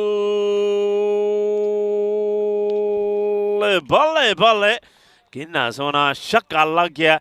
I'm liking Shub here. I wonder if we can keep this rolling. I mean, this is huge. And Shub, he's just saying, that's 6. I think everybody knows that's 6. Cheers, Shub. Hiding behind there. But Shub doing a fantastic job on the European Cricket Network. He was doing a bit of umpiring, of course, last week, but this week he's part of the crew and he's doing the integrity role. As well, you're going to be a busy man tomorrow with these matches coming up. I certainly am. Looking forward to it, of course, seeing the likes of Budapest Kings and a team that I still can't really pronounce because I just want to say Caesar Sally, United Shalad. Is that right? Well done. Yeah, United Shalad Budapest. And, of course, we've got the Vikings coming back. The Blizzards, get a first look at them. Of course, no Mars Bargy, so they're going to be looking for some runs elsewhere. Royal Falcons, of course, and the Royal Eagles coming in for the last 2 games as well. Looking forward to it. That all starts at 7:15 GMT, 9:15 here around, and the other ones, of course, are going to be that's going to be 12:45 out in India. Looking forward to it, Rico. Enjoy your day off, though, sir. I will indeed, and you be good, and I'm sure the chat will look after you, and they always do. I love you. Well, okay, high up in the air. Salman Mir, and gets the fingertips to it, and this is going to be 4 runs. He can't get in, can't get behind it.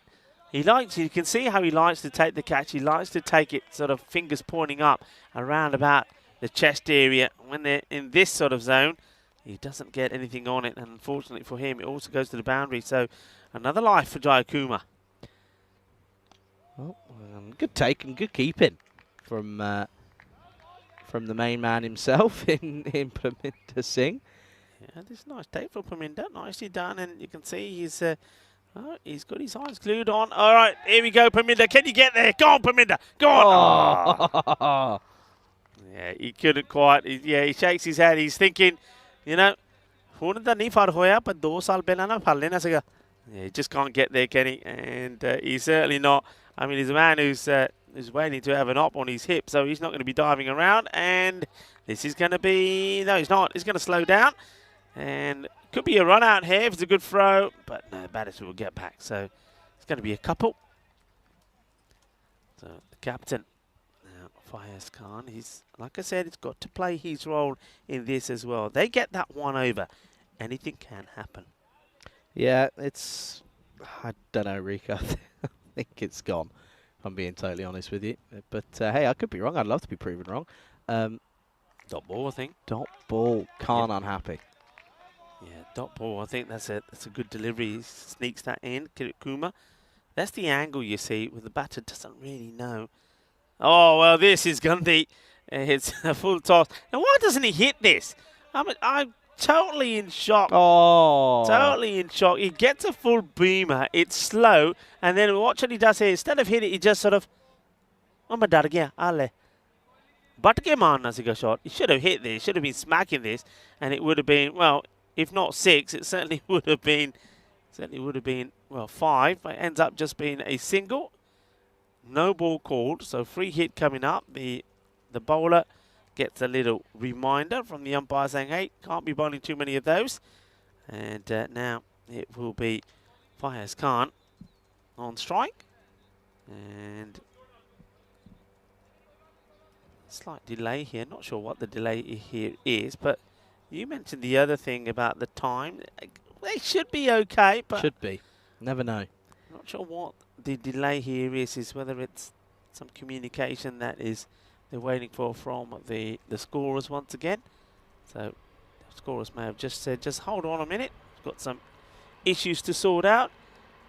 And so once again, we can turn our focus on the chat. So well done to everybody for staying here with us. It's been absolutely awesome and having your support for this tournament here in Hungary. And of course, there's been times when I've been on my own for a bit, and having you there has been absolutely brilliant. And of course, it's been a few big days here today. We had World Population Day, and we reminded you that population is going up, and it's all about the awareness about the effects of overpopulation. And International Essential Oils Day. So maybe tomorrow, if I go to the thermal spas, there'll be some of those spas that have got a bit of oils in there. I always like the eucalyptus in the old steam room. It also is the National Mojito Day. Still haven't had those mojitos, and if I don't think I'm going to get one here. If nobody's going to bring them here, I'm going to have one when we go back. It's one of the nations of the world's favourite cocktail, traditionally made with white rum, lime juice, sugar, mint, sparkling water. And the mojito is a Cuban creation dating back to 1586. It's a day that we will remember, I will remember for a long time, this day in history, when Spain won the World Cup in 2010, beating the Netherlands, of course, 1-0 in the final. That was, of course, in Johannesburg, South Africa. We will continue. And so will the boundaries, as this is another one that gets flat batted. It will go for 6. Come on, Kuma, you can get that. It's just there. It's just there, Kuma. Come on. It's just there. Oh, Farla, Dariana, Kartsap, yeah, that's right on the edge where Tyrone will get it. So, as long as they keep hitting the ball, anything is possible. On this day, back in 1977, Medal of Freedom awarded to Reverend Martin Luther King Jr. There you go. That's a nice one. That's your last one for the day, isn't it? I think you're going to finish us off with that one. 111 for 4 after 8, by the way. Yeah, I'll finish with that one. Once again, there's a pause in play. Yeah, I'm not sure what these pauses are for, of course. Why do they always happen? Have we run out of balls? Why did it all happen in the last match? No, I don't think so. Because I think just everybody's sort of standing, looking at each other, and I don't know what they're looking at. I think they were just waiting to see if it was the end of the over or not, just waiting for confirmation. It looks like it's been confirmed. It will be the end of the over. So 111, stand up on one leg. I am. It is the old Nelson score on the board at the moment. 111 for 4 after 8. So what do they need here? Do we write them off, or do we say it's still possible? Yeah, it certainly is still a possibility. And yeah, it's I do. I write them off. You write them off? Yeah. I'm not quite gonna. I want to see what happens in this over, because I still maintain why you've got Jaya Kumar out there who can hit. I mean, this guy is more than capable of blasting balls all over the place. While he's out there, anything is possible. So he's not on strike at the moment. It will be Fayez Khan. And the bowler, Narishman, is going to bowl a bit of spin. The captain. Got to go after him. Battle of the 2 captains to start off with here in the 9th. Good shot. Played nicely onto the offside. Chase is on. I think you just take 1. Yeah. Yeah. No, you do. You do. Because you've got Jayakuma, who's set 43 off just 17. He's not exactly struggling to get the ball cleanly, but It's just a matter of almost every ball's got to go for a boundary hit. Yeah, it does. And also remember, the guys on the boundary of the leg side, this ball is going to be in the sun coming their way. All right, here we go. Misses out on it. No, he don't. It's a wide, so he gets a bit lucky. I think this is a tight call, but it's the right call. Good work once again there from, look at that, you know. That's the way to do it. That's a classy wicketkeeper. Just nips the bails off. Doesn't have to touch the stumps at all. Class is class, Charlie. Class is class. I'm going to take some notes. Nourishment. Oh, ouch. He's trying to hit that all the way back to Budapest city centre. He's tried to hit that very hard. Yeah, and I think he's hit it onto his foot. We saw something like this the other day. And actually, he gets lucky. He gets lucky onto his pad. Onto the pad. Shot. Oh, that's beautiful.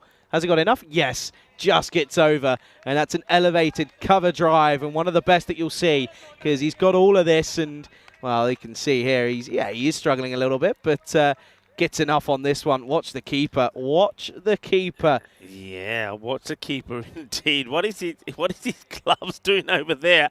And, yeah, Parminder Singh, be careful. Jai Kumar goes to 49. Hits this hard, firmly hit.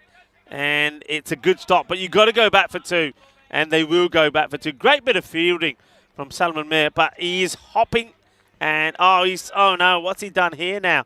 Now he's pulled a muscle. Looks like he's either got some cramp. He says, no, I'm okay. Could be cramp. He has batted a lot. Okay, did he? He's batted a lot today, and he's bowled a lot and fielded a lot. Yeah, it looks as if it's cramp. But he brings up his half century.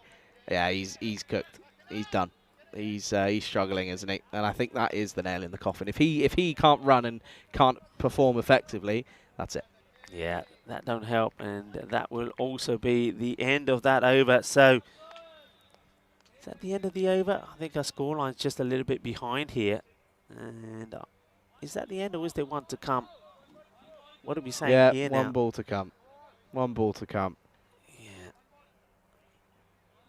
Looks like there is still a ball to go. Now, this one has to be crunched to the boundary. You've got to get the boundary here, and then hopefully, even though he's injured, leave Jai Kumar to face the other deliveries and see where they can get to.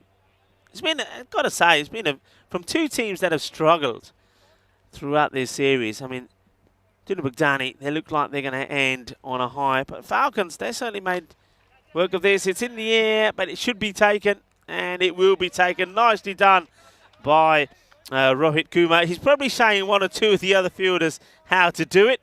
So that's the catch. It's going to be a wicket. And nicely done. And what is also nice, is good to see the likes of, I think, is Hasib back on the field? I think he is. Yeah. Yeah, he's back on the field as well, so that's a good sign as well. So to get the important wicket is 122 for 5 at the end of 9 overs. So is it possible? Yes. But it's hardly unlikely. Basically, they need exactly 6 sixes in the over. Listen, it's possible, but it's not plausible. Don't see it happening. 36 needed off 6 then, so 6 a ball. That's pretty simple in theory, but they've got to face. Well, this is the man who did go off. It's Abdul Hasib who's going to come on and bolt. And you can see there taped up on that middle finger. Oh, this could be interesting, couldn't it? This could How much control will he get on this? This could hurt. Anyway, last over, and that's the game. Because it will just be 1, and yeah, that's going to be it. And I told you, Rika. Yeah, well, I think I know I was just pointing out the obvious. Hasib's just been thinking to himself, I just need to bowl 1 ball that doesn't go to the boundary. If I can do that, I'll win the match for my side. And he's done it. And he comes again and, well, it just floats this one up. So, yeah, he's not bowling anywhere near. Oh, oh, there he is. What a highlight for Parminder Singh. There he is, Mr. Sharp, Mr. Rapid, lightning reflexes as he gets the wicket. Help it out. Don't show that angle. Just help him out. Thank you very much to the man that comes to the rescue, Kumar. Well, watch this. He had to have a highlight. He gets there, rapid reflexes. Look at the speed of the man. And look at that. Tremendous. Absolutely brilliant. Oh, I love this man. Parminder Singh, well done. Take a bow, and he gets another highlight. What a boy. What a boy. Give that man a medal. It's 123. Oh dear, what a day, what a day. But what an innings that will come to an end in Jayakuma. It's a good one, in all fairness. 123 for 6, that is now. But yeah, I love the reaction of the batter. He ain't bothered about being out. The first thing he does is go over to make sure that Parminder Singh is okay. I love that. That's one thing I absolutely love. Hello. Now they want the LB. Hello. Does his make contact outside the line? Maybe. But what a good finish we're having to the day. That's close, by the way. Yeah, maybe just outside line, but also perhaps just on the way up. But a good appeal. And yeah, very good innings, of course, from Jakuma. 53 off just 22. Oh, Gundy. Oh no, he's got a ball on it. He's got a bat on it, I should say. That's going to be a run for a shock. But yeah, Jayakuma, 5 6s and 3 4s. He played well, didn't he? He almost got his team into a decent position, but yeah, they are just going to fall agonisingly short here. Yeah, 53 makes. So he's somebody who scored. Well, what's he scored? 100. Yeah, over 100 runs in the day. So that takes some doing. Okay then, it's just the 3 coming on. Oh, that's out. That's plumb. Yeah, that's gone. That's going to be a duck, and it's going to be a wicket out of nowhere. It seems he's picked up one here. As that doesn't get any easier really for an umpire. Yeah, well, that's the batter's least favourite fruit, plum. Well, we're giving it out from here. As soon as it makes contact, he's gone. There's no way he's surviving that. So there is going to be, well, I think there's a late duck in the day as well, isn't it? LBW, yeah, he will. And Hussein will go for a duck. So let's have a little bit of action. Promise you can get one of the easier decisions that umpire James has had to make. New batter comes in, takes guard. It looks like it's Ansari. Yeah, Ansari's going to come out, and well, last delivery. It's going to be a dot ball, and it will be then a victory for Dinabagdoni Cricket Club in their final game of this tournament, and it's a pretty convincing one at that as well. Runs on the board was simply too much for the Royal Falcons, and it is going to be DCC who beat the Royal Falcons by a grand total of 33 runs here. Falcons, they'll be back tomorrow, but Dinabagdani, the one game I get to see them, they are successful, and it brings an end to a very successful day of cricket, and we've got it all coming up again tomorrow. 5 more games alongside 4 games, of course, out in Malta and also the Netherlands, so plenty of cricket coming your way tomorrow. Rico, you've got a day off, a well-deserved day off, and this is going to be a really exciting day coming up. I can't wait for it. Let's take a look at the highlights, though, of this second innings. And listen, all I'm going to say is one phrase for you, Rico. Catches, oh, they win matches. Yeah, they certainly do. And Yadwinder Singh, he's a man who's been smiling today because he takes a catch, gets the wicket early on. And then this one where the batter, Ikram Hafiz, just bangs the ball back onto his own stumps. Then really, they were up against it. They needed something special. One man that has managed to provide special things today. That's Jayakuma. What a great day that he's had with the bat, I have to say. In the field, it hasn't all been plain sailing for him. And one guy who has his own highlights eventually is Parminder Singh. Well, there was the old chopper shot, and the old helicopter went a long way. And there were some big hits, some nice hits, and there was some good catching as well. Well, Salman Mir, he did take 2, but he also dropped 2 as well. And this was a difficult one. There was a one-handed one there. Talk about one-handed. With that left, Abdul Hasib one-handed for a while. He went off and had some treatment. But we cricketers, we are hard, especially European cricketers. We couldn't keep him off the field of play. And he came on to bowl the last over and picked up a highlight or 2 of his own. Yeah, absolutely. And there was some big hits, though, wasn't it? It was a great great innings from Abhijit Jayakuma. In all fairness, hitting to all ends of the ground. There was some really nice bit of hitting from him, in all fairness. But there we go, it was catches that were eventually taken. And then we saw this bit of comedy just to finish off the day. This is what comedy. This is just look Pure at that. class. Just pure class. Kinda sona rab ne banaya Paramjit Singh ne. Kinda na main aloo parantha te zarur khanda.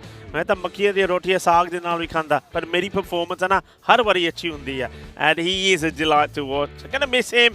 I'm gonna miss a lot of the Junior Baghdadi guys. I do hope that we're gonna see him around the ground, not only for the remainder of this series, but also when the European Cricket International start here at the weekend, because I think some of them have been absolutely smashing. All the guys have been brilliant here, and well, that's where we are here. That is the GB Oval, surrounded by natural beauty, and well, that was an interesting innings because there were some things that some things were natural but not so beautiful during that one. But hopefully they didn't last too long.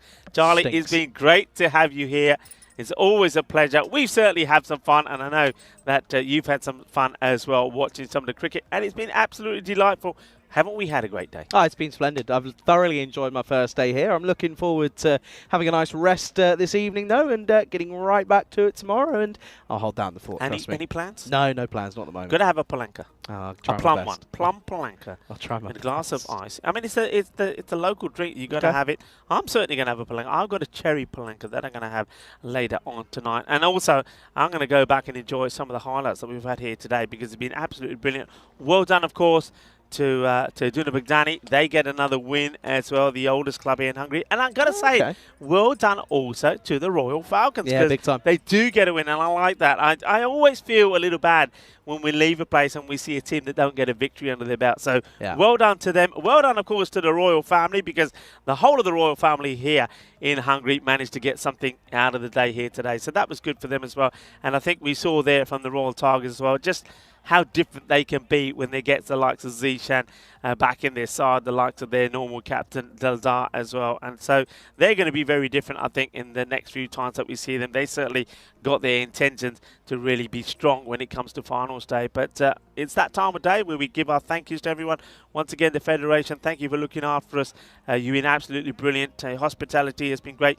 A huge thank you to the umpires. Another difficult day for the men in black. It's hard to concentrate, and we saw the likes of Steve having to dive out of the action when the ball was coming straight to it. So you've got to be alert all the time. I think they've been brilliant, and they've been well led, of course, by the likes of Tyrone Peters, done a great job, and of course the Blue Crew as well. Yeah, Blue Crew as well, being led by Sam Williams here this tournament, doing a splendid job. So to Onkert, to Simon as well, and of course we've got a couple of people on day off. So I hope you've enjoyed it. Get back to work. We're back tomorrow. It all starts, of course, tomorrow. 9 games of cricket, 5 here, 2 in Malta, 1 in the Netherlands. Oh, it's going to be a good day. It's going to be a good day, and I don't want to go without saying a big thank you to, of course, our production crew, the likes of Andis, to Karina, and of course iGas here, because well, they were genuinely in the firing line today when the ball ended up going into the production van and smashing the keyboard. But so close. Fortunately, nobody was injured. So that is a blessing. And of course, they are always, sometimes it's a dangerous job. And it's we get a few that come in here.